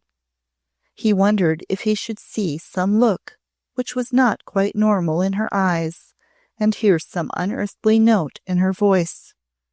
Physically, the effect upon her had been good, but might he not be aware of the presence of some mental sign? "I think you'll be amazed when you see her, my lord," said Dowie, who met him. "I am myself, every day." She led him up to the tower room, and when he entered it, Robin was sitting by a window, sewing with her eyelids dropped, as he had pictured them. The truth was that Dowie had not previously announced him, because she had wanted him to come upon just this. Robin rose from her chair and laid her bit of sewing aside. For a moment he almost expected her to make the little curtsy Mademoiselle had taught her to make when older people came into the schoolroom. She looked so exactly as she had looked before life had touched her. There was very little change in her girlish figure. The child curve of her cheek had returned. The Jacqueminot rose glowed on it, and her eyes were liquid wonders of trust. She came to him, holding out both hands. "Thank you for coming," she said in her pretty way. "Thank you, Lord Combe, for coming." "Thank you, my child, for asking me to come," he answered, and he feared that his voice was not wholly steady. There was no mystic sign to be seen about her. The only mystery was in her absolutely blooming health and naturalness, and in the gentle and clear happiness of her voice and eyes. She was not tired. She was not dragged or anxious-looking, as he had seen even fortunate young wives and mothers at times. There actually flashed back upon him the morning, months ago, when he had met her in the street and said to himself that she was like a lovely child on her birthday, with all her gifts about her. Her radiance had been quiet, even then, because she was always quiet. She led him to a seat near her window, and she sat by him. "I put this chair here for you, because it is so lovely to look out at the moor," she said. That moved him to begin with. She had been thinking simply and kindly of him, even before he came. He had always been prepared for, waited upon either with flattering attentions or ceremonial service, but the quiet, pretty things mothers and sisters and wives did had not been part of his life, and he had always noticed and liked them, and sometimes wondered that most men received them with a casual air. This small thing alone caused the roar he had left behind to recede still farther. "I was afraid that you might be too busy to come," she went on. "You see, I remembered how important the work was, and that there are things which cannot wait for an hour. I could have waited as long as you told me to wait, but I am so glad you could come." "I will always come," was his answer. "I have helped others who could be wholly trusted if I died tonight. I have thought of that. One must." She hesitated a moment and then said, "I am quite away here as you wanted me to be. I see it was the only thing. I read nothing, hear nothing. London, the war." Her voice fell a little. "They go on. Will you be kind to me and help me to forget them for a while?" He looked through the window at the sky and the moor. "They are not here. They never have been. The men who come back will do anything to make themselves forget for a little while. This place makes me feel that I am a man who has come back." "I will do anything, everything, you wish me to do," she said eagerly. "Dowie wondered if you would not want to be very quiet and not be reminded. I wondered too." "You were both right. I want to feel that I am in another world." This seems like a new planet. Would you, she spoke rather shyly, would you be able to stay a few days? I can stay a week, he answered. Thank you, Robin. I am so glad, she said. I am so glad. So they did not talk about the war or about London, though she inquired about the Duchess and Lady Lothwell and Catherine. Would you like to go out and walk over the moor? She asked after a short time. It's so scented and sweet, and darling things scurry about. I don't think they are really frightened, because I try to walk softly. Sometimes there are nests with eggs or soft little things in them. They went out together and walked side by side, sometimes on the winding road and sometimes through the heather. He found himself watching every step she made and keeping his eye on the path ahead of them to make sure she would avoid roughness or irregularities. In some inner part of his being, there remotely worked the thought that this was the way in which he might have walked side by side with Elixir, watching over each step taken by her sacred little feet. The day was a wonder of peace and relaxation to him. Farther and farther, until lost in nothingness, receded the roar and the tensely strung sense of waiting for news of unbearable things. As they went on, he realized that he need not even watch the path before her, because she knew it so well, and her step was as light and firm as a young rose. Her very movements seemed to express the natural physical enjoyment of exercise. He knew nothing of her mind, but that Mademoiselle had told him that she was intelligent. They had never talked together, and so her mentality was an unexplored field to him. She did not chatter. She said fresh, picturesque things about life on the moor, about the faithful, silent Macowers, about Dowie, and now and then about something she had read. She showed him beauties and small, curious things she plainly loved. It struck him that the whole trend of her being lay in the direction of being fond of people and of things, of loving and being happy, and even merry if life had been kind to her. Her soft laugh had a naturally merry note. He heard it first when she held him quite still at her side as they watched the frisking of some baby rabbits. There was a curious relief in realizing, as the hours passed, that her old dislike and dread of him had melted into nothingness, like a mist blown away in the night. She was thinking of him as if he were some mature and wise friend who had always been kind to her. He need not rigidly watch his words and hers. She was not afraid of him at all. There was no shrinking in her eyes when they met his. If Elixir had had a daughter who was his own, she might have lifted such lovely eyes to him. They lunched together, and Dowie served them with deft ability and an expression which Coombe was able to comprehend the at once watchful and directing meaning of. It directed him to observation of Robin's appetite and watched for his encouraged realization of it as a supporting fact. He went to his own rooms in the afternoon that she might be alone and rest. He read an old book for an hour, and then talked with the Macowers about the place and their work and their new charge. He wanted to hear what they were thinking of her. "It's wonderful, my lord," was Mrs. Macar's repeated contribution. "She came here a wee ghost. She frightened me. I couldna see how she could go through what's before her. I lay awake in my bed expecting Mrs. Dowie to call me any hour.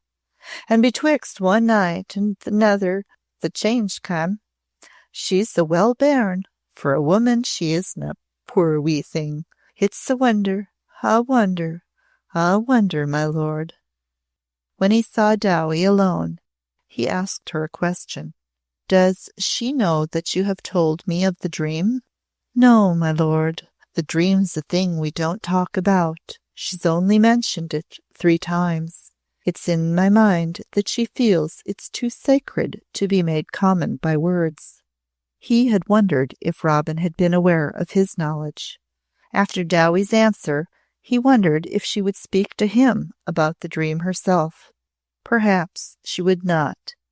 It might be that she had asked him to come to Darreuch because her thought of him had so changed that she had realized something of his grave anxiety for her health, and a gentle consideration had made her wish to give him the opportunity to see her face to face. Perhaps she had intended only this. "I want to see her," he had said to himself. The relief of the mere seeing had been curiously great. He had the relief of sinking, as it were, into the deep waters of pure peace on this new planet. In this realization, every look at the child's face, every movement she made, every tone of her voice aided. Did she know that she soothed him? Did she intend to try to soothe? When they were together, she gave him a feeling that she was strangely near and soft and warm. He had felt it on the moor. It was actually as if she wanted to be quieting to him, almost as if she had realized that he had been stretched upon a mental rack with maddening tumult all around him. It was part of her pretty thought of him in the matter of the waiting chair, and he felt it very sweet. But she had had other things in her mind when she had asked him to come. This he knew later. Chapter 33. After they had dined, they sat together in the long Highland twilight before her window in the tower room, where he had found her sitting when he arrived. Her work-basket was near her, and she took a piece of sheer lawn from it and began to embroider. And he sat and watched her draw delicate threads through the tiny leaves and flowers she was making. So he might have watched Elixie if she had been some unroyal girl given to him in one of life's kinder hours. She seemed to draw near out of the land of lost shadows as he sat in the clear twilight stillness and looked on, as he might have watched Elixie. The silence, paling daffodil tints of the sky, the non-existence of any other things than calm and stillness, seemed to fill his whole being as a cup might be filled by pure water falling slowly. She said nothing, and did not even seem to be waiting for anything. It was he who first broke the rather long silence, and his voice was quite low. "Do you know you are very good to me?" he said. "How did you learn to be so kind to a man, with your quietness?" He saw the hand holding her work tremble a very little. She let it fall upon her knee, still holding the embroidery. She leaned forward slightly, and in her look there was actually something rather like a sort of timid prayer. "Please let me," she said. "Please let me, if you can."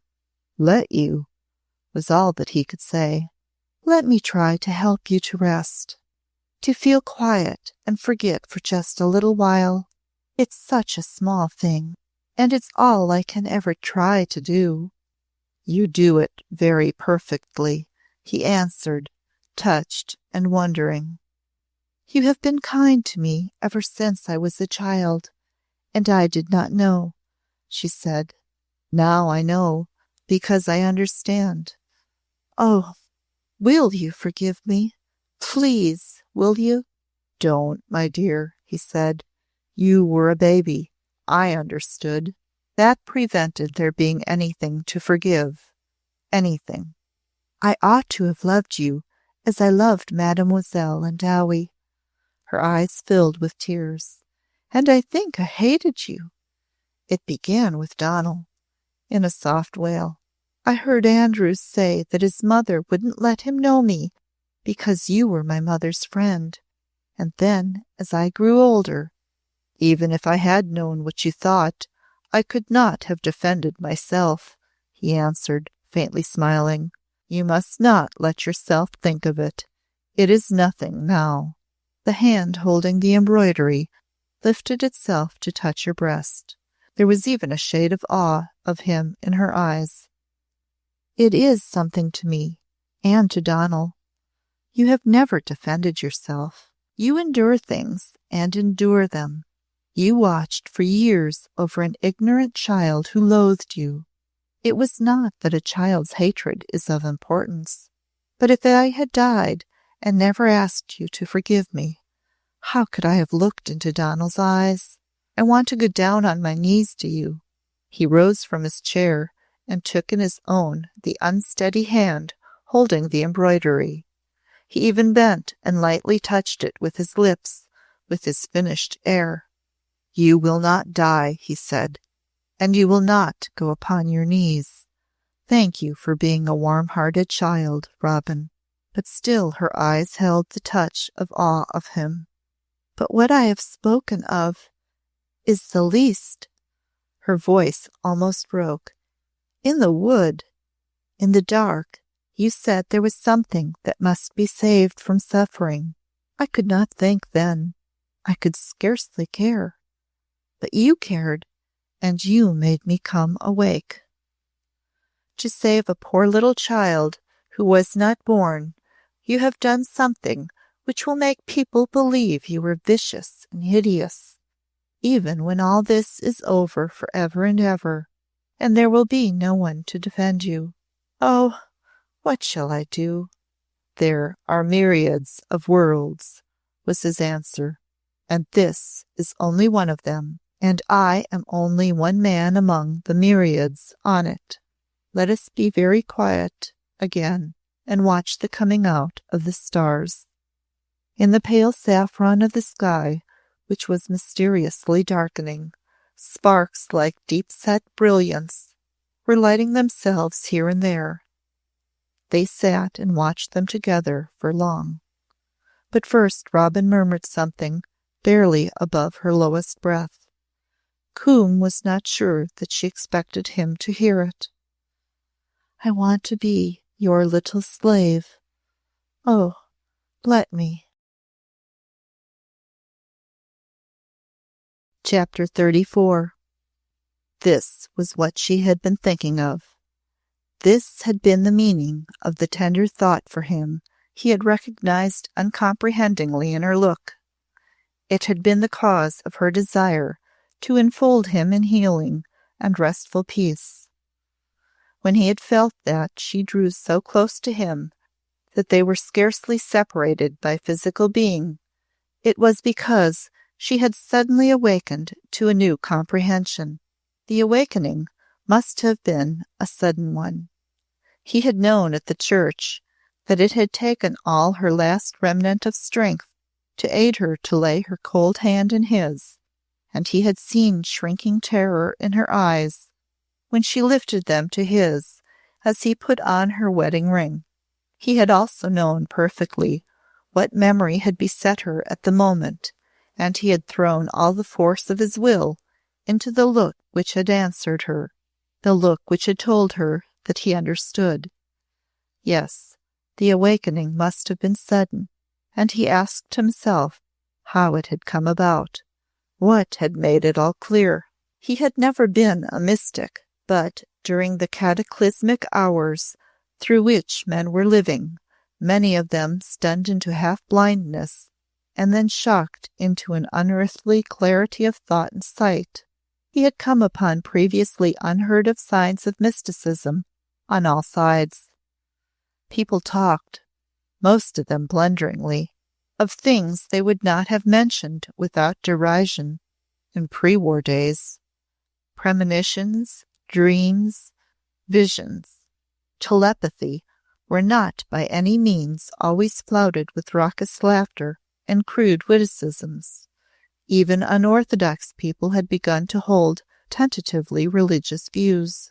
Was he becoming a mystic at last? As he walked by Robin's side on the moor, as he dined with her, talked with her, sat and watched her at her sewing, more than ever each hour he believed that her dream was no ordinary fantasy of the unguided brain.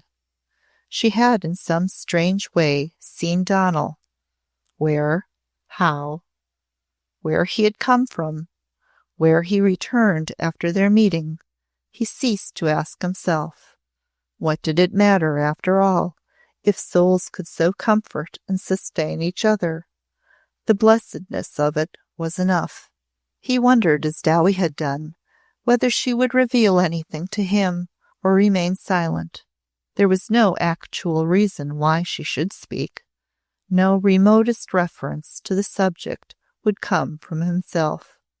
It was, in truth, a new planet he lived on during this marvel of a week. The child was wonderful, he told himself. He had not realized that a feminine creature could be so exquisitely enfolding and yet leave a man so wholly free. She was not always with him, but her spirit was so near that he began to feel that no faintest wish could form itself within his mind without her mysteriously knowing of its existence and realizing it while she seemed to make no effort. She did pretty things for him, and her gladness and his pleasure in them touched him to the core. He also knew that she wished him to see that she was well and strong and never tired or languid. There was perhaps one thing she could do for him, and she wanted to prove to him that he might be sure she would not fail him. He allowed her to perform small services for him, because of the dearness of the smile it brought to her lips, almost a sort of mothering smile. It was really true that she wanted to be his little slave, and he had imagination enough to guess that she comforted herself by saying the thing to herself again and again, childlike and fantastic as it was. She taught him to sleep as he had not slept for a year. She gave him back the power to look at his food without a sense of being repelled. She restored to him the ability to sit still in a chair as though it were meant to rest in. His nerves relaxed, his deadly fatigue left him, and it was the quiet nearness of Robin that had done it. He felt younger and knew that on his return to London he should be more inclined to disbelieve exaggerated rumors than to believe them. On the evening before he left Darreuch, they sat at the tower window again. She did not take her sewing from its basket, but sat very quietly for a while, looking at the purple folds of the moor. "You will go away very early in the morning," she began at last.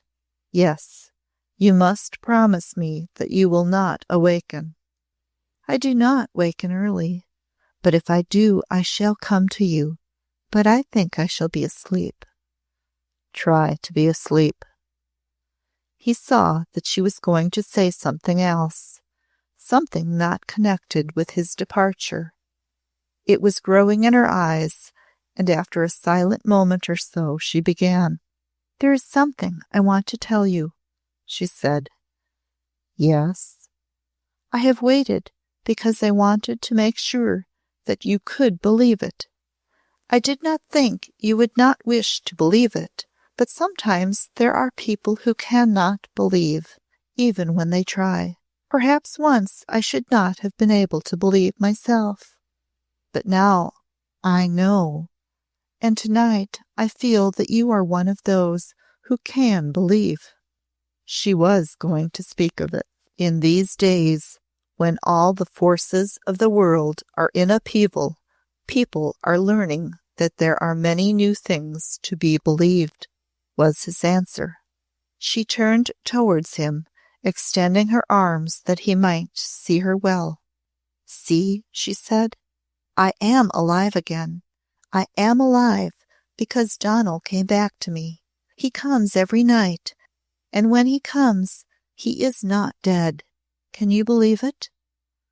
"When I look at you and remember, I can believe anything. I do not understand. I do not know where he comes from or how, but I believe that in some way you see him." She had always been a natural and simple girl, and it struck him that her manner had never been a more natural one. I do not know where he comes from. The clearness of a bell in her voice. He does not want me to ask him. He did not say so, but I know. When he is with me, we know things without speaking words. We only talk of happy things. I have not told him that I had been unhappy, and that I thought that perhaps I was really dead.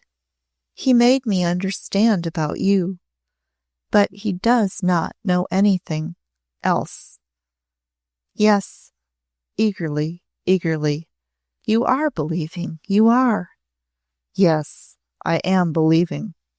If everything were as it used to be, I should see him and talk to him in the daytime. Now I see him and talk to him at night instead. You see, it is almost the same thing. But we are really happier. We are afraid of nothing, and we will only tell each other of happy things. We know how wonderful everything is, and that it was meant to be like that. You don't know how beautiful it is when you only think and talk about joyful things. The other things fly away. Sometimes we go out onto the moor together, and the darkness is not darkness. It is a soft, lovely thing, as beautiful as the light. We love it, and we can go as far as we like, because we are never tired. Being tired is one of the things that has flown away and left us quite light. That is why I feel light in the day, and I am never tired or afraid. I remember all the day. As he listened, keeping his eyes on her serenely radiant face, he asked himself what he should have been thinking if he had been a psychopathic specialist studying her case. He, at the same time, realized that a psychopathic specialist's opinion of what he himself, Lord Combe, thought would doubtless have been scientifically disconcerting. For what he found that he thought was that, through some mysteriously beneficent opening of portals kept closed through all the eons of time, she, who was purest love's self, had strangely passed to places where vision revealed things as they were created by that first intention, of which people sometimes glibly talked in London drawing-rooms. He had not seen life so. He was not on her plane, but, as he heard her, he for the time believed in its existence and felt a remote nostalgia. Dowie is very brave and tries not to be frightened, she went on, but she is really afraid that something may happen to my mind. She thinks it is only a queer dream which may turn out unhealthy. But it is not. It is Donal. Yes, it is Donal, he answered gravely, and he believed he was speaking a truth, though he was aware of no material process of reasoning by which such a conclusion could be reached. One had to overleap gaps, even abysses, where material reasoning came to a full stop. One could only argue that there might be yet unknown processes to be revealed. Mere earthly invention was revealing on this plane unknown processes year by year. Why not on other planes? I wanted to tell you because I want you to know everything about me. It seems as if I belong to you, Lord Combe. There was actual sweet pleading in her voice. You watched and made my life for me. I should not have been this Robin if you had not watched. When Donal came back, he found me in the house you had taken me to, because I could be safe in it. Everything has come from you. I am yours as well as Donal's. You give me extraordinary comfort, dear child, he said. I did not know that I needed it, but I see that I did. Perhaps I have longed for it without knowing it. You have opened closed doors. I will do anything, everything you wish me to do. I will obey you always, she said. You are doing everything I most desire, he answered. Then I will try more every day. She meant it, as she had always meant everything she said. It was her innocent pledge of faithful service, because, understanding at last, she had laid her white young heart in gratitude at his feet.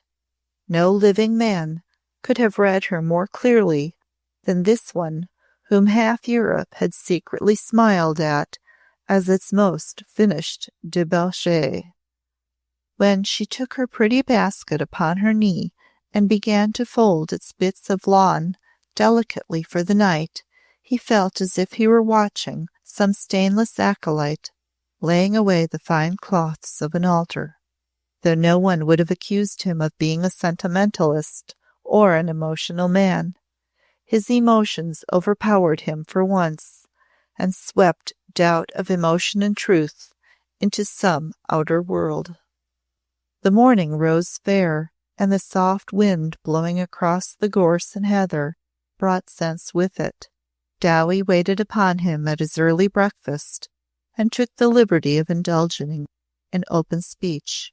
You go away looking rested, my lord, she respectfully ventured, and you leave us feeling safe. Quite safe, he answered. She is beautifully well. That's it, my lord, beautifully, thank God. I've never seen a young thing bloom as she does, and I've seen many. The cart was at the door, and he stood in the shadows of the hall, when a slight sound made him look up the staircase. It was an ancient winding stone descent, with its feudal hand-rope for balustrade. Robin was coming down it in a loose white dress. Her morning face was wonderful. It was inevitable that he should ask himself where she had come from, what she had brought with her unknowing. She looked like a white blossom drifting from the bough, like a feather from a dove's wing floating downward to earth. But she was only Robin. You awakened, he reproached her. She came quite near him. I wanted to awake. Donald wanted me to. She had never been quite so near him before. She put out a hand and laid it on the rough tweed covering his breast. I wanted to see you. Will you come again when you are tired? I shall always be here waiting. Thank you, dear child, he answered. I will come as often as I can leave London. This is a new planet. He was almost as afraid to move as if a bird had alighted near him. But she was not afraid. Her eyes were clear pools of pure light. Before you go away, she said as simply as she had said it to Dowie years before, may I kiss you, Lord Combe? I want to kiss you. His old friend had told him the story of Dowie, and it had extraordinarily touched him, though he had said but little. And now it repeated itself. He had never seen anything so movingly lovely in his life as her sweet gravity. She lifted her slight arms and laid them around his neck as she kissed him gently, as if she had been his daughter, his own daughter and delight, whose mother might have been Alexei. Chapter 35. It was the strangest experience of my existence. It seemed suddenly to change me to another type of man. He said it to the Duchess as he sat with her in her private room at Eaton Square. He had told her the whole story of his week at Darreuch, and she had listened with an interest at moments almost breathless. Do you feel that you shall remain the new type of man? Or was it only a temporary phase? She inquired. I told her that I felt I was living on a new planet. London is the old planet, and I have returned to it, but not as I left it. Something has come back with me. It must have seemed another planet, the Duchess pondered. The stillness of huge, unbroken moors. No war, no khaki in sight. Utter peace and remoteness. A girl brought back to life by pure love, drawing a spirit out of the unknown to her side on earth. She is like a spirit herself, but that she remains Robin in an extraordinary new blooming. Yes, she remains Robin. The Duchess thought it out slowly. Not once did she disturb you or herself by remembering that you were her husband. A girl who existed on the old planet would have remembered, and I should have detested her. To her, marriage means only Donal. The form we went through she sees only as the supreme sacrifice I made for the sake of Donal's child. If you could have heard her heart-wrung cry, "There will be no one to defend you. Oh, what shall I do?" The stainless little soul of her, the Duchess exclaimed. Her world holds only love and tenderness. Her goodbye to you meant that in her penitence she wanted to take you into it in the one way she feels most sacred. She will not die. She will live to give you the child. If it is a son, there will be a head of the house of Coombe. On the new planet one ceases to feel the vital importance of houses, Coombe half reflected aloud. Even on the old planet, the Duchess spoke as a woman very tired. One is beginning to contemplate changes in values. The slice of a house in Mayfair had never within the memory of man been so brilliant. The things done in it were called war work and necessitated much active gaiety. Persons of both sexes, the majority of them in becoming uniform, flashed in and out in high spirits. If you were a personable and feminine creature, it was necessary to look as much like an attractive boy as possible when you were doing war work. If one could achieve something like leggings, in addition to a masculine cut of coat, one could swagger about most alluringly. There were numbers of things to be done which did not involve frumpish utilitarian costumes, all caps and aprons. Very short skirts were the most utilitarian of garments, because they were easy to get about in. Smart military little hats were utilitarian also, and could be worn at any inspiring angle which would most attract the passing eye. Even before the war, shapely legs, feet, and ankles had begun to play an increasingly interesting part in the scheme of the universe, as a result of the brevity of skirts and the prevalence of cabaret dancing. During the war, as a consequence of the war work done in such centers of activity as this slice of a house in Mayfair, these attractive members were allowed opportunities such as the world had not before contemplated. "Skirts must be short when people are doing real work," Feather said. "And then, of course, one's shoes and stockings require attention. I'm not always sure I like leggings, however smart they are. Still, I often wear them as a sort of example." "Of what?" inquired Coombe, who was present. "Oh, well, of what women are willing to do for their country in time of war. Wearing unbecoming things, and doing without proper food. These food restrictions are enough to cause a revolution." She was specially bitter against the food restrictions.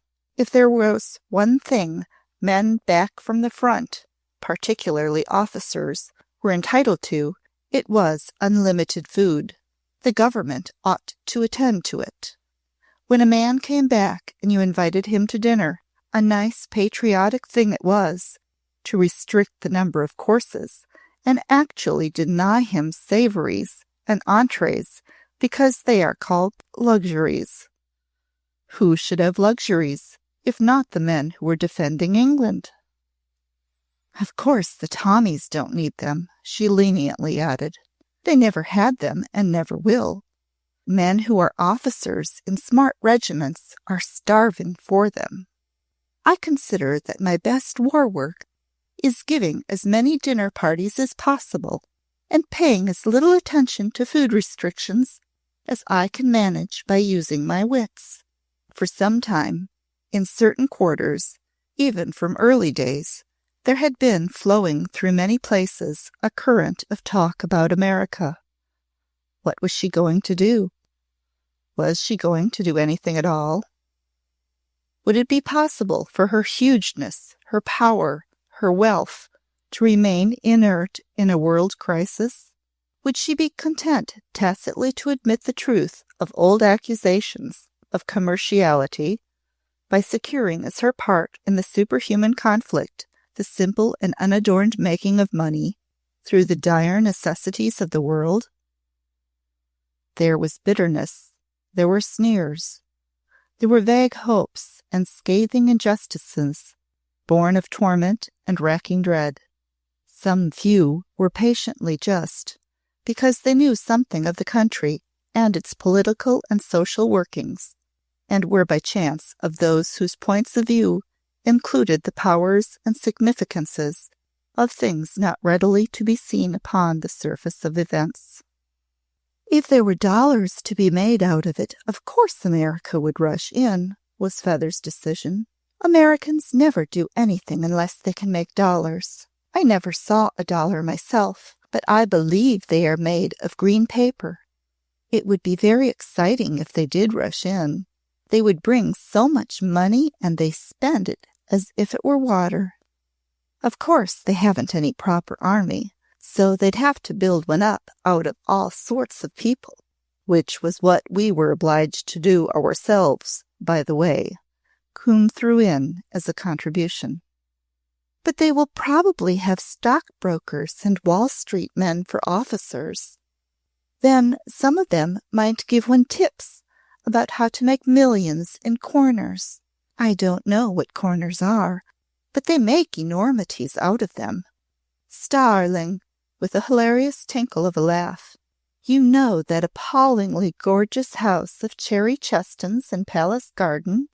Did she ever tell you that it was the result of a tip a queer Chicago man managed for her? He liked her. He used to call her Cherry Ripe when they were alone. He was big and red and half boyish, sentimental and half blustering. Cherry was ripe, you know, and he liked the ripe style. I should like to have a Chicago stockbroker of my own. I wish the Americans would come in. The Dowager Duchess of Dart and Lord Coombe had been of those who had begun their talk of this in the early days. Personally, I believe they will come in, Coombe had always said. And on different occasions he had added reasons which, combined, formulated themselves into the following arguments. We don't really know much of the Americans, though they have been buying and selling and marrying us for some time. Our insular trick of feeling superior has held us mentally aloof from half the globe. But presumably the United States was from the first, in itself, an ideal, pure and simple. It was. It is asinine to pooh-pooh it. A good deal is said about that sort of thing in their histories and speeches. They keep it before each other, and it has had the effect of suggesting ideals on all sides, which has resulted in laying a sort of foundation of men who believe in the ideals and would fight for them.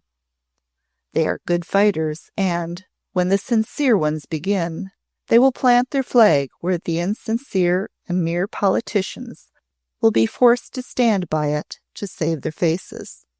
A few louder brays from Berlin, a few more threats of hoofs trampling on the star-spangled banner, and the fuse will be fired. An American fuse might turn out an amazing thing, because the ideals do exist, and ideals are inflammable. This had been, in the early days, spoken of. Chapter 36. Harrowby and the rest did not carry on their war work in the slice of a house. It was of an order requiring a more serious atmosphere. Feather saw even the starling less and less. "Since the Dowager took her up, she's far too grand for the likes of us," she said. So to speak, Feather blew about from one place to another. She had never found life so exciting, and excitement had become more vitally necessary to her existence as the years had passed. She still looked extraordinarily youthful, and if her face was at times rather marvellous in its white and red, and her lips daring in their pomegranate scarlet, the fine grain of her skin aided her effects, and she was dazzlingly in the fashion. She had never worn such enchanting clothes, and never had seemed to possess so many. "I twist my rags together myself," she used to laugh. "That's my gift. Helene says I have genius. I don't mean that I sit and sew. I have a little slave woman who does that by the day. She admires me and will do anything that I tell her. Things are so delightfully scant and short now that you can cut 2 or 3 frocks out of one of your old petticoats, and mine were never very old." There was probably a modicum of truth in this. The fact remained that the garments, which were more scant and shorter than those of any other feathery person, were also more numerous and exquisite. Her patriotic entertainment of soldiers, who required her special order of support and recreation, was fast and furious. She danced with them at cabarets. She danced as a nymph for patriotic entertainments, with snow-white, bare feet and legs, and a swathing of spring woodland green tulle and leaves and primroses. She was such a success that important personages smiled on her and asked her to appear under undreamed-of auspices. Secretly triumphant though she was, she never so far lost her head as to do anything which would bore her or cause her to appear at less than an alluring advantage. When she could invent a particularly unique and inspiring shred of a garment to startle the public with, she danced for some noble object and intoxicated herself with the dazzle of light and applause. She found herself strung to her highest pitch of excitement by the air raids, which, in the midst of their terrors, had the singular effect of exciting many people and filling them with an insane recklessness. Those so excited somehow seemed to feel themselves immune. Feather chattered about Zepps as if bombs could only wreak their vengeance upon coast towns and the lower orders. When Lord Coombe definitely refused to allow her to fit up the roof of the slice of a house as a sort of luxurious royal box from which she and her friends might watch the spectacle, she found among her circle of acquaintances who shared her thrills and had prepared places for themselves. Sometimes she was even rather indecently exhilarated by her sense of high adventure. The fact was that the excitement of the seething world about her had overstrung her trivial being and turned her light head until it whirled too fast. It may seem horrid to say so, and I'm not horrid, but I like the war. You know what I mean. London never was so thrilling, with things happening every minute, and all sorts of silly, solemn fads swept away so that one can do as one likes, and interesting, heroic men coming and going in swarms, and being so grateful for kindness and entertainment. One is really doing good all the time, and being adored for it. I own I like being adored myself, and of course one likes doing good. I never was so happy in my life. I used to be rather a coward, I suppose," she chattered gaily on another occasion. I was horribly afraid of things.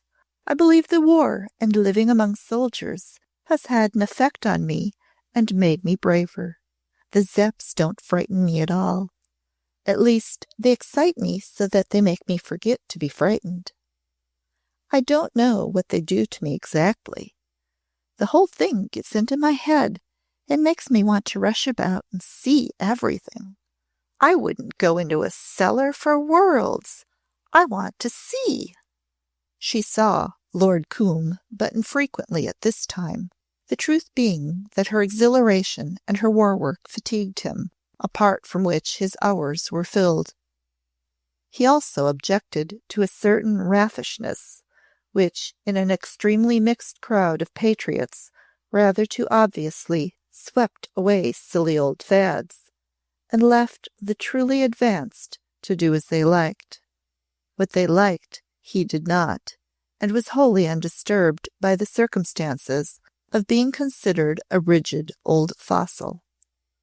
Feather herself had no need of him. An athletic and particularly well-favored young actor, who shared her thrills of elation, seemed to permeate the atmosphere about her. He and Feather together at times achieved the effect, between raids, of waiting impatiently for a performance and feeling themselves ill-treated by the long delays between the acts. Are we growing callous?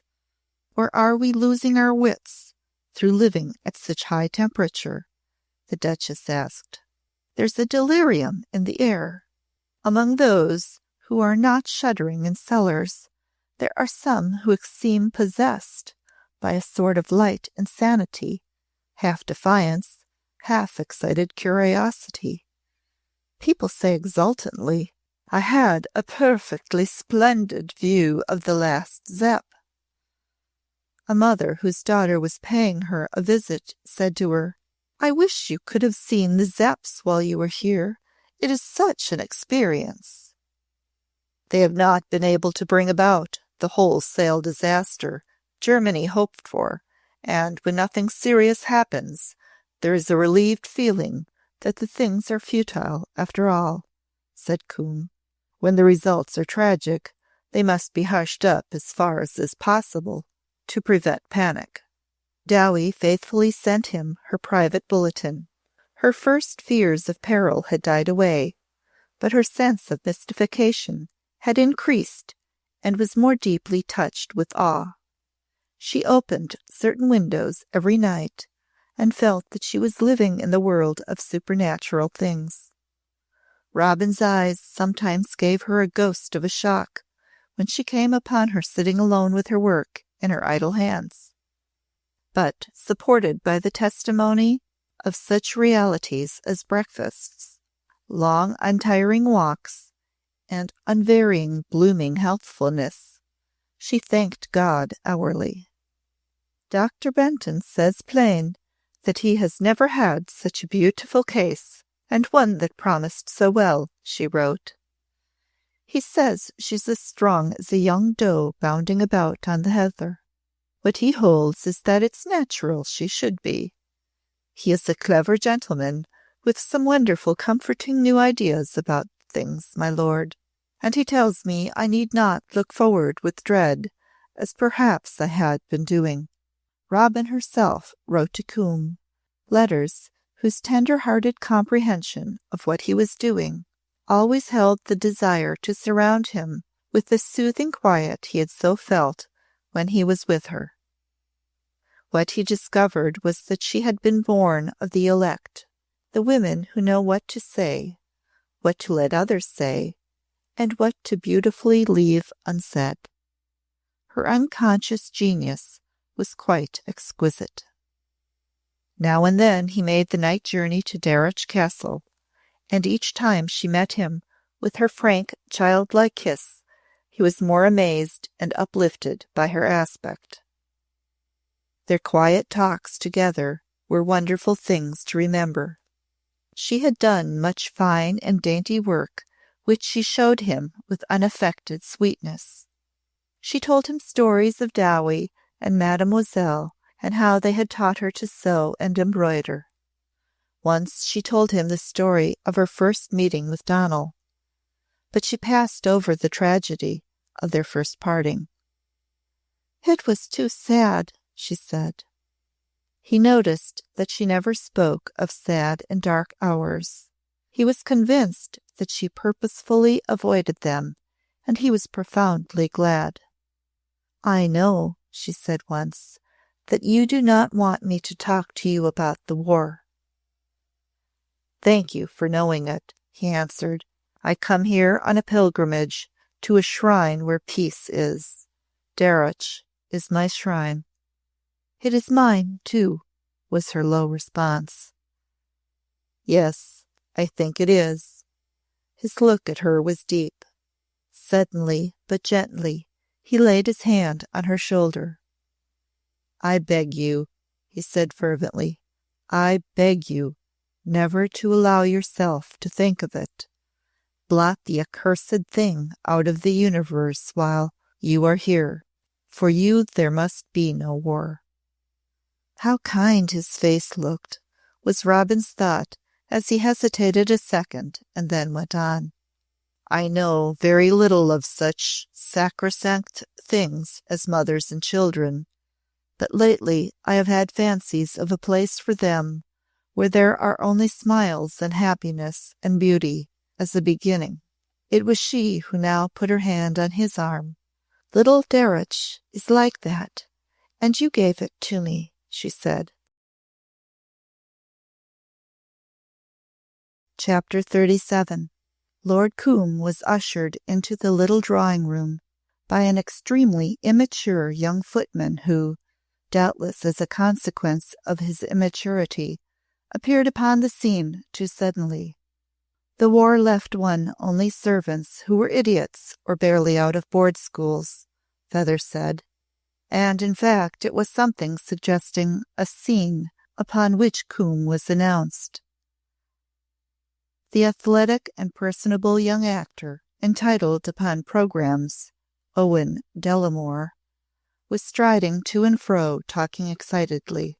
There was theatrical emotion in the air, and Feather, delicately flushed and elate, was listening with an air half frightened, half pleased. The immaturity of the footman immediately took fright, and the youth, turning at once, produced the fatal effect of fleeing precipitately. Mr. Owen Delamore suddenly ceased speaking, and would doubtless have flushed vividly if he had not already been so high of colour as to preclude the possibility of his flushing at all.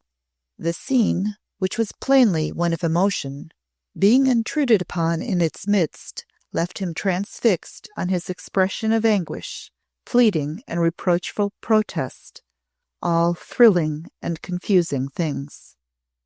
The very serenity of Lord Combe's apparently unobserving entrance was perhaps a shock as well as a relief.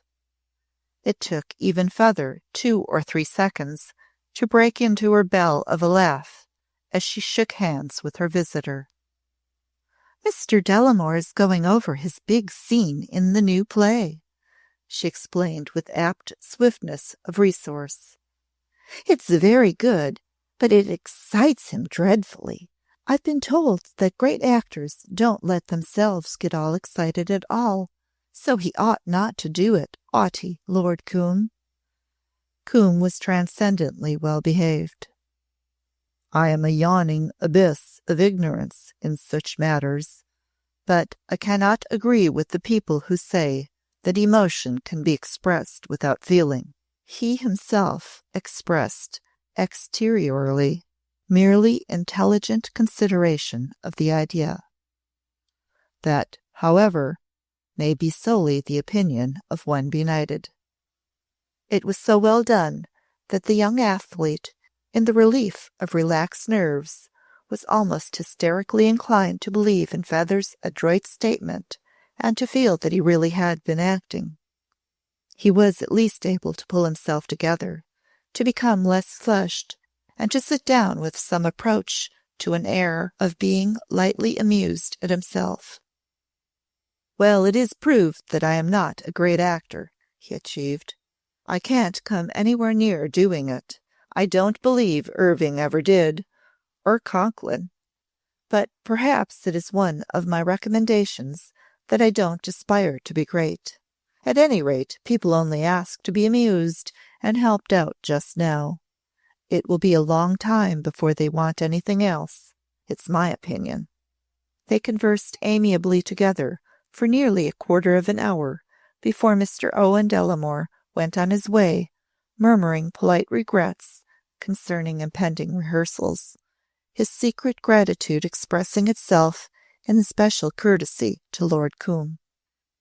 As he was leaving the room, Feather called to him airily, "If you hear any more of the Zepps, just dash in and tell me. Don't lose a minute. Just dash." When the front door was heard to close upon him, Combe remarked casually, "I will ask you to put an immediate stop to that sort of thing." He observed that Feather fluttered, though she had lightly moved to a table as if to rearrange a flower in a group. "Put a stop to letting Mr. Delamore go over his scene here?" "Put a stop to Mr. Delamore, if you please." It was at this moment more than ever true that her light being was overstrung and that her light head whirled too fast. This one particular, also overstrung young man had shared all her amusements with her and had ended by pleasing her immensely, perhaps to the verge of inspiring a touch of fevered sentiment she had previously never known. She told herself it was the war when she thought of it. She had, however, not been clever enough to realize that she was a little losing her head in a way which might not be to her advantage. For the moment she lost it completely. She almost whirled around as she came to Combe. "I won't!" she exclaimed. "I won't!"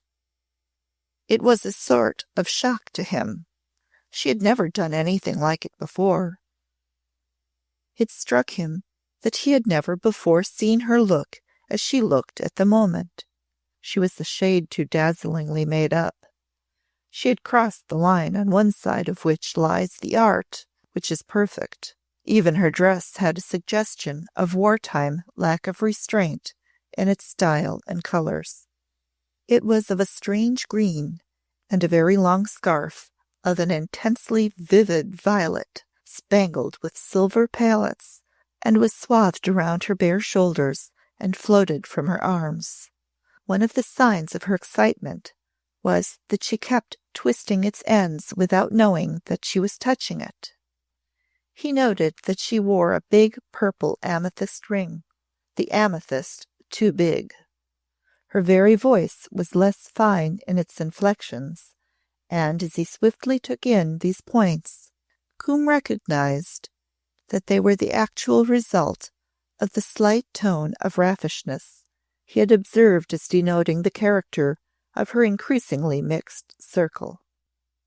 She threw herself into a chair, palpitating in one of her rages of a little cat, wreathing her scarf round and round her wrist, and singularly striking him with the effect of almost spitting and hissing out her words. "I won't give up everything I like and that likes me," she flung out. "The war has done something to us all. It's made us let ourselves go. It's done something to me, too. It's made me less frightened. I won't be bullied into things." "Do I seem to bully you? I am sorry." The fact that she had let herself go with the rest of the world got the better of her. "You have not been near me for weeks, and now you turn up with your air of grand bashaw and order people out of my house. You have not been near me." The next instant it was as though she tore off some last shred of mental veiling and threw it aside in her reckless mounting heat of temper. "Near me!" she laughed, scathing. "For the matter of that, when have you ever been near me? It's always been the same. I've known it for years. As the Yankees say, you wouldn't touch me with a 10-foot pole. I'm sick of it.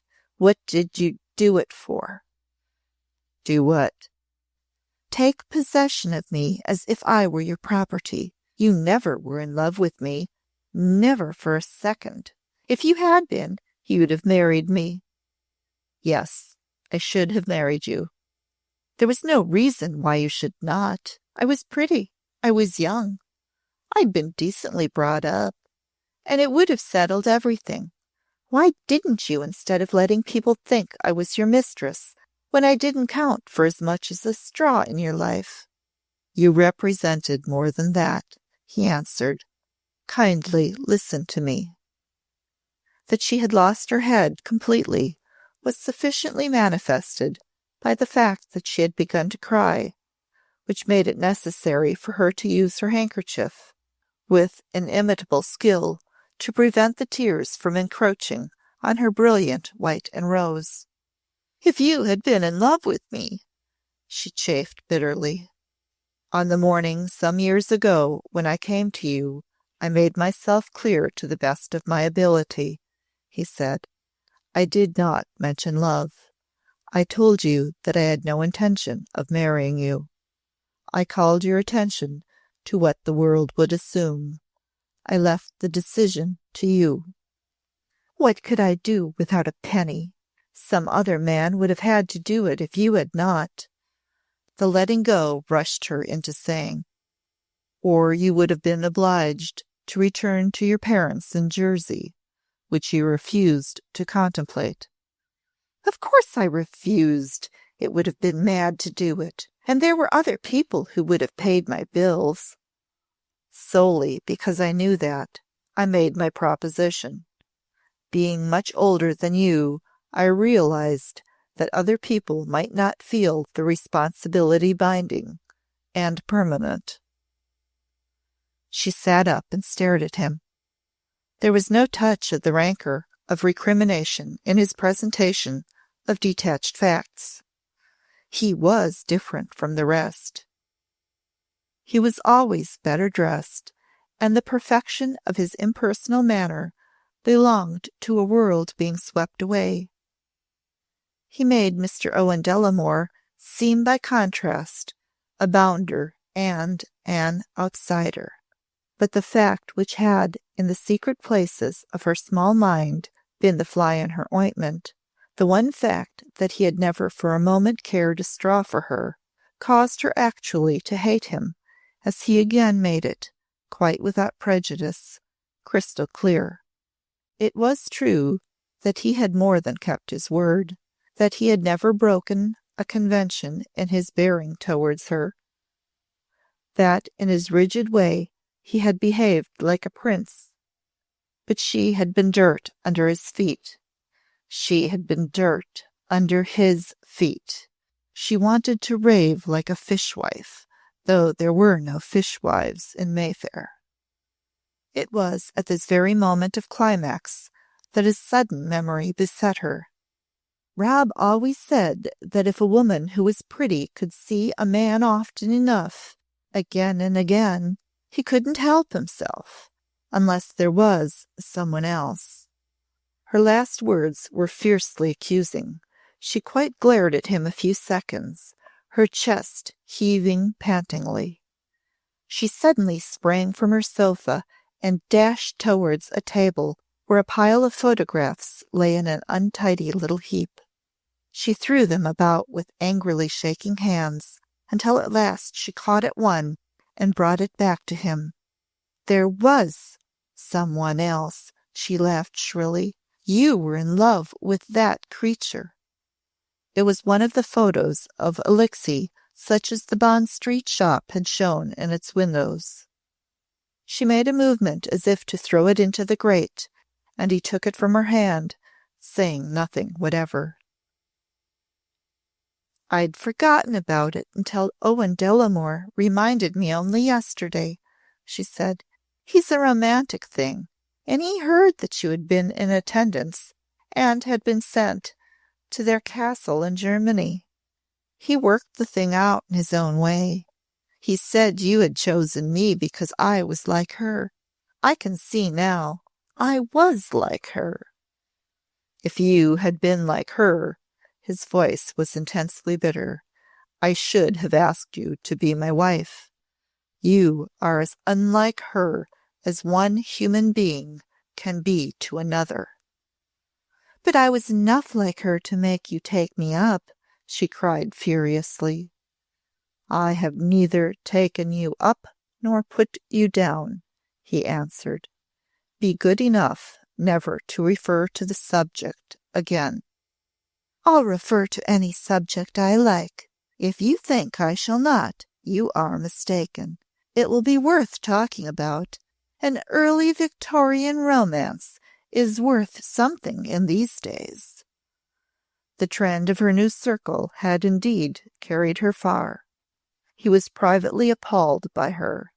She was hysterically, passionately spiteful, almost to the point of malignance. "Do you realize that this is a scene? It has not been our habit to indulge in scenes," he said. "I shall speak about it as freely as I shall speak about Robin." She flaunted at him, wholly unrestrained. "Do you think I know nothing about Robin? I'm an affectionate mother, and I've been making inquiries. She's not with the Dowager at Eaton Square. She got ill and was sent away to be hidden in the country. Girls are sometimes. I thought she would be sent away somewhere the day I met her in the street. She looked exactly like the sort of thing. Where is she? I demand to know." There's nothing so dangerous to others as the mere spitefully malignant temper of an empty-headed creature giving itself up to its own weak fury. It knows no restraint, no limit in its folly. In her fantastic broodings over her daughter's undue exaltation of position, Feather had many times invented for her own entertainment little scenes in which she could score satisfactorily. Such scenes had always included Coombe, the Dowager, Robin, and Mrs. Muir. "I am her mother. She is not of age. I can demand to see her. I can make her come home and stay with me while I see her through her trouble, as pious people call it. She's got herself into trouble, just like a housemaid. I knew she would. I warned her, and her laugh was actually shrill."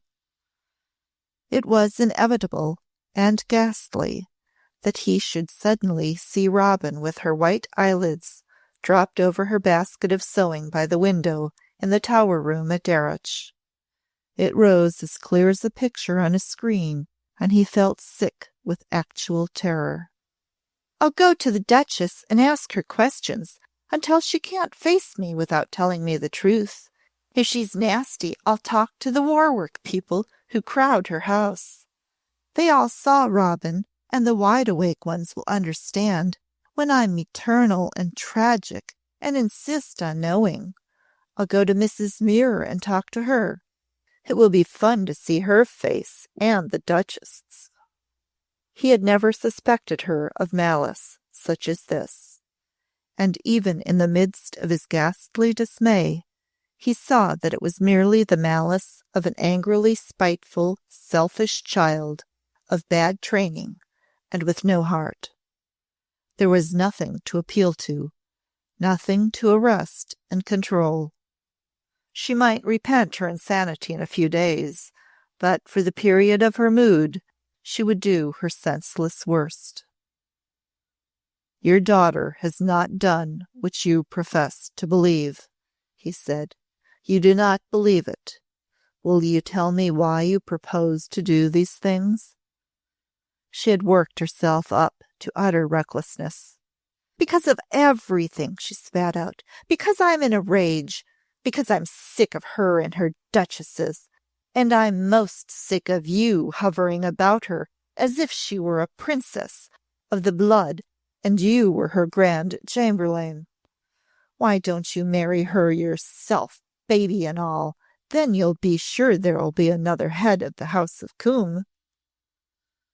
She knew then that she had raved like a fishwife, that, even though there had before been no fishwives in Mayfair, he saw one standing, shrilling before him. It was in his eyes, and she knew it before she had finished speaking, for his look was maddening. It enraged her even further, and she shook in the air the hand with the big purple amethyst ring, still clutching the end of the bedizened purple scarf. She was intoxicated with triumph, for she had reached him. I will, she cried. I will tomorrow. You will not. His voice rang out as she had never heard it before. He even took a step forward.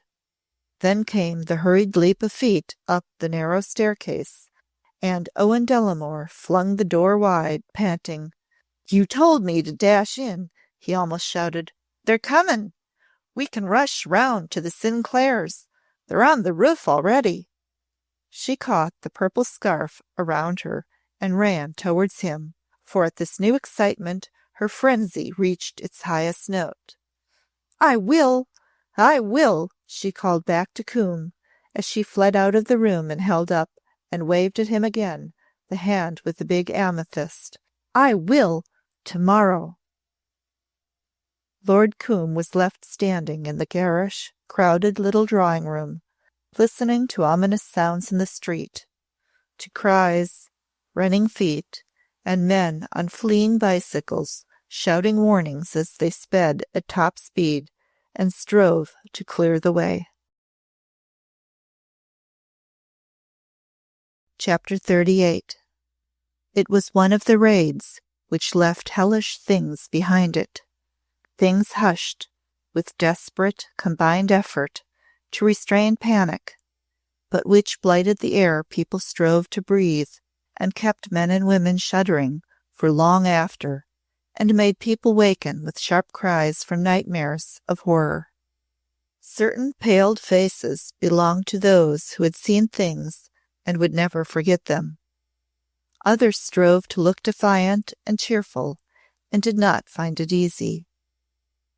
Some tried to get past policemen to certain parts of the city, and some, getting past, returned livid and less adventurous in spirit, because they had heard things it was gruesome to hear. Lord Coombe went the next morning to the slice of a house, and found the servants rather hysterical. Feather had not returned, but they were not hysterical for that reason.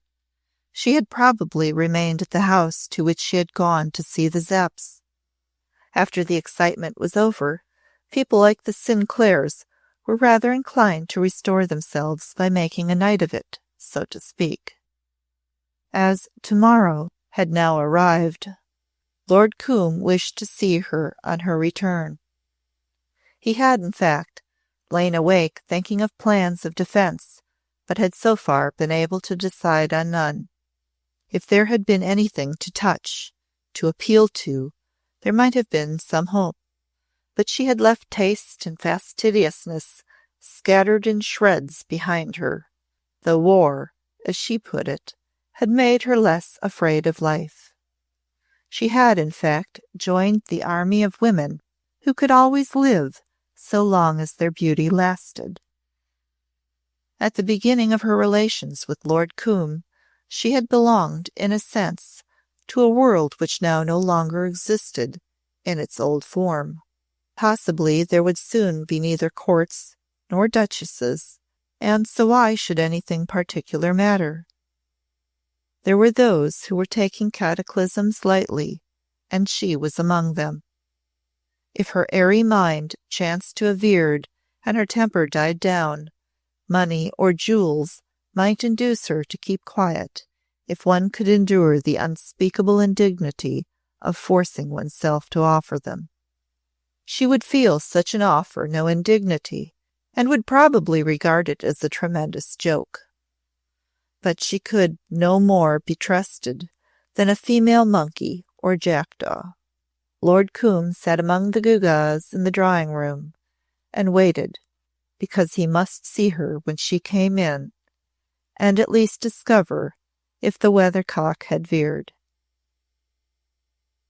After waiting an hour or more, he heard a taxi arrive at the front door and stop there. He went to the window to see who got out of the vehicle. It gave him a slight shock to recognize a man he knew well. He wore plain clothes, but he was a member of the police force. He evidently came into the house and stopped in the hall to talk to the immature footman, who presently appeared at the drawing-room door, looking shaken because he had been questioned and did not know what it portended. "What is the matter?" Lord Combe assisted him with. "Someone who is asking about Mrs. Gareth Lawless. He doesn't seem satisfied with what I tell him. I took the liberty of saying your lordship was here, and perhaps you'd see him. Bring him upstairs." It was, in fact, a man who knew Lord Combe well enough to be aware that he need make no delay. "It was one of the worst, my lord," he said in answer to Combe's first question. "We've had hard work, and the hardest of it was to hold people, back."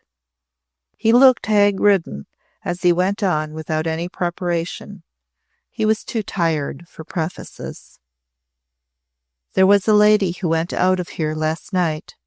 She was with a gentleman. They were running to a friend's house to see things from the roof. They didn't get there. The gentleman is in the hospital, delirious today. He doesn't know what happened. It's supposed something frightened her, and she lost her wits and ran away.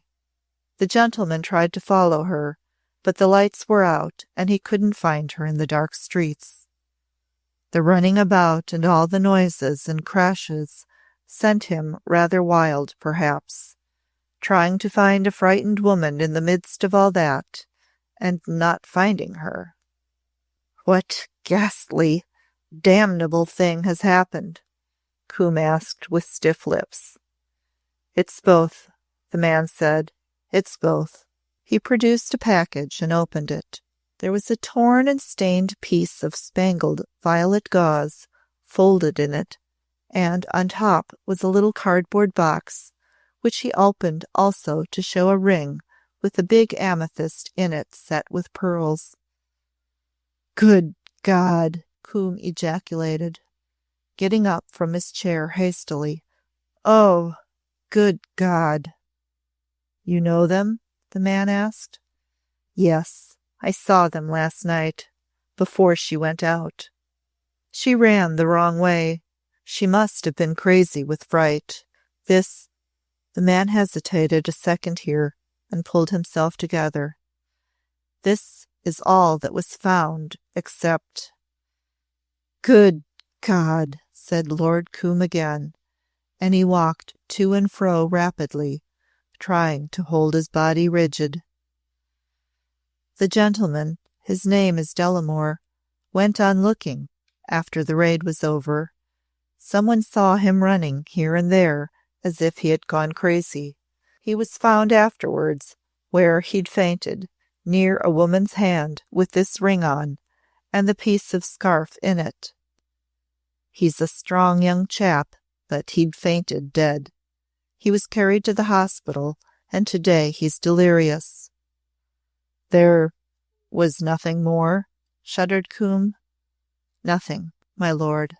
Out of unbounded space, embodied nothingness had seemed to float across the world of living things, and into space the nothingness had disappeared, leaving behind a trinket and a rent scrap of purple gauze.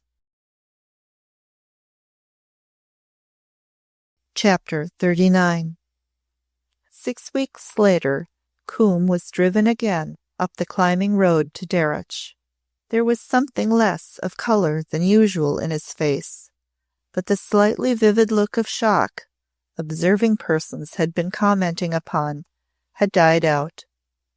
As he had travelled, leaning back upon the cushions of the railway carriage, he had kept his eyes closed for the greater part of the journey.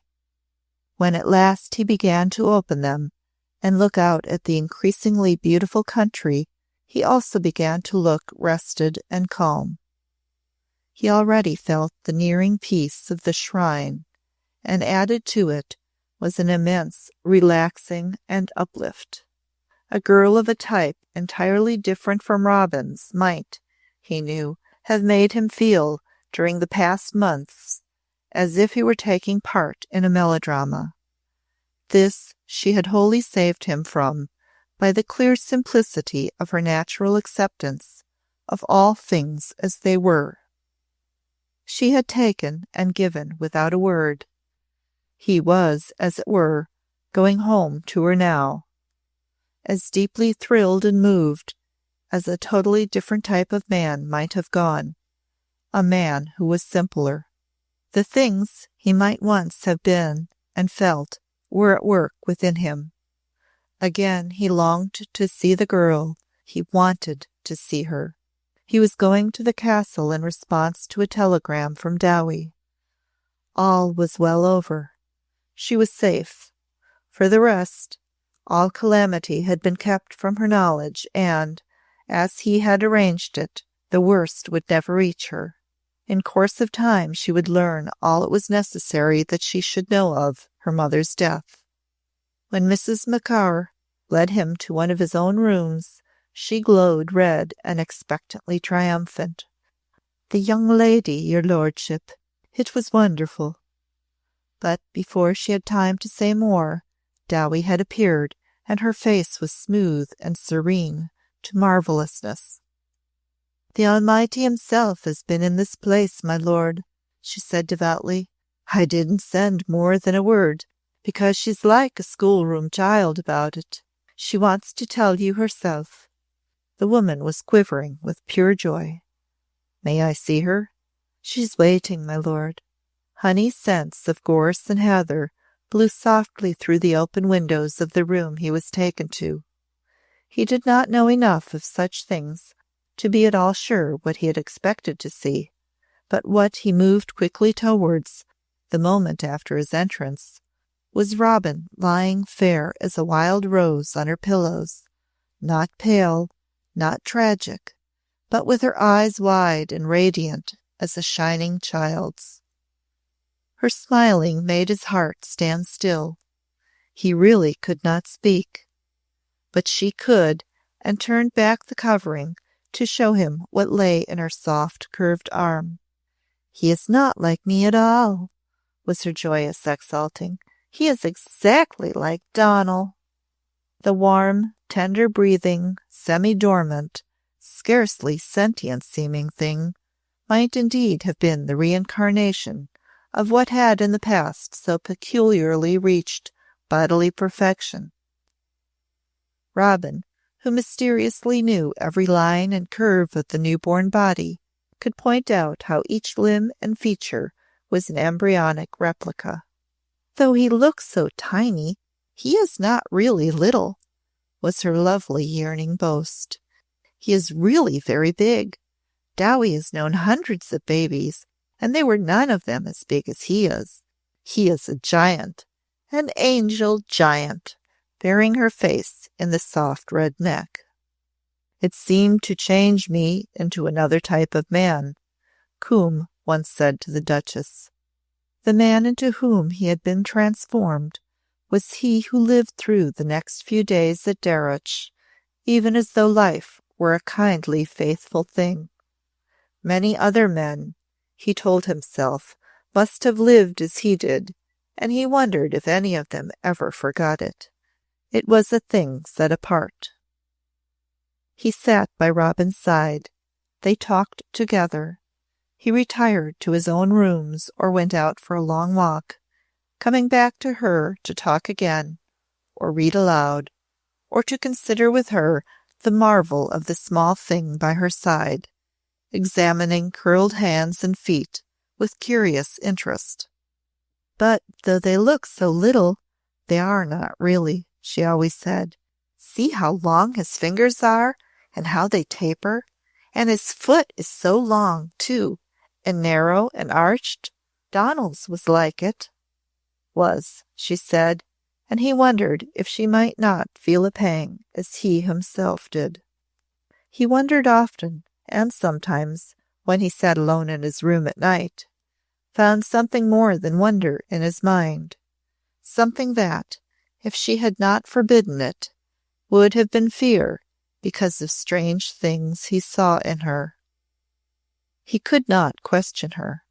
He dared not even remotely touch on the dream. She was so well. Her child was so well. She was as any young mother might have been, who could be serene in her husband's absence because she knew he was safe and would soon return. "Is she always as calm?" he once asked Dowie. "Does she never seem to be reminded of what would have been if he were alive?" Dowie shook her head, and he saw that the old anxiousness came back upon her. "My lord, she believes he is alive when she sees him. That's what troubles me even in my thankfulness. I don't understand, God help me. I was afraid when she saw the child that it might all come over her again in a way that would do her awful harm. But when I laid the little thing down by her, she just lay there herself and looked at it as if something was uplifting her. And in a few seconds she whispered, 'He is like Donal.' And then she said to herself, soft but quite clear, 'Donal, Donal,' and never a tear rose. Perhaps," hesitating over it, "it's the blessedness of time. A child's a wonderful thing, and so is time. Sometimes," a queer sigh broke from her, "when I've been hard put to it by trouble, I've said to myself, well, the Almighty did give us time, whatever else he takes away." But Coombe mysteriously felt that it was not merely time which had calmed her, though any explanation founded on material reasoning became more remote each day. The thought which came to him at times had no connection with temporal things. He found he was gravely asking himself what aspect mere life would have worn if Elixir had come to him every night in such form as had given him belief in the absolute reality of her being. If he had been convinced that he had heard the voice of Elixir, if she had smiled and touched him with her white hands as she had never touched him in life, if her eyes had been unafraid and they had spoken together only of happy things, and had understood as one soul, what could the mere days have held of hurt? There was only one possible reply, and it seemed to explain his feeling that she was sustained by something which was not alone the mere blessedness of time. He became conscious one morning of the presence of a new expression in her eyes. There was a brave radiance in them, and before he had known that in their radiance there had been no necessity for bravery. He felt a subtle but curious difference. Her child had been long asleep, and she lay like a white dove on her pillows when he came to make his brief good-night visit. She was very still and seemed to be thinking. Her touch on his arm was as the touch of a butterfly when she at last put out her hand to him. "He may not come tonight," she said. He put his own hand over hers and hoped it was done quietly.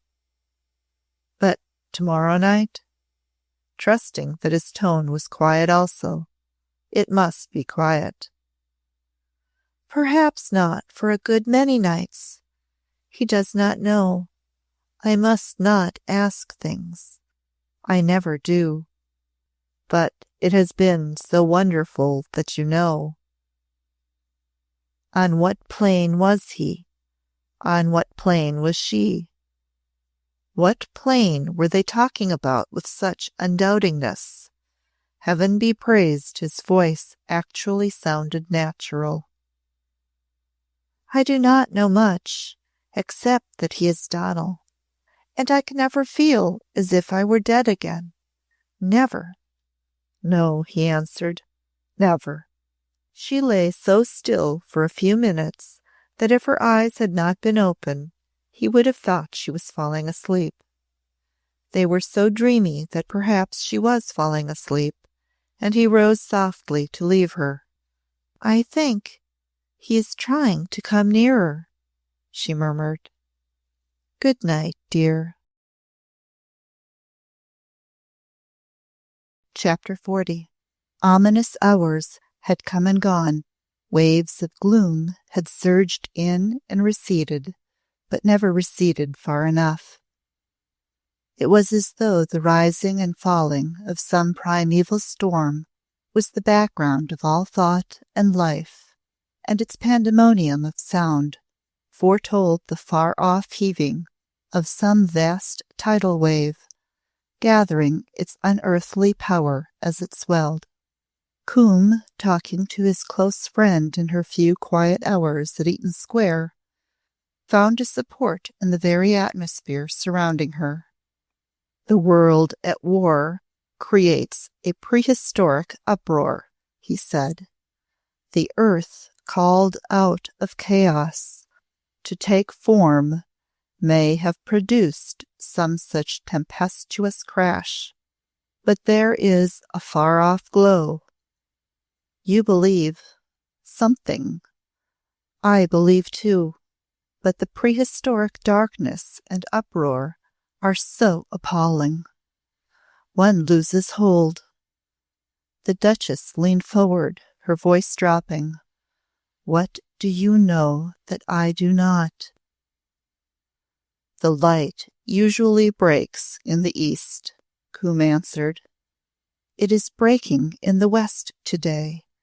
It has always been there, and it has been spreading from the first. At any moment it may set the sky aflame." For as time has gone on, the world had beheld the colossal spectacle of a huge nation in the melting pot. And, as it was, as a nation, the composite result of the fusion of all the countries of the earth, the breath-suspended lookers-on beheld it in effect, passionately commercial, passionately generous, passionately sordid, passionately romantic, chivalrous, cautious, limited, bounded. As American wealth and sympathy poured in where need was most dire, bitterness became silent through sheer discretion's sake, when for no more honest reason, as the commercial tendency expressed itself in readiness and efficiency, sneering condemnation had become less loud. "It will happen. It is the result of the ideals, really," Coombe said further.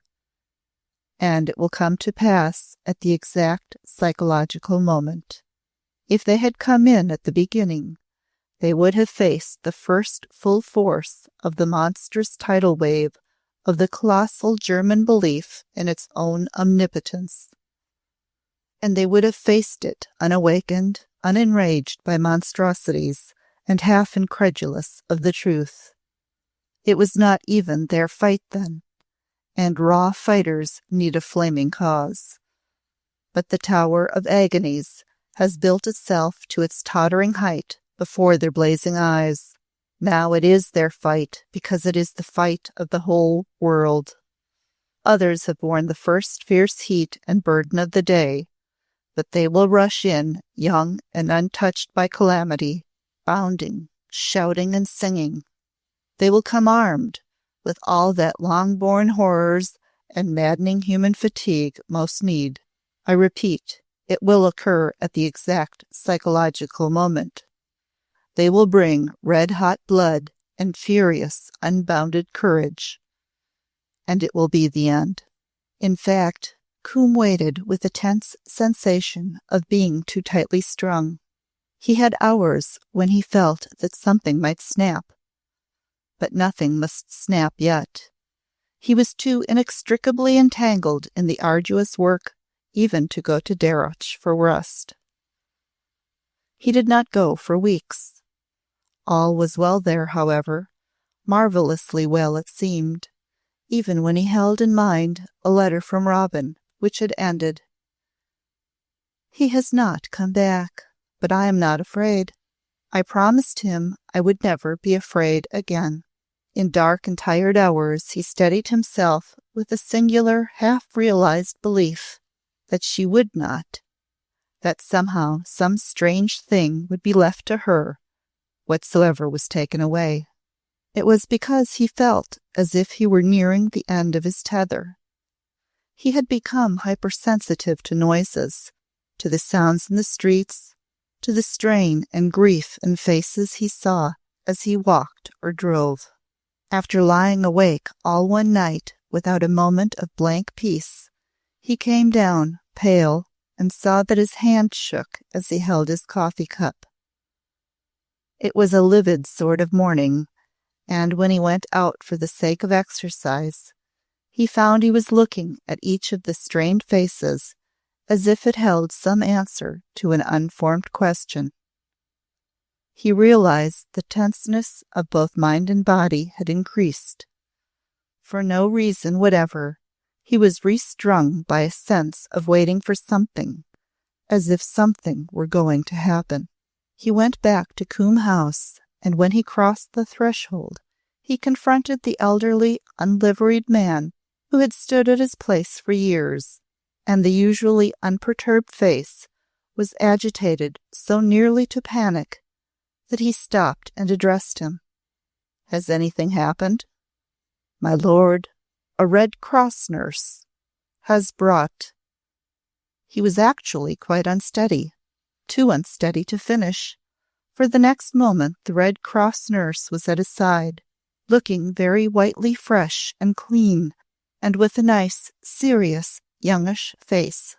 "I need not prepare you for good news, even if it is a sort of shock," she said, watching him closely. "I have brought Captain Muir back to you." "You have brought—" he exclaimed. "He has been in one of the worst German prisons. He was left for dead on the field and taken prisoner. We must not ask him questions. I don't know why he is alive. He escaped, God knows how. At this time he does not know himself. I saw him on the boat. He asked me to take charge of him." She spoke very quickly. "He is a skeleton, poor boy. Come." She led the way to his own private room. She went on talking short, hurried sentences, but he scarcely heard her. This, then, was what he had been waiting for. Why had he not known? This tremendous thing was really not so tremendous after all, because it had happened in other cases before, yet he had never once thought of it. He would not let his wife or his mother see him until he looked more like himself. He heard the Red Cross nurse say as he entered the room.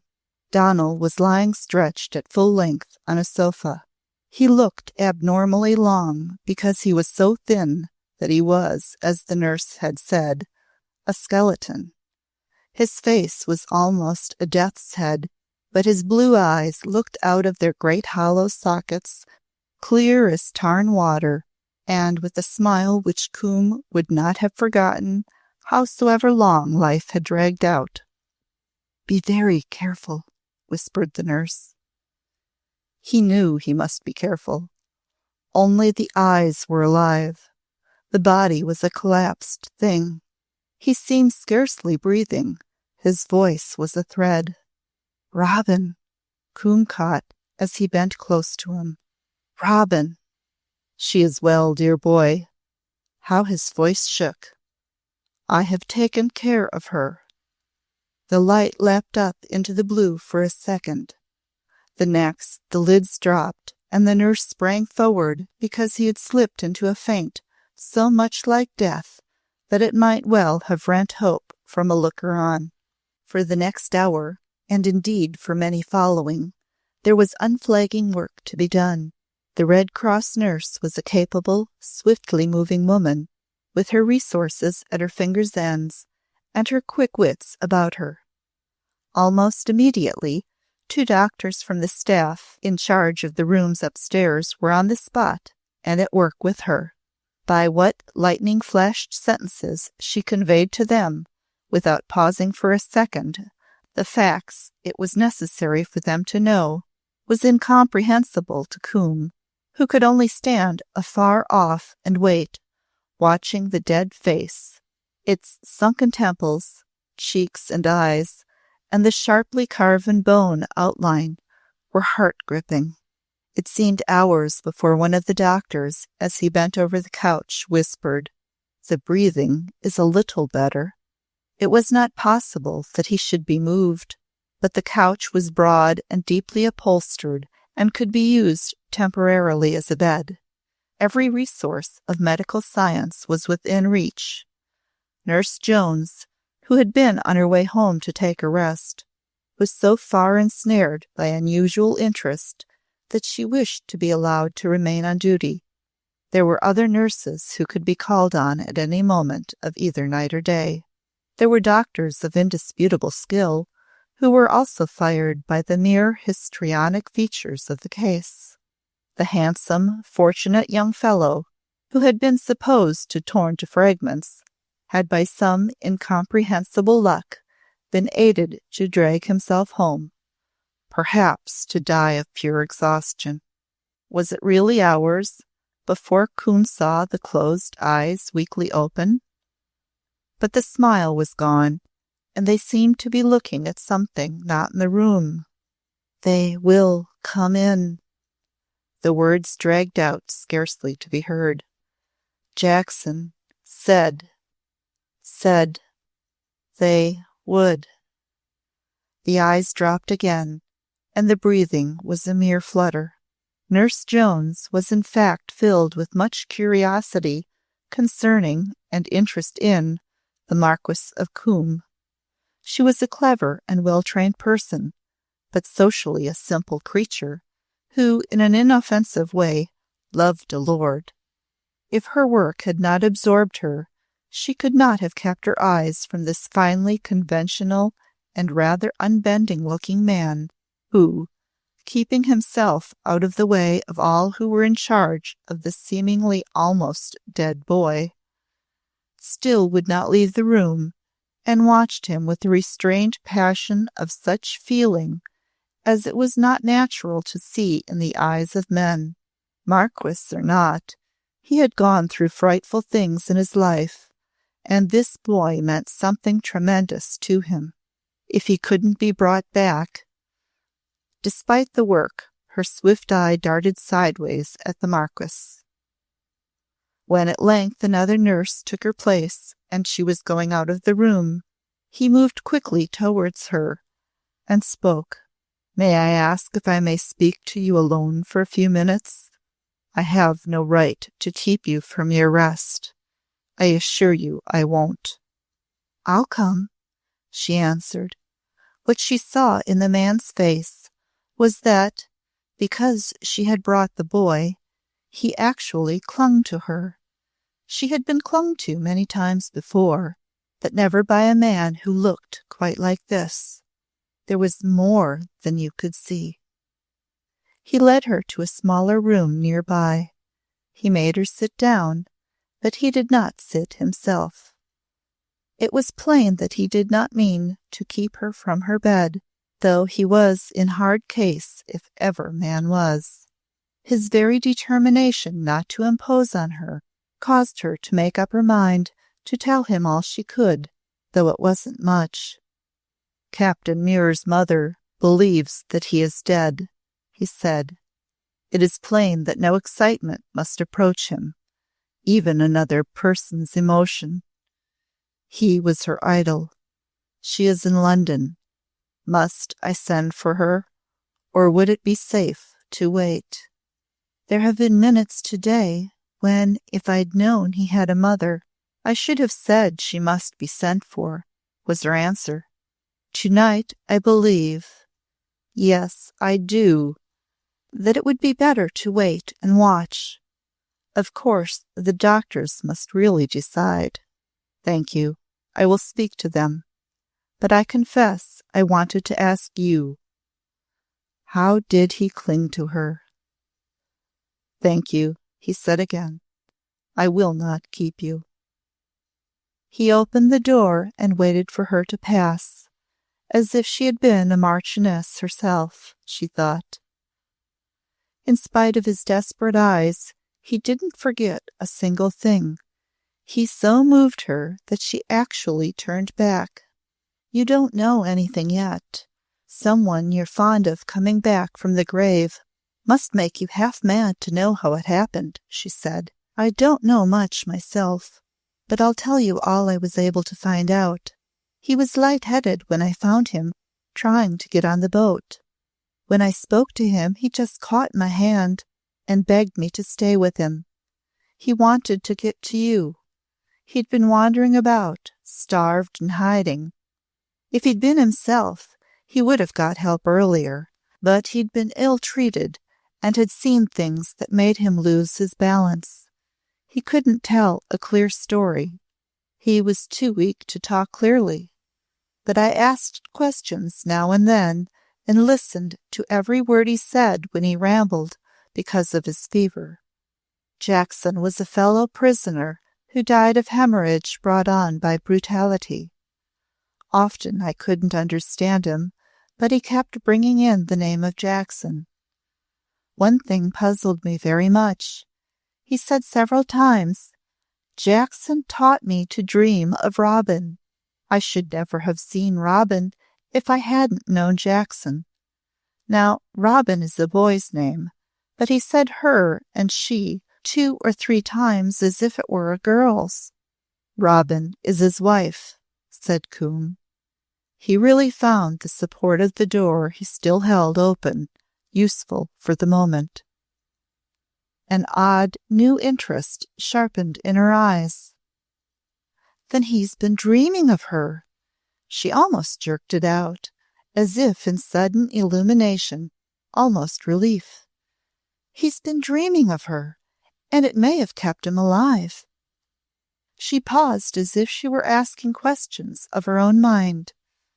"I wonder," dropped from her in slow speculation, "if she has been dreaming of him. He was not dead.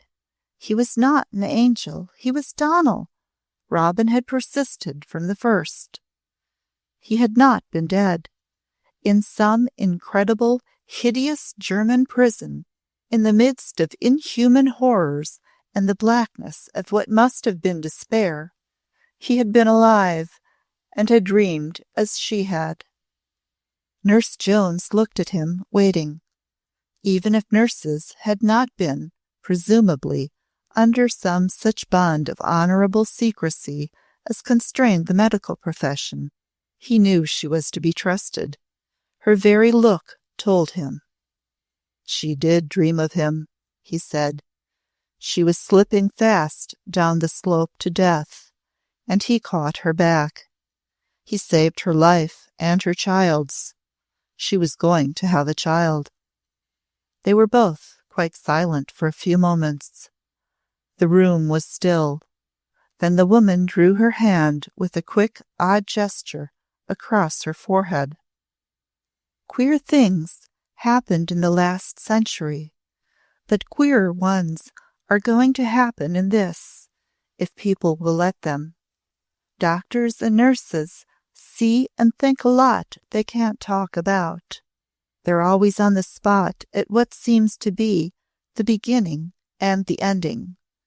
These black times have opened up the ways." "Queer things," I said with sudden forcefulness. "They're not queer. It's only laws we haven't known about. It's the writing on the scroll that we couldn't read. We're just learning the alphabet." Then after a minute more of thought, "Those two, were they particularly fond of each other? More to each other than most young couples?" "They loved each other the hour they first met, when they were little children. It was an unnatural shock to them both when they were parted. They seemed to be born, mated for life." "That was the reason," she said quite relievedly. "I can understand that. It's as orderly as the stars." Then she added with a sudden, strong, quite normal conviction, and her tiredness seemed to drop from her, "He won't die, that beautiful boy," she said. "He can't. It's not meant. They're going on, those three. He's the most splendid human thing I ever handled, skeleton as he is. His very bones are magnificent as he lies there. And that smile of his, that's deep in the blue his eyes are made of, it can only flicker up for a second now, but it can't go out. He's safe, even this minute, though you mayn't believe it." "I do believe it," Coombe said, and he stood there believing it when she went through the open door and left him. Chapter 41. It was long before the dropped eyelids could lift and hold themselves open for more than a few seconds, and long before the eyes wore their old clear look. The depths of the collapse, after prolonged tortures of strain and fear, was such as demanded a fierce and unceasing fight of skill and unswerving determination on the part of both doctors and nurses. There were hours when what seemed to be strange, deathly drops into abysses of space struck terror into most of those who stood by looking on, but Nurse Jones always believed, and so did Coombe. "You needn't send for his mother yet," she said without flinching. "You and I know something the others don't know, Lord Coombe. That child and her baby are holding him back, though they don't know anything about it." It revealed itself to him that her interest in things occult and apparently unexplained by material processes had during the last few years intensely absorbed her in private. Her feeling, though intense, was intelligent, and her processes of argument were often convincing. He became willing to answer her questions because he felt sure of her. He lent her the books he had been reading, and in her hard-earned hours of leisure she plunged deep into them. "Perhaps I read sometimes when I ought to be sleeping, but it rests me. I tell you, it rests me. I'm finding out that there's strength outside of all this, and you can draw on it. It's there waiting," she said. "Everybody will know about its being there in course of time." "But the time seems long," said Coombe. Concerning the dream, she had many interesting theories. She was at first disturbed and puzzled because it had stopped. She was anxious to find out whether it had come back again, but, like Lord Coombe, she realized that Robin's apparent calm must on no account be disturbed. If her health-giving serenity could be sustained for a certain length of time, the gates of heaven would open to her. But at first Nurse Jones asked herself and Lord Coombe some troubled questions. It came about at length that she appeared one night in the room where their first private talk had taken place, and she had presented herself on her way to bed because she had something special to say. "It came to me when I awakened this morning, as if it had been told to me in the night. Things often seem to come that way. Do you remember, Lord Coombe, that she said they only talked about happy things?" "Yes, she said it several times," Coombe answered. "Do you remember that he never told her where he came from, and she knew that she must not ask questions? How could he have told her of that hell? How could he?" "You are right, quite." "I feel sure I am. When he can talk, he will tell you, if he remembers. I wonder how much they remember, except the relief and the blessed happiness of it. Lord Coombe, I believe as I believe I'm in this room, that when he knew he was going to face the awful risk of trying to escape, he knew he mustn't tell her. And he knew that in crawling through dangers and hiding in ditches, he could never be sure of being able to lie down to sleep and concentrate on sending his soul to her. So he told her that he might not come for some time. Oh, Lord! If he'd been caught and killed, he could never— No, no! Obstinately. Even then he would have got back in some form, in some way. I've got to the point of believing as much as that. He was hers.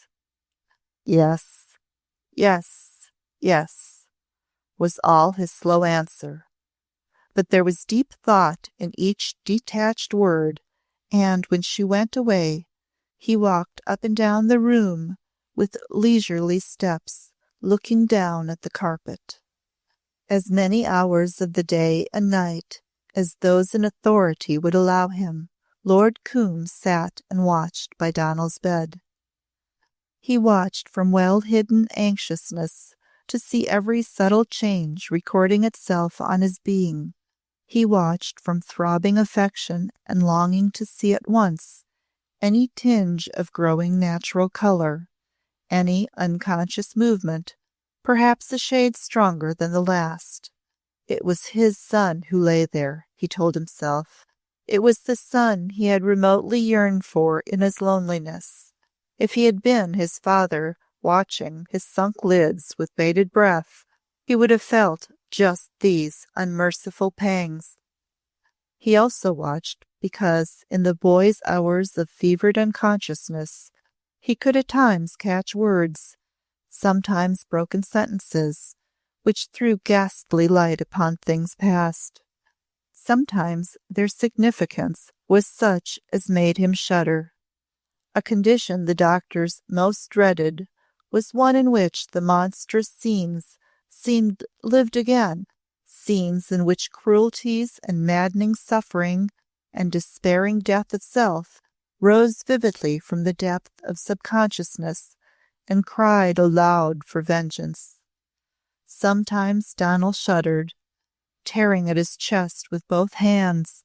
More than once he lay sobbing until only skilled effort prevented his sobs from becoming choking danger. It may be years after he regains his strength, the chief physician said, years before it will be safe to ask him for detail. On my own part, I would never bring such horrors back to a man. You may have noticed how the men who have borne most absolutely refuse to talk. It's an accursed fool who tries to make them, broke in one of the younger men. There was a fellow who had been pinned up against a barn door and left to hang there, and a coarse, loud-mouthed lunatic asked him to describe how it felt. The chap couldn't stand it. Do you know what he did? He sprang at him and knocked him down.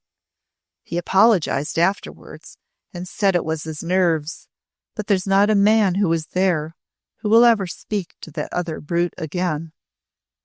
The man, whose name was Jackson, seemed to be a clinging memory to the skeleton when its mind wandered in the past Hades.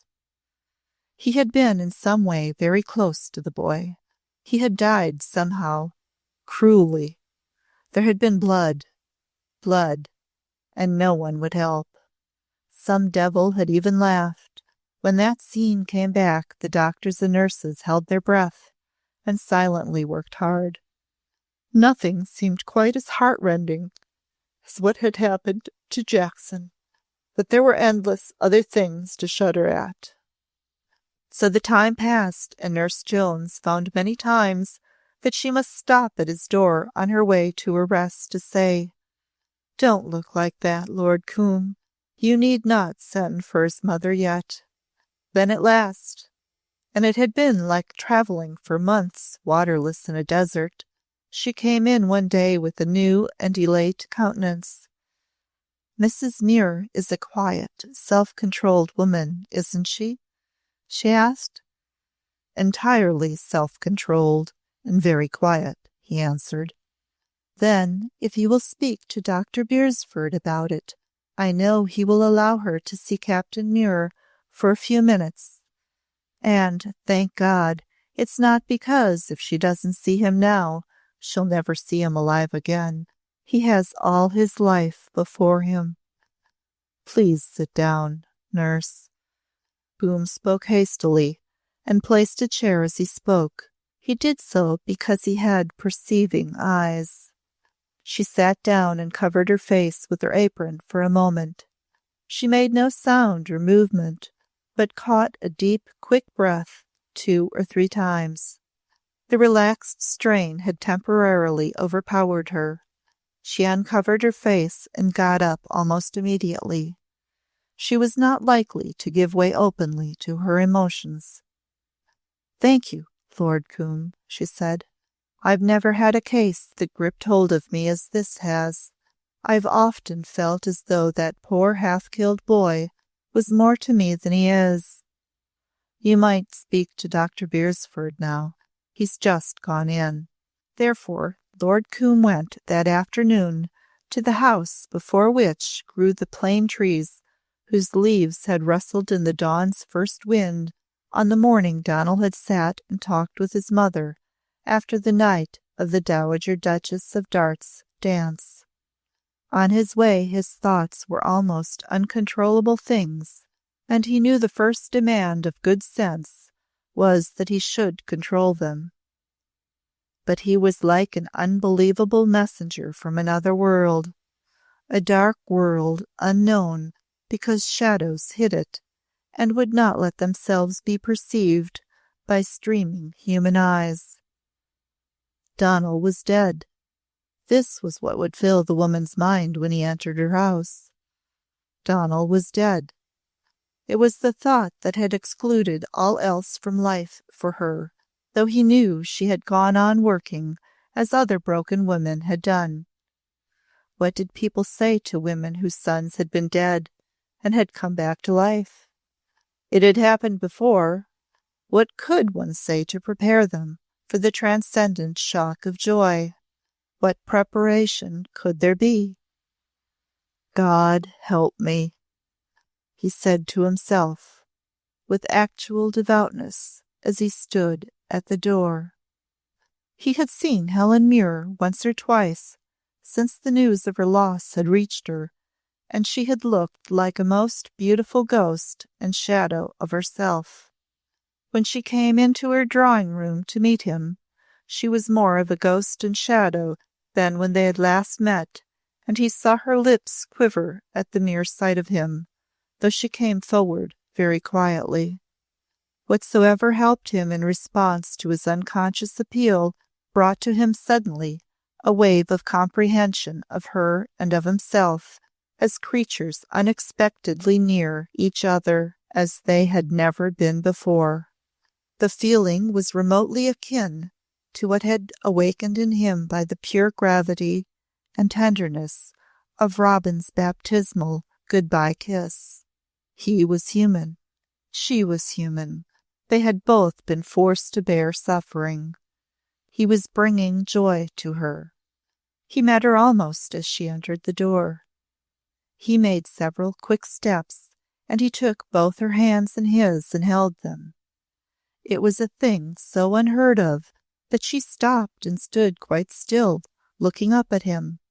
"Come and sit down here," he said, drawing her towards the sofa, and he did not let her hands go, and sat down at her side, while she stared at him, and her breath began to come and go quickly. "What?" she began. "You are changed, quite different." "Yes, I am changed. Everything is changed, for us both. For us," she touched her breast weakly, "for me, as well as you?" "Yes," he answered, and he still held her hands protectingly, and kept his altered eyes, the eyes of a strangely new man, upon her. They were living, human, longing to help her, who had so long condemned him.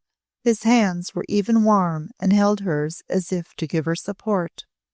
"You are a calm, well-balanced woman," he said, "and joy does not kill people, even hurt them. There could be only one joy, only one. and she knew he knew there could be no other. She sprang from her seat. "Donal!" she cried out so loud that the room rang. "Donal! Donal!" He was on his feet also, because he still, wonderfully, did not let her go. "He is at my house. He has been there for weeks, because we have had to fight for his life. We should have called you if he had been dying. Only an hour ago, the doctor in charge gave me permission to come to you. You may see him for a few minutes." She began to tremble and sat down. "I shall be quiet soon," she said. "Oh, dear God, God, God, Donal." Tears swept down her cheeks, but he saw her begin to control herself even the next moment. "May I speak to him at all?" she asked. "Kiss him and tell him you are waiting in the next room and can come back any moment. What the hospital leaves free of Coombe House is at your disposal." "God bless you. Oh, forgive me." He escaped from a German prison by some miracle. He must be made to forget. He must hear of nothing but happiness. There is happiness before him, enough to force him to forget. You will accept anything he tells you as if it were a natural thing? "Accept!" she cried. "What would I not accept? Praising God, you are preparing me for something. Ah, don't be afraid. But is it maiming? Darkness?" "No, no. It is a perfect thing. You must know it before you see him, and be ready. Before he went to the front, he was married." "Married!" in a mere breath. Coombe went on in quick sentences. She must be prepared, and she could bear anything in the rapture of her joy. "He married in secret a lonely child whom the Dowager Duchess of Dart had taken into her household. We have both taken charge of her since we discovered she was his wife. We thought she was his widow. She has a son. Before her marriage, she was Robin Gareth Lawless." "Ah!" she cried brokenly. "He would have told me. He wanted to tell me, but he could not, because I was so hard. Oh, poor motherless children." "You never were hard, I could swear," Coombe said. "But perhaps you have changed, as I have. If he had not thought I was hard, he might have told me. Shall we go to him at once?" Together they went without a moment's delay. Chapter 42. The dream had come back, and Robin walked about the moor, carrying her baby in her arms, even though Dowie followed her. She laid him on the heather and let him listen to the skylarks, and there was in her face such a look that, in times past, if she had seen it, Dowie would have believed that it could only mean translation from earth. But when Lord Coombe came for a brief visit, he took Dowie to walk alone with him upon the moor. When they set out together, she found herself involuntarily stealing furtive sidelong glances at him. There was that in his face which drew her eyes in spite of her. It was a look so intense and new that once she caught her breath, trembling. It was then that he turned to look at her and began to talk. He began and went on. And as she listened, there came to her sudden flooding tears, and more than once a loud, startled sob of joy. But he begs that she shall not see him until he is less ghastly to behold. He says the memory of such a face would tell her things she must never know. His one thought is that she must not know. things happen to a man's nerves when he has seen and borne the ultimate horrors. Men have gone mad under the prolonged torture. He sometimes has moments of hideous collapse when he cannot shut out certain memories. He is more afraid of such times than of anything else. He feels he must get hold of himself. Dowie's step slackened until it stopped. Her almost awed countenance told him what she felt she must know or perish. He felt that she had her rights, and one of them was the right to be told. She had been a strong tower of honest faith and love. "My lord, might I ask if you have told him all about it?" "Yes, Dowie," he answered. "All is well, and no one but ourselves will ever know. The marriage in the dark old church is no longer a marriage. Only the first one, which he can prove, stands." The telling of his story to Donal had been a marvelous thing, because he had so controlled its drama that it had even been curiously undramatic. He had made it a mere catalogued statement of facts. As Donal had lain listening, his heart had seemed to turn over in his breast. "If I had known you," he panted low. "If we had known each other. We did not." Later, bit by bit, he told him of Jackson. Only of Jackson. He never spoke of other things. When put together, the bit by bit amounted to this. He was a queer, simple sort of American. He was full of ideals and a kind of unbounded belief in his country. He had enlisted in Canada at the beginning.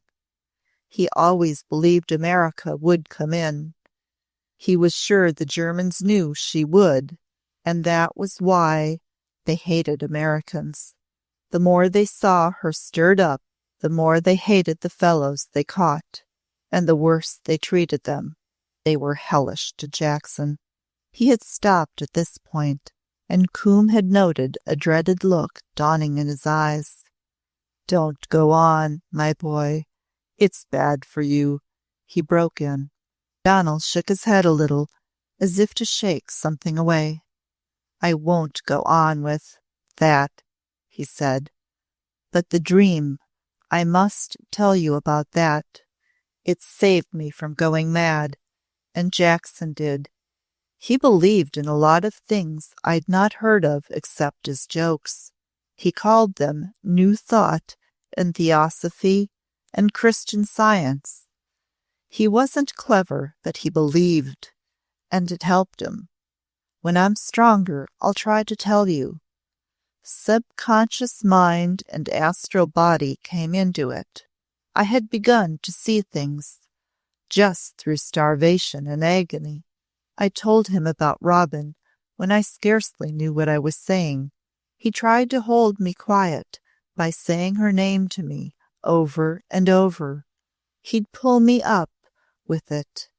He began to talk to me about dreaming. When your body's not fed, you begin to see clear if your spirit is not held down. He was getting tired and panting a little. Coombe bent nearer to him. "I can guess the rest. I have been reading books on such subjects. He told you how to concentrate on dreaming and try to get near her. He helped you by suggestion himself. He used to lie awake night after night and do it, and I began to dream. No, it was not a dream. I believe I got to her. He did it, and they killed him." "Hush, hush," cried Coombe. "Of all men, he would most ardently implore you to hold yourself still." Donal made some strange effort. He lay still. "Yes, he would. Yes, of all the souls in the other world, he'd be strongest. He saved me. He saved Robin. He saved the child. You, all of us. Perhaps he's here now. He said he'd come if he could. He believed he could. He lay quiet for a few seconds, and then Donald's smile, they had all adored, lighted up his face. "Jackson, old chap," he said, "I can't see you, but I'll do what you want me to do. I'll do it." He fainted the next minute, and the doctors came to him. The facts, which came later still, were that Jackson had developed consumption, and exposure and brutality had done their worst, and Donald had seen his heart-wringing end. But he knew America would come in. I believed it too, because he did, just at the right time. All the rest have fought like mad till they're tired, though they'll die fighting.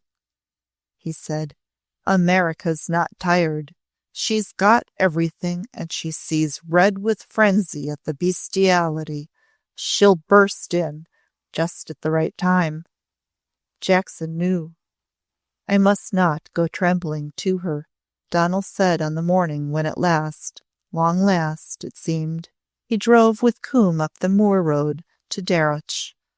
"But," bravely, "what does it matter? I'm trembling because I'm going to her." He had been talking about her for weeks. For days he had been able to talk of nothing else.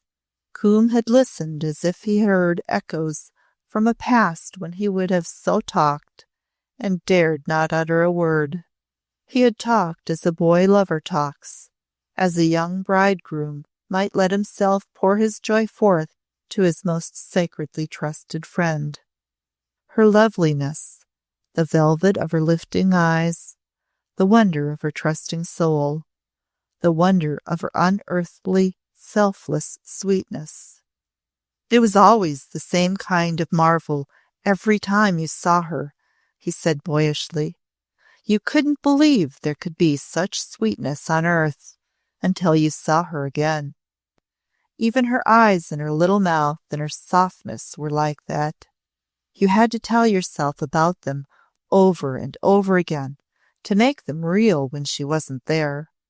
He was still thin, but the ghastly hollows had filled, and his smile scarcely left his face. And he had waited as long as he could. And to see her with a little child in her arms, he had murmured, Robin, holding it and being careful, and showing it to me. After he first caught sight of the small old towers of Darreuch, he could not drag his eyes from them. She's there. She's there.